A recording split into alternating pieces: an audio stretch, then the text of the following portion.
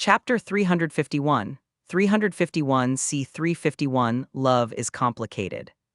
Seriously, she gets these fancy digs and I'm stuck in some plain hotel room. You're really playing favorites here, Spidey. Peter glanced at Wade. Come on, you know this is just a temporary arrangement until we take care of Frances. She needs protection and this place was available. It has round-the-clock surveillance and agents at every possible entry point. She'll be safe here. Wade crossed his arms, pouting under his mask. I know, you're right. Safety first and all that jazz. Besides, after what you did to that hotel room, do you really think that I'd ever let you stay in a place like this? Nope, from now on it's nothing but rundown motels for you. Peter says with a shake of his head. Come on, Wade whined like a kid. give me a second chance. I promise that I won't mess on the couch ever again. You did far more than that, and you know it. Peter pointed an accusing glare at him. Now, lower your voice before she wakes up. Hearing Peter's warning, Wade shut his mouth and swiftly turned to make sure that she was still asleep. Sighing in relief as she was still out cold, his voice softening. She's even more beautiful than I remembered. I need to fix myself before seeing her again. Peter says matter-of-factly. Who the F-CK are calling a P*SSY? Wade turns to Peter, appalled that he would call him that. After all, Wade was the exact opposite of a P*SSY. He would gladly jump headfirst into danger for something as small as a chimichanga and a cold cherry issy to wash it down. I'm 100% fat, Harry D*CK. I got veins and all. Wade jutted his hips forward, turning the conversation in a rather gross direction. Really? Peter says in amusement as he gestures to Vanessa. Then wake her up and introduce yourself. Without a mask, of course. Wade looked toward his sleeping fiancée, freezing on the spot. Turning away from her, Wade looks at Peter once again. Fine, I admit it. I'm not a BBC. I'm a P*SSY. Peter stepped closer, placing a comforting hand on Wade's shoulder. Wade, listen to me. Vanessa loves you. She's seen the person beneath that mangled face of yours, and if she can't accept you for who you are, then maybe she's not worth your time and love. Wade shook his head, his voice filled with doubt. But she signed up to marry a handsome, dashing mercenary. This He gestured to his scarred face. isn't what she signed up for. I don't even have hair anymore, for crying out loud. Unbeknownst to Wade, Vanessa's eyelids fluttered open in the middle of their conversation, her eyes widening in shock at the conversation unfolding before her. Look at this. He removed his mask, revealing the face of a burn victim, scars marring his features. Would you love this? Vanessa's nearly jumped out of bed as her heart ached. What happened? She wondered in shock. At this point, she understood that Wade was the one who kidnapped her, though she didn't know why. She lay still, feigning sleep with her eyes closed once again, listening to Wade's heartfelt admission and the pain in his voice. Wade turned toward Vanessa, his eyes filled with love and longing, before silently leaving the room. The sound of objects being broken echoed through the safe house as he vented his frustration, leaving Peter and Vanessa alone in the bedroom. And he wonders why I didn't bring him here earlier. Peter muttered in annoyance, his gaze shifted to Vanessa, a knowing look in his eyes. He could see through her pretense, knowing she had been awake all along. After all, he was the one who woke her up to begin with. I know you're awake. He called out to her gently, breaking the silence that lingered in the room. Did you see him? Why, yeah. Vanessa swallowed the lump in her throat, her eyes fluttering open. Peter approached the bed, his expression sympathetic. So what do you have to say? Do you love him or not? Tears welled up in Vanessa's eyes as she contemplated her next move. She couldn't bear to see Wade in pain, but she also couldn't deny her own conflicted emotions. She looked up at Peter, her voice barely a whisper. What? Peter took a deep breath, preparing himself to share the truth. Well, He went on to explain everything that happened to Wade, from the reason that he left her to the weeks of torture and the awakening of his X-gene. Nothing was left out. So, you two kidnapped me to keep me safe from this Francis guy. She asked incredulously. From her perspective, they could have easily just talked to her and explained the situation. Yeah, well, if you haven't noticed yet, Wade is a bit touchy about his appearance at the moment. He thinks you're going to treat him like the hunchback of Notre Dame. Peter explains. I would never. She stutters, looking offended by his assumption. I guess we'll see, won't we? Peter says unsure. After all, she still hasn't said whether she loves him or not, though that could be due to the fact that he left her without a word, or because she was too shocked to think straight at the moment. Spidey, Wade called out from the living room. let's just write her a note and leave. The longer we wait, the farther Francis gets. All right, give me a minute to write something. Peter replied and turned back to Vanessa. You have until we're finished dealing with Francis to get your thoughts together. There's enough food and drinks in the kitchen to last you a month. Cable TV on every TV, and the Wi-Fi password should be written on the router. She didn't know what to say. Do not under any circumstances leave this apartment. Understood? Peter warns and receives a nod in return. Good, now pretend to sleep again. He's coming back. Vanessa's eyes widened as she swiftly threw herself back into bed. Seconds later, the sound of footsteps along the hardwood flooring echoed into her ears. What's taking so long? Wade peeked his head inside, seeing his fiancée fast asleep alongside Peter, who sat at the edge of the bed, scribbling a note on the nightstand. I'm just finishing up. Peter says as he finished writing and stood up, passing Wade as he walked out of the room. I'll meet you on the roof. I need to explain some things to the agents outside.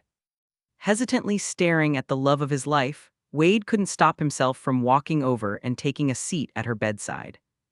His gaze never wavered from Vanessa's face as he traced the contours of her delicate features with his eyes, etching them into his memory. Wade swallowed hard, trying to gather his thoughts before he spoke. I love you, Vanessa. Wade's voice broke the silence, barely above a whisper. I never thought I could find someone like you. He reached out hesitantly, brushing a strand of hair away from Vanessa's face, careful not to disturb her peaceful sleep. But things have changed. I've changed. Wade continued, his voice tinged with sadness. I'm not the man you fell in love with anymore. A faint tremor coursed through Wade's hands as he fought to contain his emotions. He couldn't bear the thought of Vanessa seeing him in his current state, his scarred and disfigured appearance. I can't show myself to you like this. Wade admitted, his voice strained. I want to fix this, to find a way back to being the man you deserve. That's why I'm leaving. Vanessa's heart ached as she listened to Wade's words. She longed to reach out and comfort him, to tell him that his appearance didn't matter, that she loved him unconditionally. But on the other hand, she was hurt and heartbroken for weeks after he left without a word. Even now, she still felt hurt by what he did. One moment he was there and the next he was gone, leaving her behind in the apartment they shared, where everything reminded her of him. And although she had the full context of the situation now, thanks to Peter, Vanessa wasn't ready to talk to Wade just yet. Everything was happening far too quickly and she needed some time to think before doing or saying anything. So Vanessa remained still, her eyes shut tight, pretending to be asleep. Wade stood up, his shoulders slumped as he let out a long sigh. He leaned down and placed a gentle kiss on Vanessa's forehead, his lips lingering for a moment. Goodbye, Vanessa. Wade whispered, his voice thick with unspoken sorrow. I promise I'll come back to you. I'll fix this. And when I do, I'll be the man you fell in love with again. With one last lingering look at Vanessa, Wade turned away, his footsteps growing fainter as he left the room. Once he was gone, Vanessa's eyes fluttered open, tears welling up, blurring her vision. I love you too, Wade. Chapter 347, C352, A Day in Court. Want to read ahead of what I've posted so far? Go to my Patreon and get early access chapters. As of now, the Patreon is 4 chapters ahead. https://www.patreon.com/alienwar. Face with symbols on mouth, insert enemy. Gifts here, most likes wins face with symbols on mouth. Trophy yesterday's GIF winner, complex trophy, AN. Another multi-poster takes the crown, and although you are king, know that your reign was stolen through ill-gotten gains. These demon kings must be dethroned. New York City Courthouse, 9 a.m. The atmosphere in the courtroom was heavy with anticipation as Scott Lang, accompanied by his lawyers Foggy Nelson and Matthew Murdoch, made his way to his seat. Hope Van Dyne, filled with unwavering support and affection for Scott, walked by his side. The tension between Nelson and Murdoch and the prosecutor sent by the district attorney's office was certainly palpable, and only intensified by the presence of numerous lawyers representing VistaCorp, their determination to bury the case evident. What was even more evident was the odd connection that VistaCorp seemed to have with the district attorney's office. As the proceedings began, the judge entered the room, prompting the bailiff to command the attention of everyone present. All rise. The Honorable Judge Judith Shaindlin presiding. Insert picture of Judge Judy Here woman balance. You may be seated. She said as she took a seat and banged the gavel a single time. Court is now in session. VistaCorp's head lawyer wasted no time as he rose to his feet.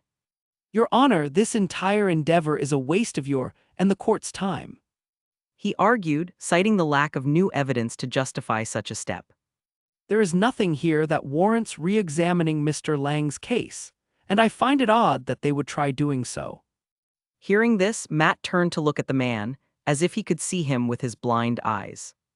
I find it odd that VistaCorp's entire team of lawyers found the time out of their busy schedules to attend such a small legal matter, He said, bringing attention to their weird interest in Scott's case.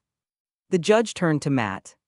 That's enough, Mr. Murdoch. We aren't here to throw cryptic quips at one another. Do you have any evidence to present or not? After all, without evidence, they would have no ground to reopen the case. Truthfully, the evidence should have been filed with their motions to reopen the case, but everything was rushed thanks to Peter calling in some favors. The gears of the legal system started turning rapidly as soon as Spiderman said the word.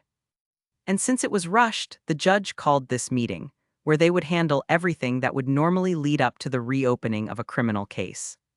Swiftly, Foggy and Matt rose from their seats, producing stacks of documents from their briefcases.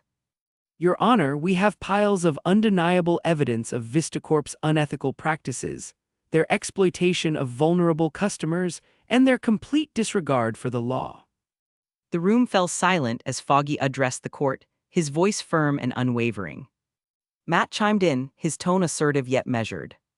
Let's start with something juicy, shall we? He says as he picks up two documents, handing one over to the bailiff, who then brings it over to the judge. Holding the document in the air for all to see, Matt addresses the court. Your Honor, the document that you're looking at is proof of over 100 different cases of identity theft committed by VistaCorp and its high-level members. Not only did they illegally access customers' personal information, such as credit card details or social security numbers, they used that confidential information for their own financial gain. Wide-eyed, the head lawyer for VistaCorp stood from his seat once again. Your Honor, this... I'm sorry, is it your turn to speak? The judge asks pointedly. And no, ma'am. He replies quickly. Then why are you talking? She asks as she returns to reading the document. My apologies, Your Honor. It won't happen again. He instantly takes a seat. Thank you, Your Honor. Matt says as he smirks tauntingly in the opposing counsel's direction. Though this isn't the only piece of evidence that we've been able to find while looking into VistaCorp. Fraud, price fixing, false advertisement, product tampering, pyramid schemes, insider trading, unfair debt collection, environmental violations, discrimination, data breaches, unfair contract terms, substandard product safety, exploitive pricing, wage theft. As Matt meticulously listed each and every wrongdoing committed by VistaCorp, which included the branch of customers that Scott had intended to help through his heist, Foggy slapped down document after document, emphasizing that they held all of the proof in their hands. Usually, it would take years and years to build up evidence like this, but thankfully, the Avengers have access to Jarvis and Peter has access to Lily. Hacking into some low-level company and gathering incriminating evidence is light work for the two AIs. Once his partner was finished, Foggy spoke up. This crucial evidence was withheld during Mr. Lang's initial trial, and had it been presented, it would have shed a completely different light on his actions. Instead of the crazed thief, who was only after the money of the company that fired him, our client would have been seen as a modern-day Robin Hood, stealing from dirty criminals and giving back to their victims. Objection, Your Honor. VistaCorp's lawyers reacted swiftly, objecting to the sudden influx of evidence. The leading lawyer stood up, his voice filled with disdain. This evidence is irrelevant and should not be considered. It's nothing but a fabrication. VistaCorp is a pillar of the community and would never partake in such unscrupulous activities. Oh, really? Matt says as he pulls out a folder and walks over to place it on the table in front of him. And as the head lawyer of VistaCorp opened it up, his eyes grew wide as his mouth hung open. What is it? The judge asks as the bailiff walks forward and holds out his hand. It's... The man says as he held the folder tightly in his grasp. Hand it over. The bailiff says, giving the man no way out. Well, he did have one way out. Scrambling past his team, the man sprinted to the door, shocking everyone in the room. Stop him. The judge orders. I'll be holding him in contempt for every step he takes. And with one smooth motion, Matt pulled out his walking cane and threw it like a spear. Flying through the air with pinpoint accuracy, the long stick appeared between the fleeing lawyer's legs, entangling him perfectly. As he came crashing to the floor, the bailiff ran over and detained him alongside a few police officers who were called into the room. Soon enough, the bailiff brought over the file and gave it to the judge. Opening it up, the judge frowned as a look of pure disgust appeared on her face. I'll see that he not only loses his bar license, but he's thrown in prison for the rest of his life. Foggy stood up once again, his voice dripping with determination. Your Honor, as you can see, our evidence is absolutely relevant and reliable. It goes directly to the motive behind Mr. Lang's actions and demonstrates that he was driven by a desire to expose VistaCorp's wrongdoings, as well as the wrongdoing of its high-level members, and provide restitution to its customers. The judge, contemplating the arguments presented, nodded her head. She turned her attention to Scott's lawyers. Mr. Nelson, Mr. Murdoch, you've made a compelling case. Your motion is approved. Please don't forget to submit all of your evidence to the court before the first trial date. Hope, unable to contain her emotions, jumped out of her seat and wrapped her arms around Scott, happy for his victory. Though they still had to have the trial all over again, so this was only a minor battle, which would help them win the war that was coming.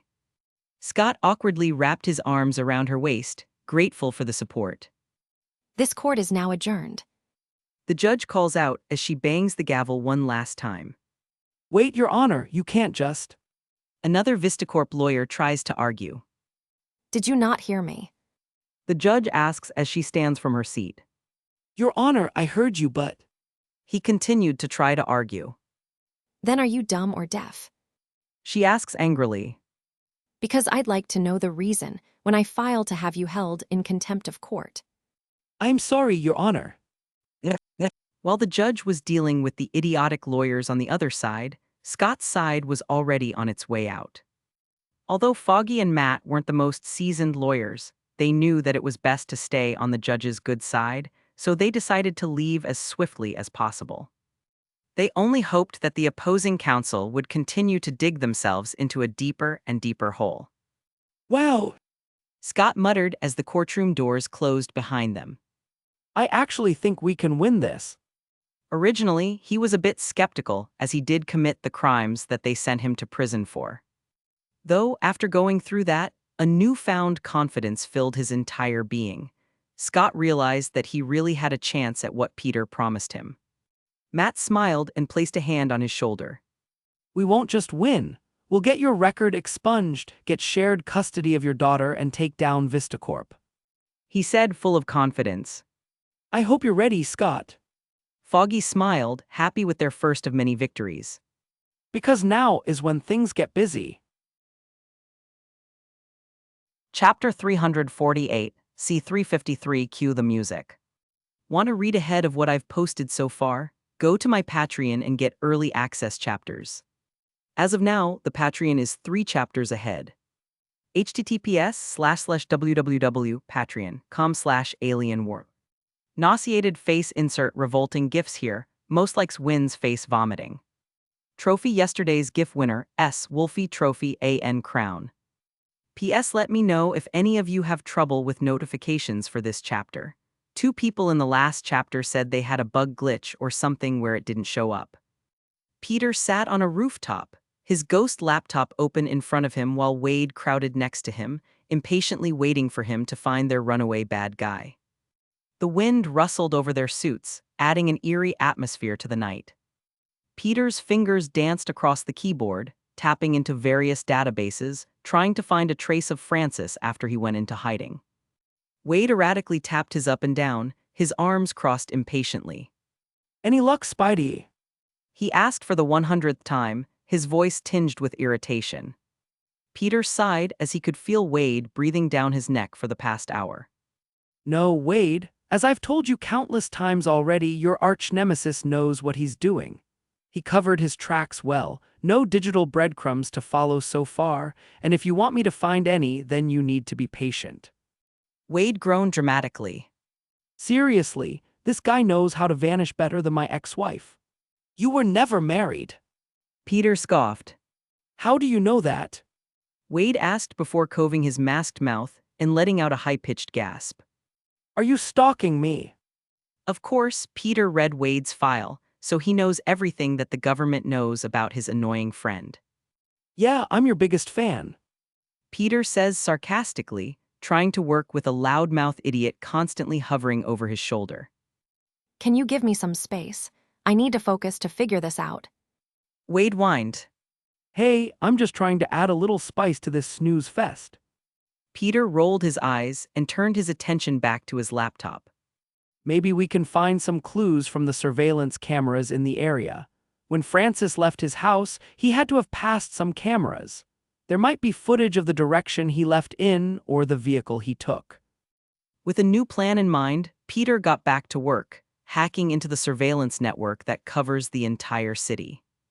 Isolating the area where Francis lived, he scrolled through the footage, but his hopes quickly faded. The screens displayed nothing but static, as if someone had deliberately wiped them clean. Great, just great. Wade exclaimed, throwing his arms up in exasperation. Can't catch a break, can we? Peter clenched his jaw, his patience wearing thin. He shot a glare at Wade, silencing him momentarily. Seeing Deadpool on the big screen, P***ing off everyone around him certainly hits differently when you're the target of his antics. Determined not to waste any more time, Peter let out a defeated sigh as he reached into his pocket and pulled out his phone, dialing a number. Wade leaned closer, trying to catch a glimpse of the screen. Hooray, you calling, Spidey. Some hotshot hacker to do your job for you. Peter ignored Wade's taunts as the call connected. Hey, sweetie, it's Dad. I need your help with something for me. Wade raised an eyebrow. Are you calling your daughter? Peter shot him a warning look, his voice carrying a hint of annoyance. Wade, I swear to Morgan Freeman. Wade shrugged and leaned against the wall, his hands held up in surrender. Your family, your business. Meanwhile, Peter spoke into the phone, his tone filled with both urgency and affection. Yeah, sorry about that. I need you to hack into the smartphones of everyone near a certain address and help me track someone using the built-in cameras. You're looking for anyone who was around or was recorded at a specific time. Hopefully, you'll have better luck than me. Of course, Peter could have done this himself, but it would take far longer since he only has 2 hands. Lily, on the other hand, can interface the World Wide Web using her mind alone, which allows her to do the work of 1,000 Peters at once. Wade scoffed. Oh, great, he's calling his kid for help now? Is she even old enough to use a computer? Should we get her a booster seat so she can reach the keyboard? As if on cue, Wade's complaint triggered Peter's breaking point. That's it, he thought. Without warning, he shot a web at Wade's face, which latched onto his mask, and with a simple tug, Peter forcefully threw him off the roof. I'll F***CKU. Wade's screams quickly faded into the distance as he landed with a loud thud in a nearby dumpster. When Wade finally climbed his way back up to the rooftop, covered in dumpster juices that stunk up his surroundings, Peter stood there casually waiting for him, his arms crossed. All right, Wade. Peter said, his voice tinged with satisfaction. My precious little genius found him, or at least his last known location. After using smartphone camera footage from anyone in the area to follow Francis and the car that he stole, Lily was able to use the city's surveillance system and stoplight cameras to follow his path throughout the city, leading all the way to an abandoned dock. And to add a bit more certainty to it, the entire area just so happens to be a dead zone for traffic and cameras. One of the very few in the entirety of New York City, to be exact. Wade wiped off the dirt and grime, his expression a mix of annoyance and admiration. Then that dumpster dive was totally worth it. Now lead the way, Spidey. Waving his hand and summoning a golden portal, Peter stepped back and motioned toward it. Ladies first. Suck a D asterisk CK. Wade countered as he paced past Peter and stepped through. Atop a tall crane on an abandoned dock, Wade and Peter stepped out of a shining portal, glancing below at a huge rundown freight ship, which looked to be in the process of being remodeled into a secret base. And surrounding the makeshift base was a fenced-in perimeter, crawling with heavily armed guards in blacked-out tactical gear. Hey, Spidey, think you can handle a superhero landing? Wade's voice echoed through the night air, filled with mischievousness. Peter rolled his eyes beneath his mask. Wade, we're trying to be stealthy here. No unnecessary attention, remember. Although it wasn't likely, Peter didn't want to give Francis the opportunity to run again. Besides, you don't have what it takes to.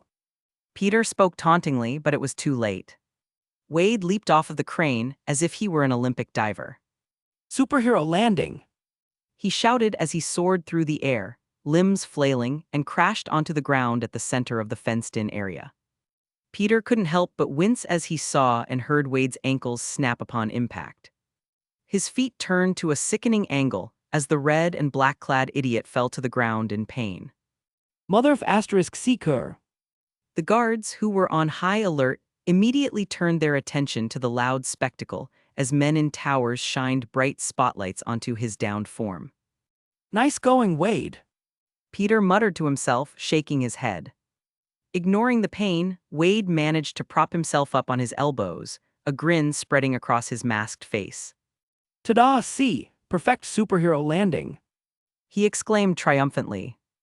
With a sigh, Peter gracefully descended from the crane, landing silently beside Wade. His landing was nothing short of perfection, a testament to his years of training and experience. That's a superhero landing. Feel free to take notes. He shot Wade a knowing look before turning to the guards. The armed men, their weapons pointed directly at Peter, hesitated. Whispers swept through their ranks, fear evident in their eyes. They recognized the iconic red and blue costume, a symbol of dread that struck terror into the hearts of all criminals across the world. Spider-Man. One guard muttered, his voice trembling. What's he doing here? Another guard, his voice more confident, stepped forward. Doesn't matter who he is, shoot him. But before they could react, Peter's agility took over. He darted forward, webs shooting from his wrists, disarming the guards with expert precision. His movements were fluid, almost dance-like, as he incapacitated them one by one, leaving no chance for a single bullet to be fired. Not even the alarm was raised. Meanwhile, Wade was busy snapping his ankles back into place, his healing factor working its magic. Within seconds, he stood tall once again, brushing off the mishap as if it never happened. All right, time to finish this the F asterisk CK up. Wade declared, cracking his knuckles as he turned to the author. Cue the music. Optical Disc Gangnam Style by PSY plays Optical Disc. Musical Notes Open Gangnam Style Musical Notes. Musical Notes Gangnam Style Musical Notes. Musical Notes Naji, Nun Dda Saron Ngan Jajin Yoja Musical Notes. Musical Notes Coffee Hanya Ni Yoyu Rul Anan Pum Kaio Kin, Nun Yoja Musical Notes. Musical Notes Bami Omayan Simjang Ed Dugo, Ojinan Yoja Musical Notes. Musical Notes Kuron Banjan Itnan Yoja. Seriously. Wade asked as Peter continued to demolish the guards in the background.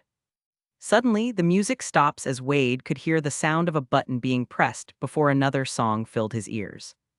Optical disc Kung Fu Fighting by Carl Douglas plays optical disc. Musical notes oh oh oh oh musical notes.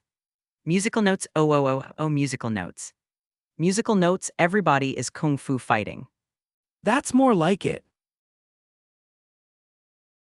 Chapter 349, C354B *TCH slap. Want to read ahead of what I've posted so far? Go to my Patreon and get early access chapters. As of now, the Patreon is 4 chapters ahead. https://www.patreon.com/alienwarp. I insert bizarre gifs here, most likes wins I. Trophy yesterday's GIF winner, S Darkslayer Trophy AN Crown. Peter and Wade moved swiftly, their synchronized movements showing just how great of a duo they truly are. With fluid precision, they took down the last of the guards stationed outside the beached freight ship, ensuring that their assault remained undetected. However, their success was short-lived as the shrill blare of an alarm pierced the air, echoing through the desolate dockyard. Peter shot a glare at Wade, frustration evident in his voice. Seriously, Wade, we were supposed to be stealthy. If Wade didn't jump in earlier, Peter would have opened a portal to the top deck of the ship, sneaking them inside with ease. They would have found Francis by now. Well, Spidey, my way is a lot more fun. Besides, who needs stealth when you've got these bad boys? He brandished his gleaming desert eagles and promptly opened fire on the fresh wave of guards rushing out of the ship. As bullets flew, blood spilled, and bodies fell, Peter couldn't help but shake his head. He knew he couldn't argue with Wade's words. This was indeed more fun than sneaking in. Together, they fought their way into the belly of the ship, leaving a trail of death in their wake. After all, Deadpool wasn't the type of hero to spare his enemies, which Peter respected. It's not like these guys are innocent. Peter shrugged as Wade shot a guy in the neck, blowing his head off of his shoulders. Damn, those .50 cal rounds pack a punch. Their relentless progress led them to the ship's rooftop, where only 2 people awaited them. Standing there were Francis, the enigmatic leader of the latest Weapon X program, and his formidable subordinate, Angel Dust, a muscle-bound woman with short hair that matched her black clothes. Both of these metahumans, who were exceptionally confident in taking care of these intruders only a moment ago, practically recoiled in shock and fear at the sight of Peter's familiar red and blue spider-themed suit. Spider-Man! Francis muttered, his voice laced with disbelief. This isn't good. He would have gladly left already if he knew that it was Spider-Man who was behind the assault on his base. But no, Francis wanted to see who was after him, confident in his and Angel Dust's metahuman capabilities. Hey, Francis, I've heard a lot about you. Peters waved in their direction, a relaxed air radiating from him. Nice trick with your house, by the way. It was smart to use your security system as a trigger to blow it sky high. You're actually one of the more crafty criminals I've dealt with on this planet. Francis answered, trying to figure out a way out of this. There was a car parked around the back and a helicopter behind him, but he knew that Spider-Man wouldn't allow him to get to either of them. All roads seemed to lead in one direction, a fight, and winning was his only option. Because any metahuman to ever be caught by the Avengers has disappeared completely, never to be seen again. This is one of the main factors that strikes fear in all superpowered criminals, as they can at least look forward to a possible escape when dealing with the criminal justice system. But when it comes to the Avengers, there's no trial, no jail, no prison. You just disappear. Of course, this would lead anyone to wonder whether the Avengers were killing off superpowered criminals, but that obviously wasn't the case. They simply rot in the tower's detainment floors. Meanwhile, Wade stood by Peter's side, his mask concealing a wicked smirk. Francis squinted, unsure which Avenger was stood next to Spider-Man. And who might your friend be? Francis inquired, hoping to stall for some time to think. Without missing a beat, Wade removed his mask, revealing his scarred and disfigured face, a taunting smirk plastered all over it. You, Francis cringed at the sight of him, a mixture of surprise and disgust coloring his voice before, finally, realization struck. Wait! Oh, Francis, my dear old friend. It's so good of you to remember me. Wade's eyes gleamed with a blend of amusement and menace. The guy whose face you ruined when you decided to play mad scientist. Tension hung in the air, thick with the weight of unfinished business and personal vendettas. Hey, mate, I'm guessing our last little experiment was a success. Francis greeted him tauntingly. But do you mind putting the mask back on? Your face is just so. Seeing his nemesis wince at the sight of him, Wade kept his mask off out of pure spite. Nope, if I have to live with this ugly mug, then you have to live with it too. Wade sneered. Now I'm going to tell you what the F***CK is about to happen. First, I'm going to kick the sh% out of you, and second, you're going to help me fix this. He points to his face, forcing Francis to look at him. And maybe when you're done with my makeover, I'll let you go. Wade said, a bloodthirsty smirk on his face. After all, it ain't revenge if you don't go through the same sh*t that you put me through. Francis scowled but remained defiant. You think you can fight me? You're nothing but a lab rat, a barely passable experiment. Seeing how badly Wade wanted to fight him, Francis decided to lean into it, because he would much rather fight Wade than Spider-Man. And maybe, through his fight with Wade, Francis could find a way out of this situation. Handing his Desert Eagles to Peter, who was standing beside him, Wade flashed a wicked grin. Don't worry, Spidey, I got this. It's personal. He stepped forward, motioning for Francis to come at him. Peter, understanding Wade's need for vengeance, moved to the side, giving the two adversaries space. He watched with a mix of amusement and anticipation, ready to intervene at any moment if necessary. Agreeing to the one-on-one fight, Francis pulled out two steel fighting axes, twirling them expertly in his hands. His eyes gleamed with a dangerous resolve. Realizing Wade was weaponless, Peter raised his hand and conjured a pair of Deadpool-style swords, the iconic katanas. Here! He tossed them to Wade, who deftly caught them with a flourish of his own. Both Francis and Angel Dust watched the katanas appear in shock, wondering how Peter did that. All right, let's get this. As Wade was ready to go, focusing his gaze on Francis, Angel Dust began walking toward Peter. Her intense gaze burned with an unspoken challenge. Peter raised a hand, attempting to defuse the situation. Hey, let's not fight, okay? Let Wade and your boss settle this. But Angel Dust disregarded his words, her muscles tense and ready for combat. He didn't know what was going through her mind, but he did know one thing: she wanted to fight. Sorry about her. Francis spoke up in her stead. She's a bit of a battle junkie. As he spoke, Angel Dust threw a powerful punch in Peter's direction, charged with superhuman strength. Peter's reflexes kicked into gear, and he effortlessly caught her fist midair, shocking both her and Francis, who knew exactly how strong those punches really were. Any normal person would have been instantly crushed under the force of her fist, but Peter was far from ordinary. Remember when you wake up that it was you who started it. Peter said as he swiftly backhanded her across the face, sending her flying backward. She crashed into the parked helicopter, knocking it over as she fell unconscious from a single hit. Wade, witnessing the exchange, couldn't help but speak up. Well, that was anticlimactic. Francis couldn't help but nod in agreement, his gaze lingering on the broken helicopter, which he couldn't use to escape anymore. What can I say? I've had some practice. Peter shrugged nonchalantly, settling back into a relaxed position. Now, why don't you two settle your little vendetta so we can all be done with this? I promised my daughter that I'd be back by morning and it's almost sunrise. Spider-Man has a kid. Chapter 350, C355 Deadpool vs. Francis. Want to read ahead of what I've posted so far? Go to my Patreon and get early access chapters. As of now, the Patreon is 3 chapters ahead. https://www.patreon.com/alienwarp. Place of worship, insert religious gifts here. Most likes wins place of worship. Trophy yesterday's gift winner, S. Monklaking Trophy AN, the Demon King returns.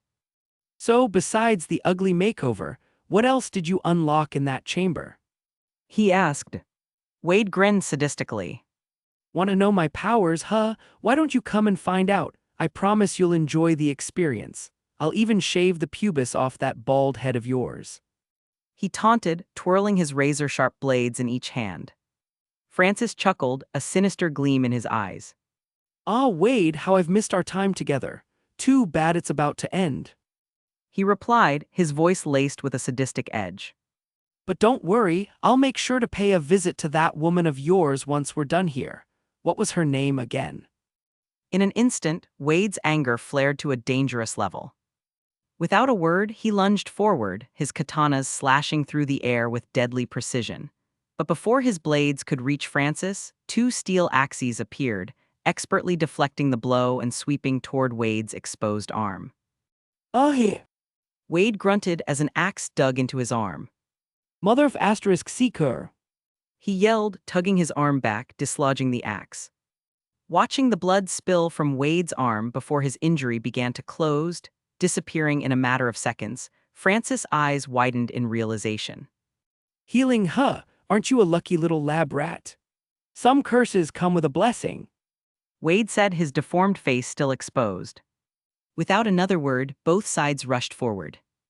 In a whirlwind of movement, Wade and Francis displayed incredible skill and precision. They dodged, parried, and counterattacked with deadly grace, their weapons singing through the air with each strike.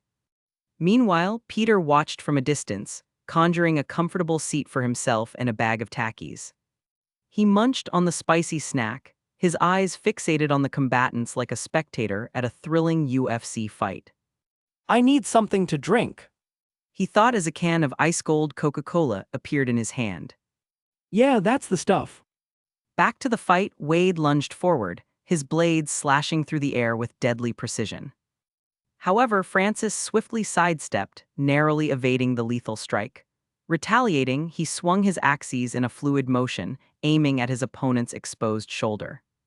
Of course, Wade learned his lesson after the first injury. Deftly twisting his body, he evaded the oncoming axes with graceful agility, leaping and spinning into the air as he swung down at his enemy. And in return for the axe to his arm, Wade's blades managed to rake their way across Francis' face, disfiguring his skin with two long bleeding cuts. Francis quickly retreated a few steps, wiping the blood that fell into his eyes. Thankfully, his pain receptors were fried long ago, allowing him to fight on without any problems whatsoever. Looking sexy, Franny. Wade comments as he flicks the blood off his blades. Red is definitely your color. A scowl marred Francis' bleeding face as the fight escalated, and blows were exchanged in rapid succession. Wade spun on his heel, executing a series of intricate slashes aimed at Francis' torso. Though his opponent's reflexes proved equal to the task as Francis twisted and turned, parrying each strike with his axes, the sharp clang of metal resounding through the night. Soon enough, Francis seized an opportunity and lunged forward, attempting to deliver a devastating strike to Wade's midsection. But Wade, ever resourceful, twisted his body in a nimble maneuver, narrowly avoiding the brunt of the blow. And as he did, he retaliated with a swift kick, catching Francis off guard and sending him stumbling backward. Quickly regaining his footing, a determined glint in his eyes, Francis launched himself at Wade, axes whirling through the air with deadly accuracy. But Wade reacted with lightning-fast reflexes, his katanas acting as an impenetrable wall against the onslaught. The constant clash of steel echoed across the deck, each strike met with an equal measure of skillful defense from both sides. As the battle raged on, the combatants traded blow after blow in a frenzied dance of violence.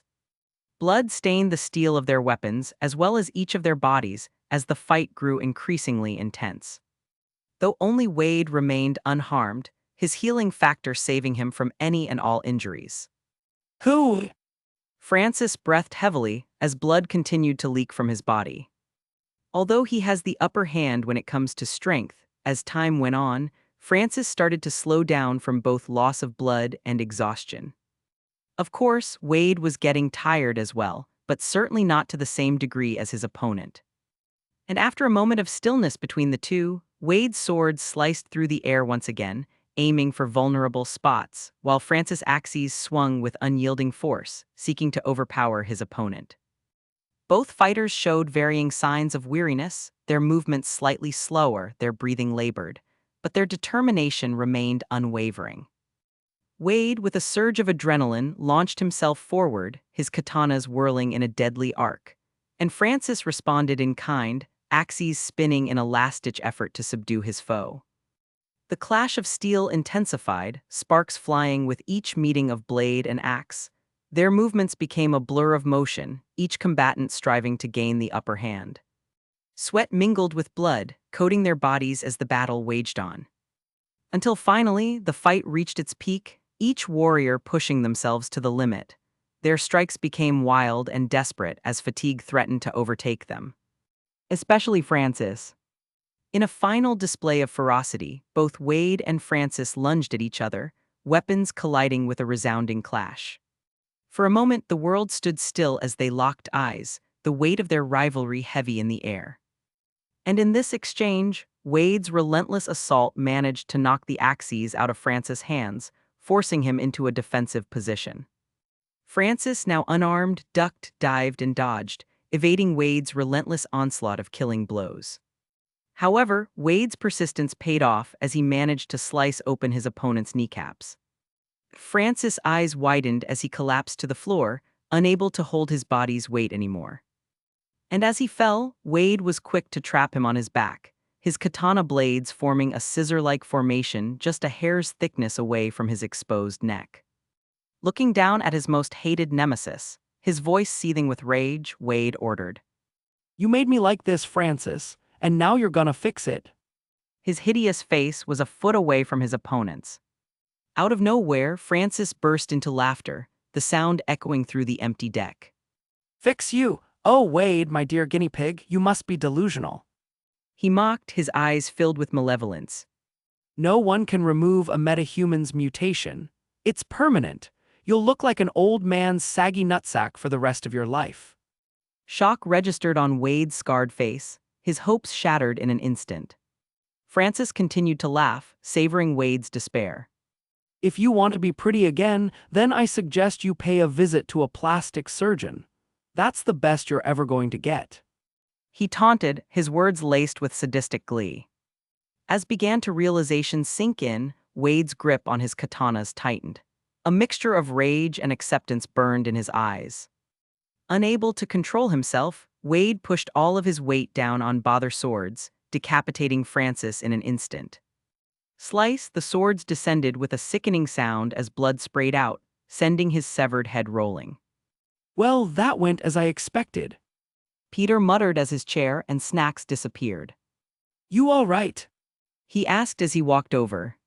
Standing behind Wade, Peter got a good look at Francis' motionless body as well as his severed head, which was still smiling up at Wade, as if he had somehow won in the end. That's not creepy at all. Peter commented as he waved his hand and portaled Angel Dust to a cell back at the tower. I'll have someone from S.H.I.E.L.D. deal with her later.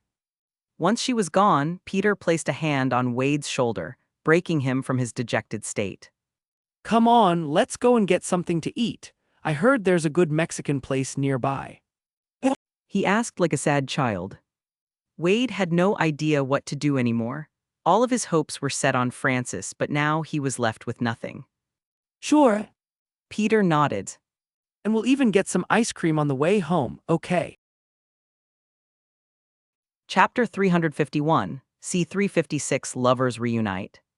Want to read ahead of what I've posted so far? Go to my Patreon and get early access chapters. As of now, the Patreon is 4 chapters ahead. https://www.patreon.com/alienwarp. Pizza insert eating food gifts here, most likes wins lollipop. Trophy yesterday's GIF winner, S. Jujumu Trophy, AN. A new king rises from the masses, slaying the demon king and all who follow his dark practices crown. Peter and Wade sat in an empty Mexican restaurant a few blocks away from where Francis just died, the remnants of their battle still lingering in their minds.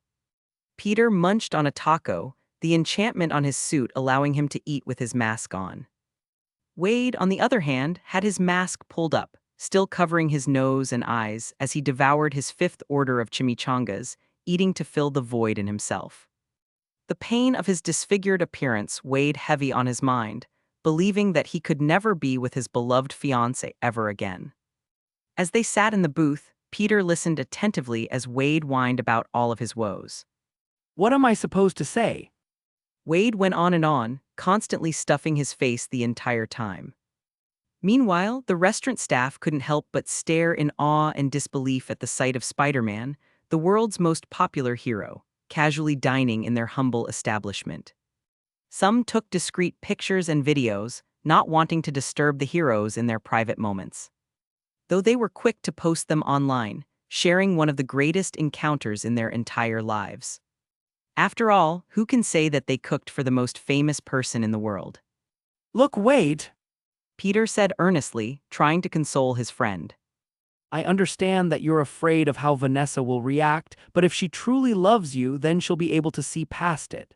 Beauty isn't just about physical looks. It's about the person you are inside, the connection you share. You need to talk to her, let her know what happened. Give her a chance. Wade sighed, his stuffed mouth muffling his voice. Fine. Although Wade didn't have a plan B, that didn't mean that there wasn't a plan B set up for him. Peter could think of at least 3 spells that could help Wade just off the top of his head, whether it be through body morphing, beautification, or simple illusions. But he wouldn't be doing any of that just yet. In Peter's humble opinion, if Vanessa is so superficial that she would ditch the man she was about to marry because of his appearance, then she wasn't worth Wade's time to begin with. He'll gladly reveal that he can help with Wade's little problem as soon as he and his fiancée figure themselves out. If they end up together again, then it won't be because Wade is handsome, and if they don't, then maybe that's for the best. Peter nodded his head. Good, life is unpredictable. Sometimes things don't go according to our expectations, so we have to dive in and see for ourselves. After a moment of contemplation, Wade nodded slowly. You're right, I can't hide forever. And if that beautiful succubus of mine is as crazy as I remember, then she'll love me. Peter smiled, proud of Wade's decision. You're not acting like a P*SSY anymore. Feeling a renewed sense of determination, Wade pushed his pile of empty plates aside, sucked down the last of his soda, let out a loud belch, and stood up from the booth. The restaurant staff watched with wide eyes as Spider-Man and some unknown hero prepared to leave. Some mustered the courage to approach them for autographs, surprising Wade, whose ego boosted through the roof in an instant. Though when it came time to sign his name, Wade froze, unsure of what to put down as he hasn't chosen a hero's name yet. Ultimately, he ended up writing a quick squiggle, which no one would be able to decipher no matter how hard they tried. And once the autographs were signed, the two were on their way, leaving behind a happy group of employees. Though they wouldn't be happy for long. Hey, Ness. He began, his voice filled with a mix of nerves and affection. Recognizing the voice behind the mask, Vanessa's anger simmered beneath the surface as she walked over to Wade, delivering a swift punch to his face. She wouldn't be pretending to sleep this time around. Now was the time for action. I totally deserved that. Wade shook his head and turned back to her, a faint smile hidden under his mask. Though she knew him well enough to know that he was smiling right now. Unfazed, Vanessa landed another punch, this time harder than before. Wade nodded in acknowledgement, his resilience evident as he easily shrugged off the blow. Okay, that too. He admitted, rubbing his jaw. With frustration mounting, Vanessa raised her knee, aiming to strike him where it hurt the most. But Wade reacted swiftly, catching her leg just before impact. Maybe not that. Wade interjected, a hint of amusement in his voice. He was not about to let his family jewels suffer any harm. Meanwhile, Peter leaned against the wall and watched in both interest and concern. He didn't know whether Vanessa would take him back, but he hoped for the best for Wade. Start talking. Vanessa glared at him, her voice laced with impatience and concern. Wade took a deep breath, bracing himself to explain the unexplainable. I'm so sorry for leaving and taking so long to come back. It's been a rough few weeks. he began, his voice filled with remorse. As Vanessa listened to his words, her anger softened slightly, understanding the ordeal Wade had endured thanks to Peter's explanation after her kidnapping. Wade went on to explain that he had wanted to reveal himself sooner, but the man behind the mask he currently wore wasn't the same anymore. Vanessa, already aware of the situation, reached up and grasped the edges of Wade's mask, surprising him as she pulled it off to reveal a picture of Chris Pratt duct taped to his face. Who is this? Vanessa asked, curious and puzzled. Wade chuckled softly. That's who I'd want to play me in my superhero movie if Ryan Reynolds was busy or dead. God forbid. He added, making a religious cross motion. After the playful exchange, Vanessa unceremoniously ripped the piece of paper off Wade's face, fully exposing his disfigurement. Wade winced in pain as the duct tape was abruptly removed. Careful, that's my moneymaker. Not anymore. Vanessa comments as she takes in his appearance. A moment of silence hung in the air as the two lovers stared at each other, Wade anxiously trying to discern Vanessa's response. A slight frown crossed her face, causing Wade's heart to sink as he started rambling. Look, if you don't like it, we can try some masks or I can find a good plastic surgeon. It can be fixed, I promise. Just... But before he could finish, Vanessa reached up, cupping his face tenderly between her hands. Her eyes sparkled with love and acceptance. It's certainly not the prettiest, Vanessa began, her voice filled with sincerity. but it's still a face I'd be more than happy to sit on. An smirking face. Wade's eyes widened, a mischievous grin spreading across his face. Well, I'm not the same down there either. He motioned toward his nether regions with a playful gaze. I've got a super member. He paused, waggling his eyebrows. The healing factor keeps me going and going. Vanessa's curiosity was piqued, and a mischievous glint appeared in her eyes. Is that so? She teased. Without missing a beat, Wade wrapped his arms around her, pulling her into his chest. Maybe I should go. Peter thought as the two started making out right in front of him, as if he weren't there. Yeah, I just remembered that I have to get home. As he spoke, both Wade and Vanessa reached over and grabbed random stuff from the kitchen counter, hurling it at him as if to say. What are you still doing here? Of course, their lips didn't separate the entire time, and they weren't even looking in his direction. After nearly getting hot in the head with a few plates and a toaster, Peter swiftly made his way to the door. And as he left, the sounds of destruction inside the apartment grew louder and louder. Is everything okay, sir? One of the guards asked as he stepped out. Sighing in exasperation, Peter nodded his head. Yeah, just kick them out once the noises stop, and send an invoice for any damages to Tony. He ordered as he walked off. Why, yes, sir. Hours later, the once pristine and perfect penthouse apartment was completely destroyed. The air was thick with the scent of cigarette smoke and lingering sexual tension, as if the room itself held the memories of everything it just endured. The walls, once adorned with elegant artwork and photographs, now bore the scars of fierce battles, with gouges and deep cracks marring their once pristine surfaces. Shattered glass from broken windows littered the floor, glinting ominously in the dim light that filtered through the tattered curtains.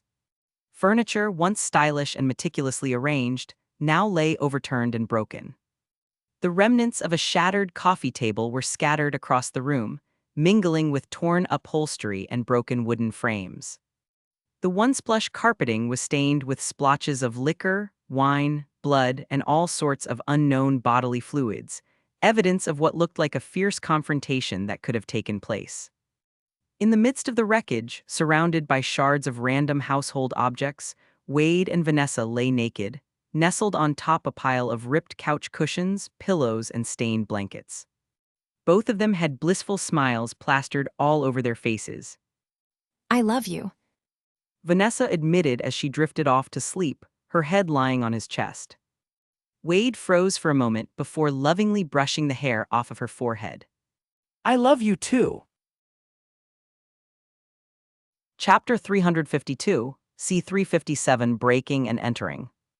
Want to read ahead of what I've posted so far? Go to my Patreon and get early access chapters. As of now, the Patreon is 3 chapters ahead. https://www.patreon.com/alienwarp. Smiling face with horns, insert devilish gifs here. Most likes wins angry face with horns. Trophy yesterday's GIF winner, S. Meharu Trophy AN Crown. Wade, wearing normal clothes with his disfigured face uncovered for all to see, stood outside the luxurious penthouse, staring at the line of guards in front of him. The deafening silence that followed their passionate reunion was abruptly shattered by the authoritative voices of the SHIELD security team. Just as Peter ordered, they rushed in as soon as the sounds of moaning and destruction came to an end, waking the couple from their sleep and throwing them out in the middle of the night. And as they stood outside with nothing but their clothes on their backs, Wade's phone buzzed with a new text message. Pulling out his phone, he couldn't help but feel aggrieved. Spidey, your ban from expensive safe houses now includes Vanessa. Come on, babe. Vanessa said, a mischievous glint in her eyes. We should probably leave before they start charging us for property damage. Wade smirked, wrapping his arm around her waist as they walked off, unashamed. Their journey back to Wade's former apartment was filled with laughter and stolen kisses, as they reminisced about their time together before he disappeared. Entering the dimly lit apartment, Wade's eyes fell on the remnants of their life together, a collection of dusty memories scattered across the room. He couldn't help but feel a pang of nostalgia.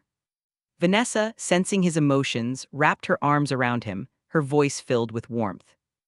We'll make new memories. She whispered. Wade smiled, his fingers gently tracing the curves of her face.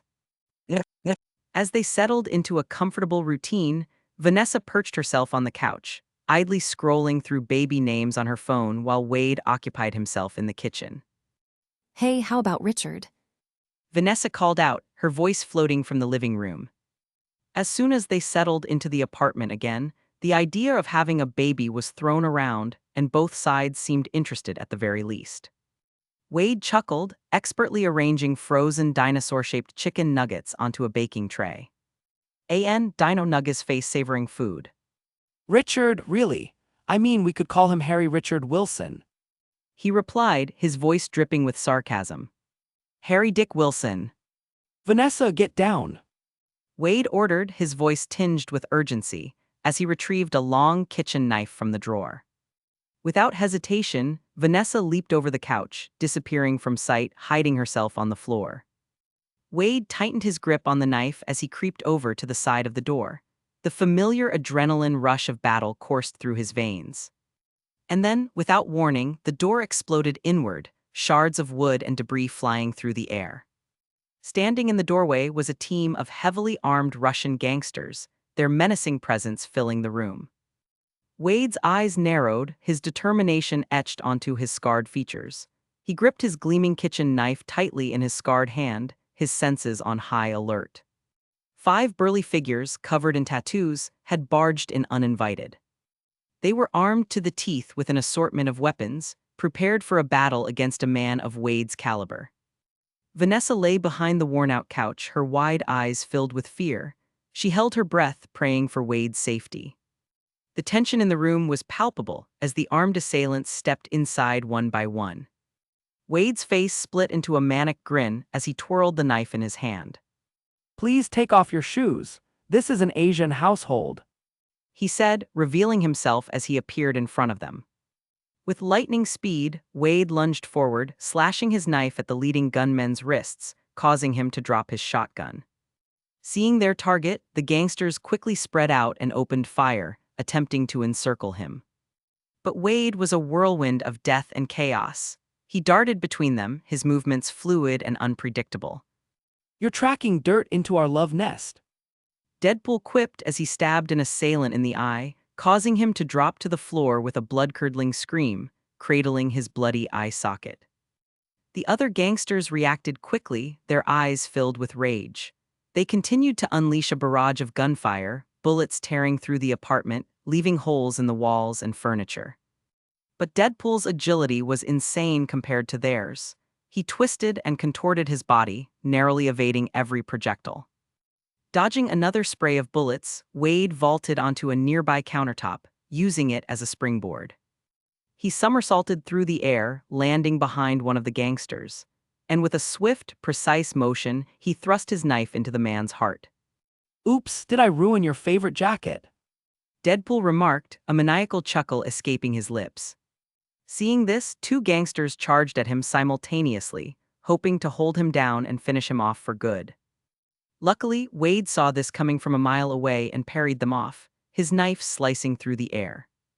He delivered a swift kick to one of them, sending him crashing into a bookshelf, while his knife found its mark in the throat of the other. The room descended into chaos as the remaining gangster tried to make a hasty retreat. But Deadpool was relentless. He pursued him, leaping over furniture and debris, closing the distance between them. Running away? I thought we were just getting to know each other. Deadpool taunted, his voice echoing through the apartment. With a savage swipe, Wade expertly threw the knife into the final gangster's leg, stopping him in his tracks. The man screamed as he fell to the floor, writhing in pain. Wade loomed over him as he pulled the knife from his leg and held it teasingly above his head. Oh, it's slipping. He jokingly gasped as the knife fell from his fingers.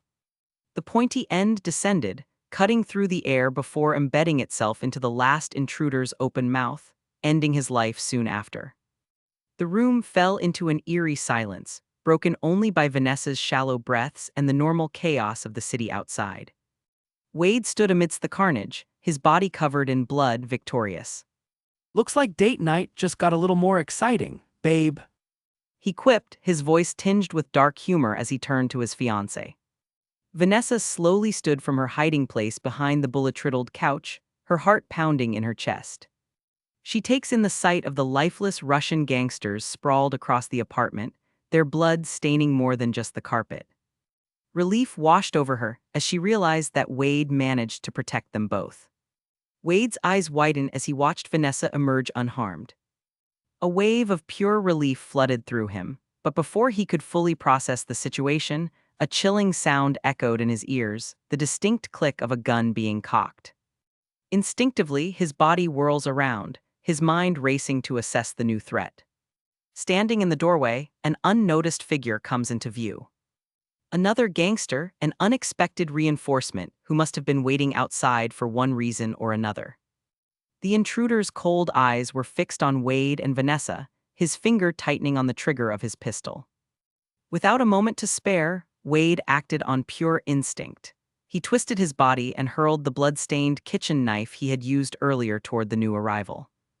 However, the unexpected movement from the Wade caused the assailant's aim to shift away from Wade and towards Vanessa, who stood there defenseless. Fear gripped Wade's heart as time seemed to slow down. He watched in horror as the trigger was pulled, anticipating the tragic outcome. But just when all hope seemed lost, a sudden blur of red and blue appeared. A gloved hand, vibrant in very familiar colors, wrapped effortlessly around the barrel of the assailant's gun, morphing the metal under its grip. In an instant, the bullet inside was constricted and stopped in its tracks. And before the stunned assailant could react, the knife that Wade had hurled earlier found its mark, embedding itself deep into his chest. With a grunt of shock and pain, the man crumpled to the floor, slowly choking on his own blood.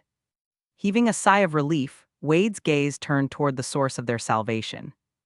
And right on cue, everyone's friendly neighborhood Spider-Man stepped into view, revealing himself. Yo! Chapter 353, see 358 options. Want to read ahead of what I've posted so far? Go to my Patreon and get early access chapters. As of now, the Patreon is 4 chapters ahead. https://www.patreon.com/alienwarp. Radioactive insert nuclear gifts here, most likes wins radioactive. Trophy yesterday's GIF winner, S.complex trophy AN crown. Vanessa stood in the wreckage of their apartment, still shaken from the recent attack. Wade let out a sigh as he rushed over and pulled her into his chest, snaking his arms tightly around her waist. He was just happy that she was alive.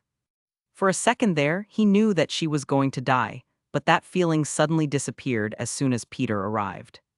Speaking of Peter, the The sound of footsteps walking all over the apartment could be heard, accompanied by the sounds of his phone taking pictures of every dead assailant's face. Spidey, Wade called, refusing to release his fiancée. you came at the perfect time. That's what she said. Peter smirked under his mask as he turned to his phone. Jarvis, find everything you can about these guys. I have a friend who's going to want to pay their boss a visit. Yes, sir. A voice replied loud enough for Wade and Vanessa to hear. Thank you, Spider-Man. Vanessa spoke, knowing that she wouldn't be alive right now without him. Peter raised an eyebrow and shrugged. It was nothing. I just happened to be passing by. He replied. But I'm glad I could help. Are you okay? Vanessa leaned into her fiancé, her voice trembling slightly. Yeah, I am now. She said, calming down quickly. Peter nodded. Well, I'm glad I got here in time. Of course, Peter wasn't just passing by. He watched Deadpool 2 and knew that Vanessa was due to die sooner or later, so he sneakily placed a few spells to alert him of any danger. And the second his spells went off, Peter rushed over to save the day as usual. This isn't a movie. He thought as he swore to do all he could to make sure that Wade doesn't lose the love of his life. As the adrenaline began to fade away, Peter's curiosity took hold. So, any idea on who these guys are? He asked, gesturing towards the lifeless bodies of the gunmen. They don't seem like your average run-of-the-mill burglars. Vanessa turned to Wade, knowing that nothing she's done in her entire life could have angered men with this much firepower. They had to be after him. After all, Wade was a prolific mercenary before meeting her, making it almost certain that one of his jobs angered the wrong person. Wade scratched his head, thinking back on his past exploits. I've made a lot of enemies in my line of work. He mused as if he were reliving happy memories. But given their firepower, tattoos, and accents, my guess is they're connected to the Russian mob. I'll have to start there. Okay, we'll see what Jarvis has to say first. Peter says as he pulls up a chair and takes a seat. Wade turned to face Peter, an idea formed in his mind. Hey, He began, a mischievous grin appearing on his face. you want to join in on the fun? We could get some drinks from Weasel and go out on the town. Maybe compete for who can get the most headshots. Peter paused for a moment, considering the offer. Well, I do have a knack for getting involved in these things. He admitted with a chuckle. Sure, let's do it, but let's keep the killing to those that deserve it. Before they could leave, Peter's gaze shifted to Vanessa. Wade noticed this and realized that leaving her behind was no longer an option. The apartment obviously wasn't safe anymore. Wade, since this place isn't safe anymore, how about I offer some help? He said. I can offer you an official position in the Avengers. We have countless empty apartments in the tower and it's free for any member. But, try not to destroy it, okay? He really doesn't want to give Wade an apartment, as his track record with such places was horrendous.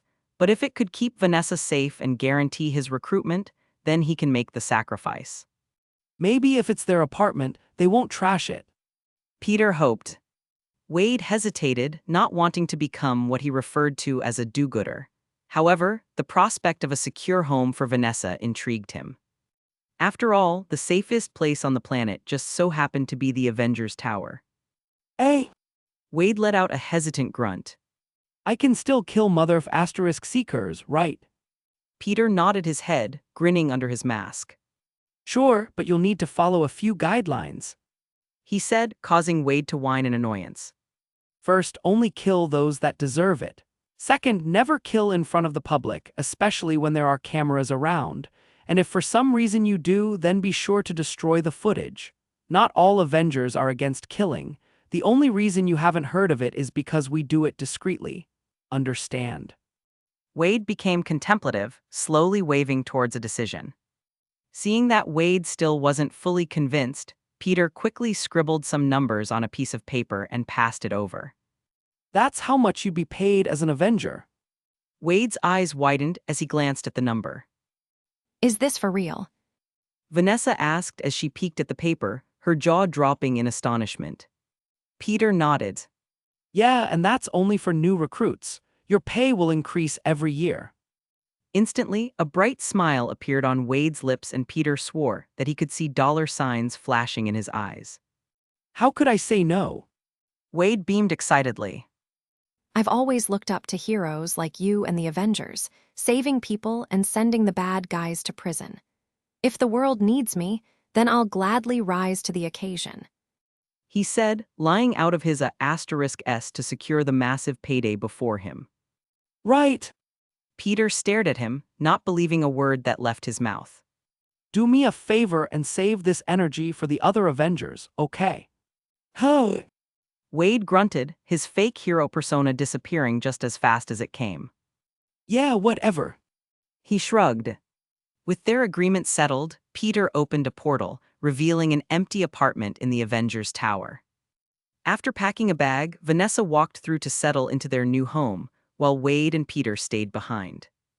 And just as she left, Wade and Peter still had some time before Jarvis gave them the info about their dead gunmen, so Peter took the opportunity to talk to Wade about something important.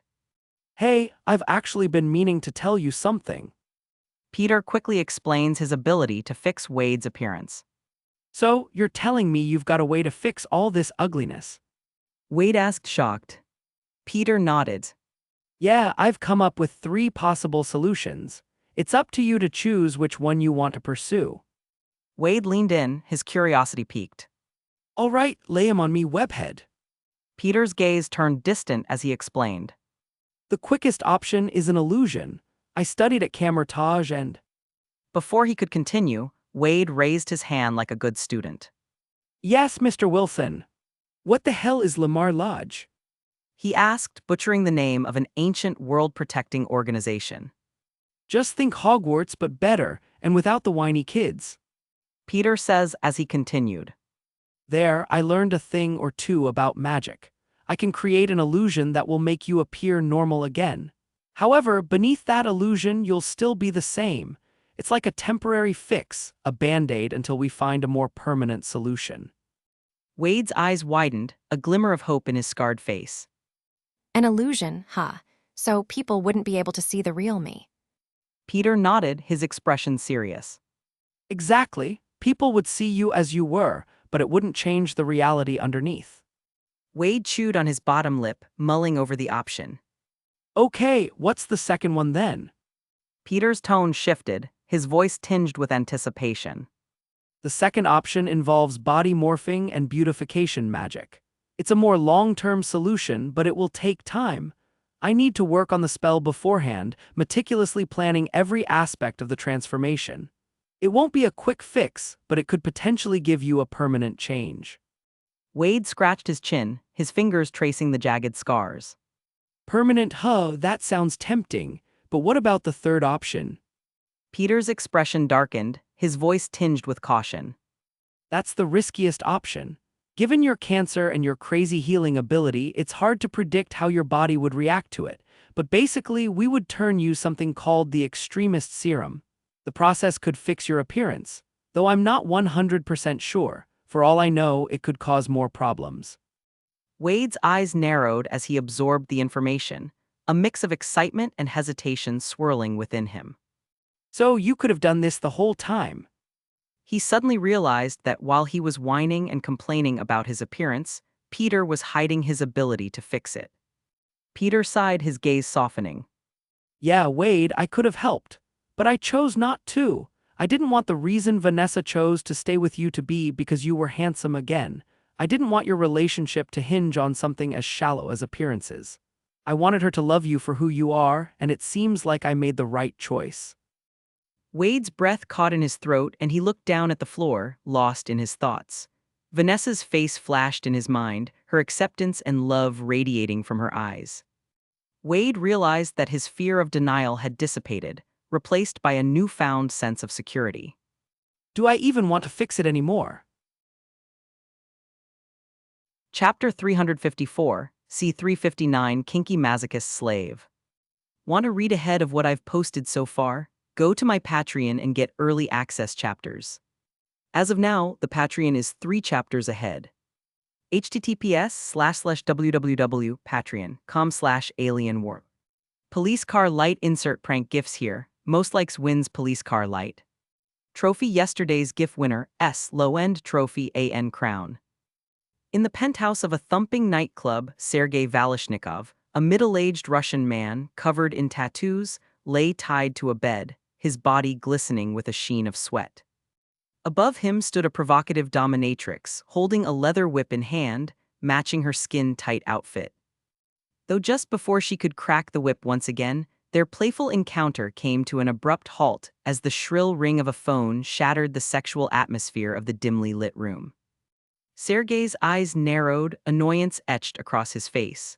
With a slight nod, the woman withdrew a ball gag from his mouth and answered the call, placing the phone against his ear. Sergei growled into the receiver, his voice laced with hostility.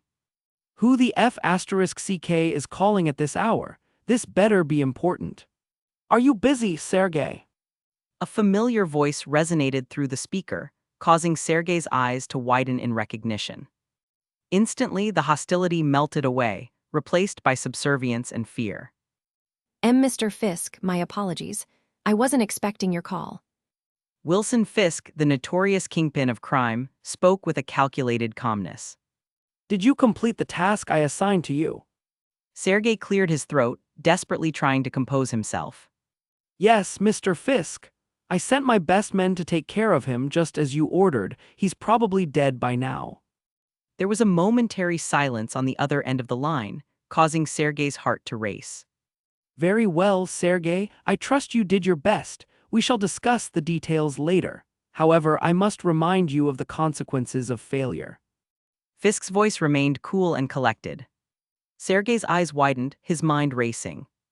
Fisk has many criminal enterprises under his belt, one of which is the Russian mob. He took hold of this organization through the blackmail of its leader, Sergei Valishnikov. And it wasn't just Sergei's masochistic tendencies that Fisk knew about either. The type of information that Fisk had on Sergei could get him hunted by the FBI and ousted from his own organization. So how could Fisk not know what he was engaged in at this very moment? This knowledge sent shivers down his spine as he stammered into the phone. I assure you, Mr. Fisk, I will not fail you. I'm loyal, you know that. Fisk's voice grew colder, laced with a veiled threat.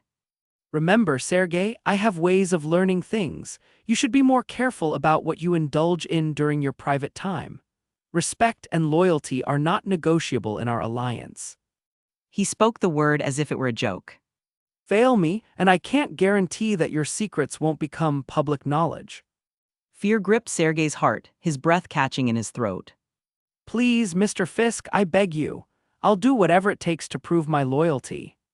He begged, his voice trembling. Without another word, Fisk ended the call, leaving Sergei pleading with the silence, a freaked-out dominatrix standing beside the bed. As the weight of the kingpin's power hung heavy in the room, suddenly, the sound of gunshots and screaming seeped through the walls from outside. Sergei's eyes widened, realizing that he was trapped, restricted to the bed by his sexual inclinations. Unlock the cuffs, quickly, quickly. He turned to the cowering dominatrix, who just moments ago was confidently beating him with a riding crop. Unable to contain her panic, the woman ignored Sergei's pleas for help and rushed out of the room, where she found a hallway filled with dead bodies and two pitch-black figures walking her way. Minus 10 minutes earlier. After reading the information from Jarvis, Peter turned his phone to Wade. Do you know this guy? He asked. On the screen was a picture of a Russian man alongside his name. Sergei Valishnikov. Squinting his eyes at the phone for a moment, Wade shook his head. Nope, never seen him before. Really, because these guys. Peter gestured to the dead bodies laying all over Wade's apartment. Wade says nonchalantly, My crowd is more along the lines of Ryan Reynolds, Tom Cruise, Denzel Washington. Peter muttered, stopping Wade before he could name any more celebrities. Then let's go ask him why his men came knocking at your door. He said, opening a portal. Instantly, the loud music and ground-shaking bass of a nightclub echo from the portal. After you. Peter gestured as he snapped his fingers, using the reality stone to cover Wade in a blacked-out version of his Deadpool suit. Hee hee, let's kill some Cossacks. Wade laughed as he grabbed his swords and stepped through. Shaking his head at Wade's excited behavior, Peter stepped into the portal as his own suit turned black as well. I need to get used to going undercover whenever Wade is involved. After all, he didn't want to ruin the perfect poster boy reputation that he spent years carefully cultivating. Stealthily maneuvering their way through the upper floors of the club, away from the nightly party going on downstairs, Peter and Wade went looking for their target, silently taking out any random guards they found along the way. Their blacked-out suits blended seamlessly with the shadows, allowing them to move unnoticed. As they reached the top floor, they found themselves facing a long, narrow hallway. Peter's enhanced senses tingled with the anticipation of danger as he saw a large group of heavily armed Russians gathered at the end of the hallway, a single door behind them which they seemed to be guarding. Their menacing presence was matched only by the malevolent glint in their eyes, and the moment their gazes locked onto the intruders, the air erupted with the deafening roar of gunfire. Looks like we found our Rusky. Wade said, a wicked smile dancing across his masked face. Peter's reflexes kicked into high gear as he sensed the first bullet whizzing toward him. He gracefully dodged it, his body twisting with an unnatural agility. Using his spider sense, he anticipated the next onslaught of bullets and moved with blinding speed, evading each lethal projectile. Insert Matrix GIF here. Wade, on the other hand, welcomed the hail of bullets with a twisted delight. His regenerative abilities made him virtually invincible, allowing him to withstand the onslaught without flinching. With two katanas in hand, he charged forward, deflecting bullets with deadly precision. And as far as the ones he couldn't stop, Wade would simply take the hit and hope they exited out of his body on the other side. Or else he'd be playing a fun game of Operation with Vanessa tonight as she fished the stray bullets out of his body. Though he may have to find a metal detector, as the wounds will heal, leaving no indication as to where he should be looking. But that's a problem for later. Dance, anyone! Wade called out, twirling his swords in an intricate display of skill. With a flurry of blows, he slashed through the armed men, slaughtering them swiftly and efficiently. His swordsmanship was unmatched, every movement calculated to create the biggest mess of blood, guts, and other body parts as he could. Peter, who wasn't nearly as messy and excited about killing as Wade, relied on his acrobatic prowess, using the walls and ceiling to his advantage. He launched himself into the air, somersaulting over the dying mobsters, and delivered lightning-fast punches and kicks. His enhanced strength allowed him to quickly kill his enemies with a single blow, rendering them dead within seconds. It was the least he could do. After all, the only other option awaiting them was a blood death from Deadpool himself, so he decided to give them some mercy instead. As the fight raged on, the hallway became littered with fallen bodies. The once formidable group of Russians now lay dead at the hands of the dynamic duo. Peter and Wade fought in perfect synchronization, their movements fluid and precise, like a well-rehearsed ballet of violence and death. With the last mobster dispatched, the hallway fell into an eerie silence. The only sound that remained was the dripping of blood from the mess that Wade made. It was everywhere. That was a piece of cake. Wade quipped, flicking the blood off his katanas.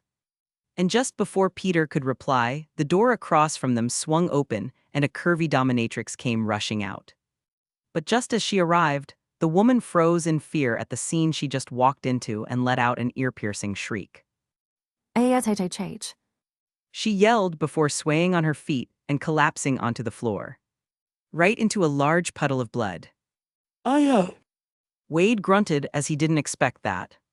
Is she alive? Walking over, Peter checked her pulse and found nothing wrong. Yeah, she just fainted. He said, quickly portaling her over to a nearby hospital. Come on, let's meet the boss. Stepping up to the now open door, Peter and Wade halted in their steps as they found a very odd scene in front of them. That explains the dominatrix. Peter muttered as they laid eyes on a naked, cowering mob boss, who was tied to a bed with a ball gag hanging around his neck. Wade groaned as he took a sniff of the musky air in the room. Somebody's been getting kinky in here. Chapter 355, See 360 Iron Fist. Want to read ahead of what I've posted so far? Go to my Patreon and get early access chapters. As of now, the Patreon is 4 chapters ahead. https://www.patreon.com/alienwarp. Police car light, insert racist gifs here. Most likes wins police car light. /n. We're getting spicy today hot. Which of you will be crowned the king of racism? Trophy yesterday's GIF winner Scar Justice Trophy AN crown. The dimly lit room was filled with tension as Peter and Wade, clad in their blacked out suits, stood across from Sergey, the cowering naked mob boss. Sergey was still strapped to the bed, the fear evident in his eyes as he unleashed a barrage of threats and warnings. Get back, do you know who I am? Touch me and your entire bloodline won't survive the night. He attempted to assert his authority, even in the face of danger. Wade chuckled, seemingly unaffected by Sergey's desperate words.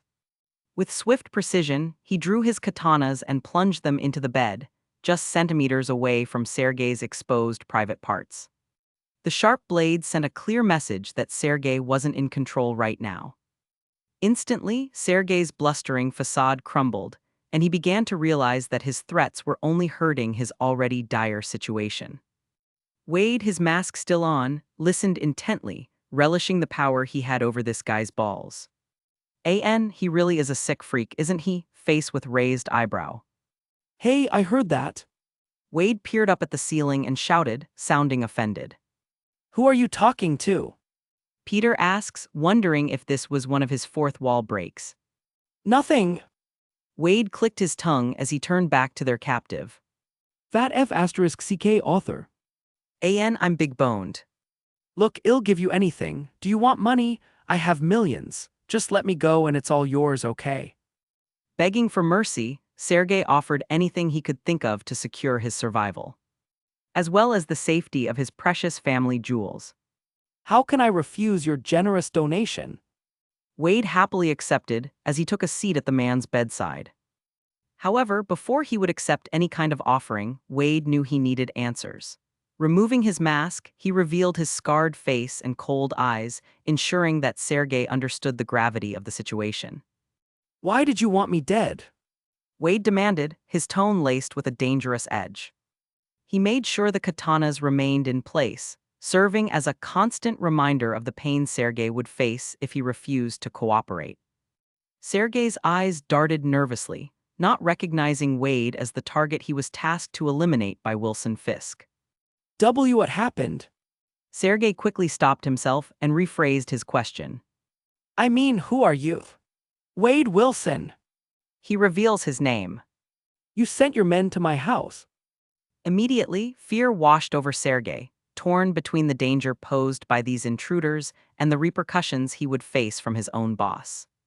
Just the thought of Fisk tightened his lips, unsure whether to remain silent or divulge the information he possessed. As Wade continued to press Sergey, veiled threats barely contained, the mob boss relented. Look, if I talk, I'm in big trouble. He offered a cryptic hint, making the two wonder who wielded enough power to silence him like this. Sergey knew his life hung in the balance, but he also knew that revealing too much could lead to dire consequences. If he talks now, Kingpin will kill him, and if he doesn't talk, then these masked men will probably kill him as well. Both roads lead to death, and he couldn't do anything about it. While the conversation unfolded, Peter seized the opportunity to investigate further. Snatching Sergey's phone, he deftly scrolled through the most recent calls and contacts, hoping to uncover evidence of the person responsible for ordering the hit on Wade. Every passing second was crucial as they sought to untangle the web of intrigue surrounding them. Just as Peter began to find valuable information, the sound of a gunshot echoed through the room. Startled, he turned to witness Wade holding his smoking Desert Eagle, a lifeless Sergey sprawled on the bed. Shock registered on Peter's face as he realized the missed opportunity to extract more information. You should have kept him alive, you idiot. Peter chastised, his disappointment palpable. He knew more than he was saying. Wade shrugged nonchalantly, his annoyance evident. He outlived his usefulness. Besides, he almost killed Vanessa. He deserved a lot worse. Peter sighed, recognizing Wade's impulsive nature. Returning to the phone, Peter went to Sergey's calls and tapped on the most recent number, which called him only 15 minutes ago. Suspicious. What are you doing? Wade asks as Peter held his finger to his masked lips, motioning for him to keep quiet as he turned on the speakerphone. Sergey. A deep, raspy voice answered. Is the job done? Is he dead? Wade reacted quickly and snatched the phone out of Peter's hand. Hello, Sergey. Fisk called out over the receiver, irritated. Wade grinned beneath his mask, his eyes narrowing as he recognized the voice. Well, hello there, Buttercup. He replied, his voice dripping with sarcasm. Don't worry about little old Sergey. Your underling didn't suffer for too long. As a former member of New York City's underworld, Wade has taken a few jobs from Kingpin, so he could at least recognize the voice. Though he doesn't know the Kingpin's real name or what he looks like. And as he found out who was behind his death order, Wade realized what this was about. So you're still mad about that time in the Bronx, huh? It's been almost 4 years, you know. Most people would have moved on by now. Moved on? Fisk nearly shouted from the other end, understanding exactly who he was talking to right now. Not only did you protect the target I paid you to kill, but you even killed my men when they came to do the job that you couldn't. Well, I told you no kids. Wade shrugged as he spoke. So, Mr. Big Shot Kingpin, how about we have a little chat? I'd love to meet up in person, somewhere private, just you and me. He offered threateningly. Kingpin's voice grew cold and menacing. You have no idea who you're dealing with. Wade shot back, his tone growing more serious. You wanted me dead, and you put my fiancé's life at risk. Now it's time for you to bend over and take your punishment like a man. A sigh crept through the receiver as Kingpin spoke. Have a good night, Wade, and make sure to keep that fiancé of yours safe. New York is a very dangerous city after all. Suck a fat C***CK, toodles. Wade replied cheerfully as the call came to an end. Who was that? Peter asked, feeling as though the voice was familiar. Kingpin. Wade reveals as Peter's eyes widen in realization. He's a big player in this city. I've taken a few jobs from him in the past. The last one ended in a small disagreement. A man in his mid-20s stood at the entrance of the gate to K'un-Lun, his gaze unwavering as he guarded its mystical barrier. Standing at an average height, his athletic build exuded a sense of agility and strength honed through years of intensive martial arts training. His face bore traces of his arduous life, with a rugged handsomeness that spoke of both resilience and determination. His complexion, kissed by the sun, boasted a healthy glow that hinted at his time spent in the secluded city of K'un-Lun. Deep, piercing blue eyes shimmered with a mix of curiosity and a hint of sorrow, reflecting the weight of his responsibilities and the losses he had endured. Insert picture of Danny Rand here. The air was still, the only sound being the soft rustling of leaves in the breeze. The gate, a monumental structure of ancient stone, stood imposingly before him. It had been 15 years since he had last witnessed its opening on the day he arrived, and he had grown accustomed to the solitude of his duty.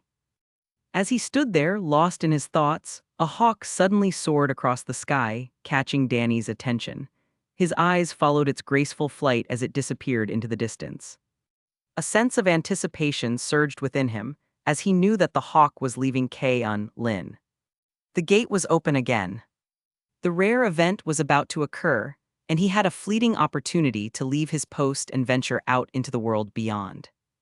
Danny's hand tightened as his fist began to glow in a yellow light, his mind racing with conflicting emotions. He had spent his entire life training and preparing for this moment, dedicated to protecting K'un-Lun from any threat that may come through the gate. Yet, a part of him yearned for something more, a chance to explore the outside world and find his purpose beyond the confines of the mystical city.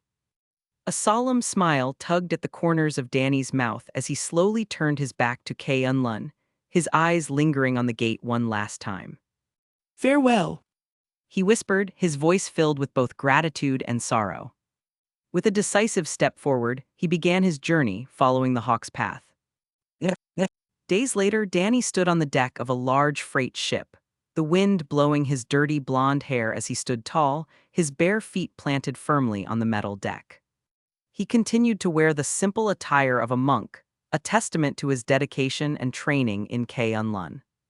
His gaze was fixed on the vast expanse of the open sea, endless possibilities stretching out before him. The rhythmic rocking of the boat brought a sense of calm to Danny's spirit. He closed his eyes, embracing the tranquility of the moment. The boat sailed steadily onward, carrying him toward his new destiny. Finally, the iconic skyline of New York City appeared in the distance. Danny's eyes widened with a mix of nostalgia and excitement. The boat slowly approached the bustling harbor, its engines humming in the background. With each passing moment, the anticipation within him grew stronger.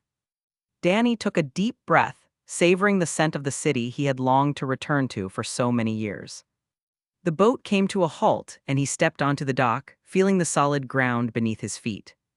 As he took his first steps toward the towering skyscrapers, a sense of familiarity washed over him, a sense of belonging. He looked up at the cityscape, the shimmering glass and steel reflecting the sun's rays.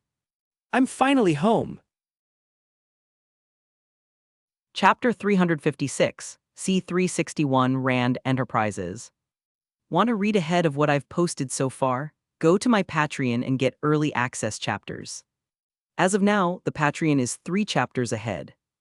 https://www.patreon.com/alienwar. Police car light insert memiest meme gifs here. Most likes wins police car light. Trophy yesterday's GIF winner S. Lightning God Wolf Trophy AN. Crown I bestow this crown upon the most racist king. Congrats Prince Dark. Danny Rand stepped onto the crowded streets of New York City, his bare feet making light contact with the concrete pavement. Clad in the same monk clothes he had worn during his journey from K'un-Lun, he stood out amidst the rush of the city. Passers-by glanced at him curiously, some ignoring his presence entirely while others whispered to each other, their curiosity piqued. Children, with their unstoppable curiosity, pointed at Danny, their tiny fingers tugging at their parents' sleeves. Mom, why doesn't he have shoes? A young boy asked, his eyes wide with wonder. Hush now, sweetheart. The mother replied, tugging her child along. He's just... Danny smiled warmly at the children, a twinkle in his eyes as he acknowledged their curiosity. He continued his journey through the bustling streets, making a mental note to find a change of clothes later. But for now, his priority lay elsewhere. I would like to meet with Harold Meacham. Danny stated, his tone resolute and respectful. The receptionist, her eyes flickering with sympathy, shook her head gently. I'm sorry, but Mr. Meacham passed away in 2004. He battled cancer. A wave of sadness washed over Danny's face, his heart heavy with the weight of lost time and missed connections. After all, Harold was like an uncle to him. Still, he pressed on. Is Joy Meacham here, or could you provide me with her contact information? The receptionist hesitated, eyeing Danny's unconventional appearance. May I ask who you are? It's not easy for someone as high up in the company as Ms. Meacham to meet with just anyone. A flicker of determination sparked in Danny's eyes as he spoke. Tell her it's Danny, she'll know. We used to play together as children. He dropped a bombshell, his voice carrying a hint of nostalgia.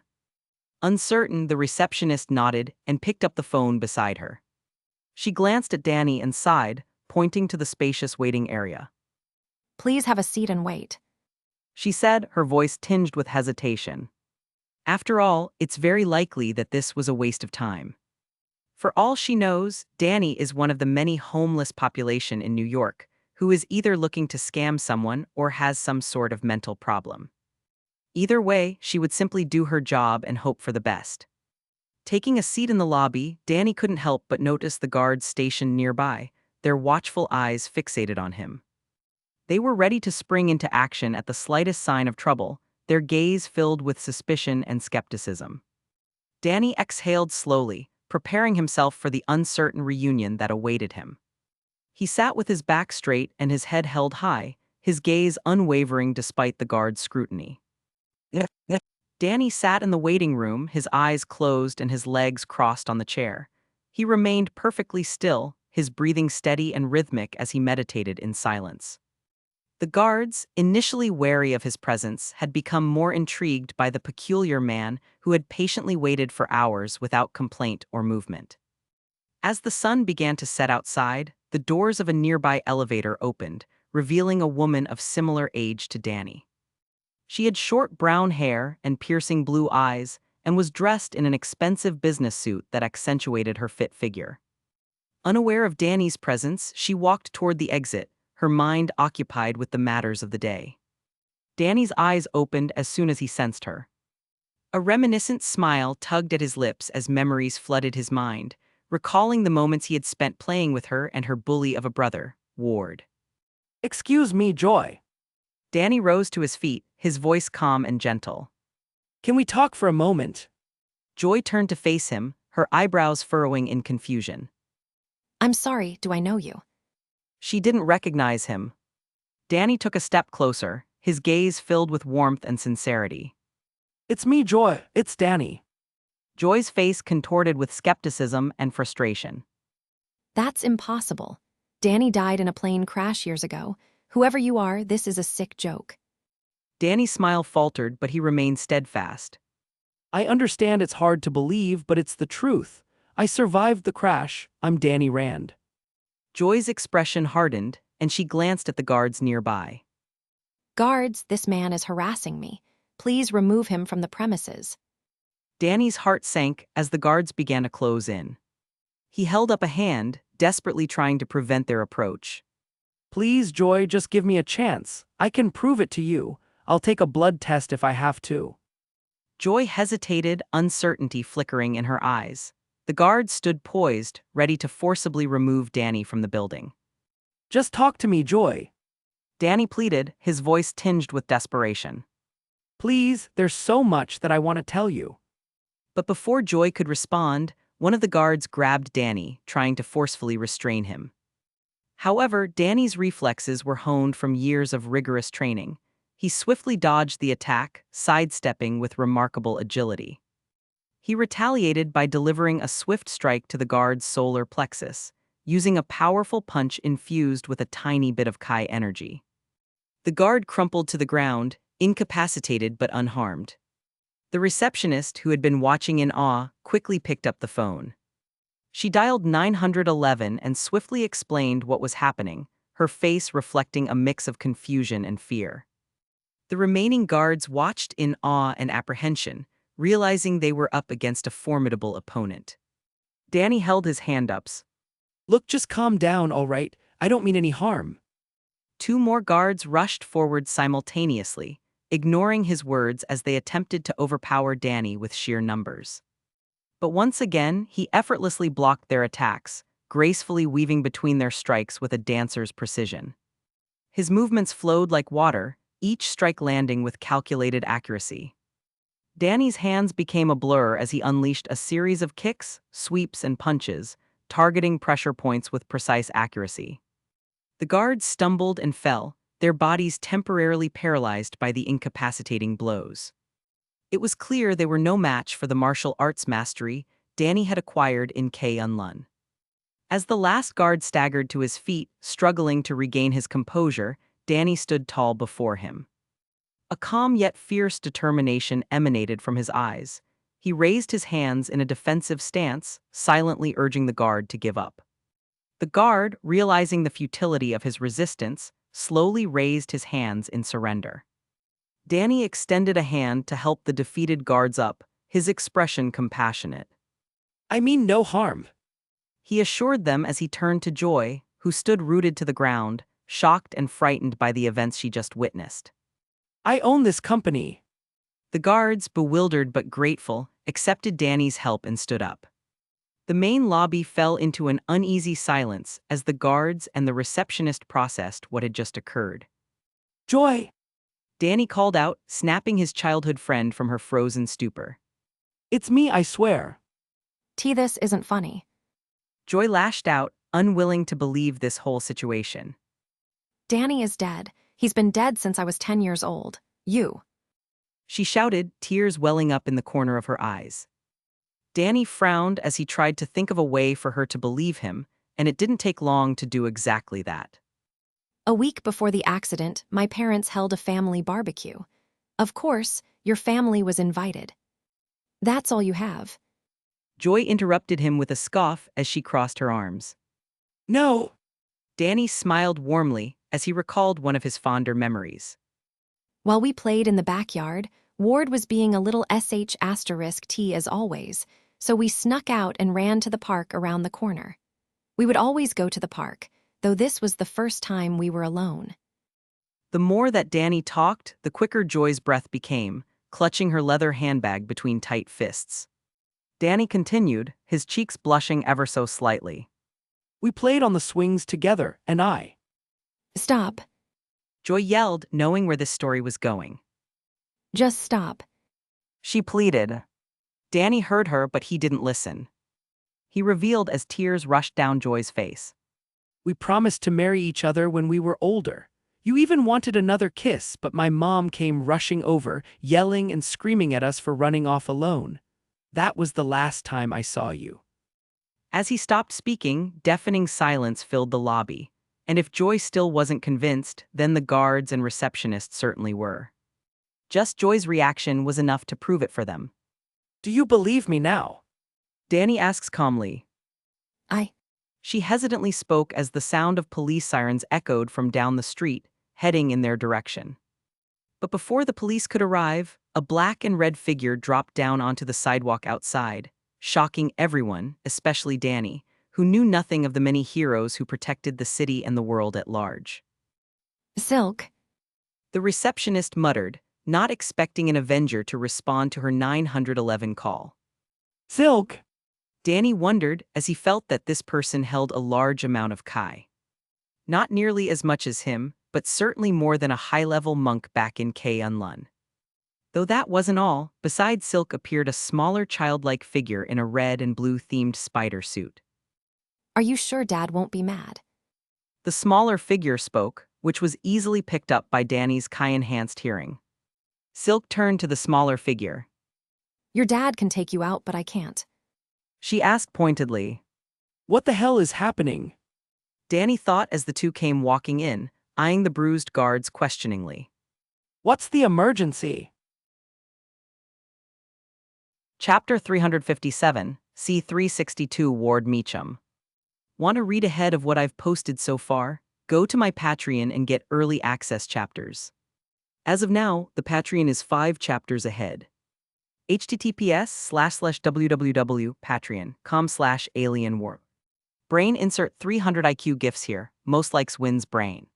Trophy yesterday's GIF winner, S. Wolfie Trophy AN Crown. MJ glanced around the lobby, her eyes searching for any signs of trouble. And what she found only confused her. A barefoot man in monk's robes and a group of beaten guards alongside a woman with tear-stained makeup. Yet none of these people answered her question. She approached the front desk, with Lily following closely behind her, where a few employees whispered to each other, including the receptionist who called the police in the first place. What's the emergency? We heard there was a fight. MJ inquired, wondering what was going on. Just as the question escaped her lips, the elevator doors slid open, revealing a man slightly older than Joy and Danny. Ward Meacham, the CEO of Rand Enterprises, his face etched with a mix of urgency and determination. In a swift motion, MJ turned her attention toward Ward, her gaze narrowing. She instinctively positioned herself between him and the monk-looking man, feeling the bloodthirsty anger Ward was sending the oddly dressed man's way. Are you in charge here? MJ asked, her voice laced with suspicion. Instantly, Ward's anger disappeared as he smiled charmingly at the two female heroes. Yes, I'm the CEO of Rand Enterprises. Ward Meacham, thank you for coming. He says as if he were the one who called. Okay, what's going on? MJ asks as Lily glances back at the monk behind them. Ward's eyes darted around the lobby, the remnants of adrenaline coursing through his veins. He knew the truth about Danny Rand, having witnessed the events from his office through the surveillance cameras.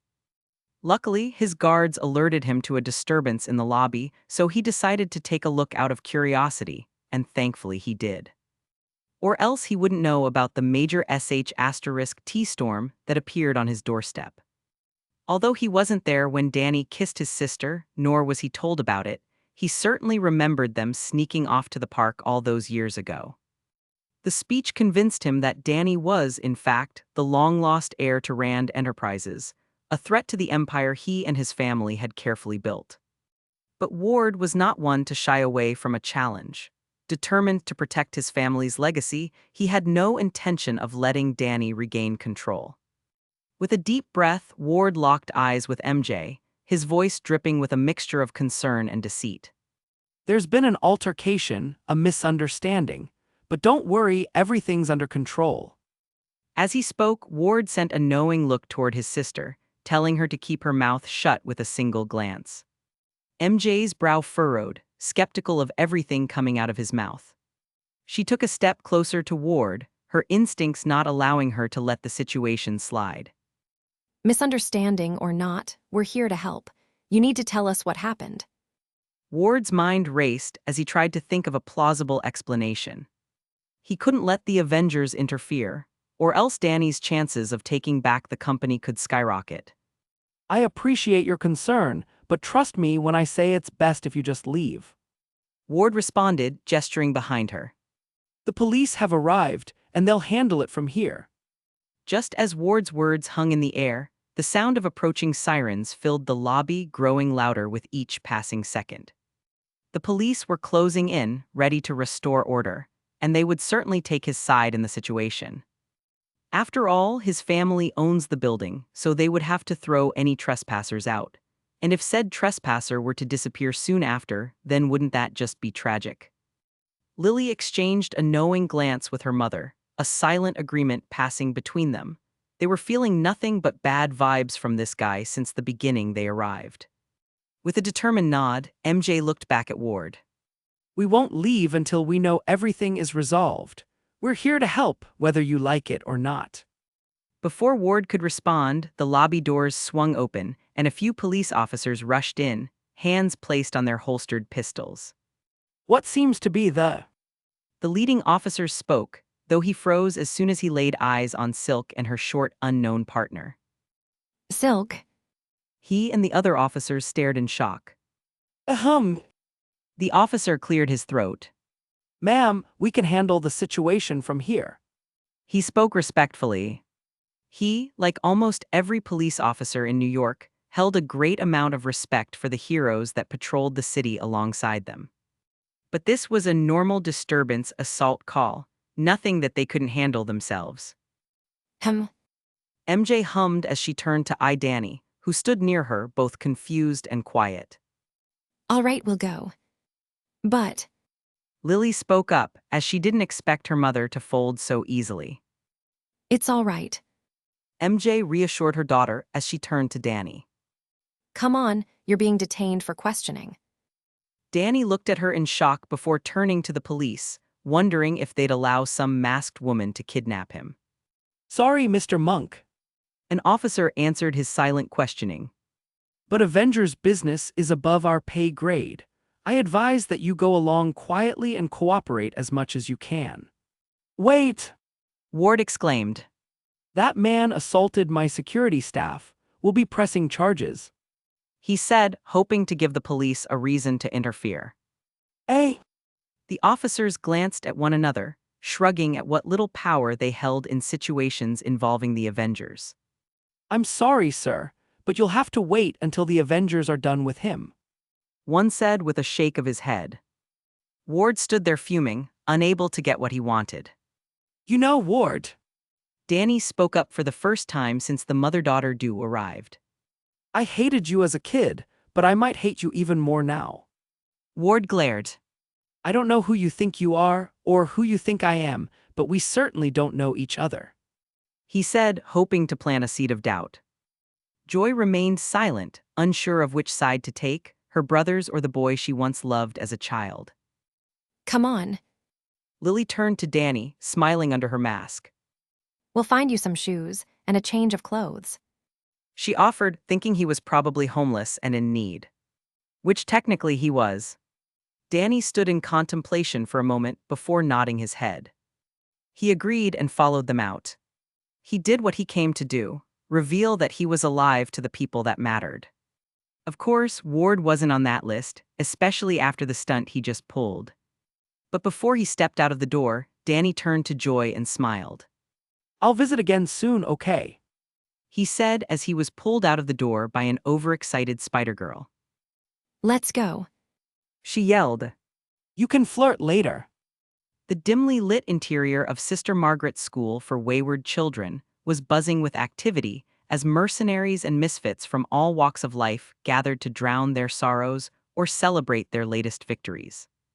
After their little conversation with Kingpin, Wade roped Peter into having a drink together. Peter sat at the bar nursing a glass of whiskey, which he drank through his mask, while Wade downed shot after shot of tequila. In front of them, Weasel leaned against the counter, wiping down a glass with a grim expression on his face. You know, Wade, I've seen you F***CK with some sketchy dudes like that time you killed that Irish guy's mother. Hey, she was shooting at me with an AK-47. Wade defends himself. Well, he was the leader of the IRA. Weasel revealed. But pissing off the Kingpin, that might be worse. Wade chuckled, raising his shot glass in a mock salute. Hey, I like to keep things interesting. Besides, all Kingpin's been begging to get his sh**T kicked in for years now. I'm just giving the people what they want. Weasel's eyes widened, and he leaned in closer. You do realize who you're dealing with, right? Kingpin may not have superpowers, but he's got money, resources, and an army of loyal goons. And most of all, you don't even know who or where he is. Wade smirked excitedly. That's what makes it fun. Peter raised an eyebrow, glancing up from his whiskey. Sure, but I won't always be available. I'm probably the busiest Avenger you'll meet, but you can ask other members for help as well. I can assign you and whoever you want into a team. As long as they agree, of course. Weasel looked at Wade in shock. Wait, are you an Avenger? He asked scandalously. But before Wade could answer, Peter's ghost phone buzzed on the bar counter. He picked it up and glanced at the screen. It's Silk. He muttered. Wade leaned in, his curiosity piqued. What's that sexy woman of yours want? Wait! Weasel asks incredulously. Ignoring him, Peter read over the message. Nothing that you two have to worry about. He said as he stashed his phone away, finished off his drink, and stood to his feet. Wade whined like a child as soon as he saw this. Come on! Peter called out as he paced out of the bar. The P***SSY calls, and you just go running, don't you? Wade yelled as he left. And seconds after those words left Wade's mouth, a portal opened up under his stool. How? He grunted in surprise as he fell through and landed in the dumpster out back. F***CK you too. Chapter 358, C363 Meetings and Names. Want to read ahead of what I've posted so far? Go to my Patreon and get early access chapters. As of now, the Patreon is 4 chapters ahead. https://www.patreon.com/alienwarp. Kitchen knife insert torturous gifts here, most likes win syringe. Trophy yesterday's GIF winner, S, Alien Warlord Trophy, AN. I sit upon my throne once again, all hail the one true king crown. MJ and Lily, dressed in their silk and Spider-Girl suits, led Danny through the bustling streets of the city. The people around them couldn't help but glance curiously at the trio, their attention drawn to Danny's disheveled appearance in dirty monk robes and bare feet. But mostly, everyone was shocked to see Silk casually walking around alongside a miniature gender-bent Spider-Man. Lily looked up at her mother. We need to get him some clothes and shoes. He can't walk around like this. MJ nodded, her eyes scanning the area for a nearby clothing store. Spotting one just a few blocks away, they made their way toward it. As they entered the store, the workers recognized Silk immediately, their faces lighting up with excitement. They rushed to assist them, providing a wide array of clothes and shoes for Danny to choose from. Lily, eager to help, picked out a simple outfit and shoes for Danny. Here, try these on. she said, handing him the clothes. You'll feel much better. Danny, hesitant and bewildered, stared at the items in his hands.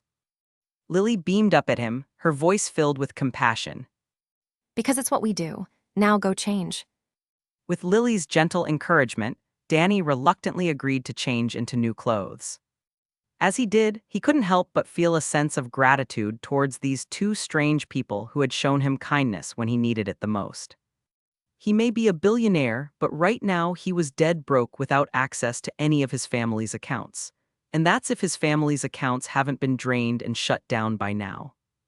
After the clothes shopping was done, MJ stepped outside the store and made a quick call to SHIELD, explaining the situation and requesting a pickup. Moments later, a blacked-out SUV pulled up beside them. Danny eyed the vehicle warily. I don't know about this. Lily interjected, her voice filled with sincerity. We're here to help. We won't let anything happen to you. Please, trust us just a little bit. Reluctantly, Danny nodded and climbed into the SUV, with MJ and Lily following suit. MJ couldn't help but smirk under her mask, admiring how easily her daughter was able to wrap this guy around her finger. As the car began to move, Danny couldn't contain his curiosity any longer. Can someone please explain what's happening? I feel completely lost. He didn't know anything about the last 15 years, so he knew nothing about the current state of the world. The world was rather normal when he was last a part of it. Lily, sitting beside him, took a deep breath. Okay, so we're with the Avengers. As they drove through the crowded streets of New York City, Danny's eyes widened in astonishment, his mind struggling to comprehend the new information given to him. Superheroes? The world has superheroes now. He asked in shock. Lily nodded enthusiastically. Yeah, and my dad was the first superhero. She held her head high and stuck out her chest in pride. As the car continued towards the Avengers Tower, Lily's voice filled the silence. By the way, what's your name? Danny turned to her, a faint smile on his lips. My name is Danny Rand. MJ's eyes widened as she heard that name, recalling the name of the company they just left. After a moment's thought, she took out her phone and sent a text to Peter, as she knew this would get complicated. Sister Margaret's School for Wayward Children was filled with the chatter of mercenaries, their stories of daring exploits and narrow escapes bouncing off the worn walls. Tonight, the air was thick with anticipation as the patrons awaited the return of Wade, the man who pissed off Spider-Man and was thrown through a golden portal soon after. It was truly an eye-opening experience for them. Damn it! Weasel asked jokingly, his eyes flickered from Wade to the group of mercenaries who had just entered. Hey, you guys have to return your winnings from Wade's dead pool. He's alive and as ugly as ever. Suck a D*CK. Wade countered casually as he sipped his drink, his eyes narrowing with interest. Deadpool! One of them grunted in annoyance as he turned to eye Wade. Are you sure that's him? Because last I saw, that *T head wasn't the son of Voldemort and Smeagol. Instantly, the bar erupted as mercenaries who had wagered on Wade's demise turned to him and Weasel, refusing to pay back their winnings. Wade ignored the clamor, his mind fixated on the newfound name. The word Deadpool! Resonated with him, capturing the essence of his uncanny ability to cheat death. He grinned, his scarred face contorting into a mischievous expression. Fine, Deadpool it is. If I gotta be some hero for the Avengers, might as well have a bad *SS name. The mercenaries continued to holler over him, their voices blending into a chaotic chorus. Wade drunkenly raised his glass, taking another swig before standing on the barstool, his voice booming above the uproar. Attention, my fellow scoundrels and scalawags. From this day forth, I am Deadpool, the regenerating degenerate, the merc with a mouth, and your friendly neighborhood pain in the $S. So, if any of you sorry *stards want to take a shot at the king, then bring it on. The bar fell silent, all eyes fixed on the crimson-clad figure standing defiantly on his seat. Though it didn't last long. Only seconds after the words left his mouth, every person in the bar grabbed what they could, beer bottles, mugs, trays, etc., and furiously threw them his way. As the rain of glass and liquor descended, knocking Wade's drunk*S off the stool, fights broke out as the entire bar turned into a royal rumble. Weasel! Wade yelled as he maneuvered around the chaos. Get me a refill. He held his empty glass above his head. F***CKU, Wade. Weaseling replied, hiding behind the bar. That's Deadpool to you, C***CK sucker. Peter entered a meeting room in the Avengers Tower, his spider suit still on, Lily and MJ waiting outside. He scanned the room and locked eyes with Danny Rand, the man who had caused quite a stir at Rand Enterprises. Peter took a seat across from Danny and offered a friendly smile. Hello, Mr. Rand. Peter greeted, extending a hand. Welcome to the Avengers Tower. I'm Spider-Man. Danny regarded Peter cautiously, his eyes flickering with a mix of confusion and wariness. He took Peter's hand hesitantly, feeling a surge of energy pass between them. Or should I address you by your title? Peter continued, confusing Danny for a moment. You're the Iron Fist, yes. Danny's eyes widened, his grip on Peter's hand tightening instinctively. The room seemed to darken around him, and a faint yellow glow emanated from his clenched fist, his gaze darting around the room, searching for a possible threat. Why you? Danny stammered, his voice filled with equal parts astonishment and disbelief. He had never revealed his true identity as the Iron Fist to anyone outside of K-Unlun, and the fact that Peter knew sent shivers down his spine. Not even the hand should know of his identity. Relax, Danny, I don't mean any harm. I just wanted to address you correctly, that's all. I am sure you've been through a lot, so I understand if you're on edge. Danny's hand slowly stopped glowing, and he relaxed his tense muscles. He cautiously moved closer to the door, his mind grappling with the situation at hand.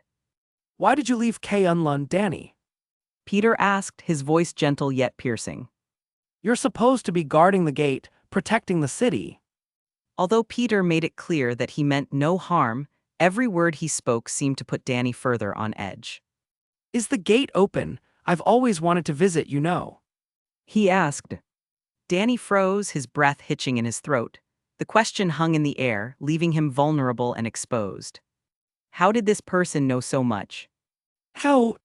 Danny managed to utter, his voice barely above a whisper. Peter leaned back in his chair, his eyes locked with Danny's. Let's just say I've had my fair share of adventures, and now that you're here, it makes me wonder. The air grew heavy as Danny's fist began to glow once again, ready to do his duty to protect K-Unlun, even if he wasn't there. But suddenly, that heaviness disappeared as Peter burst into laughter. Ha. He couldn't hold it back anymore. You should see the look on your face. Chapter 359, C364, airing it all out. Want to read ahead of what I've posted so far? Go to my Patreon and get early access chapters. As of now, the Patreon is 5 chapters ahead. https://www.patreon.com/alienwarp. Insert sexism gifs here, most likes wins men's room, AN. We did racism, so I guess this is the obvious progression. Hey. Lily's voice rang out, her tone stern and assertive for someone her age. Stop being mean to my new friend. MJ followed closely behind, a small smile playing on her lips. She knew Lily had a knack for handling her father's antics. Peter's eyes widened in surprise as he turned to face his daughter. He tried to hide his amusement, but his grin couldn't be contained. I was just. Lily crossed her arms and narrowed her eyes even further. You're Spider-Man. You're supposed to help people, not pretend to be a villain. Peter's smirk remained, though he nodded. Sure, but playing the villain can be fun sometimes. Danny glanced between Peter and Lily, the tension in his body slowly dissipating.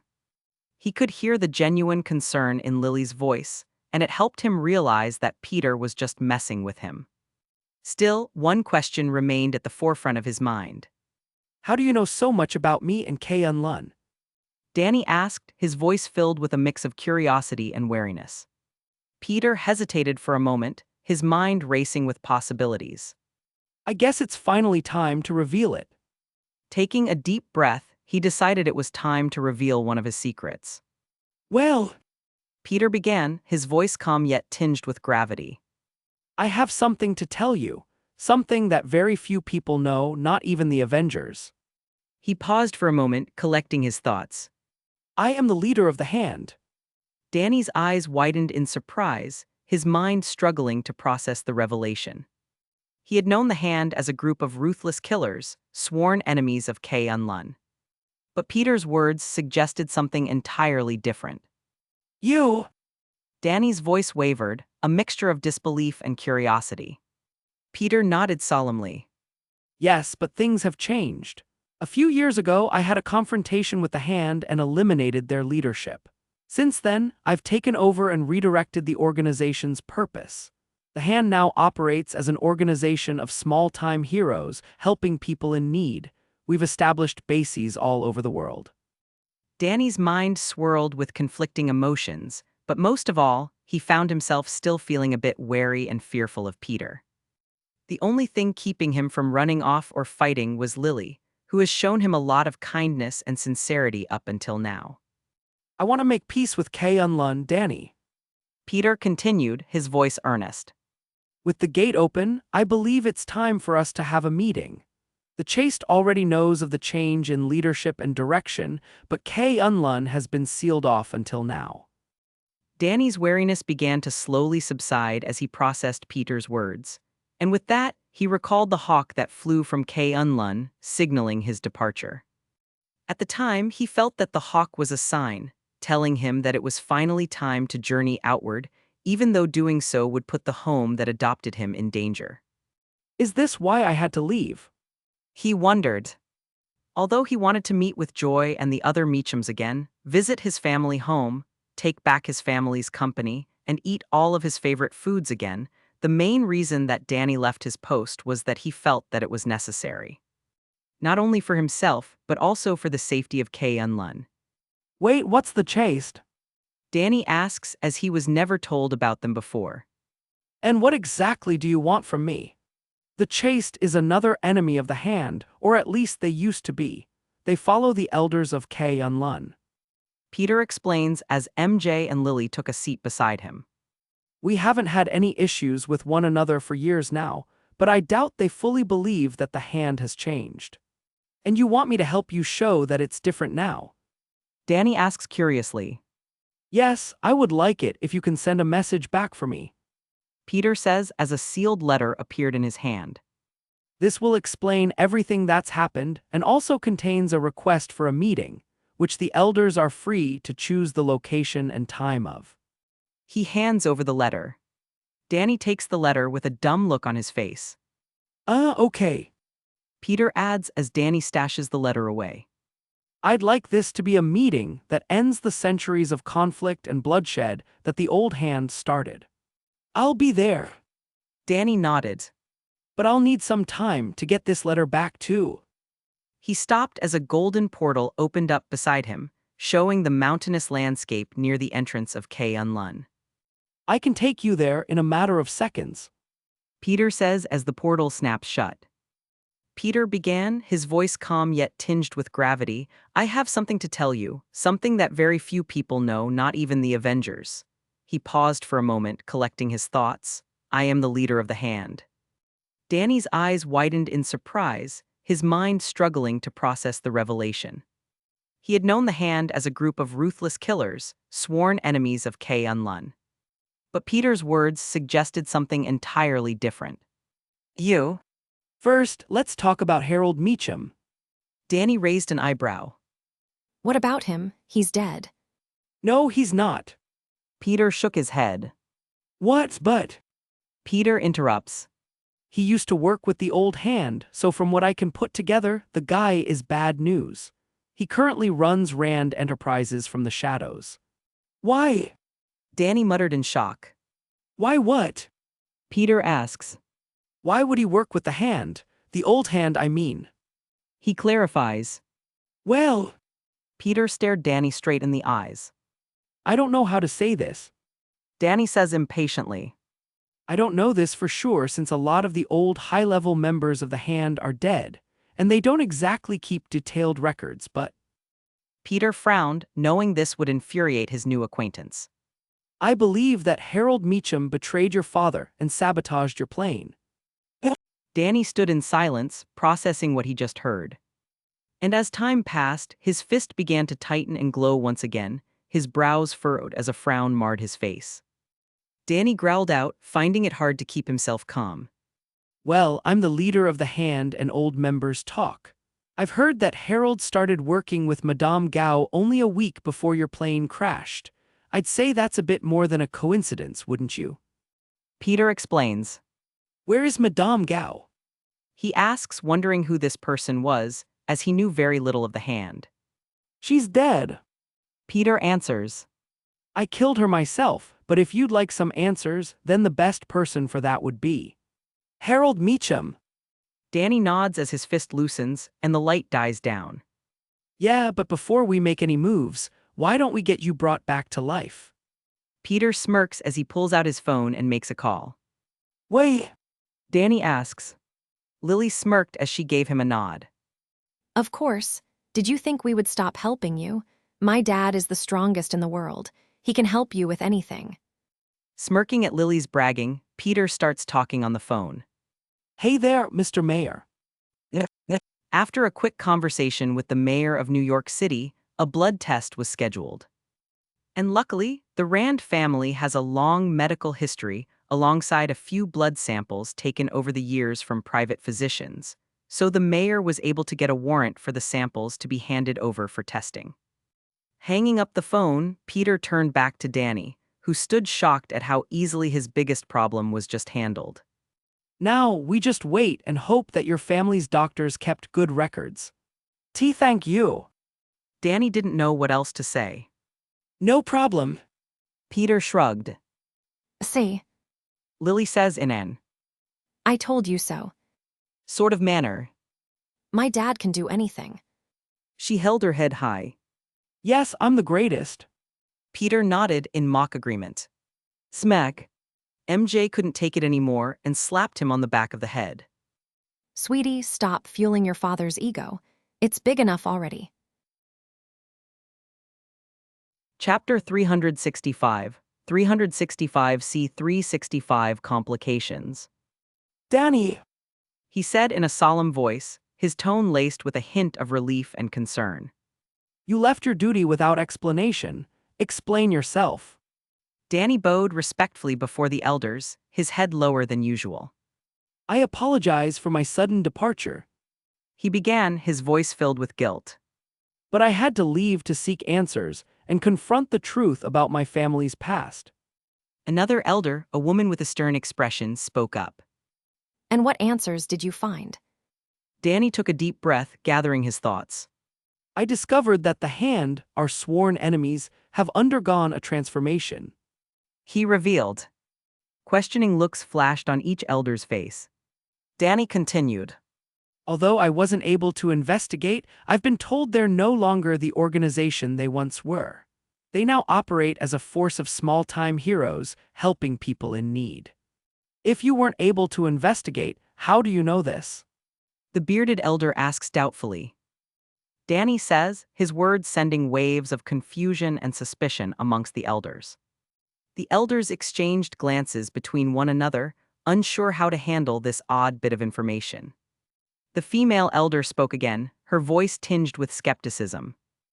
You expect us to believe that the Hand, the ancient enemy of K-Unlun, has suddenly changed its ways. This is nothing but another deception. How could you fall for this, Danny? Danny's eyes met the elder's gaze, his determination evident. I understand your doubts, but the leader of the Hand, Spiderman, has requested a meeting. He wants peace. He takes out a sealed letter in Avengers, stamped proudly on the front. He sent me to deliver this letter. This is obviously a trap. An elder scoffed. I thought that as well. Danny nods his head. But apparently, we get to choose the location and time of the meeting. The elders exchanged glances once more, their expressions softening slightly. The bearded elder took the letter from Danny's outstretched hand and began to read it, his eyes scanning the words carefully. Silence hung in the air as the elders absorbed the contents of the letter, Danny could feel the weight of their decision looming over them all. Would they accept the invitation for peace? Would they trust the words of a former enemy? Finally, the bearded elder folded the letter and looked at Danny with a mix of contemplation and worry. Questioning looks flashed on each elder's face. Danny continued, "Although I wasn't able to investigate, I've been told they're no longer the organization they once were. They now operate as a force of small-time heroes helping people in need." "If you weren't able to investigate, how do you know this?" the bearded elder asks doubtfully. Danny! The bearded elder said with a heavy sigh, stepping forward to stand beside him. I understand your frustration and your desire to seek the truth, but you know that abandoning your post is a grave crime in K-Unlun, especially for the Iron Fist. Danny's fist tightened and began to glow involuntarily as his anger and frustration surged. He contemplated fighting his way out, but the bearded elder's calming presence and pleading voice urged him to reconsider. Please, Danny. The elder pleaded, his voice filled with genuine concern. Resorting to violence will only strengthen the belief that you are a traitor. Many already question the decision to grant the Iron Fist to an outsider. We need to handle this situation with wisdom and diplomacy. Danny's fist slowly dimmed as he realized the truth in the elder's words. He had always believed in the principles of peace and harmony that the Order of the Crane Mother upheld. His actions now could either restore or shatter that belief, as well as his reputation. Reluctantly, Danny nodded, his expression showing his acceptance of the consequences. He turned himself in, raising his hands in surrender as members of the Order approached to restrain him. Chains with odd carvings were placed around his wrists, binding him tightly, but also suppressing his kai at the same time. As he was led away, the bearded elder's voice echoed in his ears. I will do everything in my power to fix this, Danny. The decision lies with the Order of the Crane Mother, but I will advocate for you. We will convene and discuss this matter further. Have faith. Chapter 361, C366 Clash at the Gate. Want to read ahead of what I've posted so far? Go to my Patreon and get early access chapters. As of now, the Patreon is 5 chapters ahead. https://www.patreon.com/alienwarp. Leafy green insert high drug gifts here, most likes wins syringe. Trophy yesterday's GIF winner S. Scar Justice Trophy AN Crown. In the spacious meeting room of the temple, the elders of K-Unlun gathered around a large round table. The atmosphere was tense, and the elders sat in silence, their expressions revealing the weight of the decision they were about to make. At the head of the table sat a formidable figure with a long white beard, Lei Kung, the champion of K-Unlun and the most respected elder in the city. He promised to help Danny get out of this precarious situation, and he would do his meat to uphold it. His wise eyes scanned the room, taking in the faces of his fellow elders. We have gathered here today to discuss the matter of the Iron Fist's return and his actions. Lei Kung began, his voice firm and commanding. It is undeniable that he has committed a grave offense by abandoning his post. However, we must consider the circumstances that led him to make such a choice. One of the elders, a stern-looking man with a bald head and a scar across his cheek, raised his hand to speak. Lei Kung, I understand your compassion for the boy, but we cannot overlook the fact that he broke our laws. He is an outsider, and his allegiance has always been questionable. Murmurs of agreement echoed through the room, and several elders nodded in support of the bald elder's words.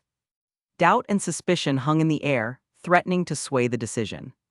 Lei Kung's gaze hardened as he met the eyes of each doubting elder. I acknowledge your concerns, but let us not forget that Danny has served K-Unlun with honor and bravery. His devotion to our cause has been unquestionable up until now, and we cannot discount that. A female elder, her voice filled with skepticism, interjected. But what about this letter he claims to have delivered on behalf of the Hand? How can we trust the words of our sworn enemies? Is it not a trap, a ploy to deceive us? The boy must be in on it. Danny would never. Lei Kung shook his head, his gaze shifting to the sealed letter that lay on the table before them. though I have considered the possibility of this being a deception, but we cannot dismiss the potential for peace. If the hand truly desires a new path, it is our responsibility to explore that possibility. A burly elder with a grizzled beard leaned forward, his voice laced with anger. And what if this is all a ruse? What if the 5 fingers of the hand aren't dead, as the letter says? What if the iron fist has been compromised and his allegiance lies with the hand? Should we risk the safety of K. Unlun for his sake? Lei Kung's eyes blazed with determination as he stood, his voice resonating with authority. We shall not rush to judgment. Instead, we shall investigate the truth. I propose that we set an advantageous meeting point and assess the situation firsthand. We must determine the sincerity of the hand's offer. The room fell into a tense silence as the elders contemplated Lei Kung's proposal. The weight of the decision hung heavily in the air, and the fate of the iron fist rested on their judgment. Finally, a few of the elders nodded in agreement, their doubts slowly dissipating. It was clear that Lei Kung's words carried great influence, and they respected his wisdom. Lei Kung turned to the doubting elders, his voice filled with conviction. Let us not forget our core values of honor, forgiveness, and the pursuit of peace. We should give the Iron Fist a chance to prove his intentions. If he has indeed betrayed us, we shall deal with him accordingly.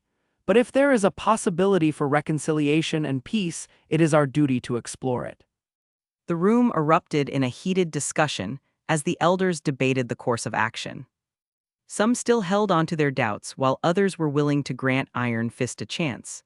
Voices clashed, each elder argued with no end in sight. Peter, MJ, and Lily had been waiting patiently in the meeting room of the Avengers Tower for hours, hoping to see Danny return through the portal.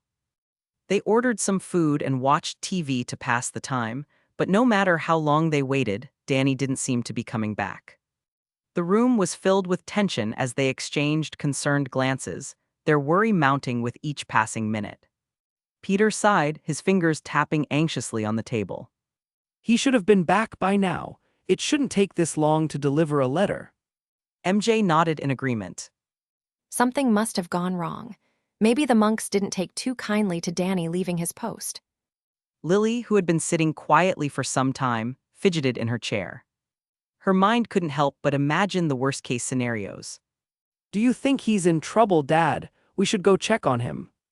Peter hesitated for a moment, knowing the dangers that awaited them in the hidden city of K-Unlun.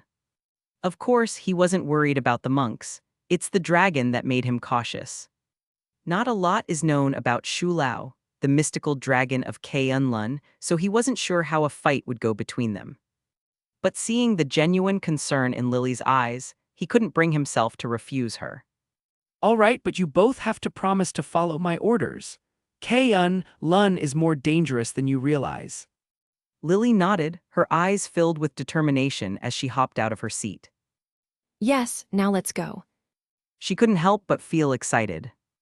After all, K-Unlun is a mystical hidden city, so she felt like an explorer, heading out to discover the Chinese version of Atlantis.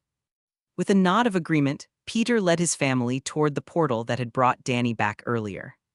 Stepping through, they found themselves transported to the lush mountaintop outside K-Unlun. The portal snapped shut behind them. As they approached the towering gates of K-Unlun, the gate guards stepped forward, blocking their path. Their expressions were stern and unwelcoming. Peter held up his hands, trying to reason with the guards. We're here to see the Iron Fist. He came here to deliver a letter for me. We just want to make sure he's okay. The guards remained unyielding, their weapons at the ready. Ignoring Peter's words, they lunged forward, attacking without warning. Instantly, MJ and Lily's reflexes kicked in, their spider sense tingling as they rushed forward, dodging the guards, and launched a few attacks of their own. Meanwhile, Peter stood back, his demeanor calm and collected, as he watched his girls effortlessly take down the monks. They seemed to work in perfect synchronization, knocking the guards unconscious before binding them in web. How was that, Dad? Lily asked as she held her head high beside her MJ. We were practicing our teamwork at a bank robbery earlier. Cool, right? Very cool. Peter nodded as Lily bounced on her feet, happy with her father's praise. But their victory was short-lived as more guards emerged from the city gate, ready to avenge their fallen brothers and sisters. It became apparent that talking their way through wasn't an option. Peter sighed, knowing that this wouldn't be as easy as he originally hoped. All right, now it's time to let Daddy show you how it's done. He stepped forward, hoping to show off a bit for his daughter, but Haha. she laughed melodiously as she dove headfirst into the second group of warrior monks, her mother following closely behind her. As the battle raged on, Peter couldn't help but feel dejected as MJ and Lily took all of the fun for themselves. I want to fight too, you know. The girls' enhanced strength and agility proved invaluable as they swiftly incapacitated their attackers. Peter wanted to make peace with Kei Unlun, so they both knew that killing would be extremely detrimental to his plans. Finally, they passed through the massive city gate, guarded by the few remaining guardsmen. They looked on in shock as MJ and Lily stood before them, with Peter following along, making sure not to step on the countless unconscious monks that littered the ground. We're not here to cause trouble. Peter said as he stepped over the bodies of their fellow brothers and sisters. We just want to see Danny Rand. Please let us through. The guards exchanged glances, uncertainty flickering in their eyes. It was clear that their presence had caused a bit of a stir, and their intentions were being questioned. One of the guards, a burly man with a spear in hand, stepped forward. If you'll wait a moment, I can send someone to inform the elders of your arrival. He offered, hoping to use that time to gather more forces and come back with a few elders, who would undoubtedly be able to handle these intruders. Or at least he thought they would. Peter nodded his head as he and his family stepped back outside of the gate. Sure, we'll just wait here. Chapter 362, C367 Escape. Want to read ahead of what I've posted so far? Go to my Patreon and get early access chapters. As of now, the Patreon is 4 chapters ahead. https://www.patreon.com/alienwarp. Disappointed face insert sad gifs here, most likes wins. Trophy yesterday's GIF winner, S. Agent Monk Trophy, AN, a new king rises above the masses crown.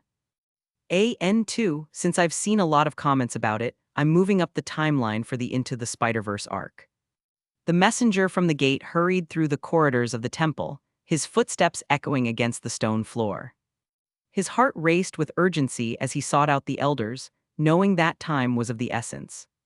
Finally, he arrived at the spacious meeting room where the elders had convened earlier. Breathless, he burst into the room, bowing deeply. Elders, I bring grave news. He exclaimed, his voice filled with urgency. There are intruders at the gate. Lei Kung, the champion of Kei Unlun, raised an eyebrow, his wise eyes narrowing in concern. Intruders, are they hostile? The messenger nodded fervently. They claim to be here to see the Iron Fist. They say he delivered their letter. Whispers of alarm and suspicion filled the room as the elders exchanged worried glances. That letter was from the Hand, and their supposed arrival raised immediate red flags. One elder, a woman with sharp features and a steely gaze, spoke up. This must be an attack orchestrated by the Hand. They seek to infiltrate our city. We must keep them at the gate. They can't be allowed inside. Lei Kung's expression grew grave as he considered the implications. If the Hand is involved, we cannot afford to underestimate the threat they pose. We must mobilize our forces and prepare for an imminent attack. The other elders nodded in agreement, their faces etched with determination. The safety of Kei Unlun and its dragon was their utmost priority, and they would not allow either to fall into the hands of their most hated enemy. The scene inside the temple had transformed from a room filled with doubt and debate to one of united action and preparedness. Summon every able-bodied warrior monk under our command. Declared an elder with a deep voice and a stern demeanor. Prepare the defenses and station guards at key points throughout the city. We must be ready. As the elders hurriedly organized their forces, Lei Kung stood from his seat at the head of the table, his voice resonating with authority. I will lead our main force to assess the situation outside the city gates. The room buzzed with a sense of urgency as the elders rose from their seats, each taking on a specific role in the preparations. They knew the importance of swift action and unity in the face of such a grave threat. Lei Kung turned to the messenger, his eyes filled with a steely resolve. Take us to the gates. The messenger nodded, leading the way as the elders followed closely behind. They moved with purpose and determination, their thoughts consumed by the impending battle and the protection of their sacred city. Outside the temple, the warriors of the city gathered, their expressions grim and their weapons at the ready. The air crackled with tension as they awaited the arrival of their leaders and the imminent clash with the intruders. In the dimly lit cell beneath the temple, Danny Rand, the Iron Fist, sat with his back against the cold stone wall. His hands were bound tightly by chains, each link etched with ancient Chinese symbols that suppressed his Kai, rendering him as powerless as any other normal man. He had been left alone in his confinement. The only sounds echoing through the silence were his own steady breaths and the faint drip of water in the distance. Though that suddenly changed as guards, who were supposed to be stationed around the prison, were ordered away, rushing past his cell with weapons in hand. Danny's mind raced with worry and frustration.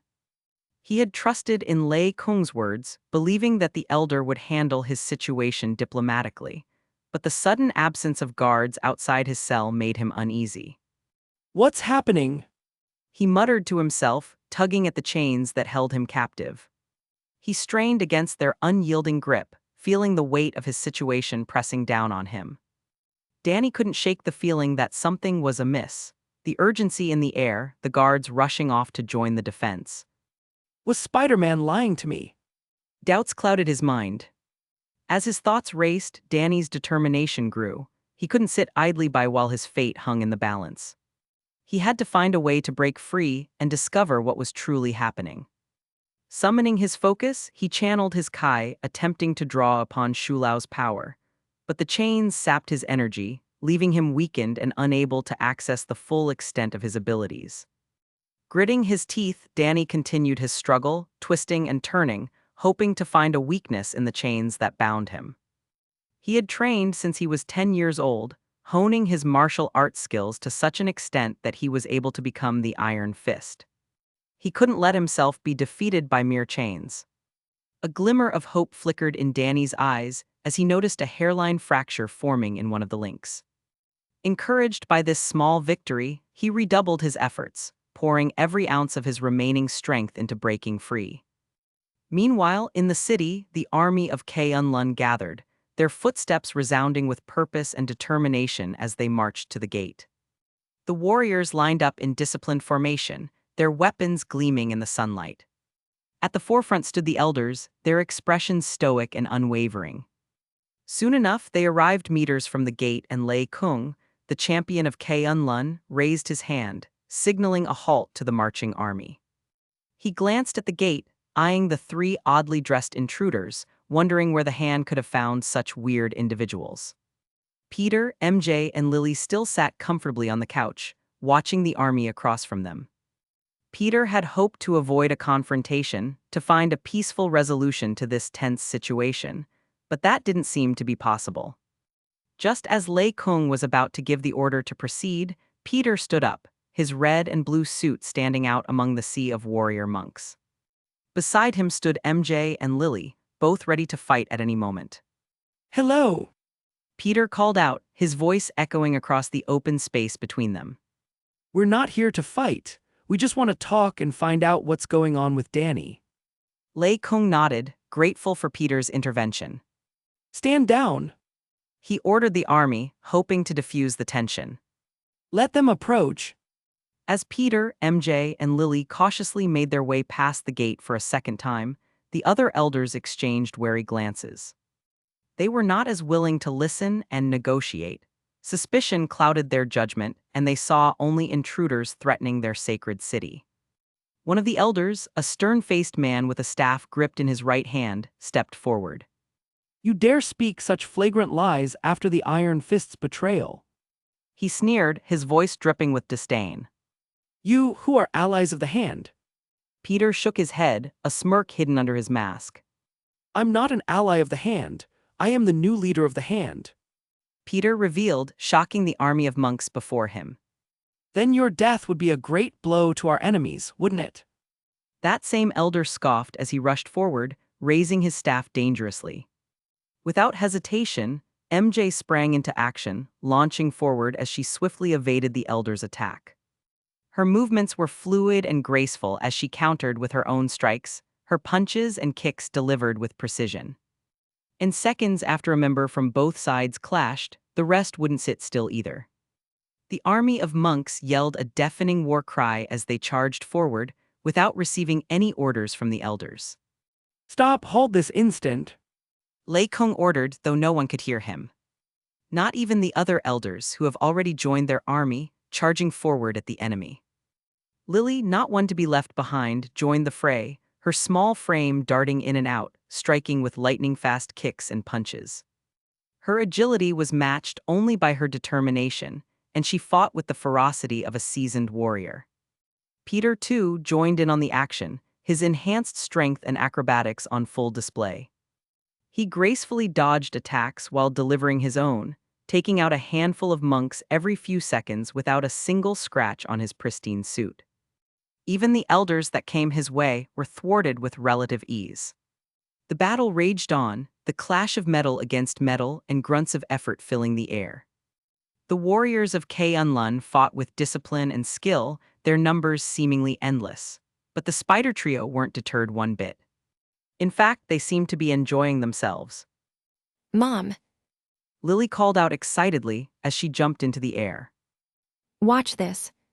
She said as her legs extended, kicking two monks square in the face. Good job, sweetie. MJ encouraged her like the loving mother she was, whilst roundhouse kicking a group of monks into the ground. Lily!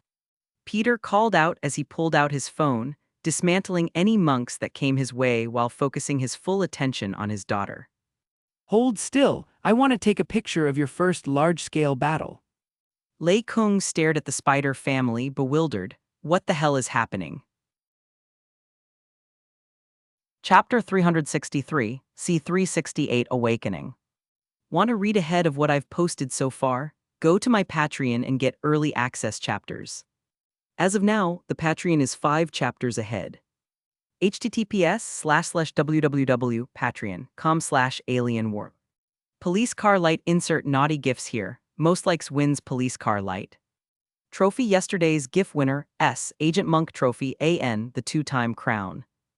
With Danny finally breaking free from his cell, the battle between the army of monks and Peter's group continued to rage on.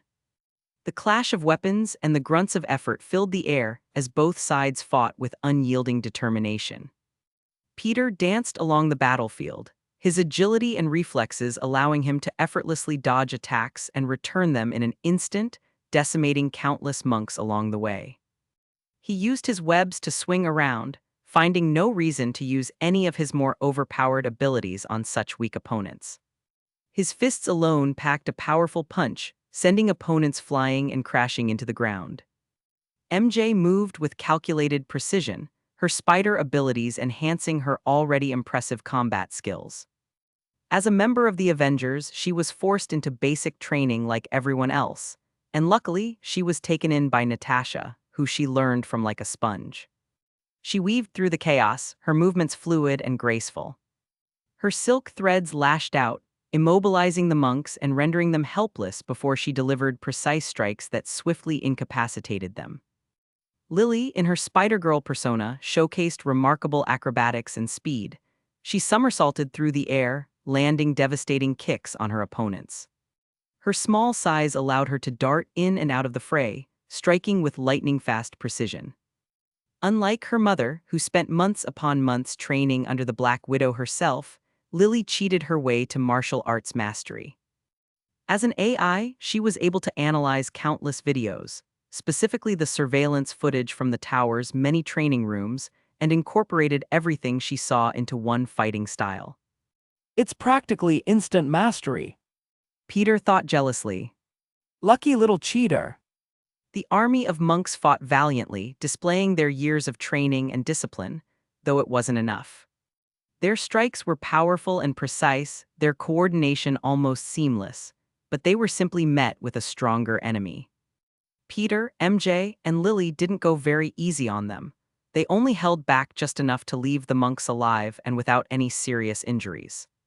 As the battle intensified, Lei Kung, still bewildered by the turn of events, decided it was time to intervene. With his fists clenched, he launched himself into the fray, his every move a testament to his legendary martial arts prowess. Decided to finally join the fun, old man. Peter quipped, a playful smirk hidden beneath his mask. Lei Kung's lips curled into a knowing smile as he stroked his long beard. I can't let you young people run wild, can I? He replied, his voice laced with a hint of amusement. His presence boosted the morale of every monk, who redoubled their efforts to overpower Peter's group. They fought with renewed vigor, their determination to defend their sacred city evident in every strike they threw. But MJ and Lily were not easily defeated. They fought back with unwavering resolve, their individual skills combining to create an unstoppable force. I'll let you have the first move, Gramps. Peter offered as he took a calm stance, waiting patiently for his opponent. With that, the two combatants squared off, their eyes locked in a silent exchange. Silently, Lei Kung harnessed the Kai in his body and launched himself forward, his strikes swift and precise, aiming to exploit any weakness in Peter's defenses. Peter simply stood there as hit after hit pummeled his body, not making any moves to dodge or parry whatsoever. Lei Kung's strikes landed with calculated precision, connecting with Peter's body. The impacts reverberated through his frame, causing the onlooking monks to cheer in elation. They were witnessing their esteemed elder, the champion of K-Unlun, fighting against a seemingly invincible opponent. The monks' morale soared as they watched Lei Kung exchange blows with the powerful intruder. They were inspired by their leader's unwavering resolve and saw a glimmer of hope that victory was within their grasp. However, Lei Kung himself knew the truth. Despite his best efforts, he could sense that Peter was not exerting his full strength. In fact, he wasn't even trying. He could feel the power that the young masked man was holding back, almost as if he were toying with him. Fight, you insult me with this behavior. Lei Kung called out between strikes, his voice filled with urgency. He instinctively knew that Peter and his group meant no harm to K-Unlun, especially after seeing how they didn't kill a single monk. So, Lei Kung wanted to test Peter's true capabilities and gauge the extent of his power, and in doing so, gauge his own as well. Peter nodded, acknowledging Lei Kung's request. Just remember that you asked for it. With a sudden burst of speed, he disappeared from the elder's sight, his figure reappearing behind him in an instant. Lei Kung, caught off guard, turned just in time to see Peter's fist hurtling toward him. He barely had time to react as the blow connected, sending him flying through the air, crashing into a group of monks who quickly scrambled to help him to his feet. The battle momentarily paused as Lei Kung regained his composure, his eyes locked with Peter's. There was a newfound respect in the elder's gaze, an acknowledgement of the true extent of Peter's abilities. Or at least what he thought was Peter's true extent. Well, this was fun, old man. Peter comments as he cracks his knuckles. But I think it's time to end this. With a newfound determination, Peter's eyes blazed with an intense focus as he prepared to bring an end to the battle. The remaining army of monks stood before him, their faces etched with a mix of fear and determination. Lei Kung stood in front of them, his emotions hidden under a calm facade, seemingly ready for whatever was about to come. In a blur of motion, Peter darted forward, his speed leaving a trail of afterimages behind him. His strikes were swift and lethal, each blow finding its mark with surgical precision.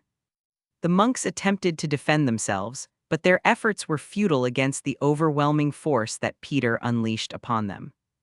The battlefield transformed into a whirlwind of action as Peter weaved through the ranks of the monks. His fists moved like lightning, shattering their defenses and rendering them unconscious with each strike. The clash of his blows echoed through the streets of K-Unlun, drowning out the cries of the defeated. Within a matter of moments, the once formidable army lay defeated and motionless at Peter's feet.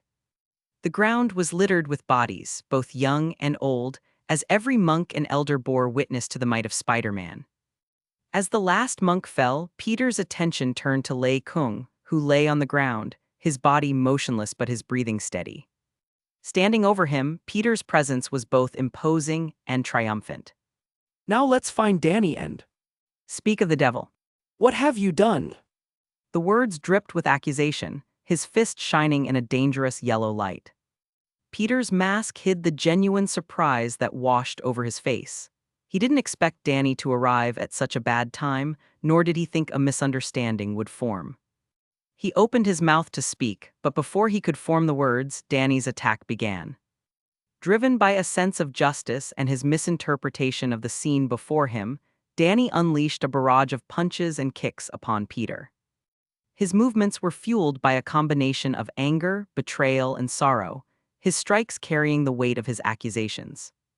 Peter's reflexes kicked into overdrive as he expertly evaded Danny's attacks, each blow landing just inches away from its intended target. Despite his skill, Peter refused to retaliate, instead attempting to explain the truth. Danny, it's not what you think. Peter said, his voice calm and collected. If you just calm down, I can explain. Chapter 364, C369 Deal W a Lizard. Want to read ahead of what I've posted so far? Go to my Patreon and get early access chapters. As of now, the Patreon is 4 chapters ahead. https://www.patreon.com/alienwarp. Sparkles insert magical gifts here, most likes wins Sparkles. Trophy yesterday's GIF winner, S. Agent Monk and Wolfie Trophy, AN, who will be the king and who will be the queen, Prince Princess. Peter's reflexes continued to shine as he effortlessly evaded Danny's relentless barrage of kung fu-style attacks. He bobbed and weaved, his body moving with fluid grace as he narrowly avoided each strike. Danny's frustration grew evident with each missed blow, fueling his anger and determination to bring down the man he believed had betrayed him. As the fight carried on, Lily and MJ stood at a safe distance, watching the clash between the two heroes. Lily's young eyes widened with concern, her heart pounding in her chest as she observed her father's struggle to explain himself. Shouldn't we do something? Lily asked, her voice filled with worry. MJ placed a hand on Lily's shoulder, offering her a reassuring smile. Your dad knows what he's doing, Lily. He'll handle this. Sometimes people need to work things out on their own.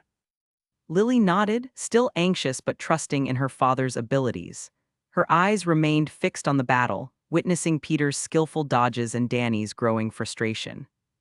With a deep breath, Peter finally decided that enough was enough. His patience wore thin, and he chose to end the fight and in found so, bring an end to the misunderstanding.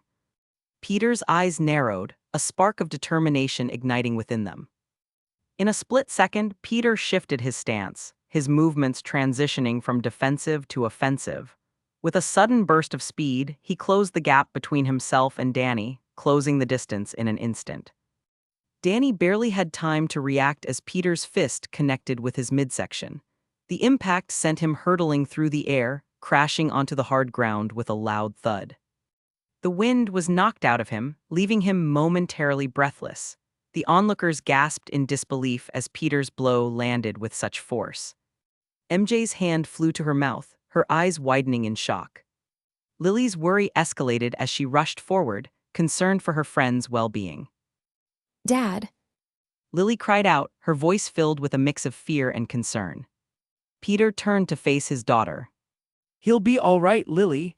Sometimes you have to knock some sense into people. Just stay back for now. He said, reassuring her. Danny struggled to his feet, his vision blurred and his body aching from the impact.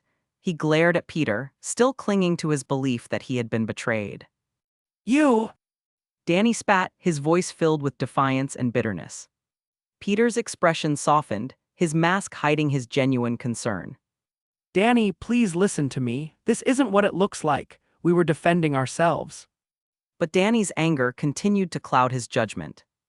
Ignoring Peter's words, he lunged forward once again, launching himself at his former ally with renewed determination. Peter sighed, realizing that talking would be pointless in this moment.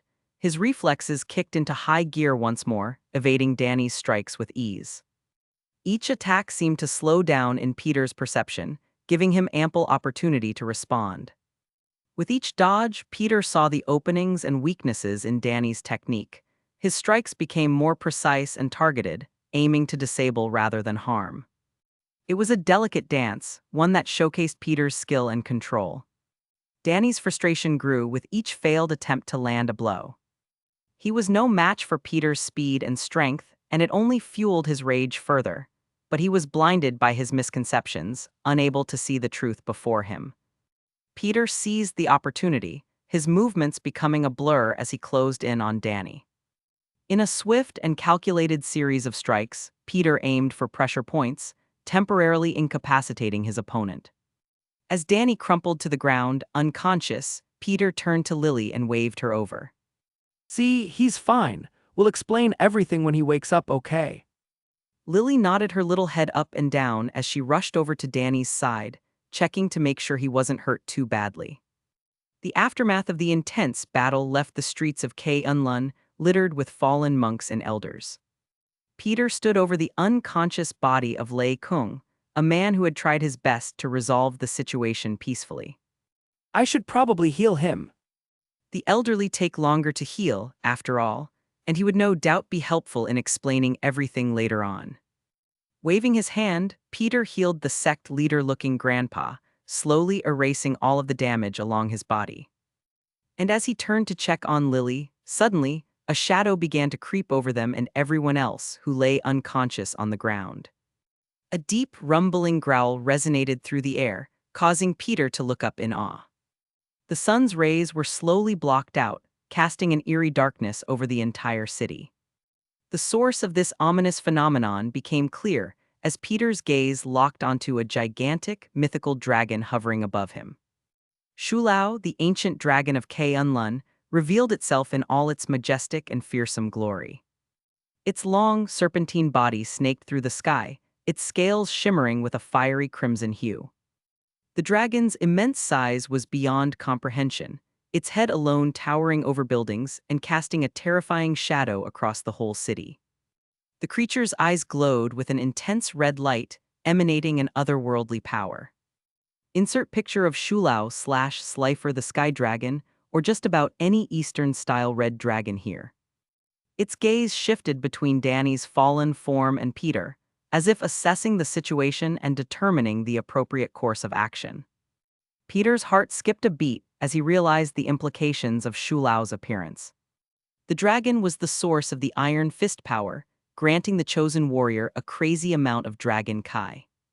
And yet, Peter had defeated Danny with relative ease, shattering the assumptions and expectations tied to the Iron Fist. Is he mad that I beat the guy that he chose? Peter pondered the dragon's intentions.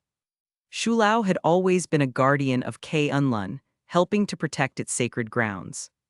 Though this is the first time he's had to come out of his cave, and surprisingly, there was a battle-hungry look in its bright red eyes. This old lizard is looking for a fight. With the city's defenses decimated and the Iron Fist defeated, the dragon was left with no choice but to intervene and safeguard its home from the perceived threat. But most of all, it's been such a long time since Shulao has had a good fight, and he was practically vibrating with excitement. The air crackled with otherworldly energy as Shulao prepared to make his move. The many wings along its long body unfurled, the sound of their movement resembling the thunderous roar of a hurricane. The dragon's body glowed with an intense aura, as if priming itself for a devastating attack. Peter's mind raced, searching for a way to defuse the situation, but none appeared. Letting out an exasperated sigh, Peter turned to Lily and MJ, who were gawking at Shulao's appearance. Daddy, Lily called shakily. is. She asked, recalling the bones that the hand excavated recently. Yeah, which means your time here is up. Peter informs them as he waves his hand, opening a portal below the mother and daughter duo. How? The two grunted in surprise as they disappeared, falling onto the couch in their living room. And as the portal snapped shut, Peter could hear Lily yelling at him, disgruntled. Wait, I want to fight the dragon too. Maybe next time. Peter muttered with a small smile as he turned back to Shulao. Summoning his courage, Peter stepped forward, smirking under his mask. His voice carried a mixture of friendliness and taunting as he addressed the ancient dragon. Hey there, Mr. Lizard. Do you need something? I don't have any bugs or whatever it is you eat, so. The dragon's piercing gaze bore into Peter, its immense power palpable in the air. Silence hung heavy between them as Shulao seemed to contemplate Peter's words, unused to anyone talking to him like that. After what felt like an eternity, Shulao's fiery eyes narrowed, a glimmer of understanding flickering within them. Slowly, the dragon's massive head tilted, its immense presence casting a shadow over Peter. A deep, rumbling voice echoed through Peter's mind, resonating with ancient wisdom and authority. It's been a long time since anyone has insulted me. Peter nodded, acknowledging the dragon's challenge. And what do I get if I win? A surprised look flashed across the dragon's eyes, not expecting such a reply. You will not. He replied simply. But what if I do? Peter asks again. Shulao remained silent for a moment, contemplating his answer. Then I will grant you 3 requests. He offered, knowing that he could never lose to a human. Instantly, the smirk on Peter's face grew wider and wider, and luckily, the mask covered it up. Deal. Peter swiftly agreed. I hope you're a lizard of your word. Chapter 365, C370 vs. Shulao 1. Want to read ahead of what I've posted so far? Go to my Patreon and get early access chapters. As of now, the Patreon is 5 chapters ahead. https://www.patreon.com/alienwar. /n Police Car Light 2 chapters today to end the Iron Fist arc. Tomorrow we step into the Spider-Verse. P.S. The gift contest is in the 2nd chapter. The streets of K-Unlun were in disarray, with fallen monks and terrified citizens seeking safety in their homes, peeking out of their windows in fear and worry. Peter stood before Shulao, the ancient dragon, his mask hiding a smirk that betrayed his eagerness for the upcoming battle. Peter took a step forward. All right, Mr. Lizard. If you're looking for a fight, let's do it. But before we get started and end up tearing this city apart, how about we take it somewhere else? He offered, gesturing around him. After all, he spent a lot of effort keeping the monks alive, so killing them in the upcoming battle would be a huge waste. Shulao's fiery eyes glimmered with amusement as he regarded Peter. The dragon's massive head nodded in understanding, sharing Peter's exact concerns. You wish to take our battle elsewhere? Very well. Follow along, young warrior. Shulao's immense form seemed to quiver with anticipation before gracefully gliding through the air, heading towards a mountain in the distance. Leaving the monks and civilians behind, Peter kicked off the ground and soared through the air, following after the slithering dragon. As the commotion settled in K-Unlun, the frightened citizens cautiously emerged from their homes, their hearts filled with concern for the fallen monks. With a collective sense of purpose, they formed a makeshift assembly line, helping each other tend to the wounded and unconscious warriors. The streets filled with determined whispers as the civilians worked diligently to mend their injured protectors. In the midst of this tender display of unity, a group of curious onlookers couldn't help but turn their gaze toward the retreating figures in the distance. Peter, soaring through the sky, trailed behind the magnificent form of Shulao, the ancient dragon. The spectators were torn between awe and apprehension, captivated by the unfolding spectacle. As the dragon and Spider-Man approached the mountain peak, the crowd of civilians had grown in size. They watched in anticipation, unable to tear their eyes away. Excitement and nervous energy permeated the air as the onlookers held their breath, caught between the desire to witness the epic battle and the concern for their beloved city. From their vantage point, the civilians observed as Peter and Shulao reached the mountain's summit.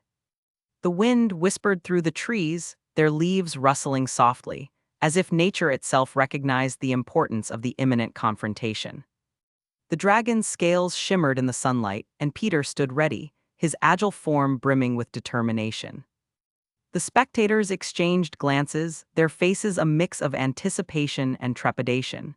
Some leaned closer to each other, sharing whispered speculations, while others clung to each other's hands for support. They were grateful for the distance that allowed them to be mere observers, yet their hearts yearned to protect the dragon who safeguards their city. The scene was set, and the stage was ready for the battle that would unfold before their eyes. The onlookers prepared themselves for what was to come, their minds racing with a mixture of fear, awe, and unyielding hope. They knew that whatever transpired atop that mountain would leave an indelible mark on their memories and the future of Unlun. But for now, in this suspended moment, the spectators remained transfixed, waiting to bear witness to the clash between their sacred dragon and the powerful intruder, the outcome of which would ripple through their lives and the fate of their city. As Peter landed on the peak of the mountaintop, and Shulao quickly took his place in the sky, the two locked eyes, a clear signal that the time for talk had passed. Peter extended his arms to his sides, assuming a defensive stance, taking this fight a bit more seriously than the rest. His voice reverberated with a mix of respect and challenge as he addressed the ancient dragon. All right, lizard, show me what you've got. The dragon's response was a deafening roar that echoed through the mountains, shaking the very ground beneath their feet. Even the inhabitants of Unlun felt the city shake with their guardian's war cry. It was a call to battle, an invitation to let their respective powers loose and engage in a fight for the ages. You know what? Peter thought as he felt the urge to test out an ability of his. I might as well. The air crackled with tension as his muscles began to ripple, veins pulsating beneath his skin. A sudden transformation overcame Peter, his body growing in size and bulk. The clothes he wore strained against his expanding frame, threatening to tear it apart. But amazingly, his spider suit responded to his changing form, stretching and expanding seamlessly as his limbs thickened and muscles bulged. The red and blue fabric adapted to his new proportions, accommodating the incredible power that now coursed through him. The metamorphosis wasn't the most enjoyable experience, though. Peter clenched his jaw, gritting his teeth as the changes brought brief waves of intense discomfort. Every cell in his body seemed to shift and rearrange itself. He felt a growing pressure building up, a power surging within him, and then, with a mighty roar of his own, it erupted. His body, once microscopic compared to the dragon above, could now only be said to be tiny or small. Peter transformed into the Red Hulk, a towering figure which he planned to hide as a sort of trump card. But thanks to the secluded dimension of Unlun, he decided to give it a test run. His now massive fists clenched, the ground quaking beneath his feet as he prepared to confront Shulao. Speak of the devil, Shulao's eyes widened in surprise at the sudden transformation. He had not anticipated his human opponent to possess such a formidable ability, but his excitement for a worthy fight only grew. The dragon bared its fangs and let out a thunderous roar, shaking the very foundation of the mountain once again. Peter's confidence surged as he launched himself into the air, creating a crater under his feet as he propelled himself with the incredible force of his enhanced muscles. With a mighty swing of his massive fist, he aimed a powerful blow at Shulao's jaw, hoping to catch the dragon off guard. The impact reverberated through the mountain, sending shockwaves in all directions. Shulao staggered backward, his massive head recoiling from the force of Peter's punch. The dragon's scales shimmered, and even a few cracked under the blow, but most remained intact, protecting him from a devastating attack. The ferocity in Shulao's eyes intensified as he regained his balance, his fiery gaze fixated on the Goliath of a man before him. Without hesitation, the dragon launched himself into the air, his wings beating with incredible power. He unleashed a barrage of countless fireballs, each one hurtling toward Peter with blistering speed. Peter's agility and reflexes kicked into high gear as he evaded the fiery onslaught. He somersaulted through the air, twisting and turning with remarkable grace, narrowly avoiding the searing flames that threatened to consume him. And as he dodged the attacks, he noticed an opening in Shulao's defenses. Seizing the opportunity, he propelled himself toward the dragon with a powerful leap, his massive fists primed for another strike. The clash of titans shook the mountain once more as Spider-Man's fists collided with Shulau's scaled hide. The impact reverberated through the air, causing cracks to form in the surrounding rocks and trees. Peter's blows carried immense force, and Shulau roared in pain and fury. Unfazed by the dragon's thrashing counterattacks, Peter pressed on, his movements fluid and calculated. He ducked and weaved, avoiding the swipes of Shulau's powerful claws, and retaliated with bone-crushing punches of his own. The battle raged on, their clash echoing on for miles and miles. Peter utilized his strength and speed to his advantage, landing devastating blows on Shulau's vulnerable spots, while the dragon responded with bursts of fire and powerful tail swipes. Minutes turned into hours as the two warriors pushed each other to their limits. The mountain trembled beneath their relentless assault, and the air crackled with raw energy. Peter could feel the exhilaration coursing through his veins, the thrill of testing his powers against a legendary opponent. Shulau's determination was unwavering, and Peter admired the dragon's indomitable spirit. But as the battle raged on, it became clear that Peter's agility and raw strength were proving to be an equal match for the ancient creature. And his small size, compared to Shulau's, gave him the added benefit of being a small target. With each blow, Peter could sense the dragon's shock mounting. Shulau never expected to fight equally with a human, but somehow this impossibility was unfolding right before his eyes. Peering down at his opponent as the battle came to a brief standstill, Shulau couldn't keep the smile from forming on his scaly face. Ha ha, I seem to have underestimated you. He laughed happily. Well, I don't know about you. Peter replied as he stomped one foot, denting a large portion of the mountain in seconds. But I still have a lot more strength to show. Chapter 365 Part 2, C371 vs. Shulau 2. Want to read ahead of what I've posted so far? Go to my Patreon and get early access chapters. As of now, the Patreon is 5 chapters ahead. https://www.patreon.com/alienwarp. Steaming Bowl insert Weeb GIFs here, most likes wins bento box. Trophy yesterday's GIF winner, S low-end trophy AN crown. The ground beneath Peter's feet cracked and splintered, as the mountain itself seemed to tremble in response to the mounting power radiating from Shulau. The dragon's laughter filled the air, reverberating through the valley as if challenging Peter to push himself even further. Try not to die, little warrior. His booming voice echoed in Peter's mind. Peter's eyes widened as he felt a surge of energy course through his veins, his body responding to the dragon's escalating power. He couldn't let Shulau overshadow him in this battle. Gritting his teeth, Peter tapped into the wellspring of his inner strength, allowing it to surge forth, his body radiating with red, sizzling energy. Gamma radiation. With a primal roar, Peter leaped into the air, his body propelled with newfound might. The mountain quaked beneath him as he flew with a thunderous impact, creating a shockwave that rippled through the surroundings. Shulau, sensing the shift in Peter's aura, met his adversary head-on. The dragon's wings beat forcefully, creating a gale that swept through the mountaintop, tearing trees from their roots and sending debris flying in all directions.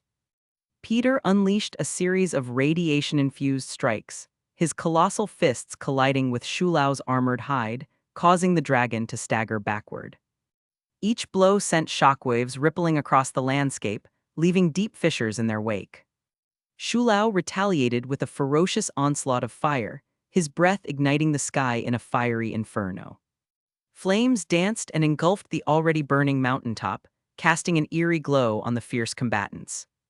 Peter's muscles rippled as he summoned his inner strength, his veins pulsating with power.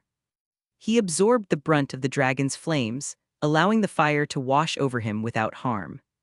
His eyes burned with determination as he charged toward Shulau, shrugging off the heat that threatened to consume him.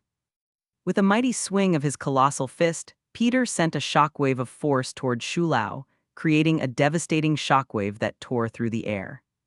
The impact shattered the ground beneath them, sending debris and rocks hurtling into the sky. Shulau's scales shimmered, resilient against the onslaught, but more and more cracks began to appear, a testament to the relentless force of Peter's attacks. The dragon roared in defiance, his eyes glowing with an intensity that matched the raging inferno around them.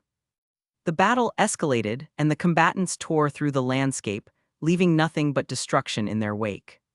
Trees were burned and uprooted, boulders were pulverized, and the very fabric of the mountain seemed to crumble under the sheer force of their clash. The toll that their battle took on the environment was evident. The once serene mountaintop was now a battleground, scarred, charred, and ravaged by the cataclysmic forces at play. Their movements became a blur of raw power and primal fury. Peter's blows landed with the force of an avalanche, while Shulao's tail swipes created shockwaves that reverberated through the air. The clash of their strength echoed across the valley, drowning out the sounds of nature itself. The onlookers in K'un-Lun, now finished with treating the wounded monks, watched in awe and trepidation. Their hearts raced with a mixture of fear and anticipation as they witnessed the clash between these titanic beings.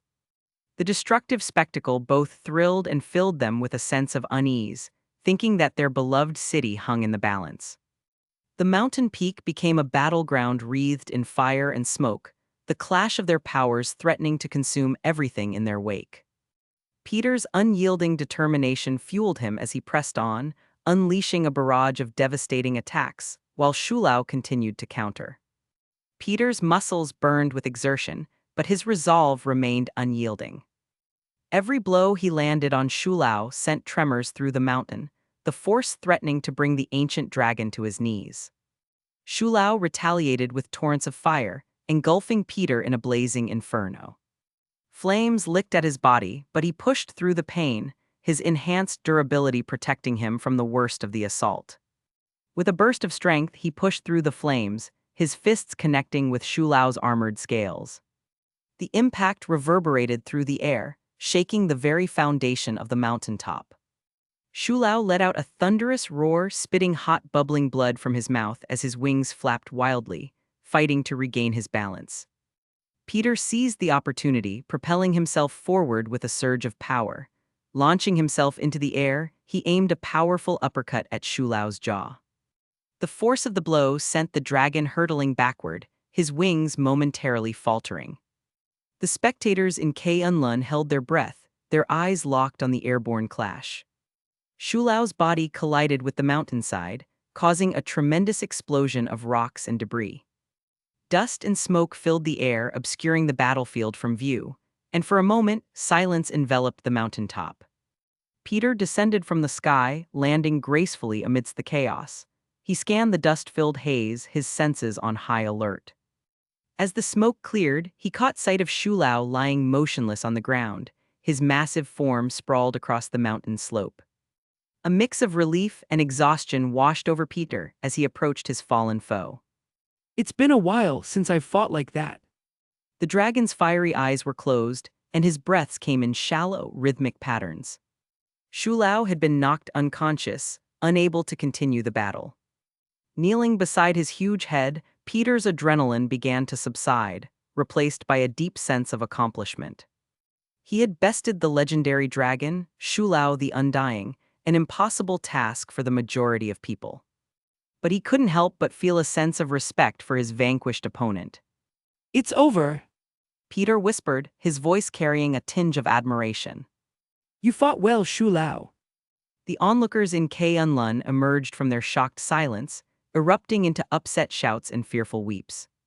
They had witnessed the defeat of their beloved dragon, and their hearts just couldn't take it.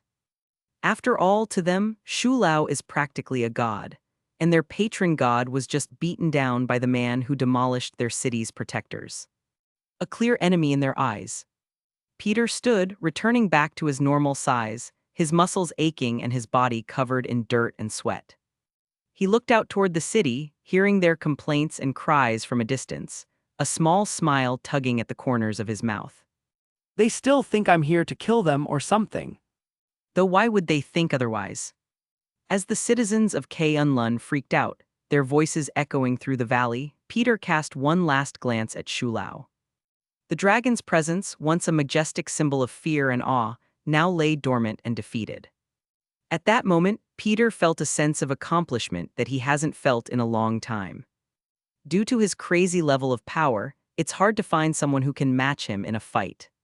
Sometimes he felt like Saitama from One Punch Man, always looking for that one person who can give him a thrilling battle. But now, for the first time in a while, Peter found that person. Maybe I should use one of my requests to schedule monthly spars. Back in the bustling city, a palpable sense of fear permeated the air as a crowd began to gather at the southern gate. Their eyes were fixed on the approaching figure, clad in spider-themed attire, as he effortlessly dragged a majestic dragon beast behind him by a horn on its head. At the forefront of the anxious crowd, a handful of elders had managed to overcome their injuries and join the spectacle. Among them was Lei Kung, whose injuries had miraculously subsided, courtesy of Peter's intervention. The elders huddled together in their tattered robes, trembling with trepidation in the face of this formidable man who had triumphed over the indomitable Shu Lao. The sight was enough to make even the most stoic among them quiver. With each step the unbeatable intruder took, the crowd's apprehension grew, reaching its climax as he halted before them, leaving Shu Lao just outside the imposing gate. The weight of the moment bore down on the onlookers, causing some to drop to their knees, their resolve shattered. In fact, a few unfortunate souls even succumbed to an involuntary loss of bladder control. Yet, amidst this sea of terror-stricken faces, Peter calmly raised his hand, offering a casual wave that defied all expectations. Yo! Chapter 366, C372 Into the Spider-Verse. Want to read ahead of what I've posted so far? Go to my Patreon and get early access chapters. As of now, the Patreon is 4 chapters ahead. https://www.patreon.com/alienwarp. Female insert DC Comics gifts here. Most likes wins superhero male. Trophy yesterday's GIF winner S. Eric Ramsey Trophy AN Crown. Lei Kung, the Thunderer, stood at the entrance of the main gate, his weathered face etched with a mixture of awe and gratitude. The other elders of K-Unlun stood beside him, their expressions a blend of respect and caution. They had gathered to bid farewell to the formidable warrior who had bested Shu Lao and brought about an unexpected truce between their ancient city and the Hand. Peter approached the elders, his demeanor friendly and casual. The power that had once instilled fear in their hearts now seemed to disappear, replaced by a sense of camaraderie and understanding. I appreciate all of you gathering here. Peter began, his voice carrying a sense of sincerity. I believe this agreement will be a step towards peace, and perhaps cooperation sometime in the future. Lei Kung, his eyes filled with a mix of reverence and caution, nodded solemnly. Indeed, you have proven your strength and your intentions. We shall honor this agreement and meet again in 15 years when the gate of K-Unlun reopens. Peter smiled under his mask, a spark of hope igniting within him. I look forward to that day. Until then, I'll ensure the Hand respects this truce. The elders exchanged glances, their weathered faces showing a flicker of doubt mixed with a newfound sense of trust. They had come to understand that Peter was not their enemy, but a force that could bring about change and balance. Before leaving, Peter turned to Lei Kung. Oh yeah, when Shu Lao wakes up, tell him that I'll visit whenever I have some free time. He owes me a few favors and my daughter will no doubt want to meet a real live dragon, He said, receiving a stunned nod in return. As Peter walked off, a familiar voice called out from behind him. Wait! He turned to find Danny Rand, the Iron Fist, standing a few feet away. With Lei Kung and Peter backing him, Danny had been officially pardoned for his crimes against K-Unlun and released from prison. Hey! Peter greeted him with a nod. Danny stepped up, a noticeable frown on his face. He began to apologize, but Peter raised his hand to stop him. It's all right, don't worry about it, we're cool. Peter shrugged it off with ease. Are you ready to leave? I can take you back with me. He offered. Danny hesitated, his gaze drifting back to the city he had once sworn to protect. Peter nodded understandingly. It's a tough decision, Danny, but remember you're not alone, I'm here for you. Just remember to come visit if you end up leaving, okay? Danny smiled faintly, his eyes filled with gratitude. Thank you. I think I need some time to figure things out, but I'll catch up with you soon. With a nod, Peter bid Danny farewell and waved his hand, opening a golden portal before stepping inside, leaving a conflicted iron fist behind. The wind whispered through the rocky peaks of Unlun as Danny Rand stood alone near the entrance of the main gate. His gaze was fixed on the path down the mountain, a mix of uncertainty and longing etched on his face. Suddenly, a single set of footsteps could be heard, marching his way from the city. Turning around, Danny let out a small smile before turning back to watch the path. Lei Kung approached him, his steps filled with the weight of wisdom and understanding. Danny! Lei Kung called out gently, his voice carrying the depth of 1,000 years. I sense the turmoil in your heart, my son. You wish to leave, do you not? Danny turned to face the elder, his eyes filled with a mixture of guilt and yearning. Lei Kung placed a hand on Danny's shoulder, his touch firm yet comforting. It's understandable, Danny. Change is a force that shapes us all, and sometimes it demands that we find a new path. You need to do what feels right for you. Danny's brows furrowed as he struggled to find his words. But what about my responsibilities? The people of Unlun, the legacy of the Iron Fist. Lei Kung's eyes softened with a profound understanding. Danny, your heart is filled with compassion and a desire to protect. But remember, true strength lies in honoring your own journey and finding your own purpose. You have the right to forge your own destiny. Danny's gaze met Lei Kung's, tears glistening in his eyes. But I don't want to disappoint you or let anyone down. Although the hand wasn't a threat anymore and the gate would close in about a month, there are still many elders and citizens who would rather keep the Iron Fist in Unlun, forever guarding its gate. Lei Kung smiled, a paternal warmth emanating from him. You could never disappoint me, my son. I have watched you grow from a lost child into a formidable warrior. Your heart is pure, and I trust that you will make the right choices. Danny's voice trembled with emotion. Thank you. Lei Kung squeezed Danny's shoulder gently, his voice filled with unwavering belief. Go, Danny, explore the world beyond Unlun, seek your own truth, and discover where your path leads. I will always be here for you, no matter where life takes you. Danny nodded, a mixture of gratitude and determination shining in his eyes. I'll make you proud, I promise. Lei Kung's smile deepened, pride radiating from his weathered face. You already have, my son. When Danny turned to leave, Lei Kung watched him with a blend of affection and admiration. And as the echoes of Danny's footsteps faded into the distance, Lei Kung stood alone in the shadow of the gate, his heart filled with hope and a sense of peace. Marching down the mountain on foot, Danny let out a tired sigh. I should have left with Spiderman. Peter returned home after a long and eventful day, his body still tingling with the remnants of the Red Hulk's power. The city's skyline twinkled in the distance as he silently made his way through the darkened household, careful not to disturb the peaceful slumber that enveloped his home. He peeked into Lily's bedroom, a soft smile playing on his lips as he saw his daughter sleeping soundly. With a sense of relief and contentment, Peter headed towards the bathroom, intending to wash off the grime and sweat of his battles. He stepped inside the tiled space, swiftly removing his clothes, the warm glow of the lights creating a serene atmosphere. As he turned on the faucet, the water cascaded down, providing a soothing rhythm. Lost in his thoughts, Peter stepped into the shower and absent-mindedly grabbed a bar of soap, lathering it all over his body. But just as he lifted his gaze, preparing to rinse off, his eyes widened in astonishment. Above him on the ceiling, a glitching gooey portal appeared, shimmering with hues of pink, purple, white, and black. The bathroom was suddenly bathed in an otherworldly light as the portal expanded, captivating Peter's attention. Drops of water splashed onto the tiled floor, forgotten as he stood there, frozen in place. His mind raced with questions and uncertainties, his heart pounding in his chest. What? Peter muttered, his voice shocked, his senses on high alert.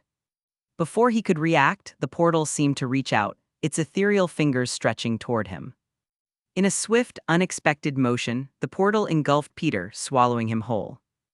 The bar of soap slipped from his fingers, clattering against the bathroom tiles as the portal closed behind him, leaving no trace of its existence. On the other side of the mysterious portal, Peter found himself standing at the edge of a rooftop. His eyes widened in shock as he realized where he was. The vibrant lights of Times Square danced around him, illuminating the night sky. And there he stood, completely naked, the cool breeze touching his bare skin. Peter's gaze darted around, his mind scrambling to comprehend what had just happened. He instinctively covered himself, feeling the chilly wind of New York City on his nether region. What? Passers-by on the streets below looked up, their gazes filled with surprise and amusement at his nudist display. Peter's cheeks flushed crimson as he stepped away from the edge, hiding from the world below. With a deep sigh, he called forth his spider suit, which immediately covered his body completely.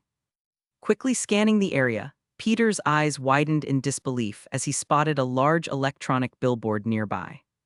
He gazed at it with a mix of shock and curiosity, his heart pounding in his chest.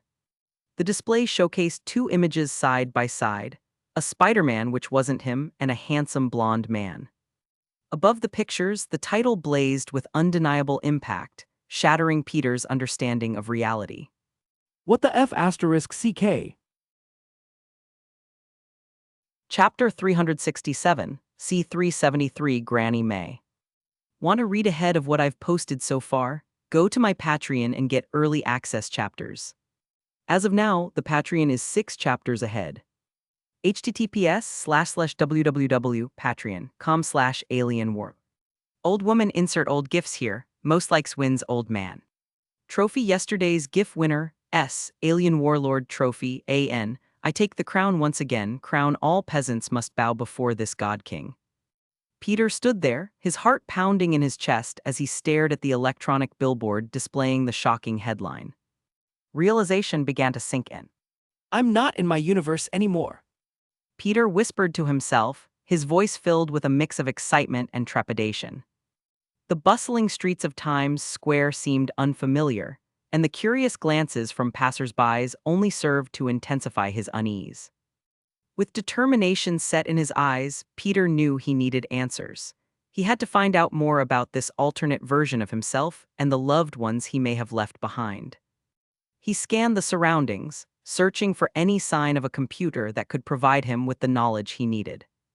After all, he didn't have his phone or laptop right now, and portals didn't exactly work across the multiverse. Spotting a cyber cafe not too far away, Peter made his way through the crowded streets, his spider sense heightened and alert to the world around him. Finally reaching the cafe, he stepped inside and headed straight to an unoccupied computer terminal. Peter swiftly sat down, his fingers dancing across the keyboard, his skills honed from years of crime fighting and resourcefulness. He searched for any available information on this universe's version of Spider-Man, hoping for some clue about who killed his counterpart. As he dug deeper into the archives, his eyes widened at the wealth of information he found. News articles, photographs, and videos painted a picture of a hero who had fought valiantly but ultimately met a tragic end.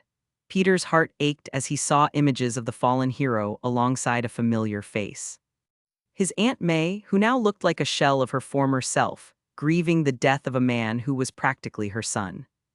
Though she should probably be called Grandma May, as she was much older in this universe.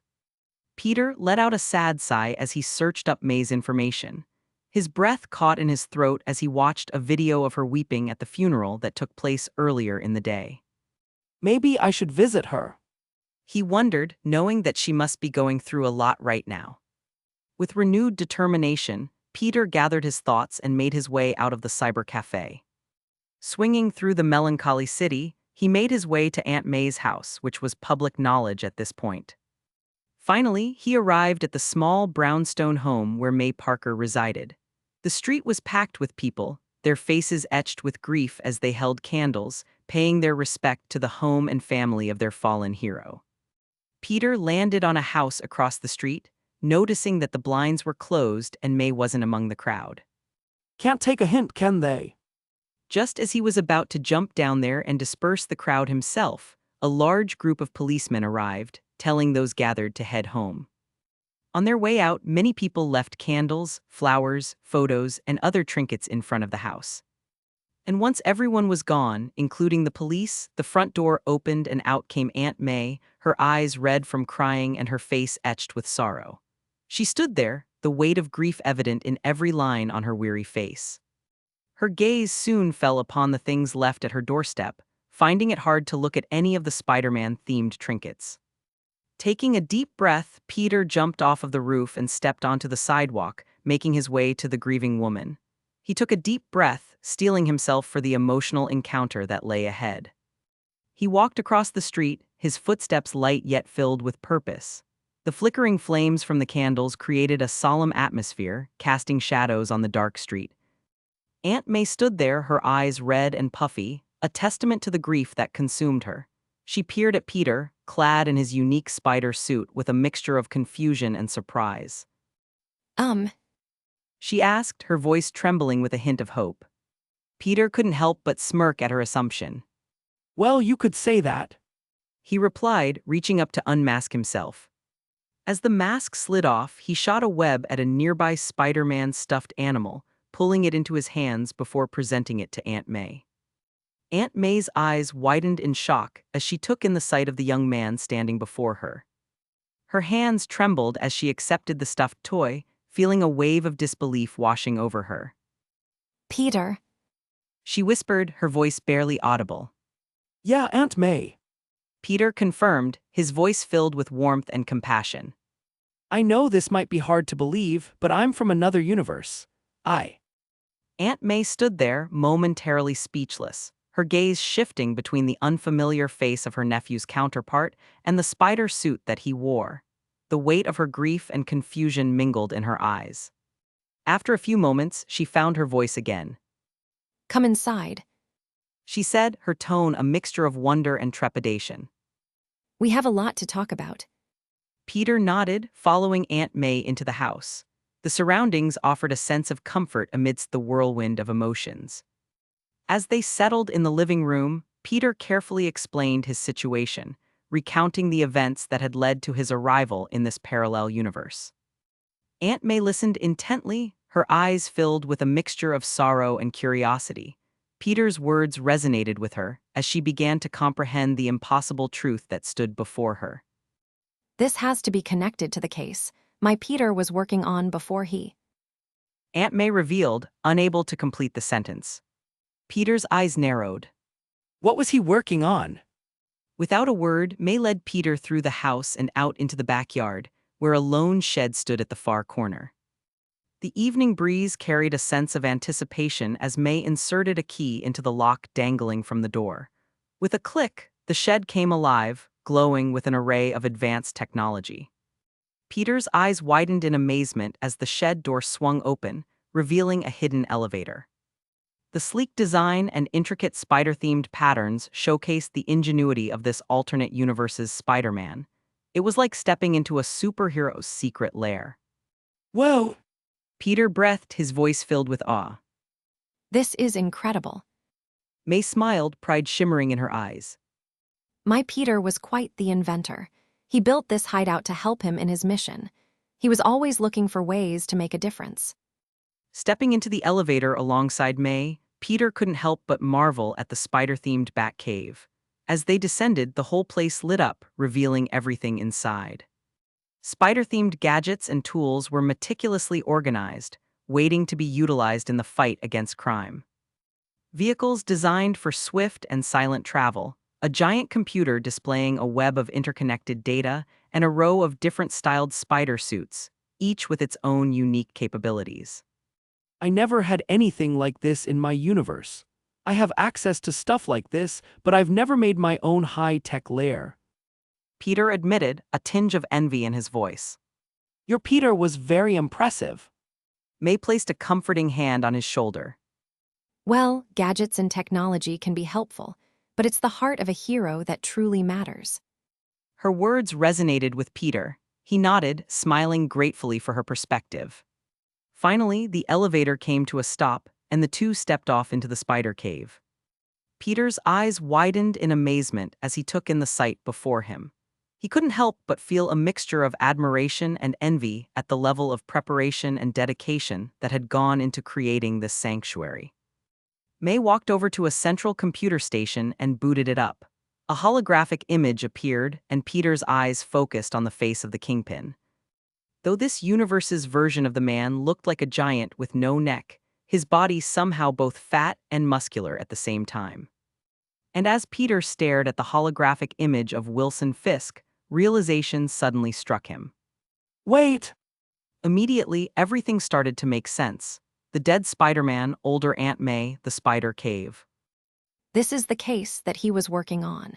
He believed that the Kingpin was behind a company named Alchemax, which has been experimenting with something that's been sapping the city's power grid like crazy. Peter stared at the image of the Kingpin, memories of his voice over the phone resurfacing. The Kingpin! May asks curiously. Oh, he's another hero. My world has a lot more heroes than just me. Peter explains briefly. May nodded, her expression filled with curiosity. Your arrival here might be connected to this case. We need to find out why you were brought here and how the Kingpin and Alchemax are involved. Peter's resolve hardened, and he stepped closer to the computer. All right, what else does he have? May smiled, a spark of hope igniting within her tired eyes. Well, Chapter 368, C374 Spider. Want to read ahead of what I've posted so far? Go to my Patreon and get early access chapters. As of now, the Patreon is 5 chapters ahead. https://www.patreon.com/alienwar. Rabbit face insert cartoon gifs here, most likes wins duck. Trophy yesterday's GIF winner, S Dark Slayer Trophy AN Crown. Peter and May sat side by side in the spider cave, surrounded by the glow of holographic displays and the hum of high-tech equipment. The weight of their mission and the memory of the fallen Peter Parker hung in the air, but they found solace in their shared determination. The holographic image of Wilson Fisk loomed before them, his face frozen in a permanent scowl. Peter's eyes scanned the information displayed on the computer screen, absorbing every detail. Alchemax, He murmured, his voice filled with curiosity. based in Hudson Valley, New York. Looks like they're working on some top-secret project for Fisk. May nodded, her brows furrowing with concern. but beyond that, we don't have much information about Alchemax or its employees. Peter glanced at May, his voice filled with conviction. May, I think it's time we pay a visit to Alchemax. We need to find out what they're hiding and how it connects to the Kingpin. It might lead us to the answers we're looking for. Of course, he already knew all of these answers as he saw the movie, but he couldn't exactly say that. May looked torn, her eyes flickering with a mix of curiosity and concern. Peter, I want to help, but I don't want to get in your way. I'm not the hero my Peter was. Peter turned to her, his eyes filled with warmth and understanding. Aunt May, your family, even in a parallel universe. And family sticks together, especially in times like these.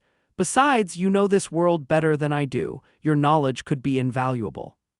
Although that's partially true, Peter could easily maneuver around this universe on his own.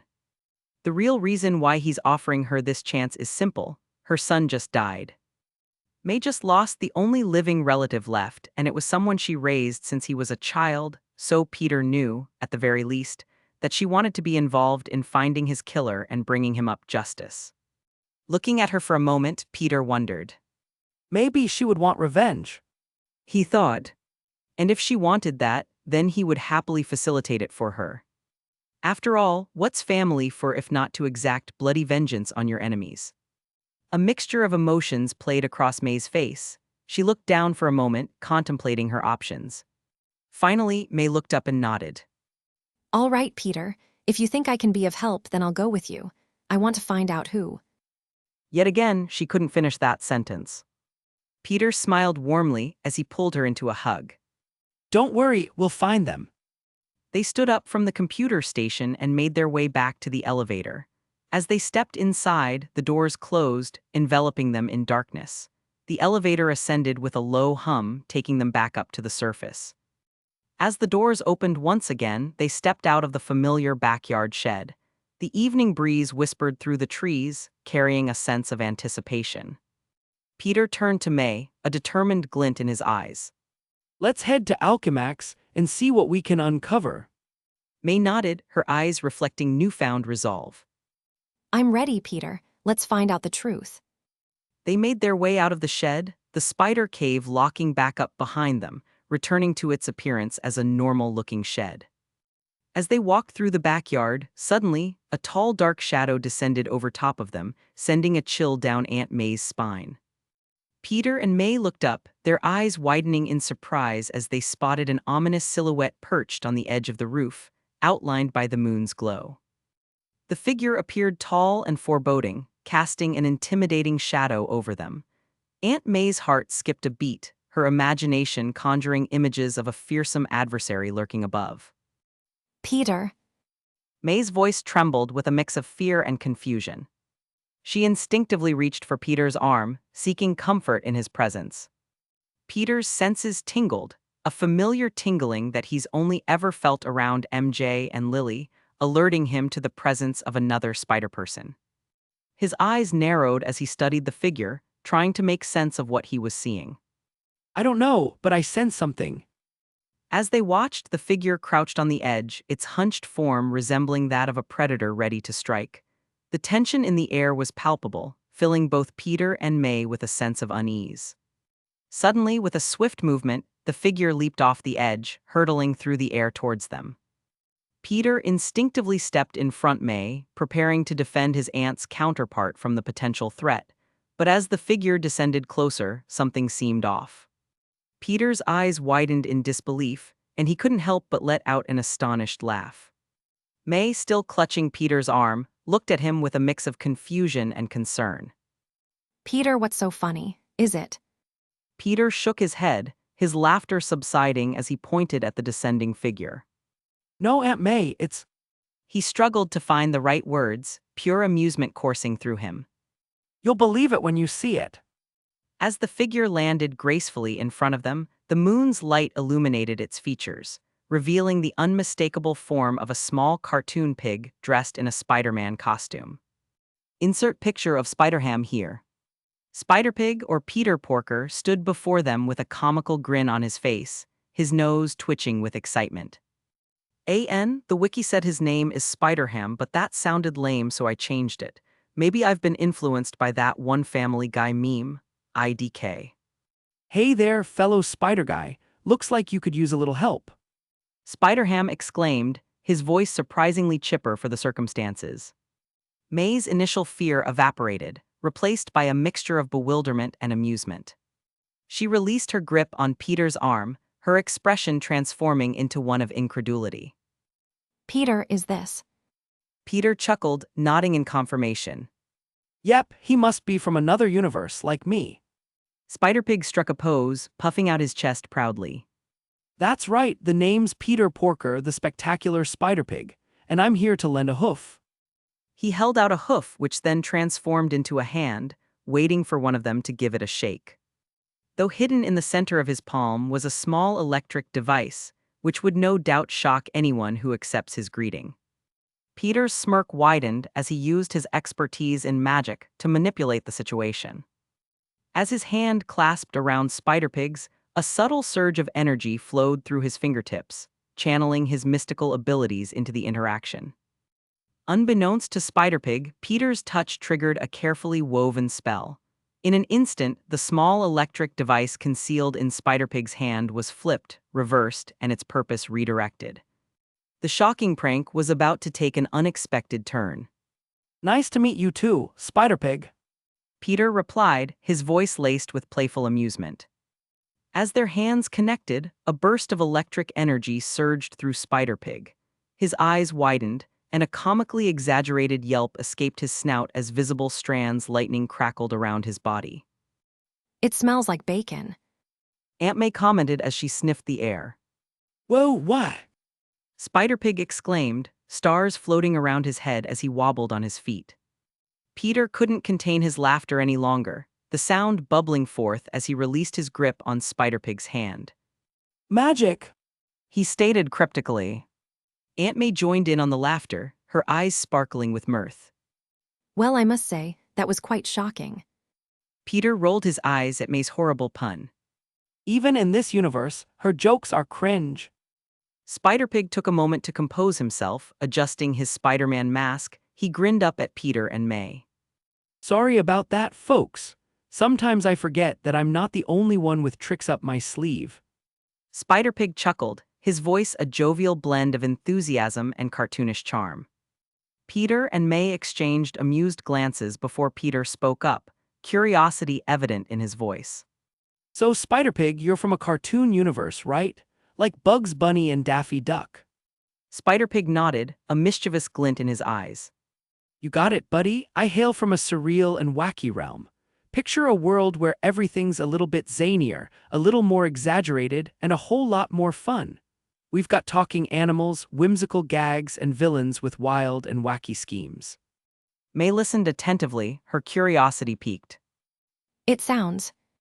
Spider-Pig scratched his chin, the cartoonish motion accentuating his playful demeanor. Well, Aunt May, I was just doing my usual hero gig back in my dimension when all of a sudden, a swirling vortex whisked me away. Next thing I know, I'm crash landing here. Peter nodded as his words matched his knowledge from the Spider-Verse movie. Looks like the multiverse is full of surprises, huh? But we're glad you're here, Spider-Pig. We could use some backup if you're up for it. Spider-Pig beamed, a cartoon mallet appearing in his hands. That's what I'm here for, my web-slinging compadre. I may bring the laughs, but I pack a mean punch too. May smiled warmly, her eyes filled with appreciation.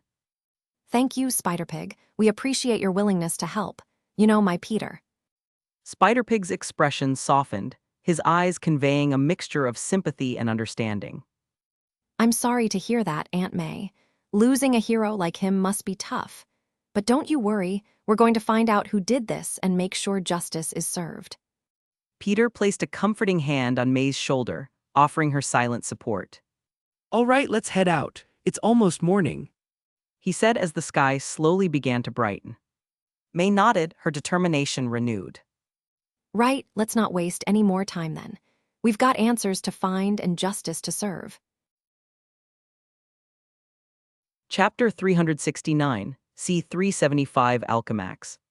Want to read ahead of what I've posted so far? Go to my Patreon and get early access chapters.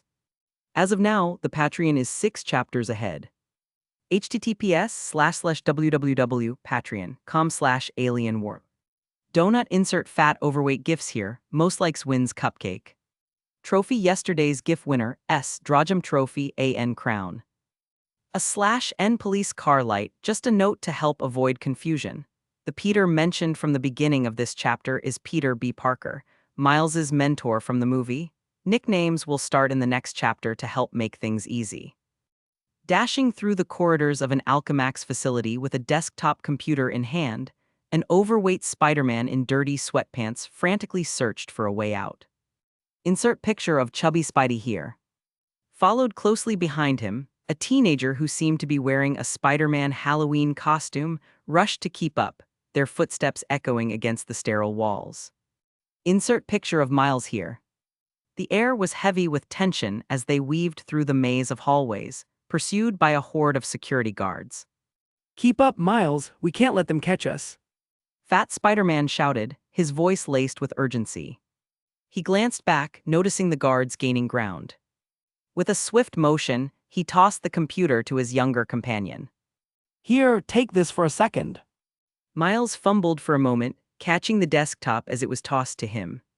His eyes widened, a mix of surprise and uncertainty. Why don't you carry it? You can obviously use the exercise. He gasped in offense. This is all muscle. He countered as his stomach jiggled with every step he took. Yeah. Miles looked unconvinced. Whatever you say, Peter. As they continued their frantic escape, the guards closed in, their shouts filling the air. Bullets whizzed past them, narrowly missing their mark. Peter activated his web shooters, firing strands of webbing to create makeshift barriers and tripwires, temporarily slowing down their pursuers. But they still needed to quickly get out of this facility. Here, I'll trade ya. It's time to learn how to swing. Miles stared at the web shooter, his brows furrowing with uncertainty. I don't know how to use this. Peter didn't have time to explain in detail. Trust me, you'll figure it out. Just shoot the web, aim for something solid, and swing. As he spoke, Peter aimed his remaining web shooter at a nearby tree and swung off, showing the teenager exactly how it's done.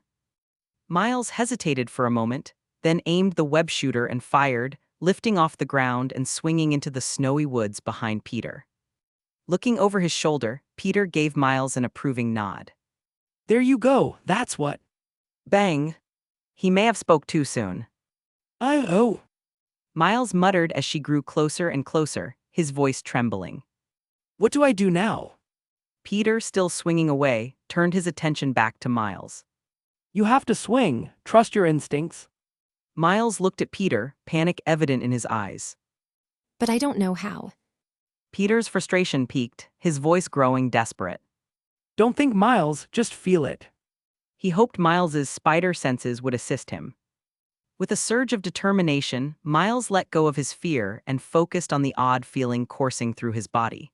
He aimed the web shooter once more, firing a strand of webbing towards a distant tree. This time, a wave of exhilaration washed over Miles as his body instinctively adjusted to the swing. He soared through the air, narrowly avoiding Dr. Octavius's menacing reach. As Miles swung away, Peter's relief was palpable. That's it, Miles, you're doing great. Miles clung to the sensation of swinging, his movements growing smoother and more confident. Haha, I'm doing it. Together, they swung through the snowy woods, leaving Dr. Octavius in the distance.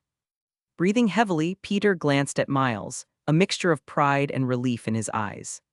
See, I knew you could do it. We make a good team. Miles couldn't help but smile, his heart still pounding with the adrenaline of their escape. Thanks, Peter. I couldn't have done it without. *****.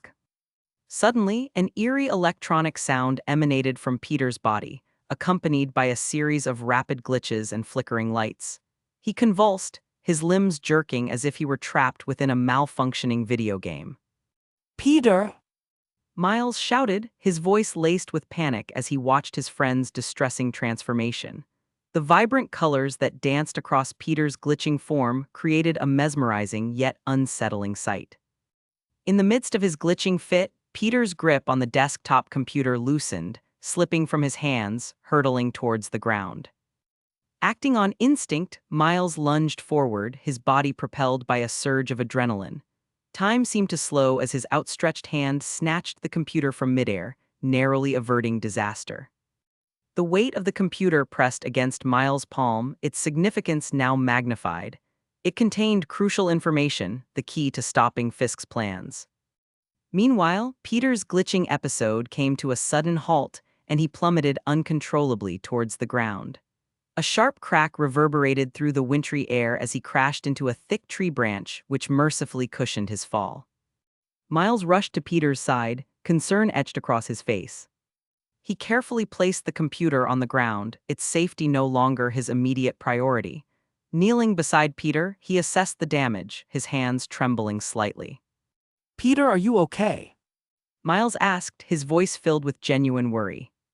Peter groaned, slowly sitting up and rubbing his head. Yeah, I'm. Miles helped Peter to his feet, supporting him as they both stood. What? Peter nodded, a hint of exhaustion etched on his face. Yeah, it's just. With great effort, Peter managed to stand up, gingerly rubbing his throbbing head. He surveyed the surroundings, their situation more perilous than ever. The sound of rapid movement in the distance, unmistakably belonging to Dr. Octavius, grew louder, reminding them that time was running out. Miles's eyes widening as he noticed Dr. Octavius closing in on them, using the trees to propel herself forward. Her mechanical tentacles whirred menacingly, ready to strike. We don't have much time. Peter said, his voice strained. Take the computer and run. I'll hold her off. Miles shook his head, determination filling his eyes. No, Peter, I can't let another Spider-Man die because of me. Peter's expression softened, understanding the weight of Miles' words. He nodded, a grateful smile playing on his lips. All right, kid, together it is. The two Spider-Men stood side by side, facing the approaching Dr. Octavius. The air crackled with tension as the villainess loomed over them, her eyes filled with malicious intent. Give me the computer. She demanded, her voice dripping with contempt. It doesn't belong to you. Miles tightened his grip on the desktop, refusing to back down. You want it, come take it. He stated challengingly. Peter's voice was firm, his resolve unyielding. Yeah, so run off back to Daddy Kingpin, or else. Dr. Octavius let out a sinister laugh, her mechanical tentacles twitching with anticipation. You fools can't stop me. I am superior. With a sudden burst of speed, she lunged at them, her mechanical arms slashing through the air. Miles and Peter reacted swiftly, their spider senses guiding their movements. They weaved and dodged, each relying on their own unique fighting style. Miles' inexperienced agility paired with Peter's strength and web-slinging skills. Though it wasn't enough. You thought you could beat me. She taunted, her voice dripping with malice. How adorable. Peter grunted, his strength waning as he fought against the crushing force of Dr. Octavius's tentacles. He exchanged a glance with Miles, a mixture of resignation and determination in his eyes. As their vision blurred and the world darkened around them, Peter and Miles prepared themselves for what was to come. They refused to succumb to fear, their spirits unyielding even in the face of death. As Dr. Octavius prepared to deliver the final blow, her eyes glinting with sadistic delight, a strange golden portal opened up behind her, shocking the downed heroes as an odd group stepped out. A Spider-Man with a hood, our MC, a cartoon-styled Spider-Pig, and a familiar old lady. Huh, are we late? The hooded Spider-Man asked as he kicked off the ground. In an instant, a red and blue blur passed over Miles and Peter, severing the tentacles that pinned them down. Asa. Dr. Octavius screamed in pain as a green liquid gushed from her tentacles. As she screamed, a mallet-wielding pig appeared before her. Hey there, Missy. He greeted as the hammer came crashing down, knocking poor Olivia back toward the Alchemax facility. Appearing beside the shocked and relieved Spider-Man, Peter, our MC, crouched down and gave them a quick wave. Yo! Chapter 370, C376 Spideys Unite.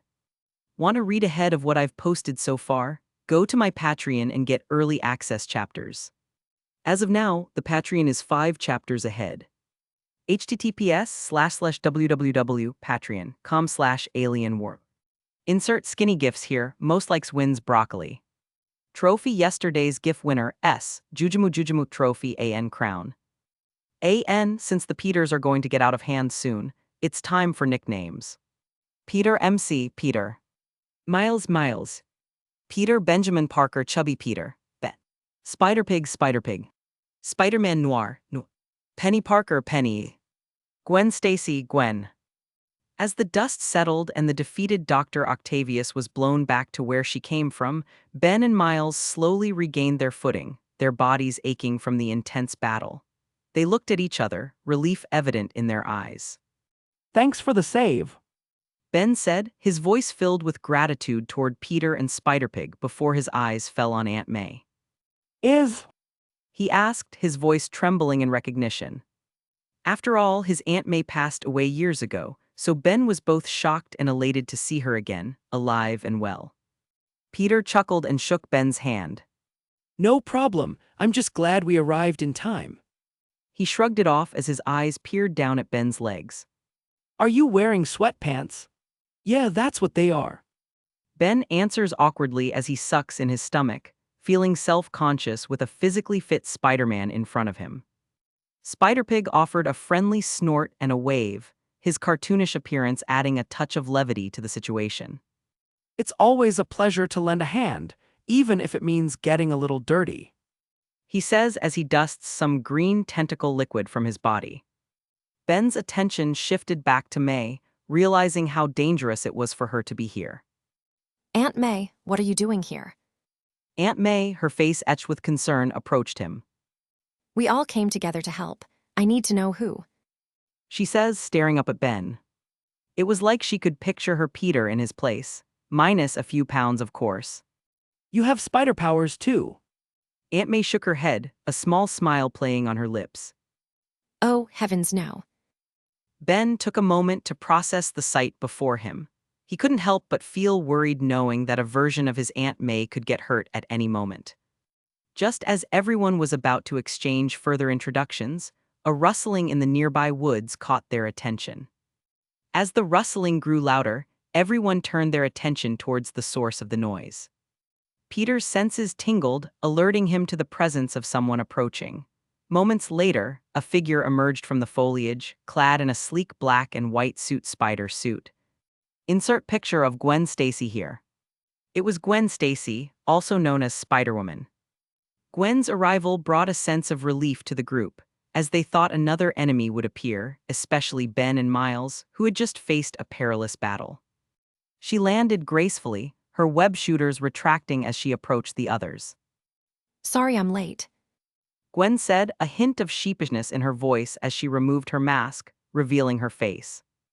Had to deal with a few pesky criminals on my way over. Miles's eyes widened as he recognized Gwen as his crush from school. Gwanda. He exclaimed, his voice filled with surprise. Gwen smirked. Close, but it's Gwen Stacy. Gwanda was just a name I made up because I didn't know if there was another me in this universe or not. Miles grinned, happy that the girl he liked was also a spider person like him. How many of you came to my universe? Peter chuckled and patted Miles on the back. Quite a few, apparently, but don't worry, we're all here to help. Suddenly, the sound of approaching guards and barking dogs could be heard in the distance. Aunt May's voice rang out with urgency. Quick, everyone, back to the portal. Portal? Gwen asked as she noticed the floating golden doorway. Weird. Ben gawks as he picks up the computer they stole, checking it for any damage. Cool. Miles comments alongside them as they watch Aunt May step through, motioning for everyone to follow from the other side. As everyone filed into his portal, Peter eyed the incoming guards with interest. I could end this whole thing now, but that might not be the best idea. After all, he hadn't met all of the other spider people yet, and Miles still needed some proper incentive to become the hero that he's meant to be. When he was the last to go through the portal, Peter caught a glimpse of the Kingpin's giant body in the distance. Damn, he's a lot bigger in this universe. He thought as he gave him a wave before stepping inside and closing the portal behind him. Back in Aunt May's house, Peter and the rest of the spider people emerged from the portal, their eyes widening as they took in the scene before them. Aunt May's house was now crowded with even more versions of Spider-Man, each hailing from different universes. I guess I didn't have to wait long for them to appear. Peter thought as he eyed the two intruders. Penny Parker, a young girl with a giant robot companion, and Spider-Man Noir, a gritty and monochromatic detective. They approached the two with a mix of curiosity and wariness. Peter waved towards them, a friendly smile on his face. Since this isn't his world, Peter hasn't been wearing his mask, as his identity meant nothing around here. Penny nodded her head enthusiastically. Nice to meet you, Peter. Your universe is a lot like mine. She glanced over at Spider-Pig, curious about his cartoon appearance. Insert picture of Penny Parker here. Peter shook his head. This isn't my universe. He said as he gestured to Miles. I'm pretty sure that he's the resident Spider-Man. Noir, standing in his black detective attire, surveyed the scene with a hint of skepticism. His voice had a husky tone as he addressed the group. The name's Peter, but you can call me Noir. Seems like we've got a multiverse problem on our hands. Insert picture of Spider-Man Noir here. Gwen looked at Noir with interest. Nice trench coat, but don't you think the fedora is a bit much? Noir raised an eyebrow and adjusted his fedora, his voice dripping with old-fashioned charm. Fashion is part of my charm, doll. Keeps me hidden in the shadows and the dames swooning. Miles, who was still in awe of the gathering spider people, couldn't help but chime in. Whoa! Truthfully, he never thought that he could meet a single Spider-Man, but that was before his life got flipped upside down. Peter ruffled Miles' hair playfully. Well, get used to it, kid. This is just the beginning. We're a team now. Ben, who had been silently observing the newcomers, mustered up the courage to speak. I'm Peter B. Parker, by the way, just your friendly neighborhood Spider-Man from another universe.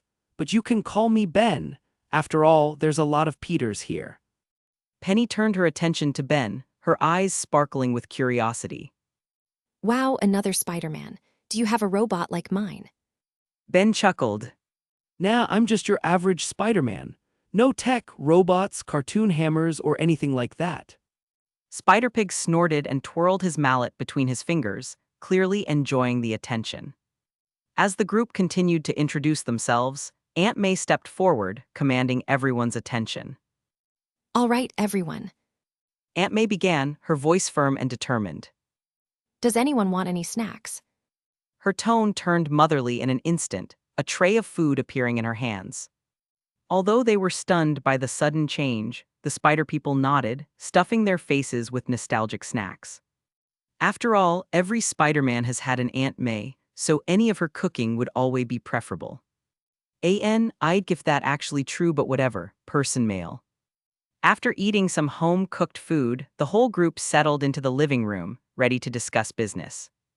Gwen crossed her arms, her gaze fixed on the group.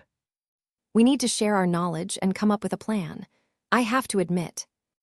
Noir leaned against the wall, a dark cloud of mystery surrounding him.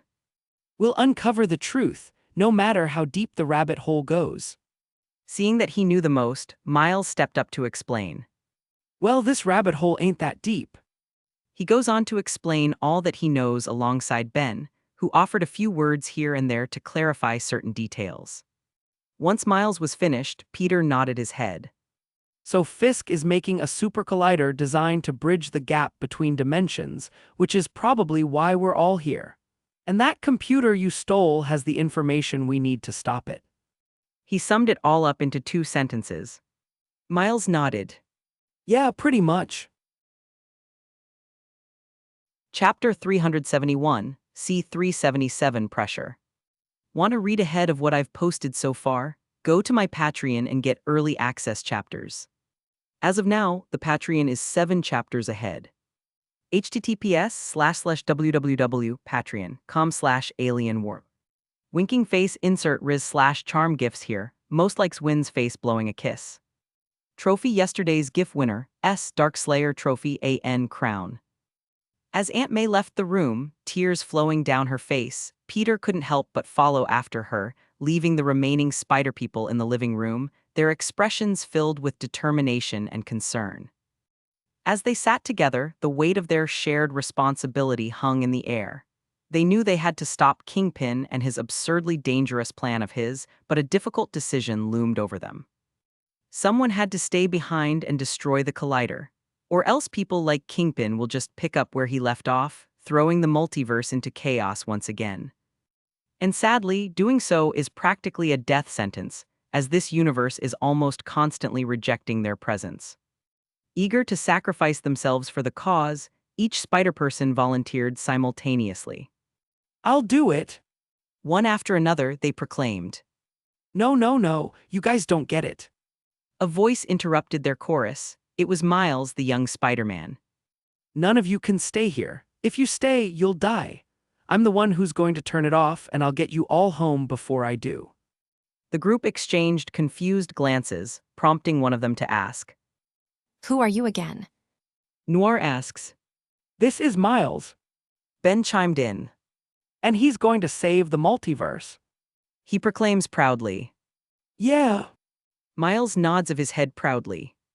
This kid can turn himself invisible. Watch this. Ben tried to demonstrate Miles' ability, but nothing happened.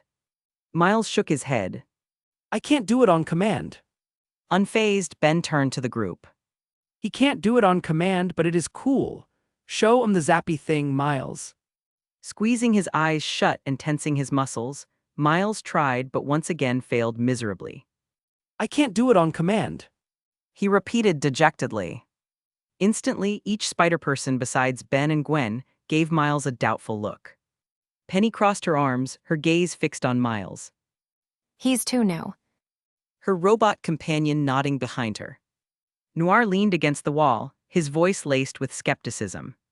I've seen what happens when someone inexperienced tries to take on these kinds of villains.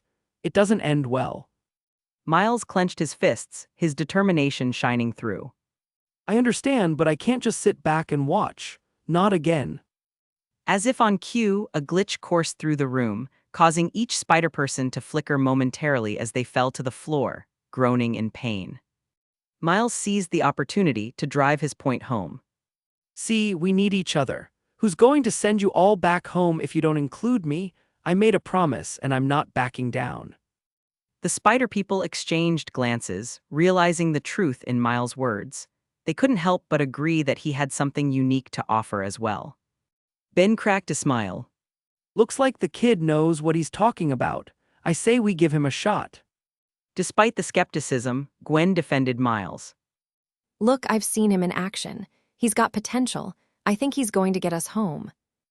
Their stamp of approval seemed to slightly wash away the doubt in the room, each of them eager to help Miles prepare for what's to come.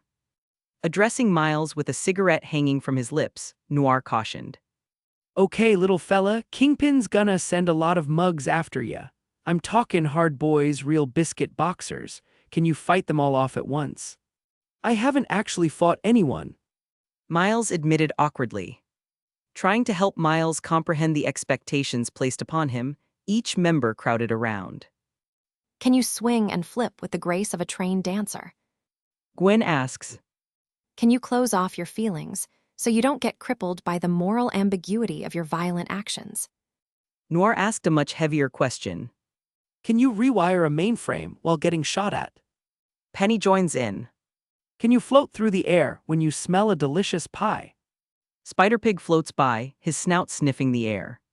Can you be strong, heroic, disciplined? Show me some moxie, soldier. Noir exclaimed as they piled on even more challenges and expectations.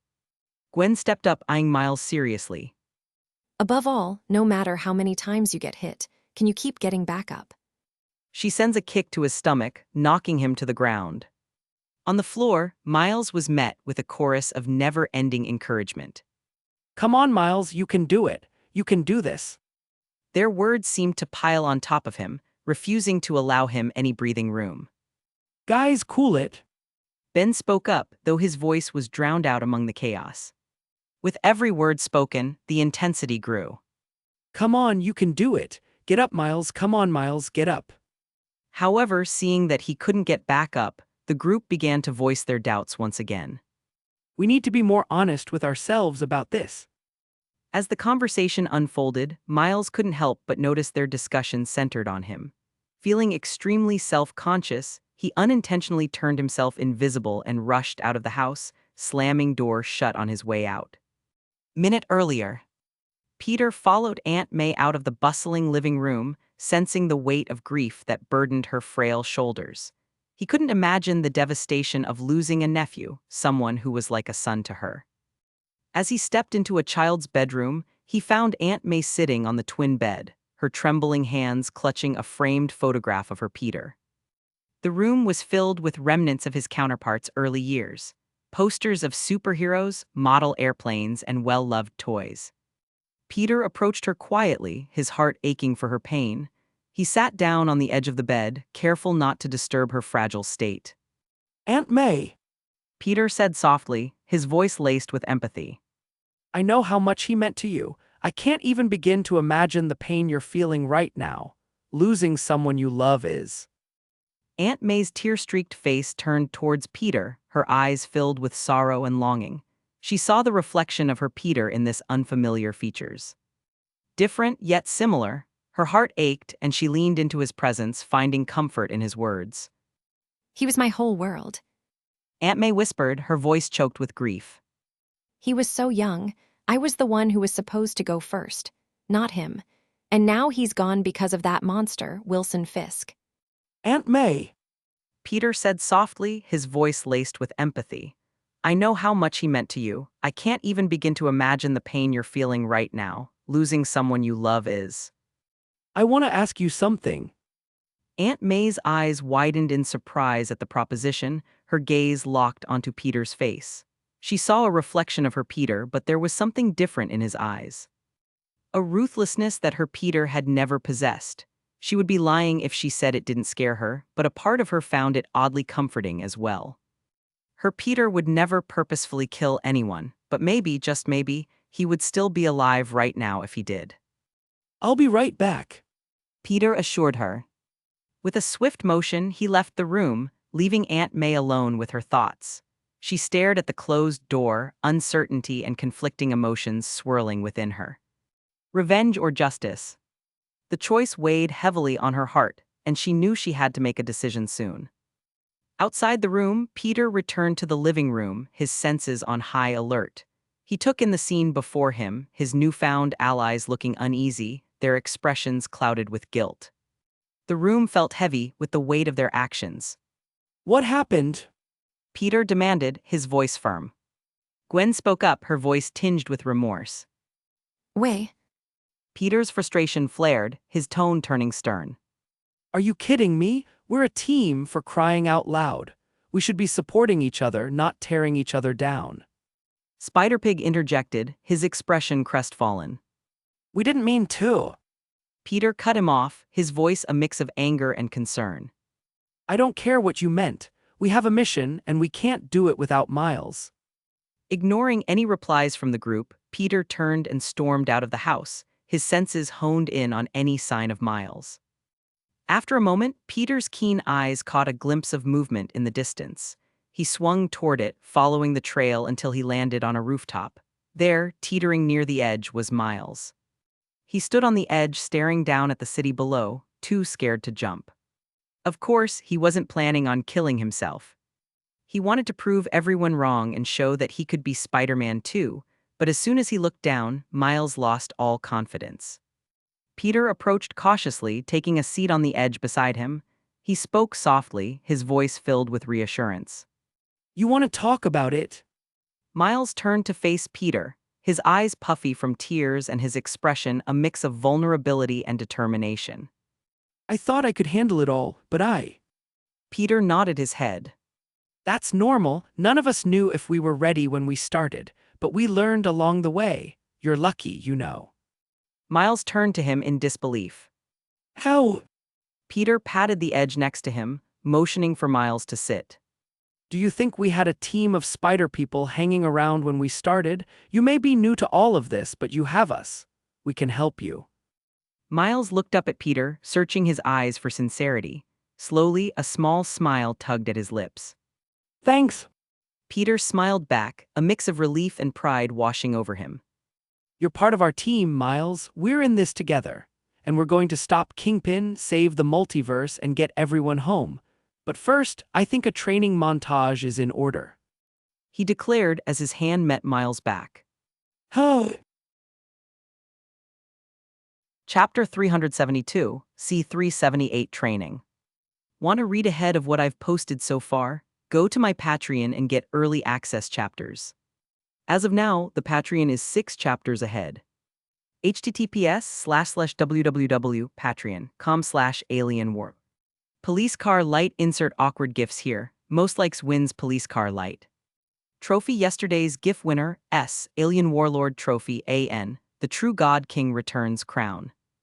Miles felt the rush of wind against his face as he hurtled towards the ground. Panic gripped his heart, and his mind raced to remember what little Ben had taught him about swinging. He desperately flailed his arms, trying to activate the single web shooter on his right arm. Just as he was about to give in to his fear, a blur of red and blue shot towards him. Peter, his newest mentor and fellow Spider-Man, dove off the building as well. He was prepared to save him should he fail to swing on his own. But then something miraculous happened. Miles' web shooter fired, shooting out a strand of web that latched onto a nearby lamppost. The sudden jolt halted his fall and he swung upward, leaving Peter behind for a moment. Miles spun around, his eyes wide with a mix of fear and exhilaration. I did it! He exclaimed, a nervous laugh escaping his lips. I actually did it! Peter caught up with him, swinging alongside him with a proud grin on his face. That's it, Miles, you've got the hang of it now. Just follow my lead. With newfound confidence, Miles focused on Peter's movements. He observed the way he angled his body, the timing of his swings, and the precise moment to release and shoot another web. It was like a dance, a symphony of acrobatics and agility.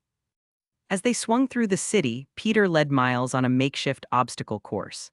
They dove and weaved between buildings, utilizing signs, buildings, fire escapes, and other obstacles to hone Miles' skills. Each swing became more fluid and controlled, his fear melting away with each successful maneuver.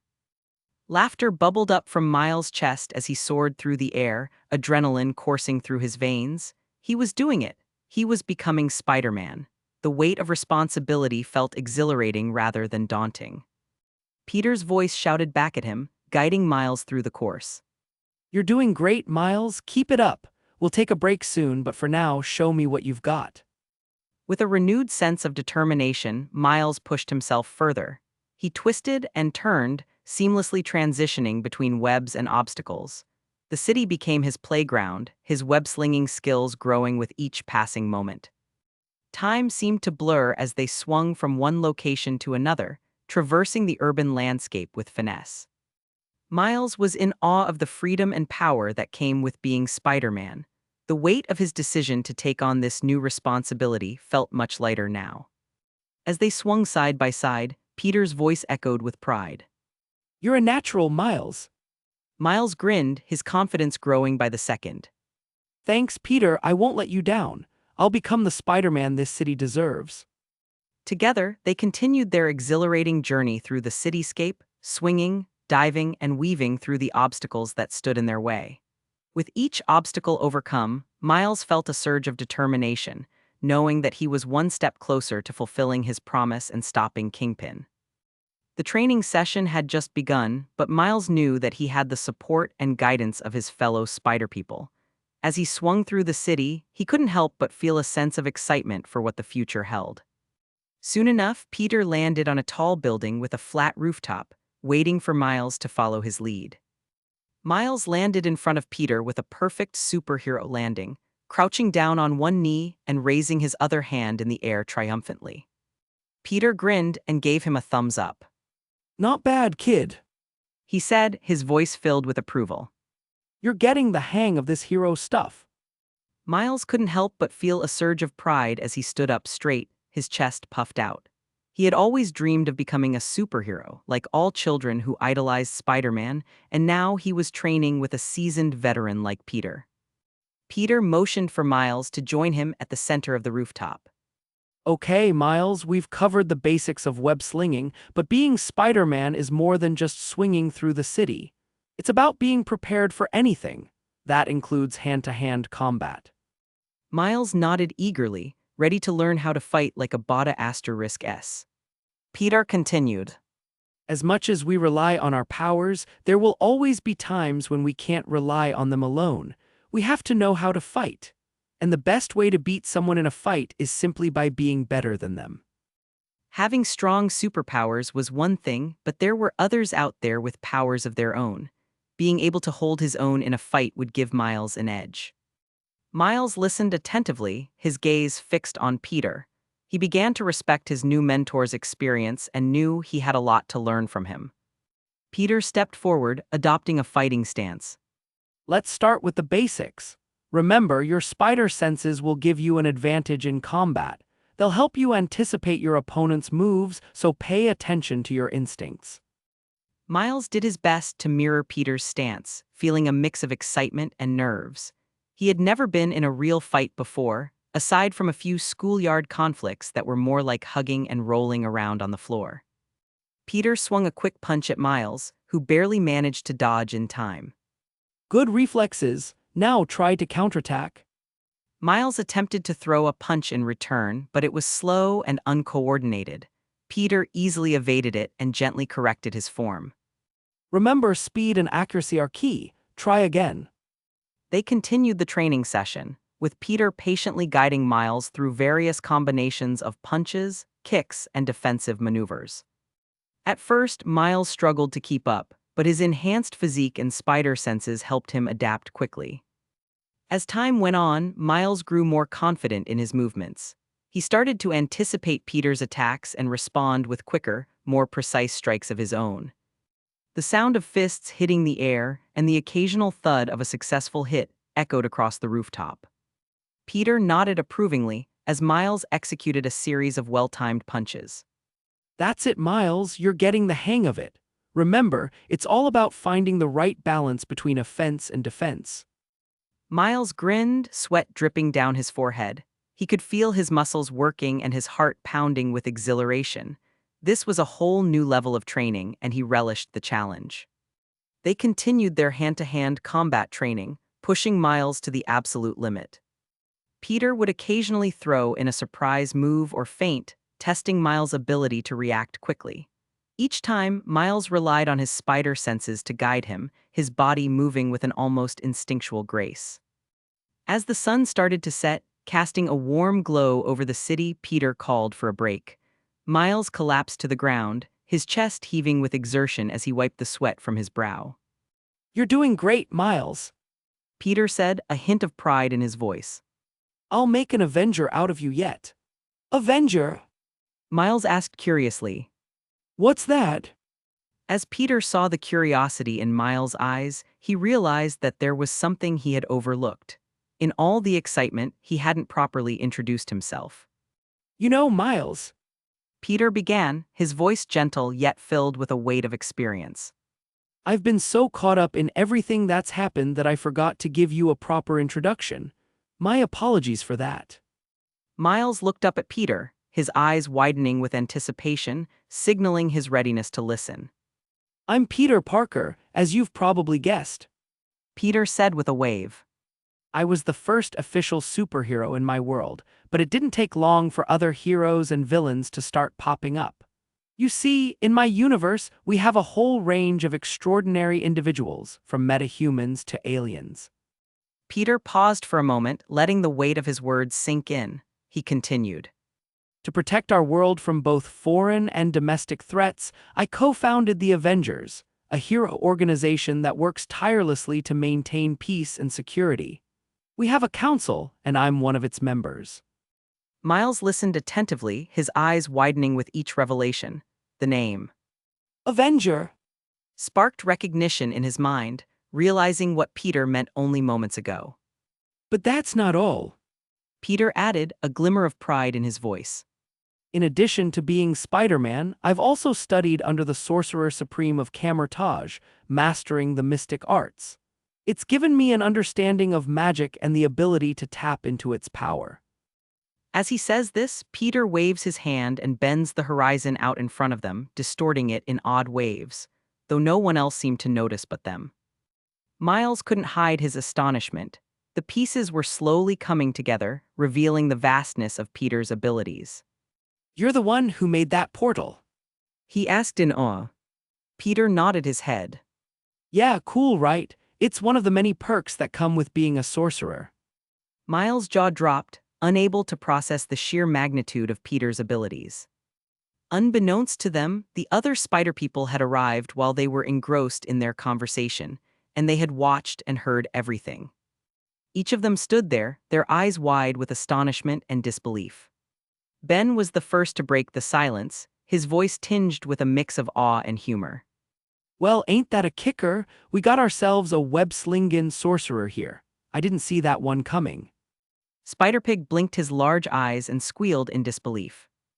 Whoa. He gestures to the horizon, which was now back to normal. Noir adjusted his fedora and rubbed his chin thoughtfully. I've seen my fair share of weirdness, but this takes the cake. Sorcery and spandex, a peculiar combination indeed. He commented between drags of his cigarette. Penny looked down from atop from her mechanical companion and scratched her head, a mix of curiosity and admiration in her eyes. Wow, you never mentioned that you had such mystical abilities. This changes everything. Chapter 373, C379 Battle for Acceptance. Want to read ahead of what I've posted so far? Go to my Patreon and get early access chapters. As of now, the Patreon is 7 chapters ahead. https://www.patreon.com/alienwarp. Money bag insert expensive gifts here, most likes wins money bag. Trophy yesterday's gift winner S. Scar Justice Trophy AN Crown. Peter and Miles stood across from the group of spider people on the rooftop, the weight of their gazes heavy upon them. Peter cleared his throat, breaking the silence. All right, everyone. Peter began, his voice filled with determination. I know you've all had your doubts about Miles joining us, but I believe he's proven himself today. So, here's what we're going to do. I want each of you to raise your hands if you still think Miles shouldn't be involved. One by one, the spider people slowly raised their hands, their expressions a mix of hesitance and guilt. Gwen and Ben were the last to reluctantly raise their hands, their eyes filled with empathy for Miles. Of course, they didn't see the training that Peter put him through, so a demonstration would be needed. All right, fair enough. But before we make a final decision, let's settle this with a little wager. I propose a challenge. You can choose a champion between all of you, someone to face Miles in a fight. If Miles wins, he becomes part of the team. But if he loses, he'll stay behind when we go to stop Kingpin. Miles looked at Peter in surprise and fear, not at all confident in his abilities, which had only been properly honed for a single day. But Peter smiled and rested a comforting hand on his shoulder, assuring him silently. The group of spider people exchanged glances, considering Peter's offer. After a moment, Noir stepped forward, his voice filled with conviction. I'll be our champion. I've got the most experience here and Ben's a bit out of shape. Ben patted his stomach with a sheepish look. This is muscle. Peter pulled Miles to the side, speaking in a low voice. Miles, listen carefully. During the fight, just trust me. I'll make it so only you can hear me. If I call out a body part or instruction, react and strike as quickly as possible. I'll guide you through this. Miles looked up at Peter, uncertainty etched on his face. But what if I mess up? What if I'm not good enough? Peter smiled reassuringly. You've come this far, Miles. I've seen what you can do and I believe in you. Just trust yourself and trust me. We'll get through this together. Miles nodded, a mix of determination and nervousness in his eyes. He would put his faith in Peter and give it his all. With the terms of the challenge agreed upon, Noir and Miles stood across from each other, the tension palpable in the air. Peter waved his hand and formed a spell circle, which sunk into the ground, creating a small rooftop arena for the impending fight. Everyone stared between Peter and the arena in shock, still new to the idea of magic. Inside the arena, Noir cracked his knuckles and adjusted his hat, his eyes fixed on Miles. You ready, kid? Miles took a deep breath, his voice steady as he replied. As ready as I'll ever be. Peter stood at the edge of the makeshift arena, his voice projecting clearly for all to hear. Ladies and gentle spiders, it's time for our main event of the evening. In this corner, we have the seasoned hero from the shadows, the master of mystery and danger, Noir. Peter gestured to Noir as everyone stared at him in exasperation. Peter ignored their stares and continued, motioning to Miles this time. And in the opposite corner, the young and fearless newcomer, ready to prove himself to all spiderlings in attendance, Miles, the amazing Spider-Man. With the introductions finished, Peter walks out into the center of the ring, a conjured black and while referee shirt appearing over his suit. He's using magic, not the reality stone. Standing between the two competitors, Peter says a few words. Before we begin, I want to remind both competitors to fight fairly and within the rules. I will be closely observing the match to ensure a fair contest, stepping in only when necessary. Now, touch gloves, take your positions, and may the best Spider-Man prevail. He steps back as the sound of a bell being struck fills the air, starting the fight. Instantly, the fight between Miles and Noir commenced. The two Spider-Men locked eyes, their determination etched on their faces. Noir made the first move, lunging forward with incredible speed and precision. Miles, still grappling with his nerves, barely managed to react in time. He attempted to dodge Noir's strike, but his inexperience betrayed him as he stumbled backward, narrowly avoiding a devastating blow. The crowd of spider people watched with bated breath, their hopes resting on the young hero. Peter, taking his role as referee seriously, observed the fight with intense focus. He could see Miles struggling to find his footing, his movements hesitant and unrefined. He knew it was crucial for Miles to gain confidence quickly if he had any chance of matching Noir's expertise. Noir, capitalizing on Miles' momentary falter, launched a series of lightning-fast punches and kicks. His strikes were precise, calculated, and designed to exploit any weaknesses in his opponent's defense. Miles, relying on his instinct and the limited training he had received, did his best to evade and block the onslaught. The sound of blows landing filled the air as the fight continued. Miles fought with determination, his eyes never leaving Noir, searching for an opening. He swung his fists and kicked with all his might, but each attack was deftly parried or dodged by the seasoned Noir. Peter, watching from the sidelines, noticed an opportunity. He called out, his voice magically projecting straight to Miles. Left leg. Miles trusted Peter's guidance and swept his leg low, aiming to trip Noir off balance. However, he didn't react quick enough and Noir managed to effortlessly jump over Miles' leg, landing behind him. Before Miles could react, Noir delivered a swift strike to his back, sending him sprawling to the ground. The crowd gasped in shock as Miles hit the ground, his body trembling with pain and fatigue. Noir, with a hint of sympathy in his eyes, approached the fallen kid. You've got heart, but you're still green. He remarked, his voice laced with understanding. You're not quite ready for this fight. Miles, fighting through the pain, pushed himself up from the ground. He looked up at Noir with determination shining in his eyes. I won't give up. He declared, his voice filled with newfound resolve. I can do this. Peter's heart swelled with pride as he saw the transformation taking place within Miles. He knew that this fight, even if Miles didn't emerge victorious, was crucial in shaping him into the hero he was destined to become. Noir, impressed by Miles' determination, nodded and prepared to continue the fight. He respected the young hero's spirit at the very least. Miles wiped the blood from his lip and took a deep breath, his gaze never leaving Noir. He could feel the pain throbbing through his body, but his determination burned brighter than ever.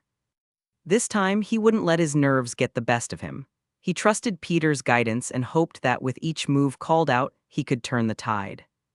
Noir prepared for another attack. He lunged forward, his fists flying towards Miles with precision, but this time Miles was ready. Peter, acting as the referee, observed the fight with laser-like focus. He called out. Miles trusted Peter's guidance and swept his leg low, aiming to trip Noir off balance. However, he didn't react quick enough and Noir managed to effortlessly jump over Miles' leg, landing behind him. Before Miles could react, Noir delivered a swift strike to his back, sending him sprawling to the ground. The crowd gasped in shock as Miles hit the ground, his body trembling with pain and fatigue. Noir, with a hint of sympathy in his eyes, approached the fallen kid. You've got heart, but you're still green, he remarked, his voice laced with understanding. You're not quite ready for this fight. Miles, fighting through the pain, pushed himself up from the ground. He looked up at Noir with determination shining in his eyes. I won't give up, he declared, his voice filled with newfound resolve. I can do this. Peter's heart swelled with pride as he saw the transformation taking place within Miles. He knew that this fight, even if Miles didn't emerge victorious, was crucial in shaping him into the hero he was destined to become. Noir, impressed by Miles' determination, nodded and prepared to continue the fight. He respected the young hero's spirit at the very least. Miles wiped the blood from his lip and took a deep breath, his gaze never leaving Noir. He could feel the pain throbbing through his body, but his determination burned brighter than ever. This time, he wouldn't let his nerves get the best of him. He trusted Peter's guidance and hoped that with each move called out, he could turn the tide. Noir prepared for another attack. He lunged forward, his fists flying towards Miles with precision, but this time Miles was ready. Peter, acting as the referee, observed the fight with laser-like focus. He called out, Miles down, uppercut. In that split second, Miles ducked, narrowly avoiding Noir's punch and struck back with a swift uppercut. The blow connected with precision, sending Noir staggering backward. The crowd of spider people erupted in cheers and applause, their faith in Miles growing with each successful move. They watched with awe as he started to gain confidence and find his rhythm. Peter's voice appeared again, left leg. Miles planted his left foot firmly on the ground and swung his right leg in a wide arc, aiming for Noir's leg. With agility and speed that contradicted his inexperience, Miles connected with a powerful kick, knocking Noir off balance. Noir grunted in surprise, his eyes narrowing. He hadn't expected this level of skill and precision from the young hero, but he wouldn't back down either. He quickly regained his footing and launched a counterattack. Peter, ever watchful, called out. Miles, web his arm.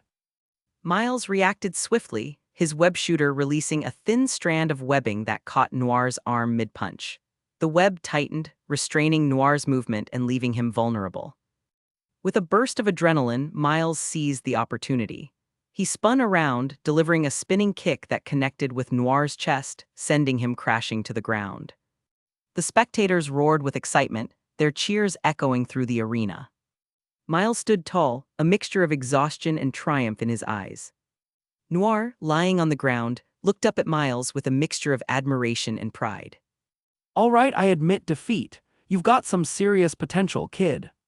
He admitted, a hint of a smile tugging at the corners of his mouth. Consider me impressed. Miles offered a hand to help Noir up. Thank you. As Noir took Miles' hand and stood up, the rest of the Spider team joined them in the center of the arena, their expressions filled with newfound respect and acceptance. Gwen stepped forward, a smile gracing her face. Welcome to the team, Miles. She said, extending her hand. You've earned it. Miles beamed, shaking Gwen's hand. The weight of his doubts and insecurities had lifted, replaced by a newfound sense of belonging. Peter approached Miles, a proud smile on his face. See, I told you, you've got what it takes. Chapter 374, C380 Vengeance and Theft. Want to read ahead of what I've posted so far? Go to my Patreon and get early access chapters. As of now, the Patreon is 6 chapters ahead. https://www.patreon.com/alienwarp. Police car light insert poor gifts here. Most likes wins police car light. Trophy yesterday's GIF winner, Darkslayer Trophy AN Crown. After Miles proved himself and joined the team, everyone gathered in the Spider Cave, their determined expressions illuminated by the glow of computer screens and flickering monitors. They knew that time was running out, and they needed to finalize their plan to stop Kingpin and his destructive supercollider. Peter took the lead, standing at the center of the room. All right, team. He began, his voice steady and authoritative. We know that Kingpin's supercollider is the key to sending us all back to our respective universes. Penny, how are we looking with Dr. Octavius's computer? Penny, immersed in her work, looked up briefly and nodded. I've managed to extract the data we need. The blueprints and coding for the supercollider, security protocols, and just about everything we need to shut it down. It's all here. She gestured to the computer in front of her, the screen displaying complex algorithms and schematics. Gwen leaned in closer, her eyes scanning the information on the screen. Good work, Penny. We'll need to study those blueprints and identify any potential vulnerabilities. If for some reason we can't shut it down as planned, then sabotaging the supercollider will have to be the backup plan. Noir, leaning against a wall with his fedora tilted over his eyes, chimed in with his usual dry tone. And what about the big guy himself? How do we plan to take him down? Peter nodded, acknowledging the valid concern. You guys can leave Kingpin to me. Since Ben and Miles' little heist at Alchemax, I wouldn't put it past Fisk to hire some more muscle, so you guys can focus on Dr. Octavius and whoever else shows up. Ben nodded his head. Sounds good to me. Nobody voiced any disagreement with his rather simple plan. All right, then I guess we have a game plan. Peter smirked as he turned to Penny. Penny, get to working on that override key. We need it done by tomorrow. Aye, aye, Captain. She salutes Peter before returning to work, her robot companion hovering over her. Miles, still riding the high of his recent victory, spoke up. What about me? How can I help? Peter turned to Miles. There's nothing for you to do today, Miles, so head home and get some sleep. Tomorrow, you'll fight Kingpin's minions with the rest of the team, and if everything goes according to plan, you'll send us all home. Miles nodded, determination burning in his eyes. I won't let you down, Peter. I'll do whatever it takes. Peter placed a hand on Miles' shoulder, his voice filled with conviction. I know you will, Miles. I have complete faith in you. Now head home and get some rest. We have a busy day tomorrow. After being shooed away, Miles said his goodbyes and ran off, returning to his dorm room for the night. Peter stepped out of the spider cave, thinking of a few things that needed to be done before tomorrow. As he made his way back into the dimly lit house, he found himself standing outside the door of his deceased counterpart's childhood bedroom. Taking a deep breath, he pushed the door open and entered. Inside, he found Aunt May still sitting on the edge of the bed, her eyes fixed on a framed photograph of her late Peter. Her face held a mixture of grief and determination, her resolve evident even in the midst of her pain. She glanced up as Peter entered, a flicker of sadness in her eyes before a small smile tugged at her lips. I'm back. Peter said softly, his voice filled with understanding. He had left May with a choice earlier, and now it was time for her to give an answer. Aunt May set the photograph aside and stood up, facing Peter with a resolute expression. I've made my decision. She declared, her voice steady. I've thought long and hard about what you asked me earlier. Kingpin needs to pay for what he's done. I want vengeance for my Peter, for all the pain he caused. Peter's heart sank a little, knowing the weight of the choice she had made, but he also understood the depths of her grief and anger. He nodded, his voice filled with a quiet determination. If that's what you want, Aunt May, then I'll help you. We'll make him pay. Aunt May's eyes shone with a mix of gratitude and sadness. She reached out, placing a hand on Peter's cheek. Thank you, Peter. She whispered. I know it's a heavy burden to bear, but we can't let him get away with what he's done. We have to make sure that no one else loses someone they love to that maniac. Peter's gaze locked with Aunt May's, a shared understanding passing between them. He knew the path they were about to take was a dark one, but sometimes darkness was the only way to bring about justice. We'll make sure Kingpin never hurts anyone again. He vowed, his voice unwavering. Now, why don't you go and get some rest? Aunt May squeezed Peter's hand before returning to the twin-sized bed. I'll get some sleep soon. I just want to stay here a bit longer. As Peter stepped out of the bedroom, his mind filled with the weight of Aunt May's decision, he found Noir leaning against the wall in the hallway. The detective Spiderman had heard everything and wore a thoughtful expression. Noir pushed himself off the wall and approached Peter, his fedora casting a shadow over his eyes. Quite a heavy burden she's taken on. He remarked, his voice low and gravelly. Peter nodded, acknowledging the gravity of the situation. I know it's not an easy choice, but she's made up her mind. She wants vengeance. Noir's gaze met Peter's, his eyes searching for understanding. I get it, I do, but you can't let her be the one to pull the trigger. She shouldn't have to bear that weight. It'll haunt her. Peter's expression softened as he considered Noir's words. He understood the detective's concern for Aunt May's well-being. You're right, Noir. I don't want her to carry that burden. I'll make sure she's not involved in the final act. Noir's shoulders visibly relaxed, a sense of relief washing over him. Good. He replied, his voice filled with a mix of gratitude and determination. And don't worry, I won't tell the others about this. They wouldn't agree with taking a life. They're young and naive. It's better this way. Peter nodded in agreement. I appreciate that, Noir. Aunt May deserves some semblance of peace. A faint smile tugged at the corner of Noir's lips, acknowledging the agreement between them. We'll take him down. We'll make sure justice is served. And I promise your secret is safe with me. As the situation settled between them, Peter couldn't help but feel a sense of connection with Noir. He had always considered himself to be a hero who didn't mind killing, and it seems that he's met a kindred spirit. You're not the only one with a dark past, Peter. Noir said, his voice carrying a hint of regret. I've got a few bodies under me too, but we can't let that define us. We have to make sure we do what's right, even if that means getting our hands dirty. Peter looked at Noir, a mixture of understanding and empathy in his eyes. I could agree more. Chapter 375, See 381 gifts before the storm. Want to read ahead of what I've posted so far? Go to my Patreon and get early access chapters. As of now, the Patreon is 7 chapters ahead.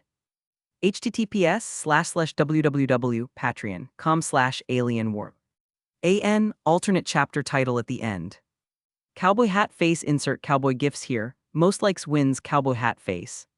Trophy yesterday's GIF winner, Dark Slayer Trophy the 2-time crown.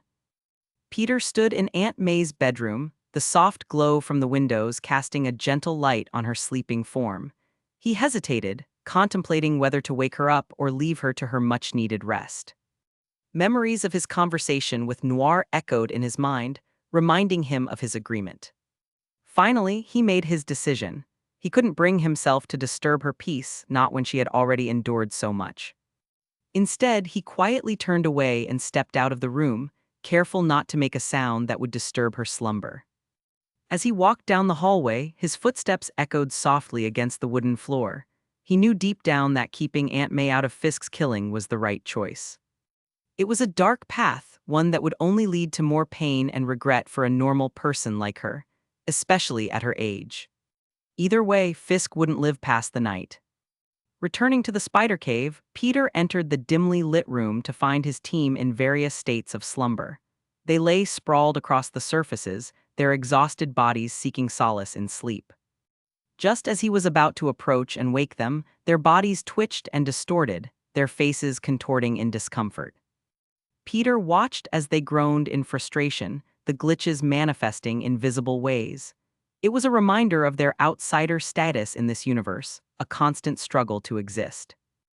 And just as quickly as the glitches had appeared, they vanished, leaving the team in their normal forms once again. Confusion and annoyance clouded their sleepy expressions, their shared experience unsettling as always. As the team began to process what had just happened, Gwen spoke up, her voice laced with curiosity. Peter, why didn't you glitch like the rest of us? You're not from this universe either. Peter shrugged, a slight smile playing at his lips. I'm not entirely sure. Maybe it's because I've traveled to other universes before, or maybe it's because I dabble in the mystic arts. Whatever the reason, I've never felt any rejection from this universe. His answer sparked a momentary silence as the team absorbed the information. Their gaze shifted from Peter to one another, silently acknowledging the depth of their shared experiences. Although he didn't say it, Peter thought of one more possibility. Maybe it's because I have the reality stone in me, though I can't use it here. As everyone was staring at Peter in jealousy, suddenly the elevator came alive, sliding down with a mechanical hum. Peter turned his attention toward the sound, and a smile tugged at the corners of his mouth as he saw Miles stepping out, clad in his loose Spider-Man Halloween costume. Miles! Peter called out, his voice filled with warmth and familiarity. Nice of you to join the party. You're just in time. Just then, Peter's attention turned a nearby table where he had stashed a wrapped gift for Miles. It was a small token of his appreciation for his latest student's progress. Peter picked up the gift, a glimmer of anticipation in his eyes. Miles! He called, motioning for him to come closer. I managed to finish this about an hour ago. Miles eagerly approached, his eyes shining with curiosity. With excitement, he ripped open the gift to reveal a sleek black and red spider suit, complete with slim built-in web shooters. Instantly, the room filled with gasps of awe and admiration. But as soon as Miles touched the suit, it disappeared from his hands, leaving him and the others startled. Confusion replaced the excitement, and Miles looked at Peter with a mixture of disbelief and curiosity. Where did it go? Peter chuckled, a mischievous glint in his eyes. Think about putting on the suit, Miles.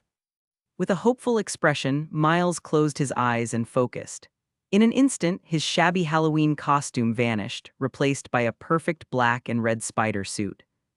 The room erupted in astonishment, the team gathering around Miles to admire his new attire. To further indulge in the moment, Peter snapped his fingers, conjuring a mirror so that Miles could fully admire his work. Insert picture of Miles' Spider-Man suit here. Peter took a deep breath, preparing to explain the enchantments he had added to Miles' new suit. He cleared his throat and looked at the expectant faces of his teammates. All right, here's the deal. He began, his voice steady. The suit I made for you, Miles, doesn't have all the bells and whistles that mine has, but it has some pretty cool features. First, it's bullet resistant. Here, let me show you.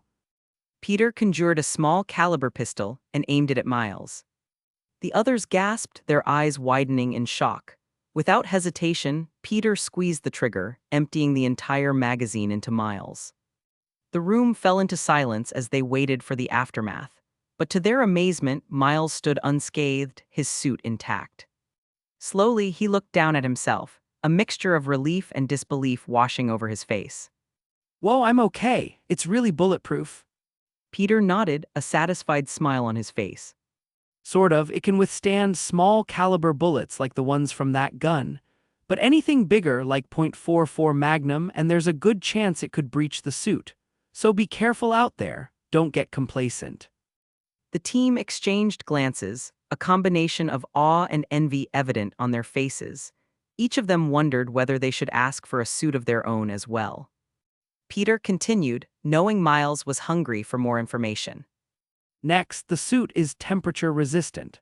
It can help regulate your body heat, keeping you comfortable in extreme cold or hot environments. It even has some fire-resistant properties, so it can handle a little fire if necessary.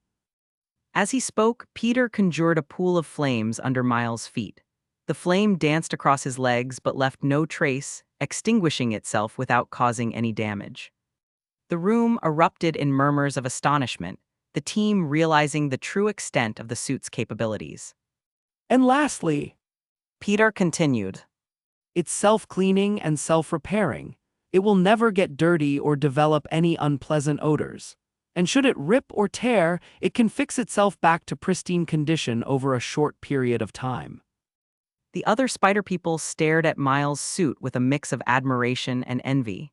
They couldn't help but feel a twinge of jealousy, seeing the incredible features it possessed. Peter's expertise and craftsmanship were evident in every stitch and enchantment. Suddenly, Peter remembered something. Oh, and the web shooters have infinite fluid inside, so you'll never have to refill them. Gwen's eyes narrowed slightly, a playful smirk forming on her lips. Well, aren't you lucky, Miles? Looks like you hit the jackpot. She couldn't hold back the small bit of jealousy hidden in her voice. Miles nodded, a sheepish grin spreading across his face. I can't believe it. This is... Peter patted Miles' shoulder. You earned it, Miles. You've come a long way in a very short time, and I have no doubt you'll make this suit proud. The team stood in awe of Miles' new spider suit, their eyes filled with longing and envy. They couldn't help but imagine themselves donning a suit with similar incredible features. It was as if the possibilities were endless, and Peter's craftsmanship had elevated their expectations. However, reality quickly set in when Peter's attention turned to Penny, who was also gawking at Miles' suit. Penny, I need the override key. Penny's eyes widening with surprise. The override key. Yeah, I finished it last night. She reached into her pocket, retrieving a small flash drive and held it out to Peter. Here. Without another word, Peter took the drive and handed it toward Miles, who took a step forward, his eyes fixed on the flash drive as if it held the weight of the world. Miles hesitated, his voice filled with uncertainty. Are you sure about this? I mean, what if I mess up? Peter placed a reassuring hand on Miles' shoulder, offering a comforting smile. Miles, I don't trust anyone more than you to send me home. I believe in you, so believe in yourself. The room fell into a hushed silence as the team surrounded Miles, their expressions filled with encouragement and support. Their longing for a suit like Miles momentarily forgotten as they rallied behind their young teammate. Gwen stepped forward, her voice gentle yet firm. Miles, you can do this. We've seen what you're capable of. Trust yourself just like we trust you. Ben chimed in, his voice gruff but kind. Yeah, kid, you got the potential to be the best of us. Don't doubt yourself. Spider-Pig added his own words of encouragement, his voice filled with enthusiasm. You've got this. Show 'em what you're made of. Even Noir stepped up, appearing from the shadows. Don't doubt yourself, kid. Miles glanced around at his supportive teammates, their unwavering faith in him giving him the strength he needed. He took a deep breath and reached out, accepting the flash drive from Peter's hand. All right, He said, clutching the drive carefully. I'll do it. I'll send you all back. Peter nodded, his eyes filled with gratitude and trust. Good, now for some more gifts.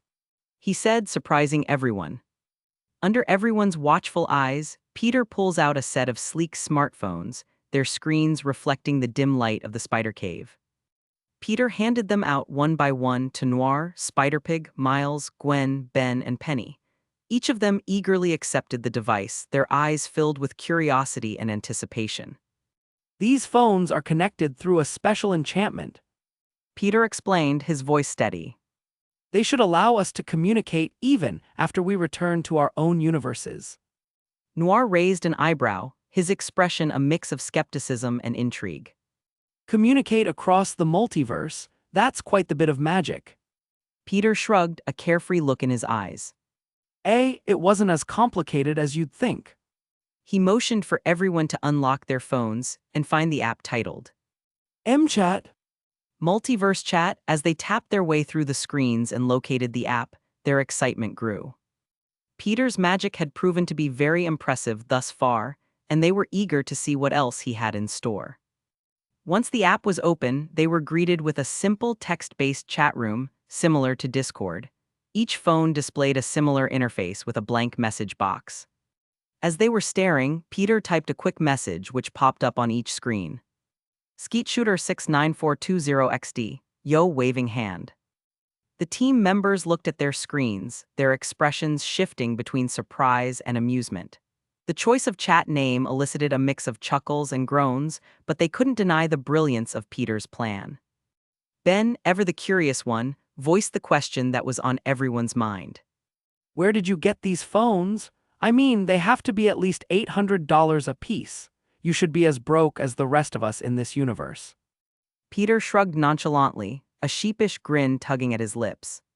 Well, Although that got him a couple disapproving looks, most didn't seem to care about his crime. Even Spiderpig let out a snort of laughter. Peter winked, his eyes gleaming with mischief. But hey, they're for a good cause. Now we can stay in touch once this is all over. Gwen chimed in, a smile playing on her lips. It's pretty amazing, Peter. Thank you for thinking of this. It's like having our own spider support line. Miles smiled in relief as threw a few glances at Gwen while she wasn't looking.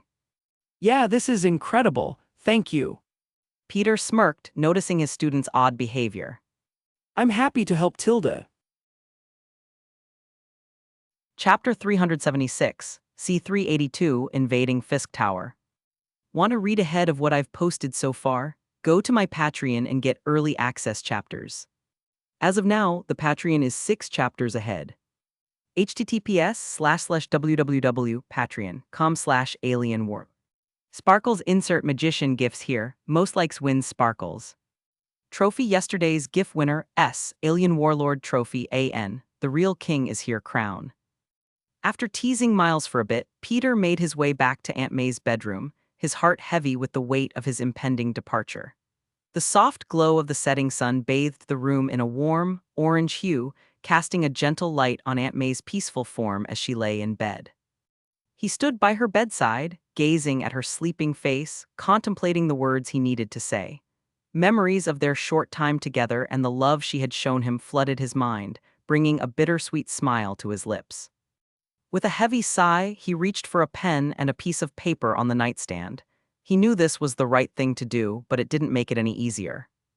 Gently, he began to write, pouring everything he wanted to say onto the page in carefully chosen words. As he finished the letter, Peter carefully folded the paper and placed it on Aunt May's nightstand, right beside her. He leaned down, pressing a gentle kiss on her forehead. Goodbye, Aunt May. He whispered, his voice filled with a mix of sadness and determination. And just as he left the room, Aunt May stirring in her sleep. Her eyes fluttered open, revealing a mixture of sadness and relief after a good rest.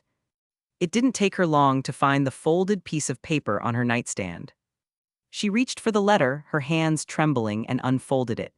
As she read each word, her eyes filled with tears and her lips quivered with emotion. Dear Aunt May, By the time you read this, I'll be long gone, back to my own universe. I'm sorry for leaving without saying goodbye in person, but I couldn't bring myself to wake you. You deserve the rest, especially after everything you've been through. I know that you're hurting. Losing your child is a pain I can't even begin to imagine. And I promise you, Aunt May, I won't let his death go unanswered. I will avenge him for you and for everyone who cared for him. But I want to ask something of you in return. I want you to be there for Miles. He's just a kid and he needs guidance and support. You have shown me so much love and kindness, and I know you can do the same for him. Help him become the hero he's destined to be, just like you did for your Peter. I hope that by forging a bond with Miles, you can find some solace and purpose in your life. Losing your Peter is unimaginable, but I believe that you have the strength to continue living and to find joy again. You deserve that, Aunt May. You deserve to be happy. Please take care of yourself and look after Miles. He may stumble and make mistakes, but with your guidance, I know he'll grow into an amazing Spider-Man.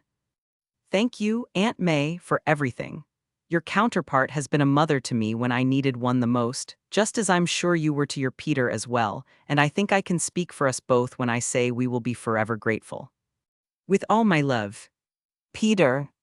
The weight of Peter's words hit her with full force, and she clutched the letter to her chest, her shoulders shaking with silent sobs. Peter and the team of spider people emerged from a golden portal, stepping into an empty hallway in the subfloors of Fisk Tower. The air felt heavy with anticipation as they made their way down the corridor, their footsteps echoing in the silence. All right, team. Peter said, his voice filled with determination. We're getting closer. Stay focused. The group moved with purpose, their eyes scanning the surroundings for any signs of trouble. As they approached a door, Peter reached out and turned the handle, pushing it open slowly. The sight that greeted them took their breath away. They stepped onto a balcony of a massive white spherical room, as large as a sports stadium, with two enormous lasers pointed at each other. The room hummed with a low, steady energy, the air charged with anticipation. Whoa! Ben exclaimed, his eyes widening at the sight before him. this place is huge. Noir, his voice filled with a hint of cynicism, surveyed the room. This is the heart of Fisk's operation. Penny, her robotic companion by her side, analyzed the situation. I'm detecting a strong power source from the lasers. Peter glanced at his team, his mind racing for a plan. We need to either wait until the collider is activated or activate it ourselves. Just as Peter said this, the lasers began to hum and brighten, preparing to fire. Second earlier, Kingpin strode into the collider's control room, his imposing figure casting a shadow over the room. Olivia Octavius, the Prowler, and Tombstone followed closely behind, their eyes filled with a mix of loyalty and fear. Tombstone, an imposing figure with gray skin and a sharp flat-top haircut, stood at Kingpin's side. His white hair added to his formidable presence, and his suit exuded a sense of power and authority. Insert picture of Tombstone here. The Prowler, a figure shrouded in mystery and danger, walked with an air of stealth and malevolence. Clad in a sleek, form-fitting purple suit, every inch of his body concealed, he seemed to blend seamlessly with the darkness that surrounded him. Insert picture of the Prowler here. Eyeing the many scientists and technicians in the room, Kingpin's deep voice commanded attention. Begin the sequence. Instantly, a flurry of activity erupted among the room, each person diligently working to boot up the collider. Buttons were pressed, switches were flipped, and the room buzzed with the energy of impending chaos. And amidst this chaos, Fisk and his goons gazed out of the control room window, catching a glimpse of an unwelcome group of intruders across the way. Kill 'em. Fisk commands mercilessly as his three lackeys rush off to get the job done. Peter and the team stood in awe as the two lasers fired, their beams colliding at the center of the spherical room in a dazzling display of multicolored light. The energy crackled and danced, filling the air with an otherworldly hum. The entire building seemed to glitch, the walls flickering and distorting as universes collided. Cars, buildings, and other constructs began to emerge from the collider's beam, torn from their original universe. The team members felt a strange sensation wash over them, a temporary disruption of their own realities. Spider-Pig, his cartoonish features warping and stretching, let out a startled oink. Whoa, this is trippy. Gwen, her voice filled with concern, glanced at her hands as they momentarily faded in and out. Is everyone okay? Peter clenched his fists, his gaze fixed on the colliding beams of energy. He could sense the immense power being unleashed, the potential to reshape reality itself. Noir adjusted his fedora, his voice laced with determination. We need to shut this thing down before it tears apart every universe. Penny nodded, her robotic companion beeping in agreement. We need to find where to insert the override key. Miles, his eyes wide with both excitement and fear, gripped the flash drive in his hand, frantically looking around the room for some sort of control panel. Peter's eyes narrowed as he spotted the control panel on the far side of the collider, embedded in the wall, pointing it out to the others. He knew they had to act quickly before any permanent damage is done. But their path was quickly blocked as three figures emerged from the shadows, their presence unmistakable. Where do you think you're going? A shrill feminine voice asked playfully. Olivia Octavius, her mechanical tentacles whirring with anticipation, advanced with calculated steps. She lashed out with her appendages, sending a flurry of metal towards Ben, Spider-Pig, and Noir. Ben stumbled backward, barely managing to evade the attacks, while Noir and Spider-Pig deftly weaved through the barrage with impeccable reflexes. The Prowler, his eyes glowing with a predatory intensity, lunged forward with remarkable speed. His movements were agile and deadly as he swung his weapon towards Miles. But thanks to his training, Miles managed to dodge, narrowly avoiding the lethal strike. Tombstone, his imposing frame radiating strength, drew two pitch-black desert eagles, which seemed small in his massive fists. Rapidly pulling the triggers, he shot straight at Gwen, who instantly rolled out of the way, returning fire with her webs soon after. Gwen strained to hold her ground as Penny came to assist her, determination shining in her eyes. As the team fought their respective adversaries, Peter's gaze shifted towards Miles, who frantically dodged his opponent in fear. Peter knew he had to take charge. Focus! Peter called out, his voice cutting through the chaos. Remember what I taught you, fight smart. Miles nodded, snapping out of his momentary hesitation. With newfound confidence, he swung into action. His spider sense tingled as he expertly maneuvered through the battlefield, delivering swift strikes against the Prowler. As the fight raged on, Peter's mind raced with a plan. He needed to reach Kingpin, the man responsible for all of this, before he could escape or cause any more harm. You guys can handle this. Peter said to his team, his voice radiating a calmness that none of them currently had. I'll find Kingpin and deal with him. But remember, don't shut down the collider until we're all back in our universes. Chapter 377, C383 Battle of the Super Collider. Want to read ahead of what I've posted so far? Go to my Patreon and get early access chapters. As of now, the Patreon is 7 chapters ahead. https://www.patreon.com/alienwarp. Smiling face with horns, insert sadistic gifs here. Most likes wins smiling face with horns. Trophy yesterday's GIF winner, S. Blacklairs, Trophy, AN. A new king rises above the filth-covered masses. Crown PS. It was a tie between you and me, but since you're a new king, I gave you my vote. Peter stepped into the collider's control room, his eyes scanning the scene before him. Kingpin stood near the window, his massive figure casting a dark shadow over the room. The sound of the ongoing battles outside echoed through the walls, filling the space with a tense energy. Kingpin turned, his menacing gaze fixed on Peter. A sinister smile crept across his face. Ah, Spider-Man, I've been expecting one of you to show up. How touching that you've brought a little team with you. Peter maintained a confident stance. Well, us spider folk are like a hydra. Cut one head and more will rise to take its place. He quoted an evil Nazi organization. Kingpin's face hardened, his fists gripped so tightly that his knuckles cracked. Oh, I'll be sure to take pleasure in killing as many of you as I can. The scientists and technicians in the room huddled behind their desks, fear and anticipation etched on their faces. They knew that a clash between these two powerful forces was about to unfold. Kingpin's muscles tensed as he prepared for the confrontation. You ready time die? He asked as he stomped over, winding up one of his fists. Peter's gaze narrowed, his spider sense tingling as he sensed the imminent danger. With lightning-fast reflexes, he caught Kingpin's incoming punch with a single hand, halting the villain's momentum with ease. The room fell silent, everyone's eyes locked on the unexpected turn of events. A mix of shock and disbelief washed over Kingpin's face as he strained against Peter's hold. How? Peter smirked, a glint of mischief in his eyes. I'm a bit different from the average Spider-Man. In a swift motion, Peter released his grip on Kingpin's fist and delivered a powerful palm with his free hand, striking the crime lord squarely in the stomach. The force of the blow sent Kingpin hurtling backward, crashing through the window as he spit blood from his mouth. Glass shattered, raining down below as Kingpin plummeted into one of the many floating buildings, which was brought over by the collider's activation. The room erupted with gasps and murmurs as the scientists and technicians peered out the broken window, witnessing the dramatic turn of events. Peter stood tall, his eyes showing a bored look. How the hell did this universe's Peter lose to such a weakling?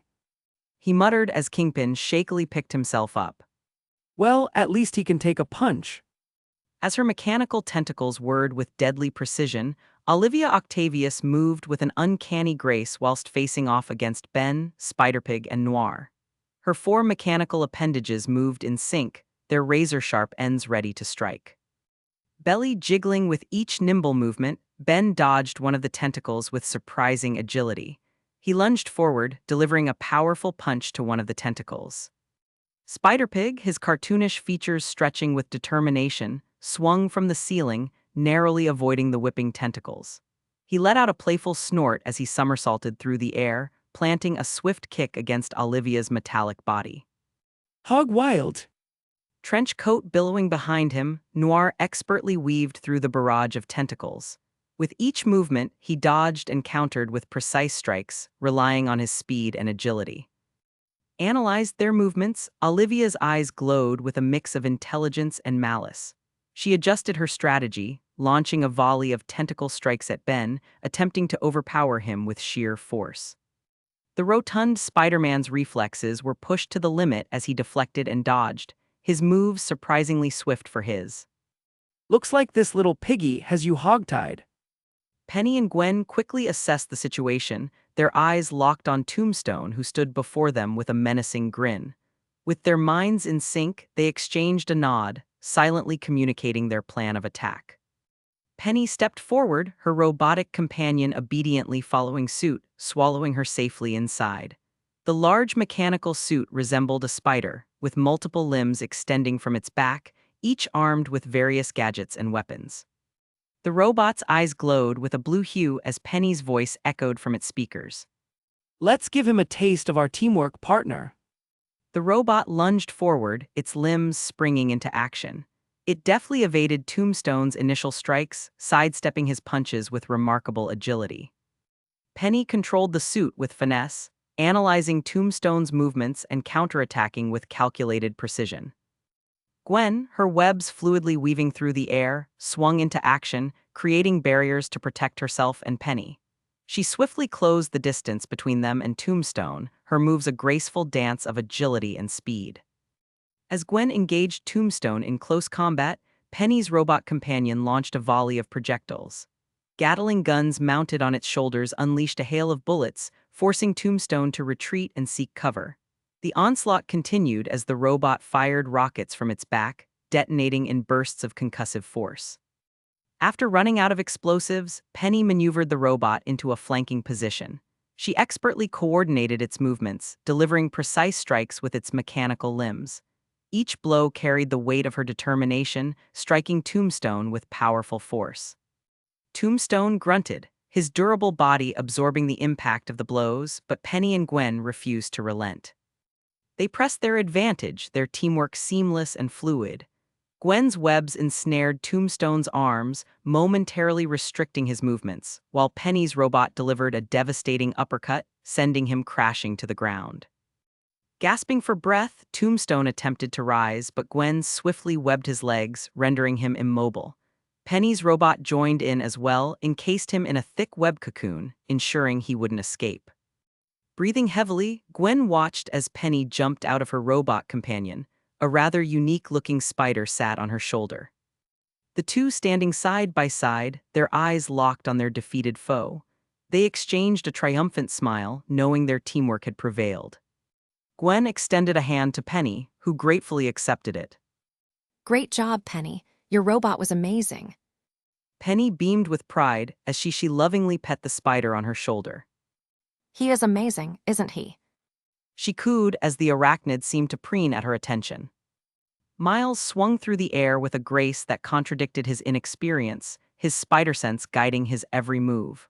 The prowler matched his agility, his movements fluid and calculated. They circled each other, their eyes locked in a fierce struggle for dominance. Suddenly, Prowler activated his boots and flew forward, his claws slashing through the air. Miles somersaulted backward, narrowly evading the deadly strike. He retaliated with a quick burst of webbing, aiming to immobilize his opponent.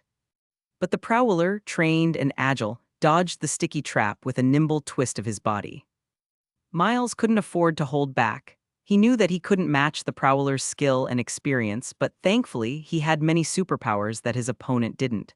Gathering his courage, he pressed forward, his fists clenched. They exchanged blows with incredible speed, the sound of their impacts echoing through the massive room. Miles relied on his agility and acrobatics, flipping and diving to avoid the Prowler's deadly strikes. His spider sense buzzed with intensity, warning him of incoming attacks milliseconds before they landed. As they continued their intense battle, Miles spotted an opening. With a swift kick, he knocked the Prowler off balance, causing him to stumble backward. Seizing the opportunity, Miles leaped forward, his fist reaching for the Prowler's face. And with one solid hit, he managed to accidentally pull the Prowler's mask off. Instantly, time seemed to slow as the truth was revealed. Underneath the mask stood Aaron Davis, his eyes narrowed dangerously. Realization washed over Miles, freezing him in place. He couldn't believe what he was seeing. Uncle Aaron. Chapter 378, C384, hidden title at the bottom. Want to read ahead of what I've posted so far? Go to my Patreon and get early access chapters. As of now, the Patreon is 6 chapters ahead. https://www.patreon.com/alienwar. Money bag, insert entrepreneurial gifts here. Most likes wins money bag. Trophy, yesterday's GIF winner, S. Alan Warlord Trophy, AN. I'm on a roll lately crown. Peter leaped down from the control room, his landing sending a shockwave through the air. He stood before the dazed and battered Kingpin, his expression filled with cold anger. Enough games, Kingpin. Peter growled, his voice low and filled with venom. Your actions have hurt a very kind woman, and now it's time to pay. Kingpin struggled to his feet, blood dripping from his mouth.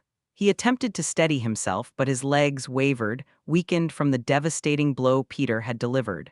Fear flickered in his eyes, but he tried to mask it with false bravado.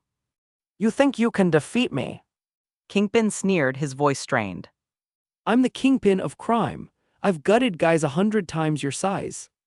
Peter cracked his knuckles, a chilling smile spreading across his face. Well, you know what they say, size isn't everything. AN, small d asterisk CK copium. In a blur of motion, Peter launched himself at Kingpin, his fists a blur as he unleashed a barrage of lightning-fast punches. Each strike landed with bone-crushing force, shaking the building with every impact. Kingpin's attempts to defend himself were feeble at best. His massive frame was no match for Peter's agility and strength. Blow after blow landed, leaving Kingpin staggering, bloodied, and broken. The room echoed with the sickening sound of flesh meeting flesh, accompanied by the grunts and groans of Kingpin's pain. Peter's movements were a symphony of precision and power, his years of training as Spider-Man honed to perfection. You're nothing more than an overgrown bully. Peter taunted between strikes.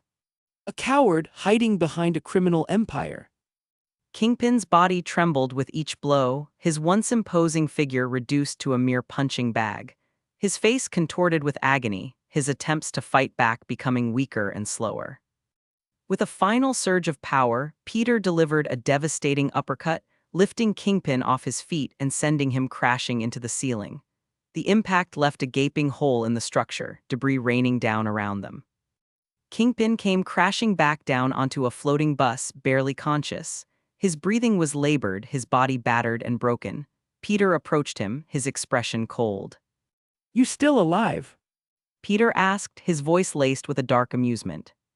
Peter raised his hand, a fiery energy crackling around it as he tapped into his phoenix powers. The air shimmered with fiery currents, the room growing tense with anticipation. Kingpin's eyes widened, fear replacing his arrogance. Wait! He pleaded, his voice barely a whisper. But Peter's resolve was unyielding. With a swift and decisive movement, he released a surge of fire that coursed through Kingpin's body, overwhelming him with excruciating pain. The area filled with the smell of burnt flesh and the sound of Kingpin's agonized screams. Peter's eyes remained locked on his target, his expression cold and unwavering. As the seconds stretched into eternity, the flames dissipated, leaving nothing behind. Not even a charred corpse was left, just a bit of ash that blew away moments later, disappearing into the wind. Hopefully, this will help Aunt May move on. Miles groaned in pain as he hit the ground, his vision momentarily blurred. The impact had knocked the wind out of him, leaving him gasping for breath. He struggled to rise to his feet, his mind racing with conflicting emotions. Uncle Aaron! He whispered between labored breaths, his voice unheard. Prowler stood over him, his menacing presence looming. His face hardened into an intense glare. Miles could see the cold look in his uncle's eyes as he stared down at him. Without an ounce of pity, Prowler lunged at Miles once again, his movements fueled by a mix of anger and loyalty to his criminal employer.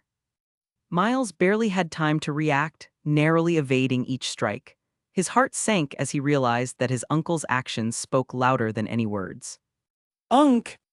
Miles tried to create some distance between them, hoping to find a moment to talk and reveal himself, but Prowler relentlessly pursued him, his strikes becoming faster and more ferocious. Miles' thoughts raced as he dodged and weaved. He couldn't give up. He had to find a way to reach his uncle, to show him that they were family, but each attempt to reveal his true identity was met with a barrage of attacks that left him unable to get the words out. In a brief moment of desperation, Miles reached for his mask, hoping that removing it would break through the Prowler's aggression.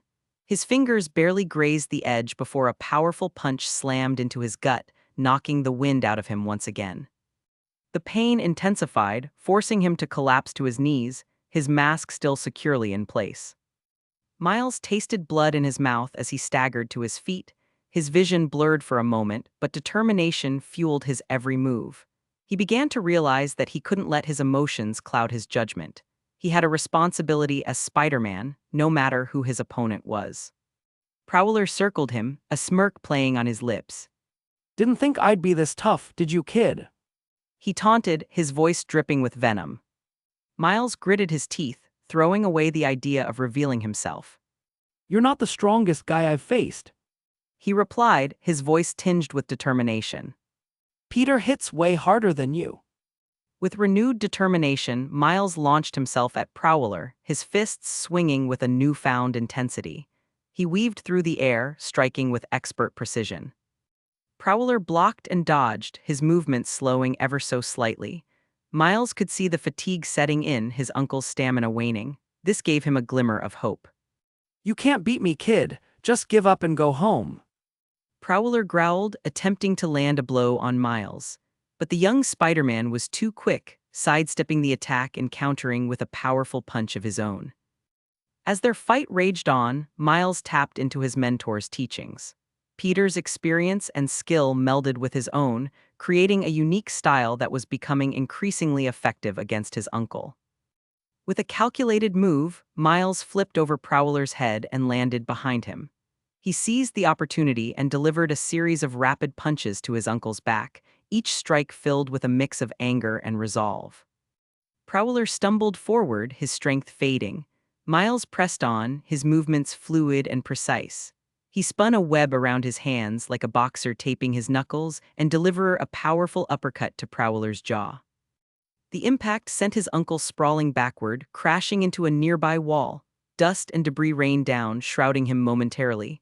Miles stood there, panting heavily, his heart pounding in his chest. As the dust cleared, Prowler struggled to rise. Blood trickled from his split lip, his purple suit torn and ripped. He glared at Miles, a mix of anger and surprise in his eyes. Flashback. Only a couple days ago, after Miles' first day in his new school, he managed to sneak off and visit his uncle, whom he usually had to visit in secret. After all, his father always did everything he could to keep them apart. So you like this girl, Gwen? Uncle Aaron turned to Miles, who hesitantly nodded his head. All right, then let me teach you something important. Confused but intrigued, Miles looked up at his uncle. Aaron leaned in closer, his voice filled with wisdom. Getting a girl is all about confidence, Miles. When you want to ask a girl out, you gotta make your move with style. Watch and learn. With that, Aaron straightened his back, took a deep breath, and walked up to him. Miles watched as his uncle approached, casually placing a hand on his shoulder. Hey! He said, his voice oozing with charisma. A.N. Rizgod. His nephew stared at him doubtfully. Seriously, that's it. Miles asked as he reached over and placed a hand on his uncle's shoulder. Hey! Aaron laughed, a twinkle in his eye. Haha, yeah, just put your hand on her shoulder and say, hey. Works every time, it's science, I'm telling you. Uncle Aaron convulsed as his nephew's venom strike spread from his shoulder to the rest of his body. Ew! He screamed in pain before his eyes rolled back, knocked out cold. The air crackled with tension as the remaining spider people emerged from the shadows, each of them bringing with them their own captured villains. Olivia Octavius, also known as Dr. Octopus, was suspended in midair, her tentacles restrained and bound by webs. Beside her, Tombstone struggled within a tight cocoon of sticky silk. Peter glanced at the defeated foes, his eyes filled with a mix of satisfaction and pride in his team. He was especially happy to see Miles' uncle alive and breathing, unlike his movie counterpart. Turning to eye the active collider, he knew they couldn't stay in this universe for much longer, and it was time to bid farewell to their new allies and return to their own worlds. Good work, everyone. Peter said, a sad smile on his face. We stopped Fisk and now it's time to destroy the collider. But first, we all have to go back to where we belong. Wait, Gwen interrupted as she eyed her surroundings. where's Fisk? Peter exchanged a knowing glance with Noir before answering. I left him in the control room. Miles can grab him later. He shrugged, playing it off perfectly. Not a single person doubted him but Noir, though he already knew Peter's plans. Ben, still catching his breath after the intense battle, stepped up. It's been a wild ride, but I have someone waiting for me back home, and hopefully she'll take me back. Spider-Pig sadly stared at the ground as a dark cloud appeared over his head, raining down on him. He didn't want to leave so soon. I've brought justice to this universe. My work here is done. Penny looked at her companions with a hint of sadness. I'll miss you guys. It's been so much fun fighting alongside all of you. Gwen stepped forward and placed a hand on Miles' shoulder. Take care of yourself, Miles. You're gonna do great things. And remember, we're all here for you, no matter what. She says, pulling out the phone that Peter had given them. Miles nodded, his voice filled with gratitude. Thanks, Gwen. I couldn't have done it without all of you. One by one, the spider people approached the interdimensional collider, their captured villains left behind with Miles. Each of them gave Miles a farewell nod or a pat on the back before leaping into the center of the lasers. Peter, the last remaining spider person, turned back for a moment, his eyes meeting Miles' gaze. You're a great Spider-Man, Miles. Keep being amazing. As Peter disappeared into the swirling vortex of the collider, leaving Miles standing alone with the defeated villains, a mix of emotions swirled within him. He felt a sense of loss, yet also a newfound determination to continue his newfound journey as Spider-Man. Miles turned his attention to the control panel across the room, his face set with resolve. Swinging over and plugging in the override key, he hit a single button which caused the collider to reverse, imploding in on itself. There was only one thought in Miles' mind as he ran for his life with 3 captured villains over his shoulder. Where the hell is Fisk? Peter fell out of a swirling, multicolored portal and landed gracefully on his feet. As he regained his balance, he looked around, finding himself atop a building in a rather familiar New York City. Though was it his? The bustling streets of Times Square stretched out before him, the bright lights and towering billboards shining even in the daylight. Re-equipping his mask, just in case, Peter's gaze fixated on one of the massive screens adorning a nearby building. It displayed a news report featuring an image of Spider-Man in his iconic red and blue suit alongside an unmasked picture of himself. The headline blared. Spider-Man unmasked. Public demands answers. A video played below the headline, showing a very satisfied J. Jonah Jameson. I haven't seen that guy in a while. Peter thought. There you have it, folks. Conclusive proof that Spider-Man was responsible for the brutal murder of Mysterio, an interdimensional warrior who gave his life to protect our planet, and who will no doubt go down in history as the greatest superhero of all time. But that's not all. Here's the real blockbuster. Brace yourselves, you might want to sit down. Jonah really seemed to be enjoying himself. Suddenly, an image of Quentin Beck, a bearded man with slicked back hair, appeared. Spider-Man's real. He spoke with grave urgency, as the video seemed to distort and glitch before finally returning back to normal. Spider-Man's name is Peter Parker. Insert picture of Quentin Beck / Mysterio here. After that, the video seemed to repeat again, starting with Jonah's happy rant. What the F asterisk CK? Chapter 379, C385 Visiting MJ. Want to read ahead of what I've posted so far? Go to my Patreon and get early access chapters. As of now, the Patreon is 7 chapters ahead. https://www.patreon.com/alienwarp. Cooking insert cooking gifts here, most likes wins. Trophy yesterday's GIF winner, S low-end trophy AN crown. Peter pulled out his phone and swiftly unlocked it, navigating to the multiverse chat app, which connected all the spider people across dimensions, allowing them to stay in touch and provide support to one another. With a bit of trepidation, Peter composed a message in the chat, his fingers dancing across the virtual keyboard. Skeet Shooter 69420XD, hey, everyone, just wanted to check in and see if you all made it back home safely. He pressed the send button, his eyes fixed on the screen, waiting for the familiar blue checkmarks that indicated his message had been delivered. Time seemed to stretch as he anxiously awaited a response, hoping that the chat actually worked. After what felt like an eternity, the chat bubbles started to appear one by one, indicating that his fellow spider people were typing their replies. Peter's heart skipped a beat as he read the incoming messages, relief flooding through him. Penny. Hey, Peter. I'm back in my universe, no problemo. Ben. Made it back to my universe too. It's good to be home. Spider-Pig. Home sweet home. Noir. Made it out of that colorful nightmare, back in the shadows. Gwen. Back in my own dimension, too. Hey, Miles, are you okay? Did everything go well with the collider? Miles. Yeah, I'm good too. I'm surprised these phones actually work. A mix of emotions washed over Peter as he read their responses. Relief that his multiverse's chat actually worked, and that his new friends returned to their respective universes, but also a sense of isolation, knowing that he was the only one who had been diverted from his intended path. Though he knew that he wouldn't be alone for long. I wonder if the Andrew and Toby Spider-Mans that I've met will show up. Peter wondered, knowing that he's met versions of them before in his genie trials.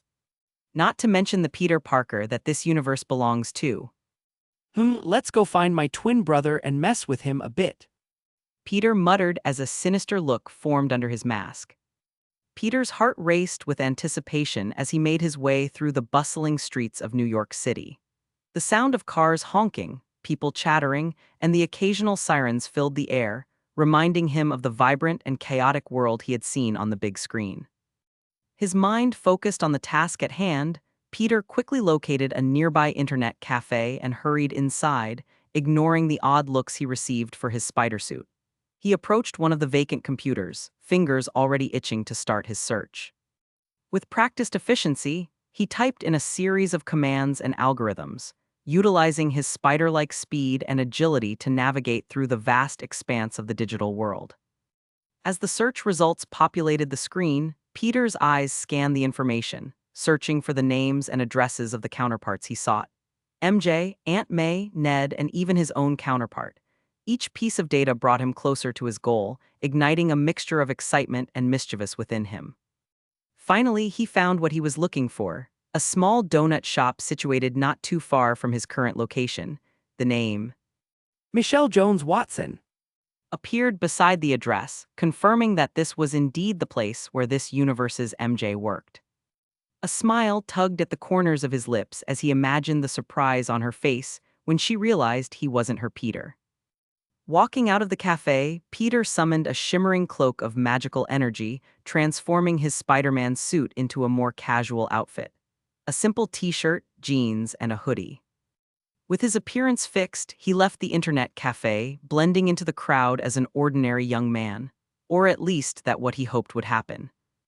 The second that Peter's face was revealed, everyone on the street turned to eye him curiously, their gazes filled with a mix of awe and fear.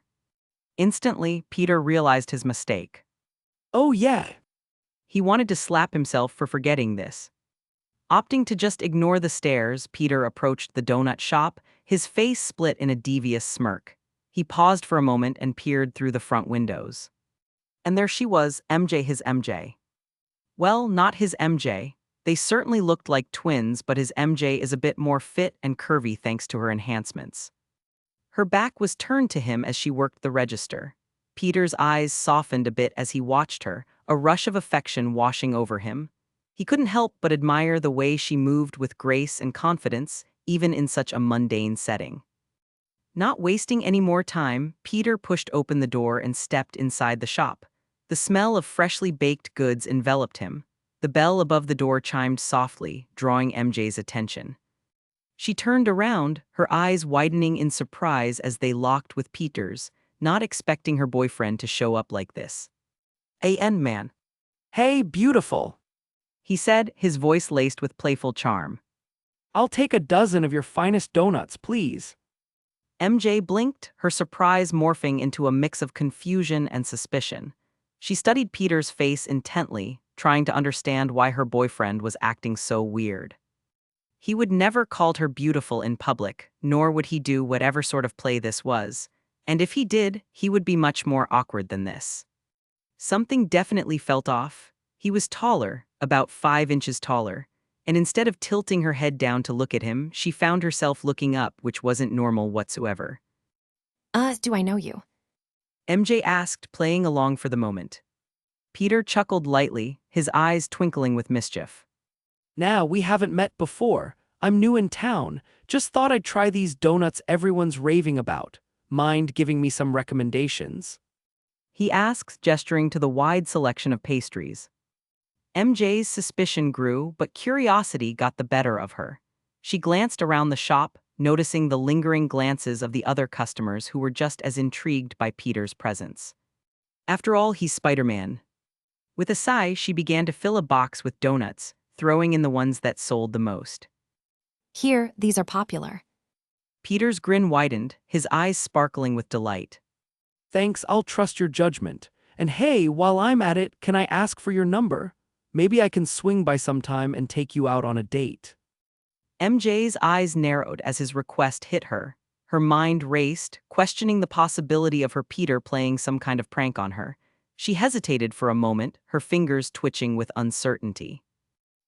Sure. She replied, her voice guarded yet intrigued. She quickly grabbed a piece of receipt paper and a pen, scribbling down her phone number. As she handed it to Peter, their fingers brushed lightly, sending a jolt of electricity through her. Peter took the paper, his fingers lingering for a brief moment longer than necessary. Thanks, MJ. I'll be sure to give you a call soon. With that, he straightened up, a triumphant smirk playing on his lips. As he turned to leave the donut shop, MJ's mind raced, piecing together the inconsistencies, the height difference, and the feeling that something was amiss. Scrambling for her phone, she quickly dialed her boyfriend's number. It only took seconds for him to answer, his voice filled with warmth and familiarity. Hey MJ, what's up? Everything okay? He asked. MJ's voice trembled as she spoke. Peter, there was someone here who looked exactly like you, but he's taller and he. There was a pause on the other end of the line. Is this a joke? He asked, confirming all her suspicions. Relief flooded through MJ as she realized her instincts were right. She watched anxiously as her genuine Peter, her short king, walked through the door seconds later, his eyes searching for her. He approached the counter, a concerned look etched on his face. Hey, why do you look like you've seen a ghost? Walking toward his next destination, Peter smirked as he bit into one of his free donuts. Luckily, MJ was far too shocked and confused to realize that he didn't pay for them. This is more fun than I thought it would be. He couldn't keep the amused smile from his face. Soon enough, Peter found himself in front of an apartment building, his senses heightened as he navigated the security-filled corridors. He made his way up to Aunt May's apartment, a mix of excitement and nerves bubbling within him. Would Aunt May recognize him? Would she suspect that he wasn't her Peter? Taking a deep breath, Peter approached the door and used a simple spell to phase through it like a ghost, entering the apartment with ease. Honey, I'm home. He called out jokingly. And I brought donuts. Peter, you're home early.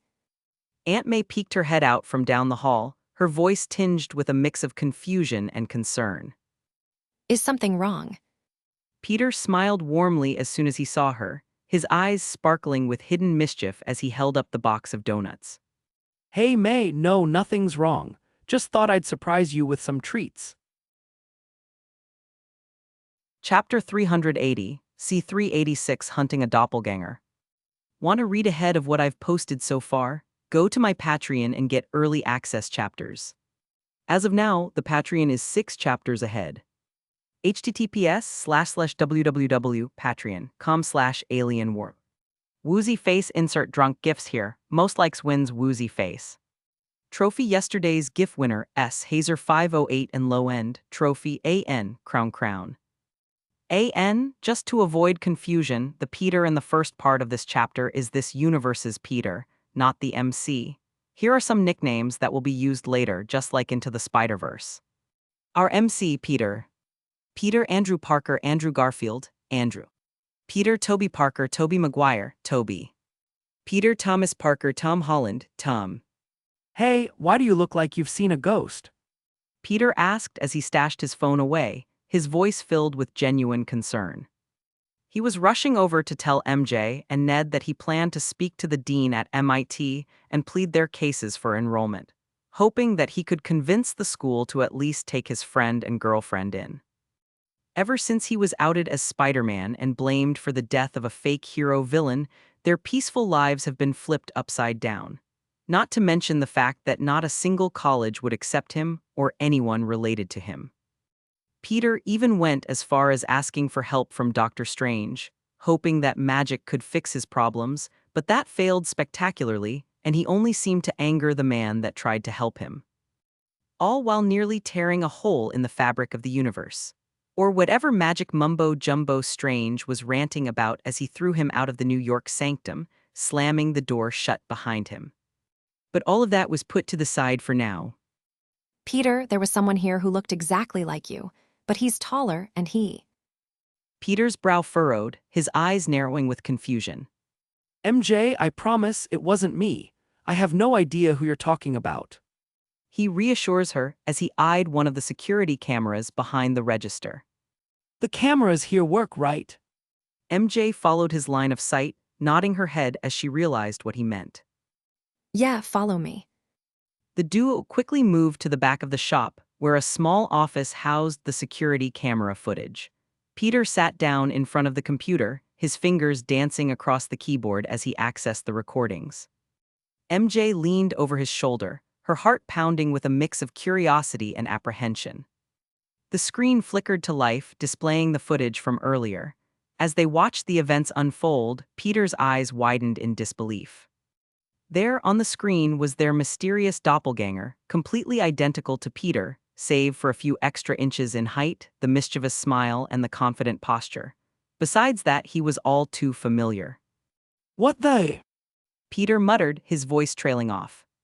MJ's gaze shifted between the screen and Peter, her mind racing to make sense of the situation.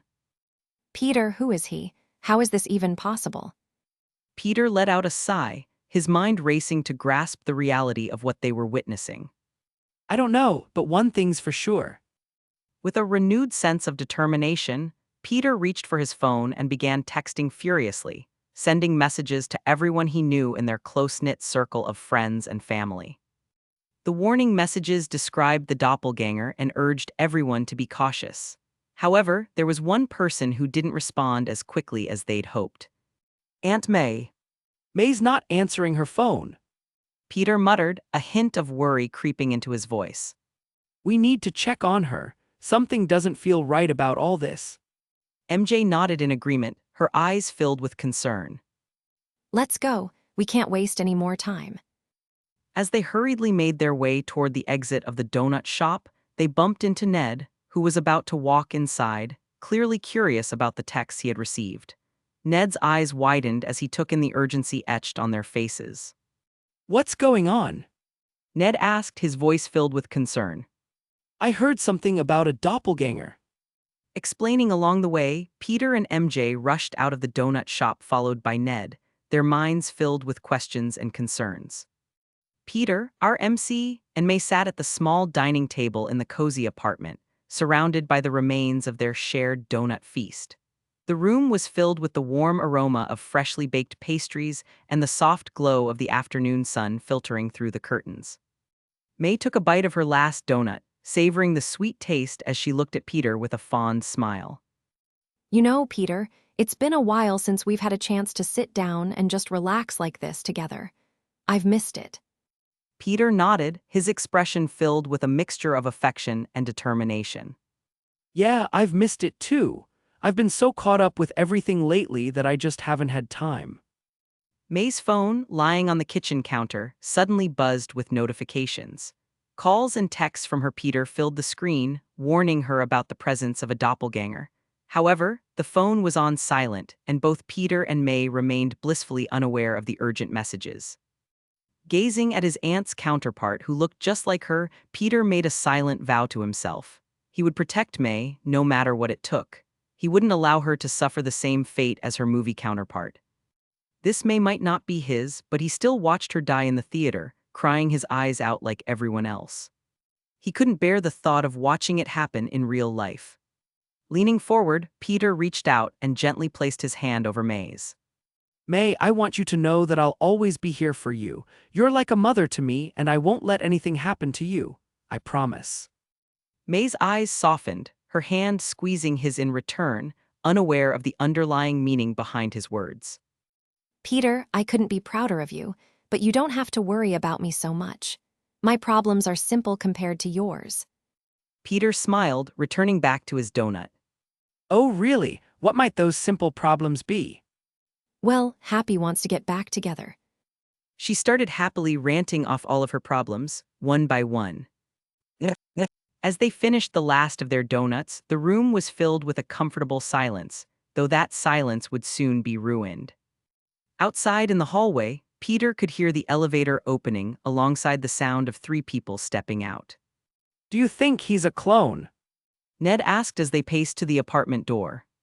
A lot of the time in comic books, the hero's DNA gets stolen, and some villain makes a clone of him. Peter smirked as he heard this universe's Peter, MJ, and Ned talking about him. Well, this has been fun, but I should probably get going now. He said out of nowhere. Huh, where are you going? She asked as he stood up from his seat and waved his hand. In an instant, a golden portal opened in the center of her apartment, shocking her into a stunned silence. I'll come visit again, okay? Peter smiles as he gives her a wave and steps through the portal. Oh yeah. Turning back around, Peter pointed in her direction, and suddenly, A golden spell circle drew itself in front of him before shrinking to the size of a pin and shooting into her body. What was that? She hopped out of her seat, alarmed. Just a small protection spell. Peter answers as the portal began to close. Stay safe, okay? And just as the portal snapped shut, the front door swung open abruptly, revealing Peter, Ned, and MJ. As they walked in, calling for Aunt May, they found her standing there with an empty donut box on the table and a bewildered look on her face. Her eyes widened even further as she took in the sight of the trio standing before her. Peter. May's voice trembled slightly as she stared at them, her heart pounding in her chest. What's going on? Who are you? Peter stepped forward, his voice filled with urgency. May, it's me, Peter. I know this is hard to believe, but there's some doppelganger of me out there. Was he here?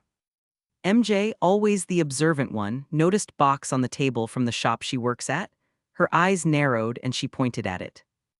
Looks like he brought over his donuts. Did he say anything? May's confusion deepened as she glanced at the Peter before her, realizing the height difference immediately. He said he'd come visit again. After the portal snapped shut, Peter, our MC, donned his spider suit once again and made his way to one of the many manholes that covered the streets of New York City. If I recall the movie correctly, Doctor Strange found the first villain in the sewers. Sighing to himself, as he really didn't want to go down into the *T and $SS filled tunnels, Peter nonetheless descended into the grimy depths, his senses immediately assaulted by the putrid stench that permeated the air. Acting quickly, Peter cast a spell on his mask, filtering the air as if he was wearing a lavender-scented gas mask. The brief light of the spell revealing the damp and moss-covered bricks, along with the occasional rat scurrying through the shadows. With each step, the echo of his steps reverberated through the labyrinthine tunnels, amplifying the eerie atmosphere. The distant sound of water dripping added a haunting melody to the symphony of the underground. As he ventured deeper into the labyrinth, the claustrophobic surroundings closed in around him, the narrow passageways seeming to twist and turn with no end in sight.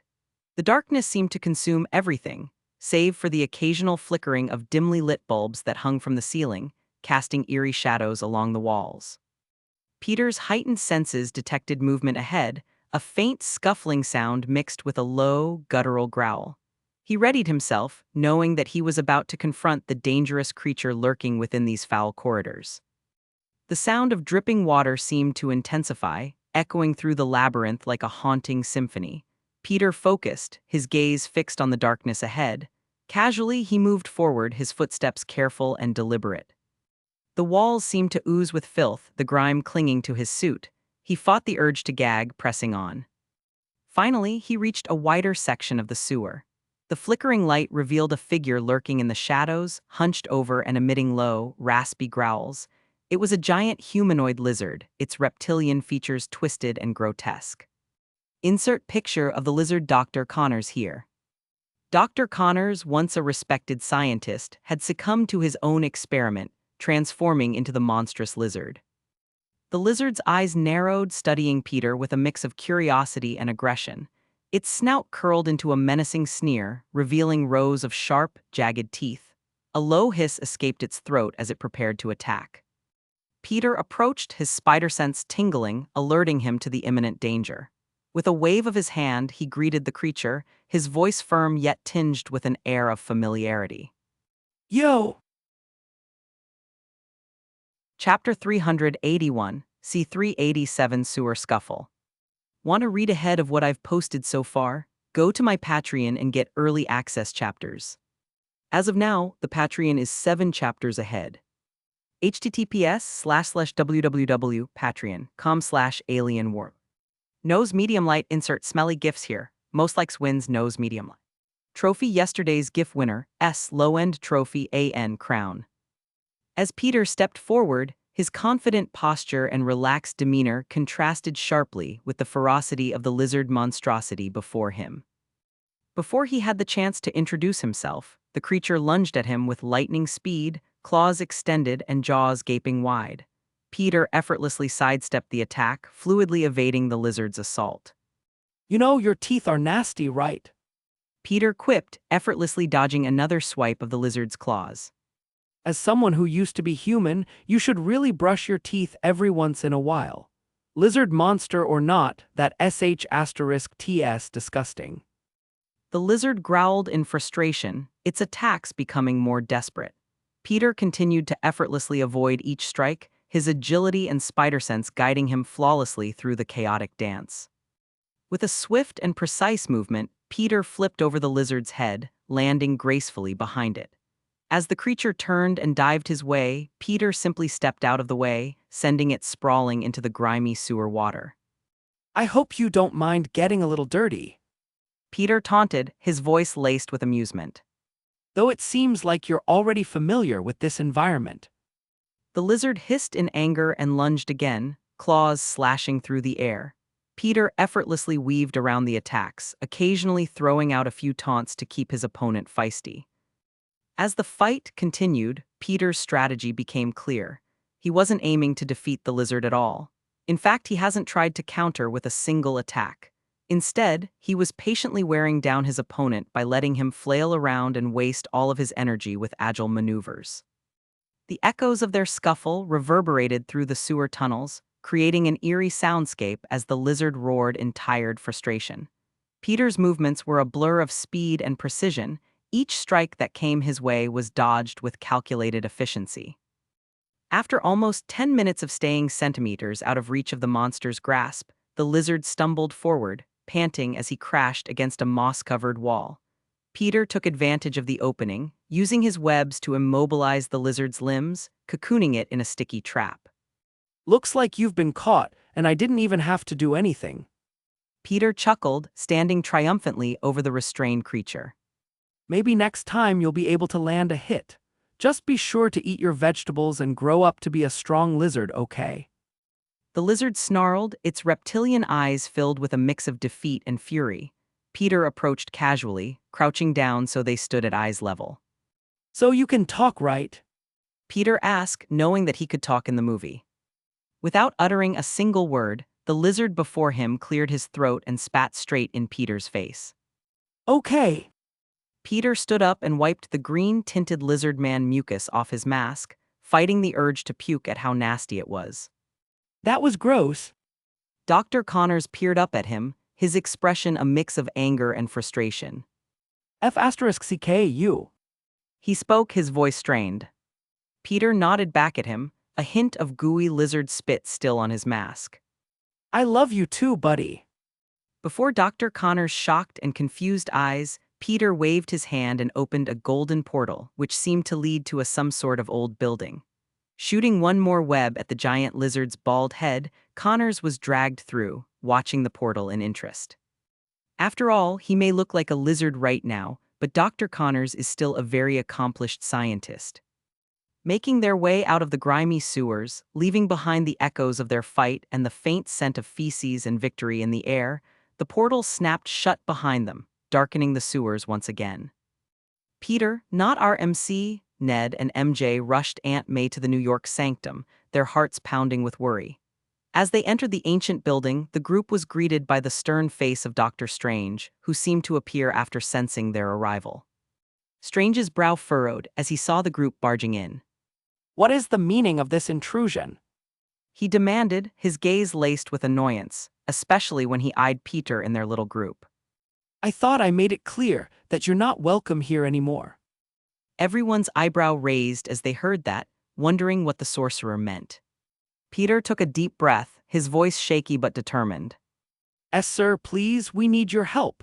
There's a doppelganger of me running around and he visited Aunt May. He placed some kind of spell on her and we don't know what it does. Strange's annoyance softened into curiosity as he listened to Peter's explanation. He looked at Aunt May, who stood there with a bewildered expression on her face. And you believe this doppelganger poses a threat? Strange asked, crossing his arms in contemplation. Peter nodded. Yes, he seemed. Strange sighed, his gaze shifting to Aunt May. Very well, let me take a look. He motioned for Aunt May to step forward, and she cautiously approached him. Strange raised his hands, conjuring golden spell circles that floated surrounded May's entire body, scanning her for any traces of the spell. The room fell into a tense silence as Strange's magic worked its way through May's being. The spell circles hummed softly, their intricate patterns shifting and pulsating. After what felt like an eternity, Strange lowered his hands, dispelling the spell circles. He frowned, his expression pensive. This is a very impressive protection spell. I won't be able to disarm it without setting it off. Peter's eyes widened, a mix of relief and concern washing over him. So she's protected, but protected from what? Strange shook his head, his eyes meeting Peter's. I'm not sure, Peter. This spell is powerful, and its purpose seems to be to keep her safe. We'll need to tread carefully and find out more about this doppelganger. He said, his mind drifting to the incident that happened on Peter's first visit of the day, which could be the reason for all of this. What does this mean? Am I in danger? Strange's stern expression softened, and he placed a reassuring hand on May's shoulder. We won't let anything happen to you, May. I'll keep a close eye on the situation, and we'll find a way to handle it. For now, I suggest you stay with us here at the sanctum for your own safety. May nodded, her trust in Peter and Strange evident in her eyes. Okay, if you say so, but please be careful, all of you. Although I don't think this other Peter has any bad intentions, it's still better to keep your guard up. Peter glanced at Aunt May, his determination reignited. We will, May. We'll figure this out together. Strange turned to the rest of the group, his tone stern once again. Now, if you're going to be staying here, you'll have to abide by the rules of the sanctum. No tampering with any artifacts, no wandering off, and definitely no web-slinging in here. We don't need any more cobwebs stuck to the ceiling. Peter nodded, a sheepish smile on his face. Got it, Dr. Strange. No web-slinging in the sanctum. As the group started to settle into the sanctum, suddenly, a golden portal appeared in the middle of the main entrance, catching everyone's attention. The group's eyes widened in surprise as the golden portal materialized, its shimmering hues casting a warm glow in the dimly lit sanctum. Peter, our MC, otherwise known as the doppelganger, stepped out of the portal, nonchalantly dragging a giant lizard monster behind him. His casual demeanor was in stark contrast to the tense atmosphere that had enveloped the room just moments ago, with a wave and a simple Yo! Peter greeted them as he removed his mask, his voice carrying a mix of confidence and mischief. Ned, MJ, and Aunt May exchanged bewildered glances, struggling to comprehend the sudden appearance of another Peter. Dr. Strange, too, was taken aback, his stoic expression momentarily faltering. Peter's eyes flickered across the room, a mischievous smile tugging at the corners of his lips. He couldn't help but revel in the astonishment that painted the faces before him. Hey, guys! He finally said, his voice infused with a casual tone. I brought a friend. I hope you don't mind the extra company. The lizard, still cocooned tightly in webs, emitted a low growl of frustration, his reptilian eyes narrowing at the sight of the bewildered faces in front of him. He squirmed within his constraints, but the thick layers of web held him back. Dr. Strange composed himself, regaining his authoritative presence. With a wave of his hand, he threw a spell at Peter, hoping to capture him for some good old-fashioned interrogation, but that wasn't happening. Peter simply scoffed as he coated his hand in a golden energy and slapped the spell away, sending it crashing into a case in the corner. Peter looked toward Strange, a playful glint in his eyes. That wasn't very nice.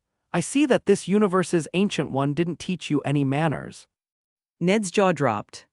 Dude, that was Bada asterisk S. Peter shot his friend's counterpart a mischievous grin. I know, right? Chapter 382, see 388 Introductions. Want to read ahead of what I've posted so far? Go to my Patreon and get early access chapters. As of now, the Patreon is 6 chapters ahead. https://www.patreon.com/alienwarp. China insert Chinese gifts here, most likes wins China. Trophy yesterday's gift winner, S low-end trophy AN all right. So, you're another Peter Parker. MJ asked, her voice laced with skepticism. Well, hello again, gorgeous. Peter chuckled at the glare she gave him. But no, I'm not just another Peter Parker. I'm Peter Parker, the one and only Spider-Man, at least in my universe. Ned's eyes widened, his voice full of excitement. No way, so you traveled across the multiverse? Peter nodded. Yup, but I wasn't exactly trying to. In my universe, I was the first hero, the friendly neighborhood Spider-Man. Started my hero gig as a freshman in high school, and it's been a pretty wild ride ever since. MJ raised an eyebrow, her skepticism evident. And you learned magic. Peter nodded once again. Actually, I did. The Ancient One saw potential in me and took me under her wing. I learned some cool tricks from her over the years. Dr. Strange, who had been observing the exchange with a mixture of surprise and curiosity, finally spoke up. This is quite the tale.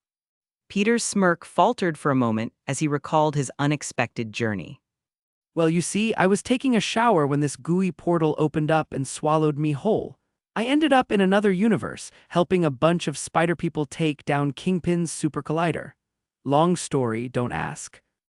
Aunt May quirked her head to the side. Who's Lily? She asked curiously. Peter's confident facade softened, his gaze meeting Aunt May's. That would be your granddaughter. He revealed as his gaze turned to MJ. And your daughter. All eyes widen in shock almost instantly. I have a daughter with MJ. Tom asked bewildered. Peter nodded. Well, she's an artificial intelligence, but yeah. She called me daddy as soon as I started her up. It was so cute. He said, reminiscing about the good old days. I even made her a body with our DNA and had the dwarves of Nidavellir forge her some metal bones. She's pretty bada asterisk S for a 10-year-old kid. You may be skilled, Peter, but we'll need to assess the situation carefully.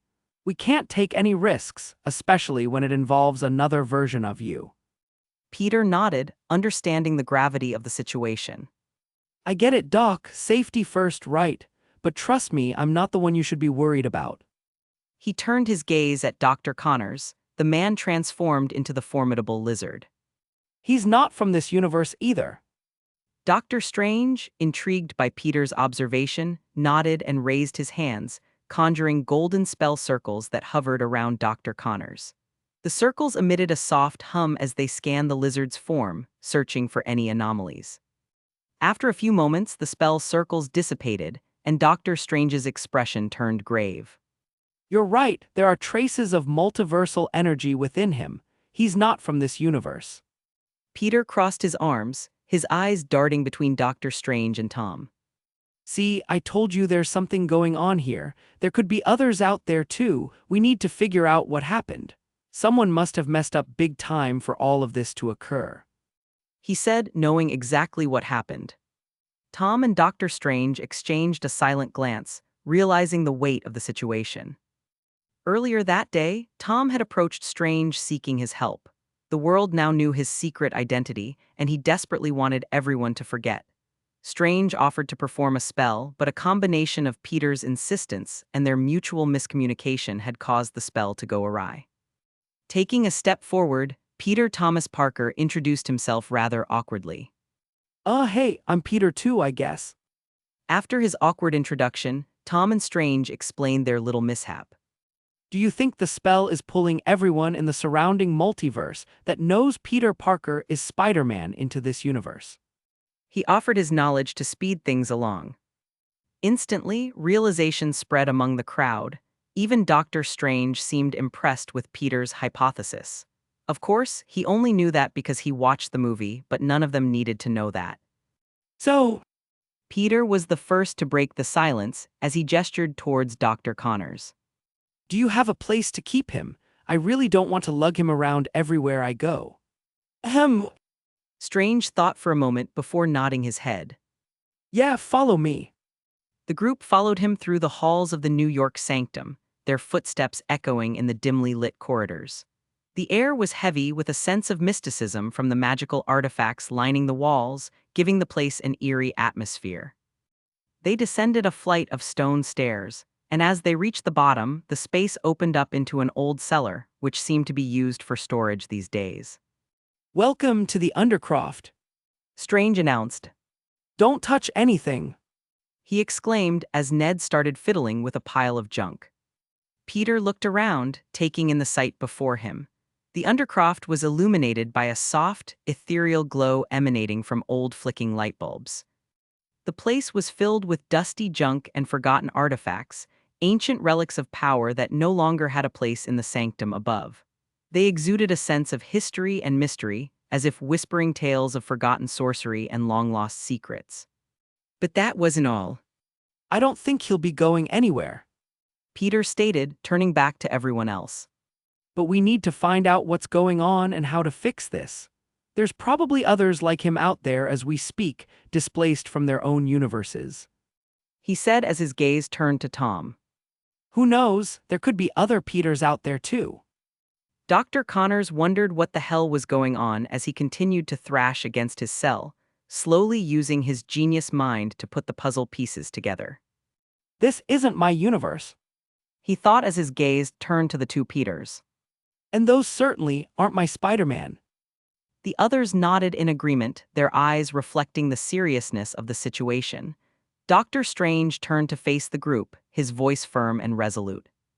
We'll need to work together, gathering information and... Before he could finish that sentence, everyone's phone suddenly went off, vibrating and chiming. Each member of the group pulled out their devices, their faces contorting with surprise and concern as they read the flood of notifications. Peter, being the odd one out without a phone from this universe, observed their reactions with curiosity. Ned's eyes widened, his voice trembling with urgency.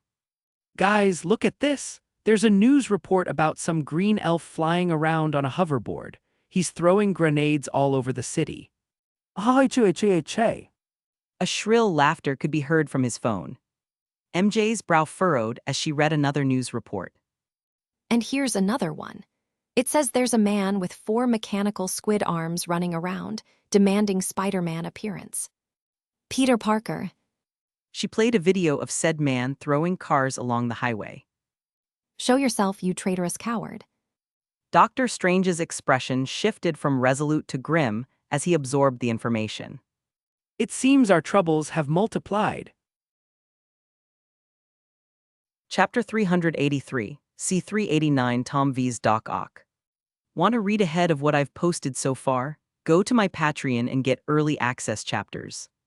As of now, the Patreon is 7 chapters ahead. https://www.patreon.com/alienwarp. France insert French gifs here, most likes wins France. Trophy yesterday's GIF winner, S. Low-end trophy, AN, the Empire has been established.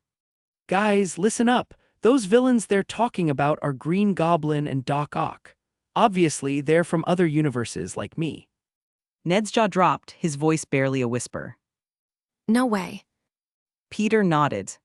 Yeah, I haven't faced them in my universe since they don't exist, but they existed in the last universe I was in. Green Goblin should be Norman Osborn, a ruthless and highly intelligent adversary. He's got a glider that he rides on and uses bombs as his primary weapons. Be careful, he's a master of manipulation. MJ raised an eyebrow, her curiosity piqued.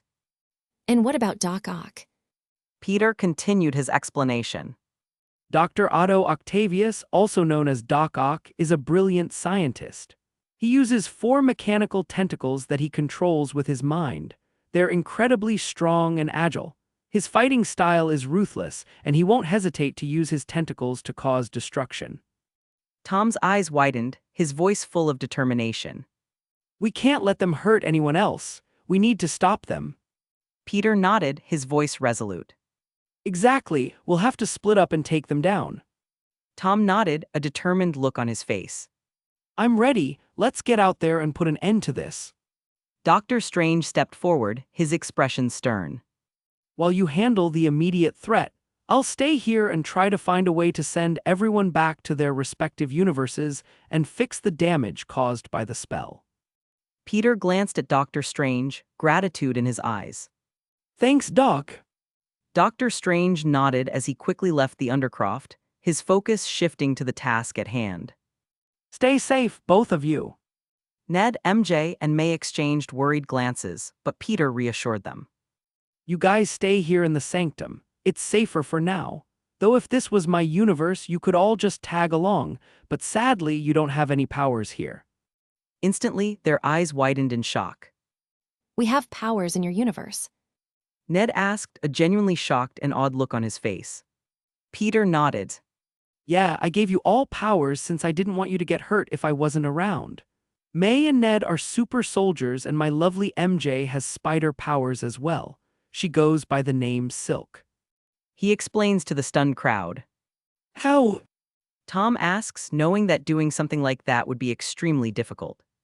Peter looked over at him and raised an eyebrow. You know, the majority of Peter Parkers out there are geniuses, right? If one of us is in a universe, it's almost impossible for us to be normal. Are you dumb in this universe? He asked. Tom's eyes widened. No, I don't think so. He replied, scratching the back of his head awkwardly. He was always the top of his class. Even if he wasn't trying, Tom could easily reign supreme in his school. Good, then you should be able to enhance them later down the line if you want. Peter said with a shrug. Here's a hint to get you started. Steal from the bad guys, they always have the best toys. Are you telling him to become a thief? May asks in disbelief. Yeah, pretty much. Peter confirmed without an ounce of shame. Think of it like a video game. Loot your enemies as much as you can and you'll have an easier time. You know, when the Kree and Chitauri invaded my planet, we stole as many ships as we could. And now, the Avengers has a huge fleet of advanced spaceships that protect the planet. Stealing is just the best, trust me. Anyway, we should get going. Peter says as everyone suddenly remembers the two villains. And after a few goodbyes, Peter opened a portal under his feet and disappeared, whilst Tom watched jealously. I should ask Strange to teach me magic. He muttered before running off. Tom swung through the city, his web-slinging skills on full display as he searched for Doc Ock. The destruction in the streets below was evident, and the panicked screams of innocent bystanders filled the air.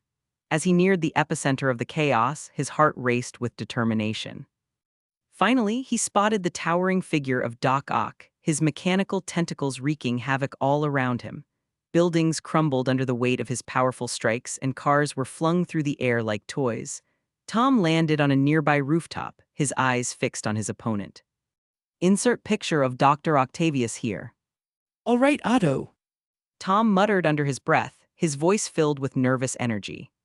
Let's see what you're made of. With a surge of adrenaline, Tom leaped off the rooftop, descending upon Doc Ock with a flurry of punches. But his blows were easily deflected by the mechanical arms, which moved with incredible speed and precision. Doc Ock's laughter filled the air as he effortlessly swatted Tom aside, sending him crashing into a nearby wall. Gasping for breath, Tom quickly regained his footing and sprang back into action. He shot his webs at Doc Ock, hoping to immobilize him, but the villain expertly dodged the sticky strands and retaliated with a powerful swipe from his tentacles. Tom barely managed to evade the attack, narrowly avoiding being impaled. You finally decided to show yourself, Peter. Doc Ock taunted, his voice dripping with contempt. It's time you paid for what you've done. Although he has no idea what his opponent was talking about, Tom was nonetheless undeterred. He pressed on, his mind racing for a strategy. He knew he couldn't match Doc Ock's strength head-on, but he had to find a weakness. He continued to dodge and weave through the chaos, using his agility and spider sense to anticipate Doc Ock's every move. However, with each passing moment, Tom grew wearier. Doc Ock's relentless assault took its toll, leaving him bruised and battered. The realization that he might not be able to stop this threat sank in, but he refused to give up. Doc Ock lunged forward, his tentacles striking at Tom with blinding speed. Tom managed to dodge a few, but one of the mechanical arms grazed his side, sending him sprawling across the pavement. Pain surged through his body, but he forced himself to stand. Gritting his teeth, Tom unleashed a series of acrobatic flips and kicks, aiming to disorient Doc Ock and create an opening. Yet, his attacks seemed ineffective against the villain's mechanical fortress. With a swift motion, Doc Ock seized Tom's leg, hoisting him into the air. Tom struggled, desperately trying to break free, but Doc Ock's grip was unyielding. The world spun around him as he dangled helplessly, his breath coming in ragged gasps. Doc Ock sneered down at him, his victory seemingly assured. Just a boy playing dress-up. Doc Ock mocked, tightening his grip. It's time to put an end to this. With adrenaline coursing through his veins, Tom refused to let Doc Ock's taunts break his spirit. Summoning every ounce of strength and determination, he twisted his body, contorting in midair to free himself from the villain's grip. With a swift kick, he propelled himself away from the mechanical arms, landing nimbly on the ground. As Doc Ock lunged forward, his tentacles striking out once more, Tom anticipated the attack. He dodged, ducked, and weaved through the onslaught, evading the metallic limbs with remarkable agility. With each movement, he analyzed the pattern of Doc Ock's strikes, searching for a vulnerability. Spotting a split-second opening, Tom leaped forward, launching himself off a nearby car. He flipped in midair, his foot connecting with the side of one of the mechanical arms, sending it spiraling off course. The impact jolted Doc Ock, momentarily throwing him off balance. Seizing the opportunity, Tom landed gracefully on the ground and darted forward.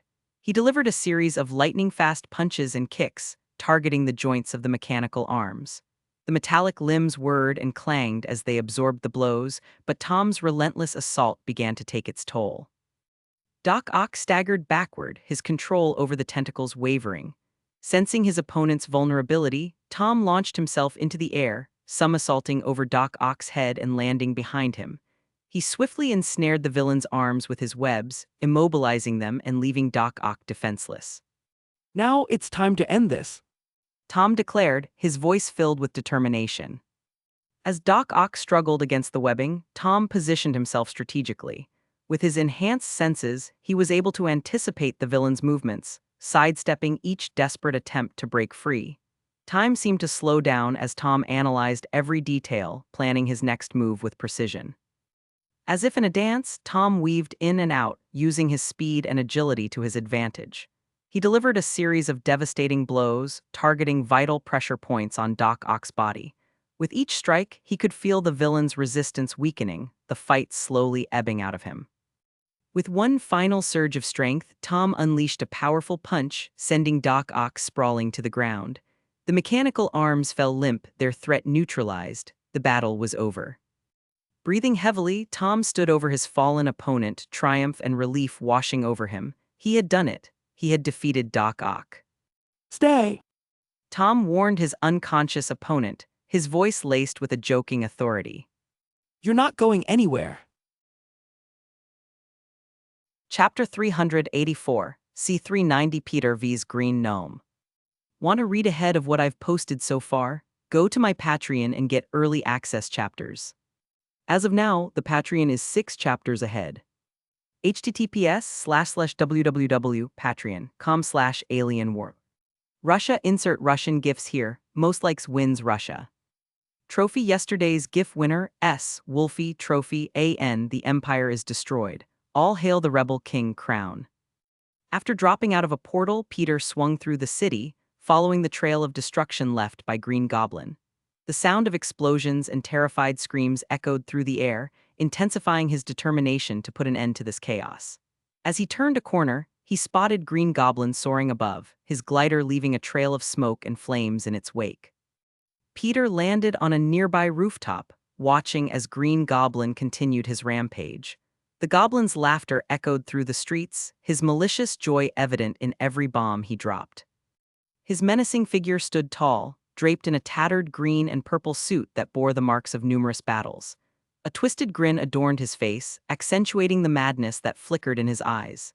His hair, once a vibrant shade of brown, now disheveled and streaked with gray, added to his eerie and unpredictable aura. Insert picture of Green Goblin here. Peters casually waved, his voice laced rather calm for the situation. Yo! He called out, getting his opponent's attention. Green Goblin spotted Spider-Man and his grin widened. Ah, Spider-Man, wait! He realized as Peter's mask was still off. Not to mention the different style spider suit that he wore compared to most Spider-Men. Maybe you're just getting old, Osborn. Peter said as he took a seat at the edge of building. It might be time to schedule a doctor's appointment. You could have dementia. Green Goblin exclaimed as he tossed a handful of grenades down at the crowded street below. Ho ho! He laughed, expecting Peter to dive down and save the poor innocent bystanders. Peter remained seated. Sorry to disappoint you, but His voice trailed off as he waved his hand. Suddenly, a portal opened up below the grenades, which deposited them directly above Osborne's head. He laughed, expecting Peter to dive down and save the poor innocent bystanders. Peter remained seated. Sorry to disappoint you, but is that the best you've got? Peter taunted, his voice dripping with boredom. Before Osborne had the time to answer, he shot a web at one of the glider's wings, causing it to malfunction and spiral out of control. Green Goblin's eyes widened in shock as he struggled to regain control of his glider. You! Peter yawned dramatically. I've faced tougher opponents, Norman. You're just a schizo with nice toys. As Green Goblin tried to regain his composure, Peter closed the distance between them in a blink of an eye. He delivered a powerful punch, sending Green Goblin flying through the air. The villain crashed into a nearby building, his body leaving a dent in the brickwork. Peter walked calmly towards the fallen goblin, his voice dripping with authority. It's over, Norman. Surrender now, and I'll see about helping with that alter ego of yours. Although everything goes to sh*T in the movie, because Tom wanted to help Norman and the other villains, Peter still agreed with the idea of curing them. The only problem came when he let them out of their cells. Why didn't he just keep them restrained while curing them? Peter wondered and instantly came to a conclusion. Because that would have made for a very boring movie. Green Goblin struggled to his feet, blood dripping from a cut on his forehead. He sneered, his voice laced with defiance. Never, I'll never surrender to the likes of you. Peter's expression remained unchanged, his voice unwavering. Fine, have it your way. In one swift motion, Peter sprang forward, delivering a barrage of punches and kicks with incredible speed and precision. Each strike landed with devastating force, causing Green Goblin to stagger and groan in pain. The once feared villain was reduced to a mere punching bag in Spider-Man's relentless assault. Through the flurry of blows, Peter maintained his calm demeanor. He moved effortlessly, evading Green Goblin's feeble attempts to counterattack. His web-slinging skills added an extra layer of finesse to his movements, enhancing his agility and ensuring that his attacks never missed their mark.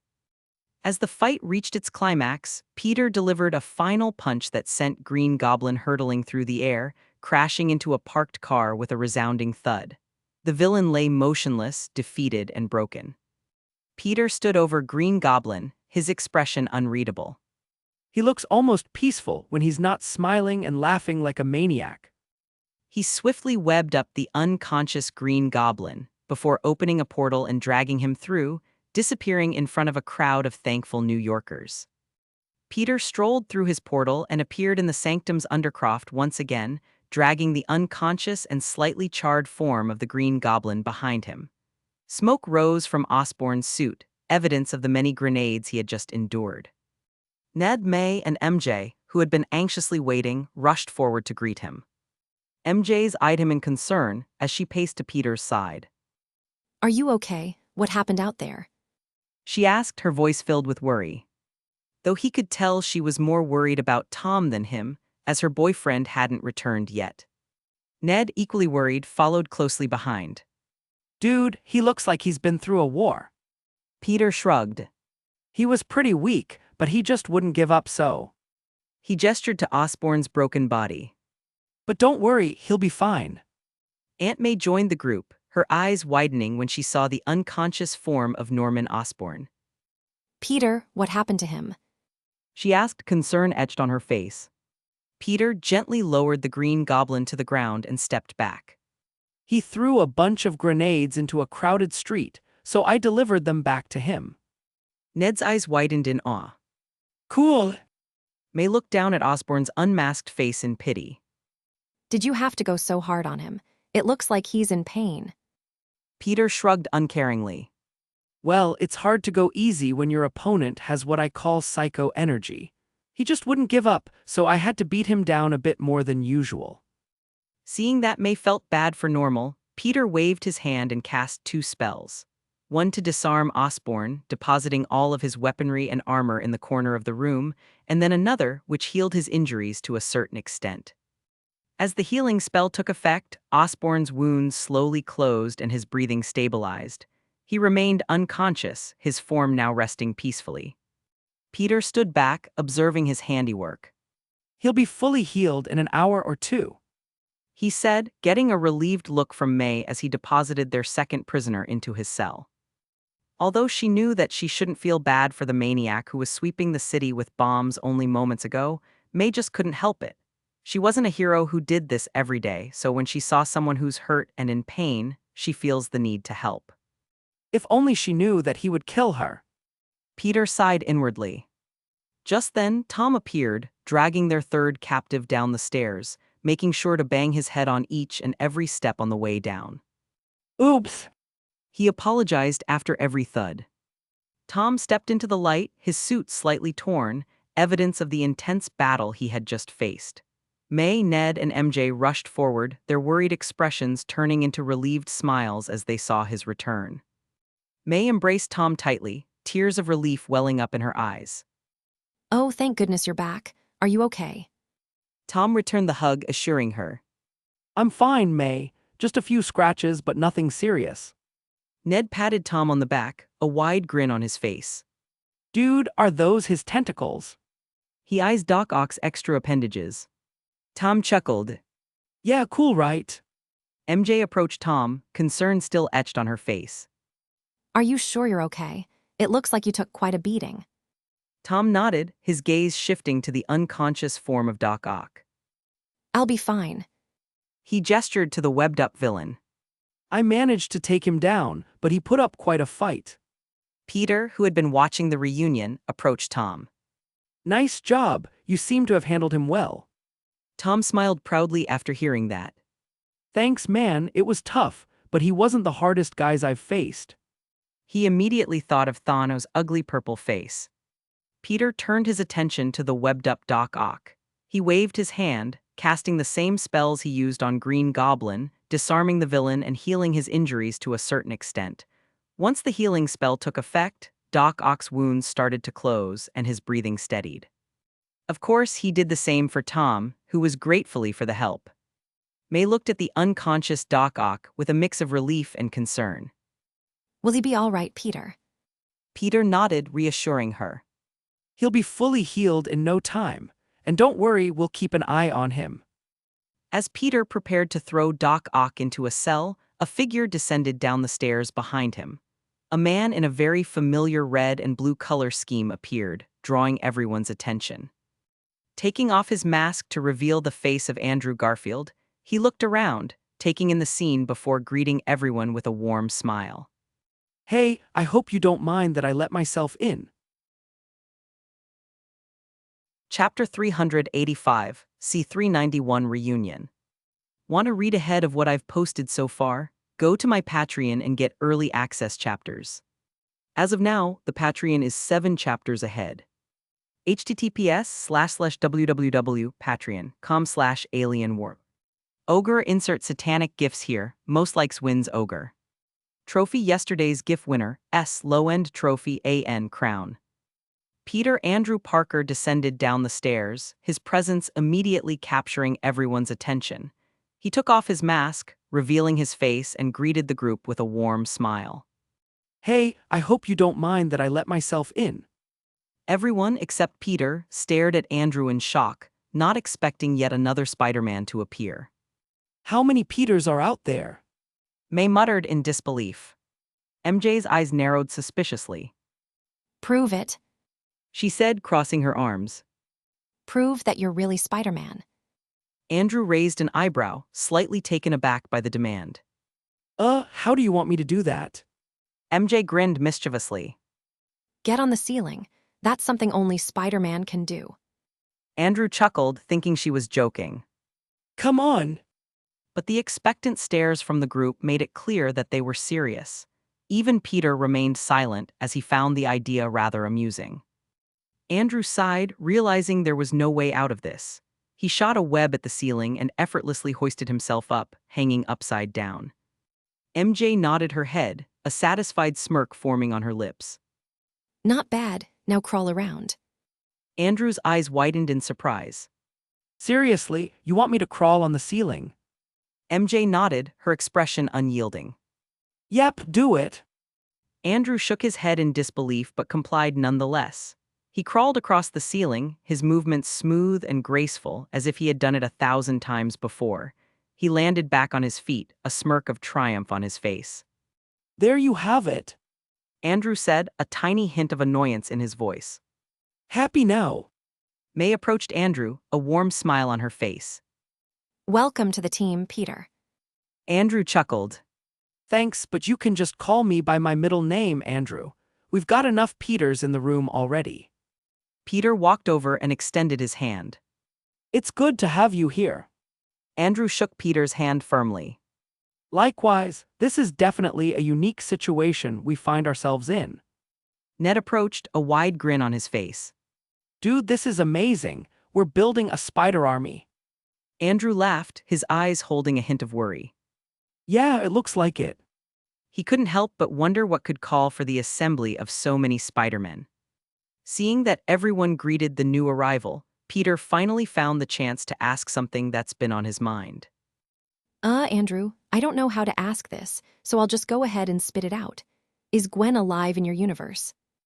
Instantly, the room went silent as everyone wondered why Peter was asking such a question and who was Gwen. Wait, Andrew muttered as his eyes widened. your voice sounds familiar. He uttered as realization began to set in. So it is you. Peter smirked. It's good to see you again. He clarified, which only furthered everyone's confusion. Can someone please explain what's going on? Ned asked what everyone else was thinking. Andrew was more than happy to explain, gesturing to Peter. This guy came to my universe and somehow took over my body. MJ immediately interrupted him. And that's a good thing. She asked, eyeing Peter weirdly. I wasn't so sure at first, but after he helped me save my girlfriend's life and took down two very powerful bad guys, I couldn't really complain.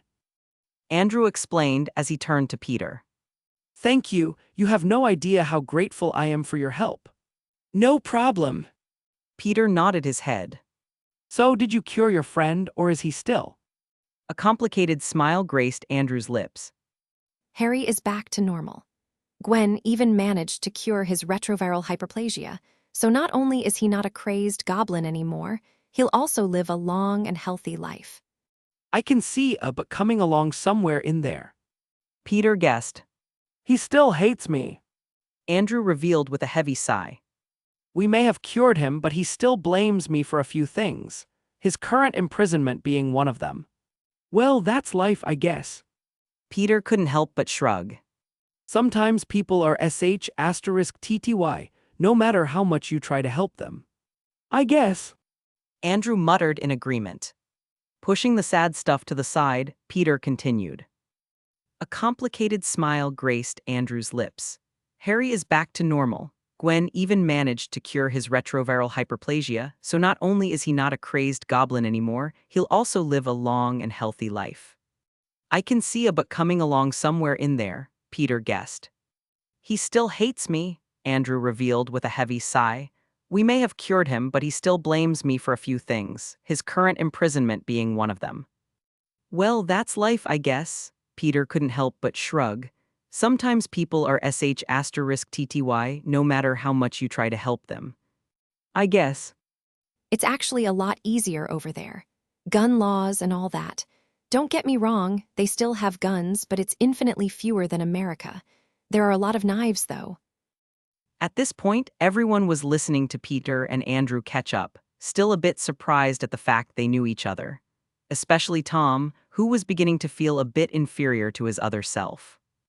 Peter seemed to be doing a far better job than him. From the few things he's heard, such as finding a way to give powers to his loved ones or his past multiverse travel, Tom just couldn't seem to stack up against him. And although he shouldn't mind, as everyone is different, Peter looked exactly like him, making their lives seem much closer in comparison. As he stared at his counterparts back, Tom couldn't help but wonder. Am I a good Spider-Man? A man in his early 20s slept in a puddle of garbage juice in a New York City alleyway. With short, messy blonde hair, His appearance would harbor a deceptive charm if not for his current predicament. Even his clothes were torn as if he had just gone through one hell of a fight, though his skin didn't hold a single blemish. Insert picture of Eddie Brock from Spider-Man 3 here. Eddie's eyes fluttered open, squinting against the harsh sunlight that filtered through the towering buildings. His head throbbed, and his body ached as he pushed himself up from the dirty concrete of the alleyway. Confusion clouded his mind as he tried to recall how he had ended up in this unfamiliar place. He shook his head, attempting to clear the fog that shrouded his thoughts, but the memories eluded him. The last thing I remember is... Eddie froze as he recalled the horrifying experience of exploding. He muttered in shock as he checked over his entire body, finding all of his appendages in the right place. Staggering to his feet, Eddie scanned his surroundings, taking in the bustling streets of New York City. The sights and sounds were familiar, yet strangely different. People hurried past him, seemingly uncaring or unaware of his presence. What the hell is going on? Eddie muttered to himself, his voice laced with frustration and annoyance. He reached up to rub his temples, only to find something amiss. His fingers grazed against the cold, smooth surface of the symbiote peeking out of his skin. Venom had somehow followed him, a twisted companion that seemed to thrive off his darkest desires. Insert picture of Venom here, the one from the Venom movies. Hey, watch where you're going. A passerby exclaimed, jolting Eddie out of his thoughts. He realized he had unconsciously walked in the middle of the sidewalk, lost in his own bewilderment. People cast him irritated glances before seeing the pitch-black monster with razor-sharp teeth attached to half of his face. Giving him fearful looks, they paced away, not willing to risk their lives. Eddie scowled, his eyes narrowing with an air of menace. That right. Venom's voice echoed in his mind, the symbiote reveling in the fear of those around him, eyeing them like the tastiest food. Eyes, lungs, pancreas. Venom purred, amusement lacing its sinister tone. I'll find you someone to eat later. Ignoring the symbiote's hunger, Eddie focused on the task at hand.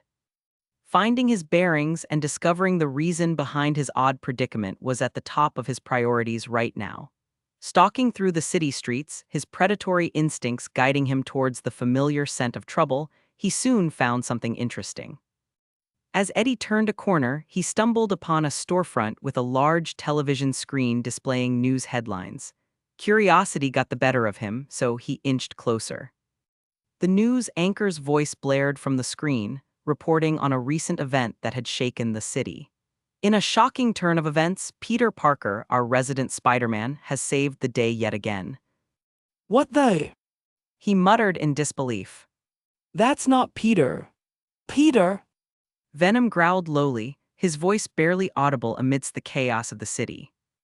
The realization hit both of them like a freight train. This wasn't their universe.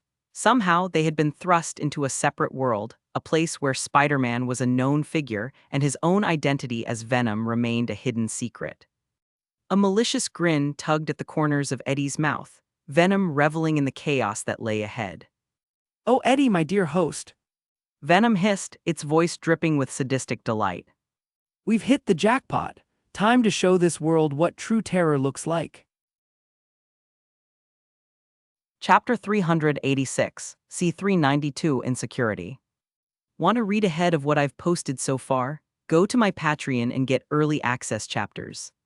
As of now, the Patreon is 6 chapters ahead. https://www.patreon.com/alienwarp. Smiling face with Halo insert angelic gifts here. Most likes wins smiling face with Halo. Trophy yesterday's GIF winner S. The Wolf Leader Trophy AN. A new king rises crown.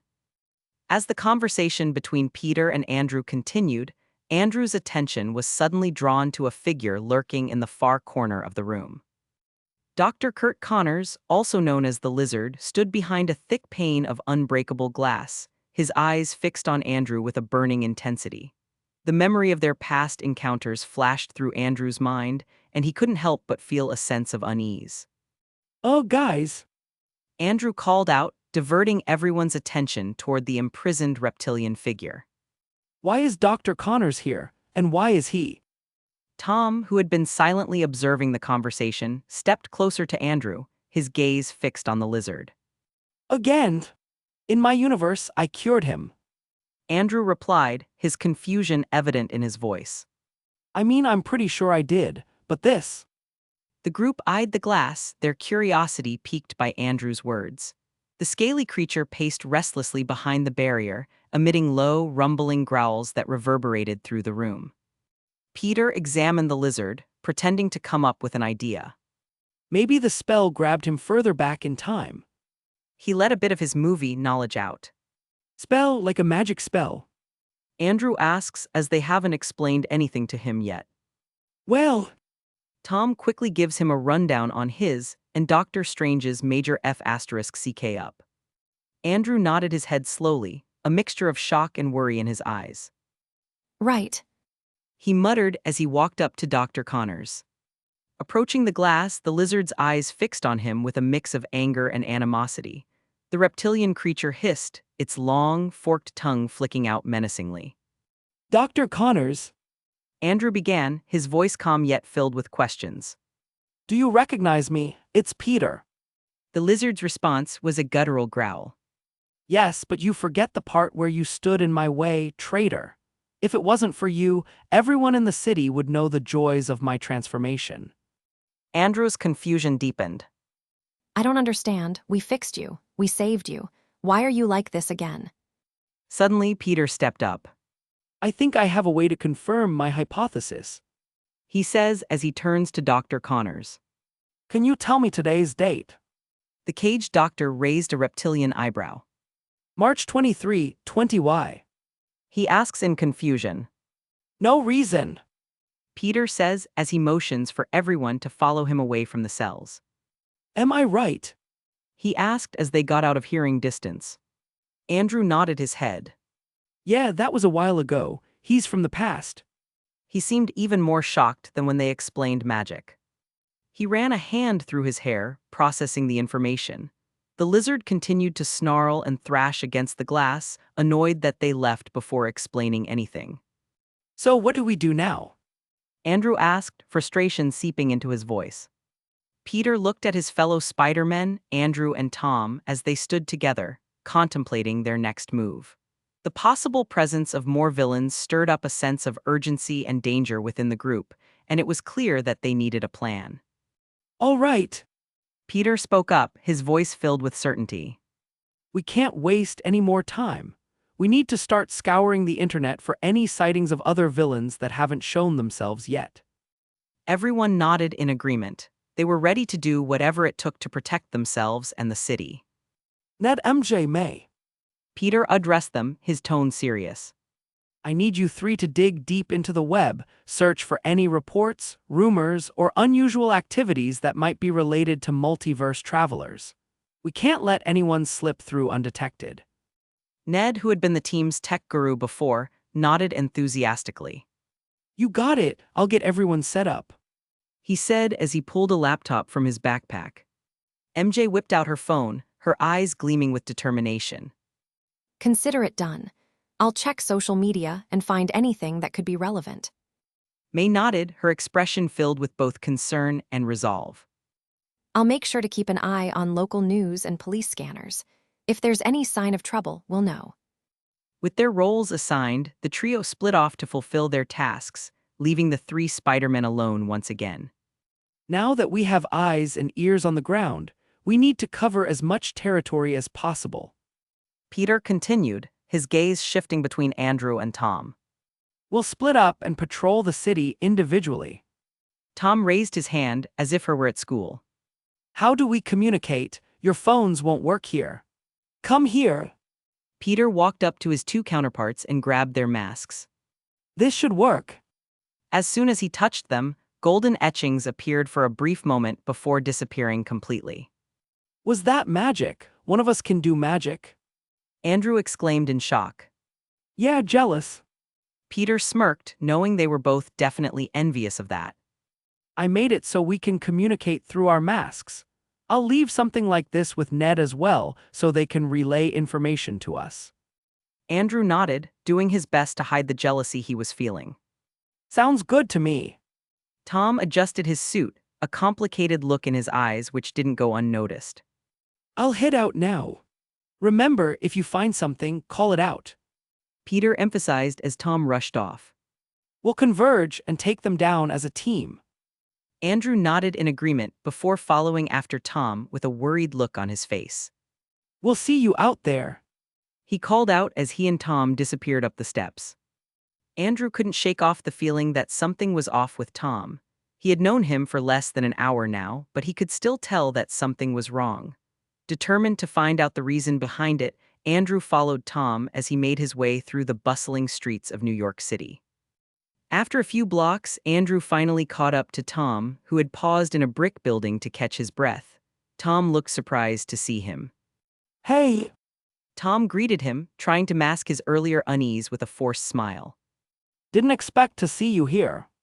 Andrew crossed his arms, his gaze fixed on Tom's troubled expression. Something's bothering you, and don't think I didn't notice. What's going on? Is it about this multiverse stuff? Tom sighed, his shoulders slumping. I guess I can't hide it very well. It's just... Andrew's eyebrows furrowed in confusion. What do you mean? Tom's voice dropped to a whisper. I've always felt like I was doing a good job, but as soon as Peter arrived, I realized that I'm struggling to measure up. I mean, I'm Spider-Man, but compared to Peter. Andrew's heart went out to Tom as he listened to his every word. He placed a hand on Tom's shoulder, offering support. Listen, I get it. I've had my fair share of insecurities over the years. Andrew admitted, his voice filled with empathy. But we're all different versions of Spider-Man, each with our own unique strengths and weaknesses. Just because Peter seems to have it all together doesn't mean you're any less capable or important. Tom's eyes glistened with a mix of gratitude and vulnerability. You really think so? Andrew nodded, a reassuring smile gracing his lips. Absolutely. Besides, I doubt Peter's the perfect clone that you think he is.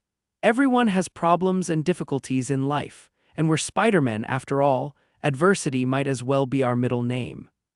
Tom's shoulders relaxed, and a flicker of determination returned to his eyes. You're right, I can't let jealousy and doubt hold me back. Besides, just like you said, nobody's perfect, not even Peter. You blind fools. My Spider-Man is a perfect god of all Spider-Men. He stands at the peak of all Parkers in existence. Your feeble minds couldn't begin to comprehend his mere presence. Ha ha ha ha ha, cough. Exactly. Now, let's go back out there and kick some *S. Tom chuckled, the tension lifting from his features. With renewed confidence and a strengthened bond, Andrew and Tom leaped off the building, ready to face whatever challenges awaited them. As they swung through the city, their shared determination and support for each other propelled them forward. Little did they know that their masks were transmitting that entire time. Our universes are pretty similar, so he could try to use some of my methods to catch up to me. The question was, would Peter be willing to share those methods? And sadly, for Tom, that answer was no. If Tom wasn't known as being a bit of a F***ck up at times, then Peter might be willing to share some knowledge with him, but that just wasn't the case. Look at their current situation, for example. Although the blame could be equally placed on Doctor Strange's shoulders, that doesn't change the fact that Tom wanted to erase the entire world's mind just so he and his friends could go to the same school together. And he didn't even try to appeal his case with the school beforehand. He skipped straight to a worldwide mind wipe. Truly, he is a Dumbledore-S. A lovable Dumbledore-S, but a Dumbledore-S nonetheless. Sorry, kid, you'll have to figure it all out on your own. Though maybe I can drop some small hints and help him with stuff I know he can't F***ck up. After all, he is a nice guy. Chapter 387, C393 New Arrivals. Want to read ahead of what I've posted so far? Go to my Patreon and get early access chapters. As of now, the Patreon is 7 chapters ahead. https://www.patreon.com/alienwarp. Police car light, insert oily gifs here. Most likes wins police car light. Trophy, yesterday's GIF winner, S. Wolfie Trophy AN Crown.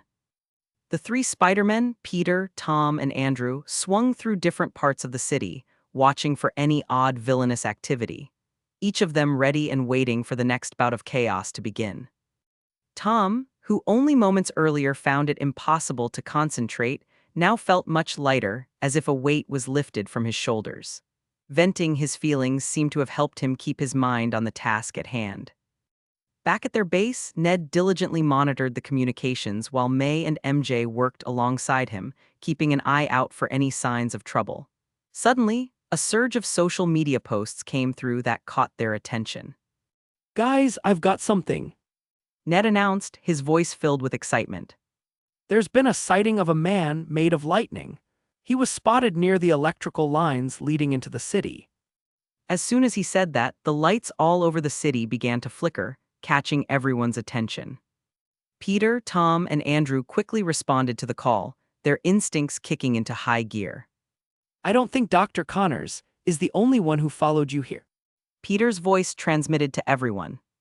But you killed him. Andrew replied in disbelief. Well, sometimes the bad guys don't stay dead. Peter said as they all rushed to the location provided by Ned. Within minutes, Andrew was the first to arrive at the location, skidding to a stop on the side of an electrical tower. His eyes widened as he took in the scene below. Standing among the sparking electrical lines was a familiar figure bathed in crackling blue energy. Max! Andrew muttered under his breath, his voice tinged with both recognition and concern. You're alive! He had some doubts, but those were long gone now. Andrew and Maxwell Dillon, also known as Electro, hailed from the same universe where they had clashed multiple times. Though in the end, Peter ended up taking over Andrew's body and overloading Electro with massive amounts of electricity, killing him in a fiery explosion. Spider-Man! Electro smiled darkly in Andrew's direction. How good of you to join me. Before Andrew had a chance to react, the air crackled with electricity, and a bolt of lightning surged toward him. With reflexes honed by years of crime fighting, Andrew leaped out of the way, narrowly avoiding the electrifying attack. As the lightning fizzled out, Andrew landed on an adjacent tower, his mind racing. He had to find a way to stop Electro and prevent him from wreaking havoc on the city. Andrew's heart raced as he assessed the situation. Electro stood before him, crackling with raw power. The blue energy rushed into his body from the sparking power lines, illuminating his euphoric expression. Andrew knew he had to act quickly if he wanted to stand a chance against him. What's taking you guys so long? His transmitted to Peter and Tom. Little did he know that Peter had already arrived, taking a seat on a nearby tree to watch the show. I've already beat this guy, so I'll leave this one to you guys. Peter said as the sound of crunching popcorn could be heard. Are you seriously eating, at a time like this? Tom shouted, rushing to Andrew as fast as he could. No! Peter denied as the sound of soda being slurped through a straw filled their ears. Shaking his head in exasperation, Andrew lunged forward, his agility and speed on full display. He unleashed a series of acrobatic flips and spins, aiming to disorient Electro and catch him off guard. But Electro proved to be a formidable opponent, effortlessly evading Andrew's attacks with his electrifying speed. Bolts of lightning shot from Electro's fingertips, narrowly missing Andrew as he somersaulted through the air.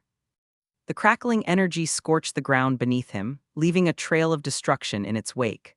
Andrew rolled and dodged, narrowly avoiding the deadly blasts, but with each passing moment, it became increasingly clear that Electro held the upper hand. The villain's powers seemed to intensify as the battle raged on. The surrounding electrical lines hummed with energy, feeding Electro's strength. Andrew knew he had to come up with a plan and fast. Gathering his resolve, Andrew focused on his web shooters. He shot a web line at one of the nearby towers and swung towards Electro with incredible speed. As he closed in, he delivered a powerful kick, aiming for Electro's chest. But the charged villain was ready, and he countered with a surge of electricity that sent Andrew crashing into ground. The impact rattled Andrew, but he refused to stay down. He pushed himself up, his muscles aching, and readied himself for the next attack. But before he could react, Electro sent a powerful shockwave through the ground, causing a web of lightning to ripple towards Andrew. Caught off guard, Andrew tried to evade, but the electricity found its mark. He cried out in pain as the shockwave coursed through his body, temporarily immobilizing him. The energy seemed to drain him, weakening his limbs and clouding his vision. I really should have wore my magnetized web shooters today. He regretted his choice in gear immediately. With a wicked smile, Electro advanced towards Andrew, ready to deliver the final blow. But just as he raised his hand to strike, a voice echoed through the night. Not so fast. Tom swung into the scene, clad in his Spider-Man suit, planting his boot across their electrified adversary's face, sending him flying across the clearing. You all right? Tom asked as he rushed over to Andrew's side. Andrew picked himself up off the ground. Yeah, I'll live. He said, taking a breath to steady himself. Can you keep him busy for me? You have a plan. Tom asked and received a nod in return. Then leave him to me, just don't take too long. He said and rushed off towards their enemy. Andrew quickly analyzed some of the fallen electricity towers, assessing their structure and identifying the most suitable materials for his plan. He swiftly maneuvered through the debris, using his super strength to lift heavy metal beams and secure them together with his adhesive webbing. Meanwhile, Tom engaged Electro, who was more than surprised to see a second Spider-Man. How are there two of you? He asked as he discharged a flurry of electricity. Using his agility and acrobatics to dodge the villain's electrifying attacks, Tom landed powerful punches and kicks. Have you ever seen the movie Parent Trap? We're long-lost twins that were separated at birth. He joked, attempting to keep Electro occupied and divert his attention away from Andrew's plan. As Electro unleashed a torrent of lightning bolts towards Tom, the agile Spider-Man deftly weaved and dodged, narrowly avoiding the deadly blasts. Tom's quick reflexes allowed him to counterattack, delivering a flurry of blows to Electro's side. The two engaged in a spectacular display of combat prowess, their movements a blur of red and blue. Meanwhile, Andrew worked with precision and speed, his mind fully focused on his task. He connected the metal beams to form a sturdy framework, ensuring it would withstand the force of Electro's power. As he secured the final piece in place, Andrew's eyes caught sight of a fallen power line nearby. He swiftly grabbed the power line and held it against the framework. With his knowledge of electrical engineering, he carefully magnetized the metal construct, creating an electromagnetic field that would interfere with Electro's powers. It's done, bring him over here. Andrew's voice echoed in Tom's ears. Back in the midst of the battle, Tom peeked over at Andrew and found him standing next to a larger metal box. Is that his plan? Although he doubted Andrew's plan, Tom skillfully did as he was told, using his web-slinging abilities to maneuver around the villain's attacks. He taunted Electro, luring him closer and goading him into unleashing his full power. Have you even touched me yet? I'm getting bored. Tom shouted, his voice filled with confidence as he skillfully evaded each lightning blast. As Electro grew more enraged and desperate, his attacks became more erratic and unpredictable. With a final burst of electricity, he launched himself towards Tom, condensing his entire body into a huge bolt of lightning. But Tom had anticipated the move. He swiftly leaped to the side, narrowly avoiding the electrifying attack, and directly behind him stood Andrew, holding the door to his magnetized trap wide open. Instantly, Electro shot into the box, banging his head against its magnetized inner walls. Ugh! He grunted in pain and confusion as the door behind him slammed shut, locking into place. Scoffing at the shabby excuse for a trap, Electro's body surged with electricity, though his hopes were soon destroyed. The surrounding magnetic field disrupted Electro's control over his powers, causing the lightning to bounce back into his body, leaving the box completely unharmed. After a few more tries, Electro was enraged by his failure. Hey, let me out, Peter. He screamed and banged metal. Appearing behind Tom and Andrew, Peter quickly vanished all of his snacks. Good job, guys. I knew we could do it. He said as he clapped them on the shoulders. Turning to glare in his direction, both Tom and Andrew rolled their eyes in tandem. Wait! Lily Parker sat at the kitchen table, her small frame perched on a chair that seemed too big for her. A plate of pancakes was in front of her, half-eaten, while her mother, MJ, sat across from her, sipping an iced coffee. Mom, can I have more juice? Lily asked, her brown eyes looking up at MJ. Of course, sweetie. MJ replied, getting up from her seat and walking towards the refrigerator. As MJ turned her back, Lily's attention was momentarily drawn to a bird perched on the windowsill. When she looked back, expecting her mother to be pouring juice into her cup, she found herself in an entirely different location, sitting outside on a park bench. Devoid of any signs of her mother's presence, momentary panic gripped her heart, but Lily's logical AI brain soon kicked in, calming her down immediately. Mom, Lily called out, but there was no response, only an eerie silence that hung in the morning air. Uncertain of what had just happened, Lily hopped off the bench, her bare feet landing on the cold concrete sidewalk. Lily looked around, her small figure standing alone in the middle of the quiet park. Her heart raced, and she shivered, a sense of unease settling over her. That's when she noticed movement out of the corner of her eye. Across the street, on a nearby building, she saw a figure dressed in a red and blue suit, masked and crouched low, peering out over the city. Though the suit was different from her father's, hope flickered within her. Could it be him? With a burst of courage, Lily sprinted across the street, her footsteps echoing through the empty morning air. As she approached, she called out, her voice filled with desperate anticipation. Dad. The figure turned and watched in shock as a little girl leaped up more than 15 feet before crawling up the side of the building. Dad. Lily asked as she made it to top, eyeing the Spider-Man before her warily. It's you, right? The The mysterious Spider-Man pointedly at himself. Are you talking to me? Instantly, Lily felt that there was something off with his voice and summoned her spider suit, which instantly covered her body. Take off your mask. She ordered, pointing her wrist in the man's direction. Whoa! The guys held his hands up and pulled off his mask. Don't shoot, I'm unarmed, okay? Chapter 388, C394 is that. Want to read ahead of what I've posted so far? Go to my Patreon and get early access chapters. As of now, the Patreon is 6 chapters ahead. https://www.patreon.com/alienwar. T-Rex insert dinosaur gifs here, most likes wins sauropod. Trophy yesterday's GIF winner, S, Lazy Titan 17 and Meharu Trophy, AN, Crown.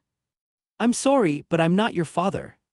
Toby said gently, his voice tinged with a familiar warmth. Lily's disappointment was palpable, but she couldn't help but be curious about the man in front of her. She looked up at him, her eyes showing a great amount of confusion. Do you know where we are? I was eating breakfast with my mom and just appeared in the park out of nowhere. Toby's eyes widened in recognition. That's what happened to me too. I was getting ready for work when... Okay. Lily nodded, not fully understanding the situation yet. Determined to help her, he offered. Hey, how about I take you back home? Do you know the address? Although he was almost positive that Lily wasn't from this universe, like him, Toby had to make sure of that before taking her along with him. After all, he didn't want to accidentally kidnap a lost child. Lily nodded, her trust in Toby growing. Okay, let's go. She said as she dived from the building and started swinging away. With a worried look on his face, Toby rushed off to follow her, ready to help the little girl should she make a mistake and fall. The wind rushed past them as they traveled effortlessly from one building to another. Toby marveled at the sights below, the bustling streets and towering skyscrapers. It was exhilarating, but also a stark reminder of how different this world was from his own. Meanwhile, Lily didn't seem to find anything wrong at all. This universe is very similar to her own, so the New York City around her was very familiar. After a few minutes of swinging, they arrived at a house. Lily landed gently on the front lawn, and Toby appeared beside her soon after, their eyes scanning the surroundings. This is it. Lily said, pointing at the house. But something's not right. Toby furrowed his brow, his gaze following Lily's finger. He looked at the house and noticed a For sale. sign planted on the front lawn. His heart sank, realizing what that meant. Toby looked down at her, a mix of concern and sympathy in his gaze. It looks like you're not from this world either. Lily's eyes widened in realization, her AI mind connecting to nearby Wi-Fi and cellular signals. In an instant, she scanned the internet, sorting through everything she needed to confirm her suspicion. We're in a parallel universe. Lily muttered, her voice quivering with uncertainty. Toby knelt down next to her, placing a comforting hand on her shoulder. I think so, but we'll find a way to help you get back to your parents, I promise. We're in this together. Ignoring Toby for the moment, Lily continued her foreign internet exploration. In mere moments, she learned everything she needed to know. Thanos, the Snap, the Avengers, Wakanda, S.H.I.E.L.D., Hydra, her Uncle Tony's death, all of the major history of this world was laid out before her, including the most recent events pertaining to Spider-Man's identity. He looks just like my dad. She thought. Though my dad wouldn't be dumb enough to reveal his identity. After parsing through everything, Lily finally arrived at the video of her father beating the sh*T out of the Green Goblin. And she knew it was her father this time since he wore the same old spider suit and everything. He even opened up a portal on video. My dad's here. Lily exclaimed cheerfully, surprising Toby. How do you know that? He asked in confusion. I'm an artificially intelligence. Lily explained the circumstances behind her birth as well as her abilities. Wow! Toby was both shocked and impressed. So your entire body is human besides your brain. And my bones. Those are metal, but that's not really important. Lily shrugged. What is important is my dad is here. I saw a video of him fighting some gnome guy. We need to find him. He'll know how to get us home. Okay, do you know where he is? He asked. Yeah. Lily admitted, her shoulders slumped. Okay, then I guess we have to find him the old-fashioned way. Toby gave her a confident smile, which seemed to be infectious as she couldn't help but smile in return. Almost an hour later, Toby and Lily swung through the city, their eyes scanning the streets below for any sign of Lily's father. The wind whipped through their hair as they leaped from building to building, their web-slinging skills guiding them effortlessly through the bustling metropolis. Lily turned to Toby, her eyes sparkling with anticipation. Do you think we'll find him soon? She asked, her voice filled with hope. Toby glanced back at her, a warm smile on his face. I hope so. We'll keep searching until we find him. With what little time they've spent together, Toby has started to realize that he's been missing out on something rather important. He never had any children. Lily's presence seemed to have awakened something in him. Ideas of starting a family began to swirl around in his head. Maybe his children would inherit his powers as well. Suddenly, Toby and Lily's spidey senses tingled, warning them that something was terribly wrong. Their ears perked up, the sound of chaos echoing in the distance. Sirens blared and people screamed in terror. Following the noise, Toby and Lily arrived at a street corner where chaos reigned. Buildings were in ruins, cars overturned, and terrified civilians ran for cover. Standing amidst the destruction was a figure clad in a sleek black goo, its grotesque tendrils snaking out in every direction. Venom! Toby's eyes narrowed as he recognized the villain. Memories of his own encounter with the symbiote flooded back, reminding him of Eddie Brock, the man who jumped into a grenade and died alongside the symbiote of his universe. Stay behind me, Lily. Toby said firmly, shielding her with his body. That thing is dangerous. Lily nodded, fear and curiosity battling within her. She watched as Venom effortlessly dispatched anyone who crossed its path, devouring their bloody body parts with its ravenous appetite. What is that? Lily whispered, her voice filled with both fascination and horror.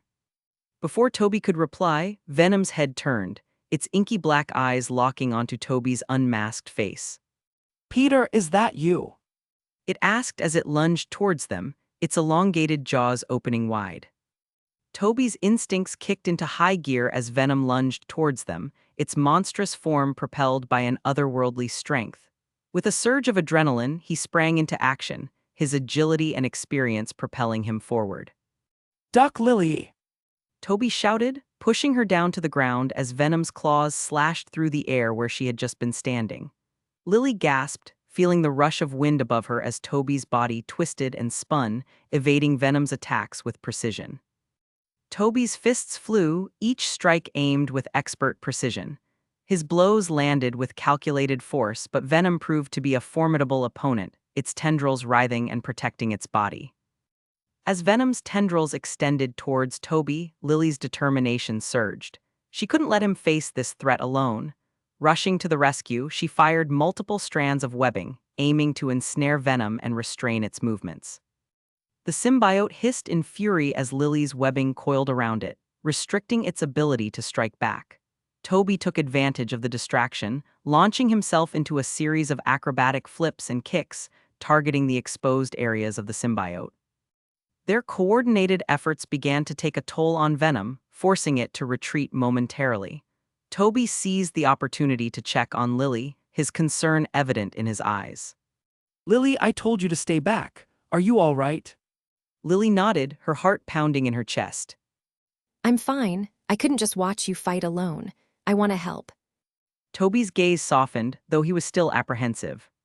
You're very brave, Lily, but please be careful, you're just a kid.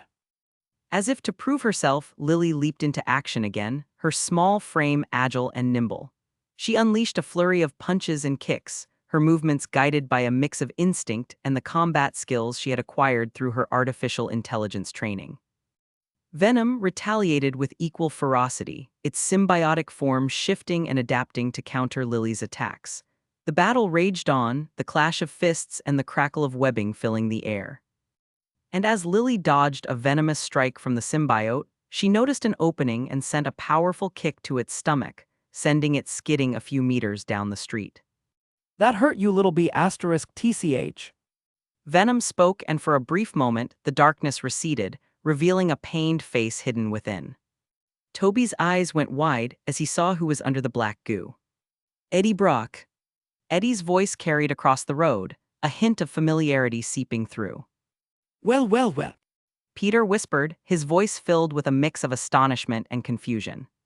But... Venom's dark form contorted, fully revealing Eddie's head. His eyes gleamed with a mix of malice and satisfaction. How have you been, Pete? Any guilt left over from killing me? Or was I just another casualty in the grand life of Spider-Man? Peter stood in the dimly lit undercroft, the air light with the thrill of their most recent victory. The defeated villains were locked away in their cells, their presence a constant reminder of the battles that still lay ahead. He glanced around at his fellow Spider-Men, Tom and Andrew, who still seemed to be annoyed with him. Meh, they'll get over it. Peter shrugged uncaringly. Ned, MJ, and May stood nearby, their expressions a mix of relief and exhaustion. They have been doing nothing but scouring the internet all night, looking for any multiverse travelers. The capture of Electro had been a hard-fought victory, and they were all grateful for a moment of relaxation. The room buzzed with conversation, filled with tales of heroic feats and shared experiences. As the celebratory atmosphere continued around him, May approached, her face etched with concern. Wait, there's something you all need to see. She said, her voice urgent. Peter turned to face her, his eyes searching her face for answers. What is it, May? She quickly grabbed the remote and turned on the TV. A news report appeared, showing an angle of what appeared to a black, goo-like monster terrorizing the city, devouring innocent people. Venom! Peter was both confused and shocked. He's not supposed to be here. Scan the screen even further, Peter's eye widened as his heart pounding in his chest. There, amidst the chaos, fighting the notorious anti-hero villain, was his daughter, Lily. Is that? Peter whispered, his voice catching in his throat. My daughter. Your daughter. Chapter 389, C395 Reunion and Bones. Want to read ahead of what I've posted so far? Go to my Patreon and get early access chapters. As of now, the Patreon is 7 chapters ahead. https://www.patreon.com/alienwarp. Police car light insert chaos gifs here. Most likes wins police car light. Trophy yesterday's GIF winner S. Scarjustice Trophy AN Crown. As Venom's taunting words hung in the air, a surge of determination filled Toby and Lily. They exchanged a knowing glance, a silent agreement passing between them. They had to protect each other, fight as a team, and defeat this monster before them together. With renewed focus, Toby launched himself at Venom, his movements fluid and precise. He weaved through the tendrils of the symbiote, delivering swift punches and kicks. Lily followed suit, her attacks calculated and strategic, utilizing her enhanced strength and agility. The battle unfolded with blinding speed. Toby swung gracefully through the air, dodging Venom's relentless assaults. Lily darted around, landing swift blows whenever she found an opening. Together, they formed an unstoppable force, each complementing the other's fighting style. As they fought, Toby couldn't help but marvel at Lily's tenacity and skill. For someone so young, she displayed an astonishing level of bravery and prowess. It reminded him of his own journey as Spider-Man, the countless battles he had fought to protect the innocent. Their combined efforts gradually wore down Venom, the symbiote struggling to keep up with their relentless assault. Toby seized an opportunity, launching a series of powerful strikes, exploiting the weaknesses he had learned from his previous encounters with the symbiote. Meanwhile, Lily took advantage of her smaller size, slipping through Venom's defenses and striking at its vulnerable spots. She aimed for the gaps between the tendrils, delivering precise blows that temporarily weakened the symbiote's hold on Eddie. The battle reached its climax as Toby and Lily executed a perfectly timed combination attack. Toby leaped into the air, spinning rapidly as he released a barrage of web projectiles. The webs encased Venom, ensnaring it in a cocoon-like prison. With Venom momentarily restrained, Lily felt an odd energy within her body glowing with a faint blue light, which was a surprise as that's never happened before. Putting her confusion to the side for now, Lily focusing her newfound energy and unleashed a powerful blast from her small fist, aimed directly at Eddie's sludge-covered figure. The energy blast connected with explosive force, ripping through the webbing with ease. The impact shattered the nearby building, the debris raining down as Venom was blown off of Eddie's body and slithered into a nearby sewerage drain to escape capture. I usually don't like letting defeated enemies run off, but I have an idea, so just wait and see. As the dust settled, Eddie collapsed at the epicenter of the destruction, his eyes wide open in shock before swiftly fluttering shut, knocked out cold. Toby landed beside Lily after checking the drain, disappointed to find that Venom was already long gone. Good work, kid. I don't think that was a spider power, but it certainly came in handy, didn't it? Yeah. Lily wasn't sure what it was either, but she knew someone who probably would. Suddenly, a familiar voice could be heard over Lily's left shoulder. Am I late? Lily's eyes widened as she turned to find her father standing there, a golden portal at his back. Daddy? She cried out, rushing toward him, her face split into a happy and relieved smile. Peter caught Lily in his arms, holding her tightly. The relief in his eyes was palpable as he whispered.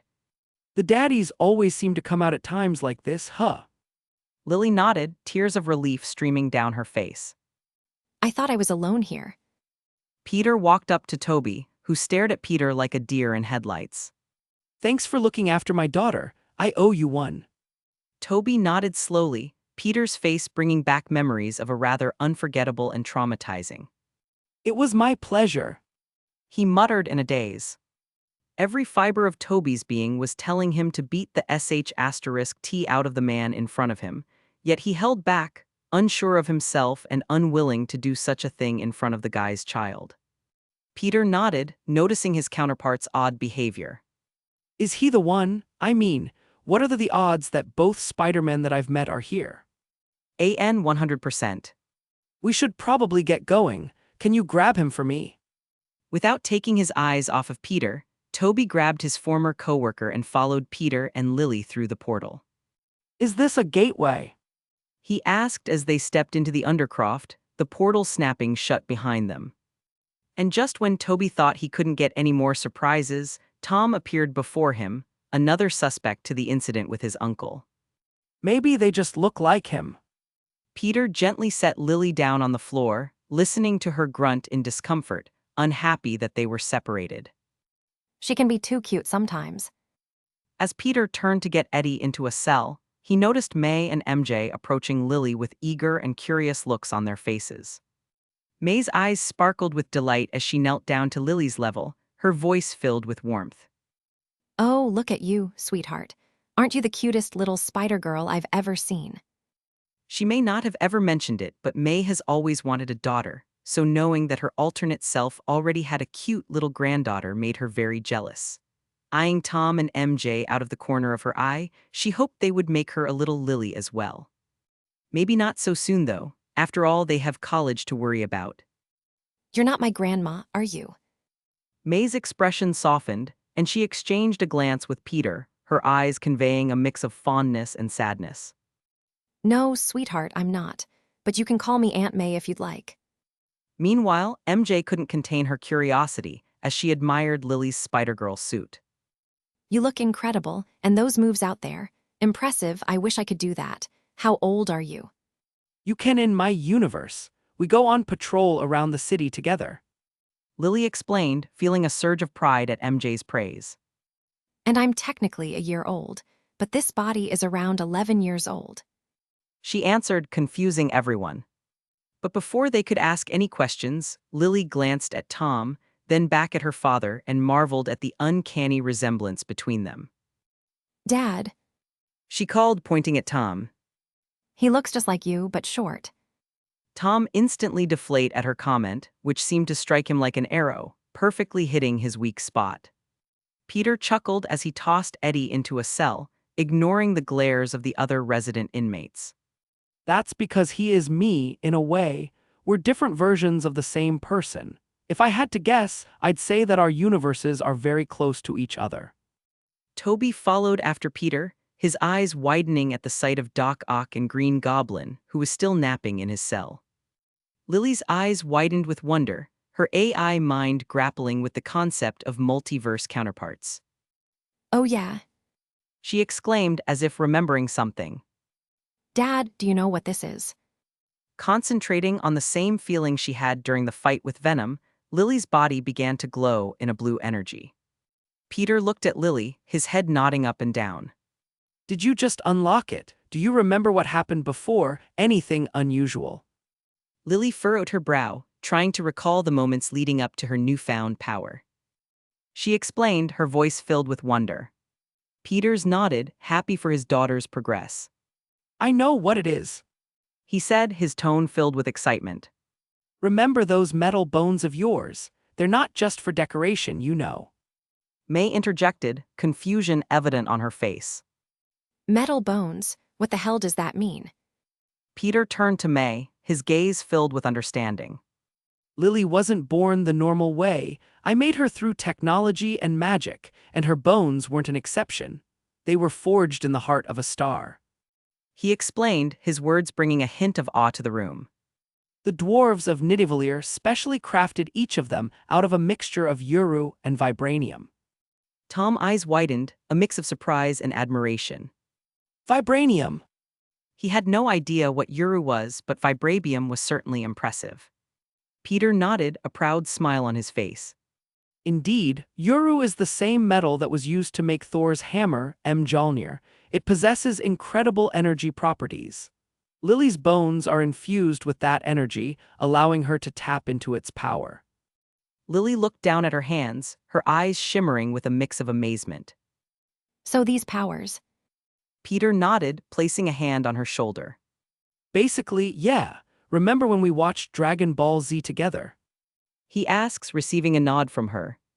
Well, think of these powers like the energy manipulation from that show. Tom and MJ exchanged glances, their eyes reflecting a mixture of awe and concern. Did you specifically have the dwarves make her bones like that so your daughter could be a Super Saiyan?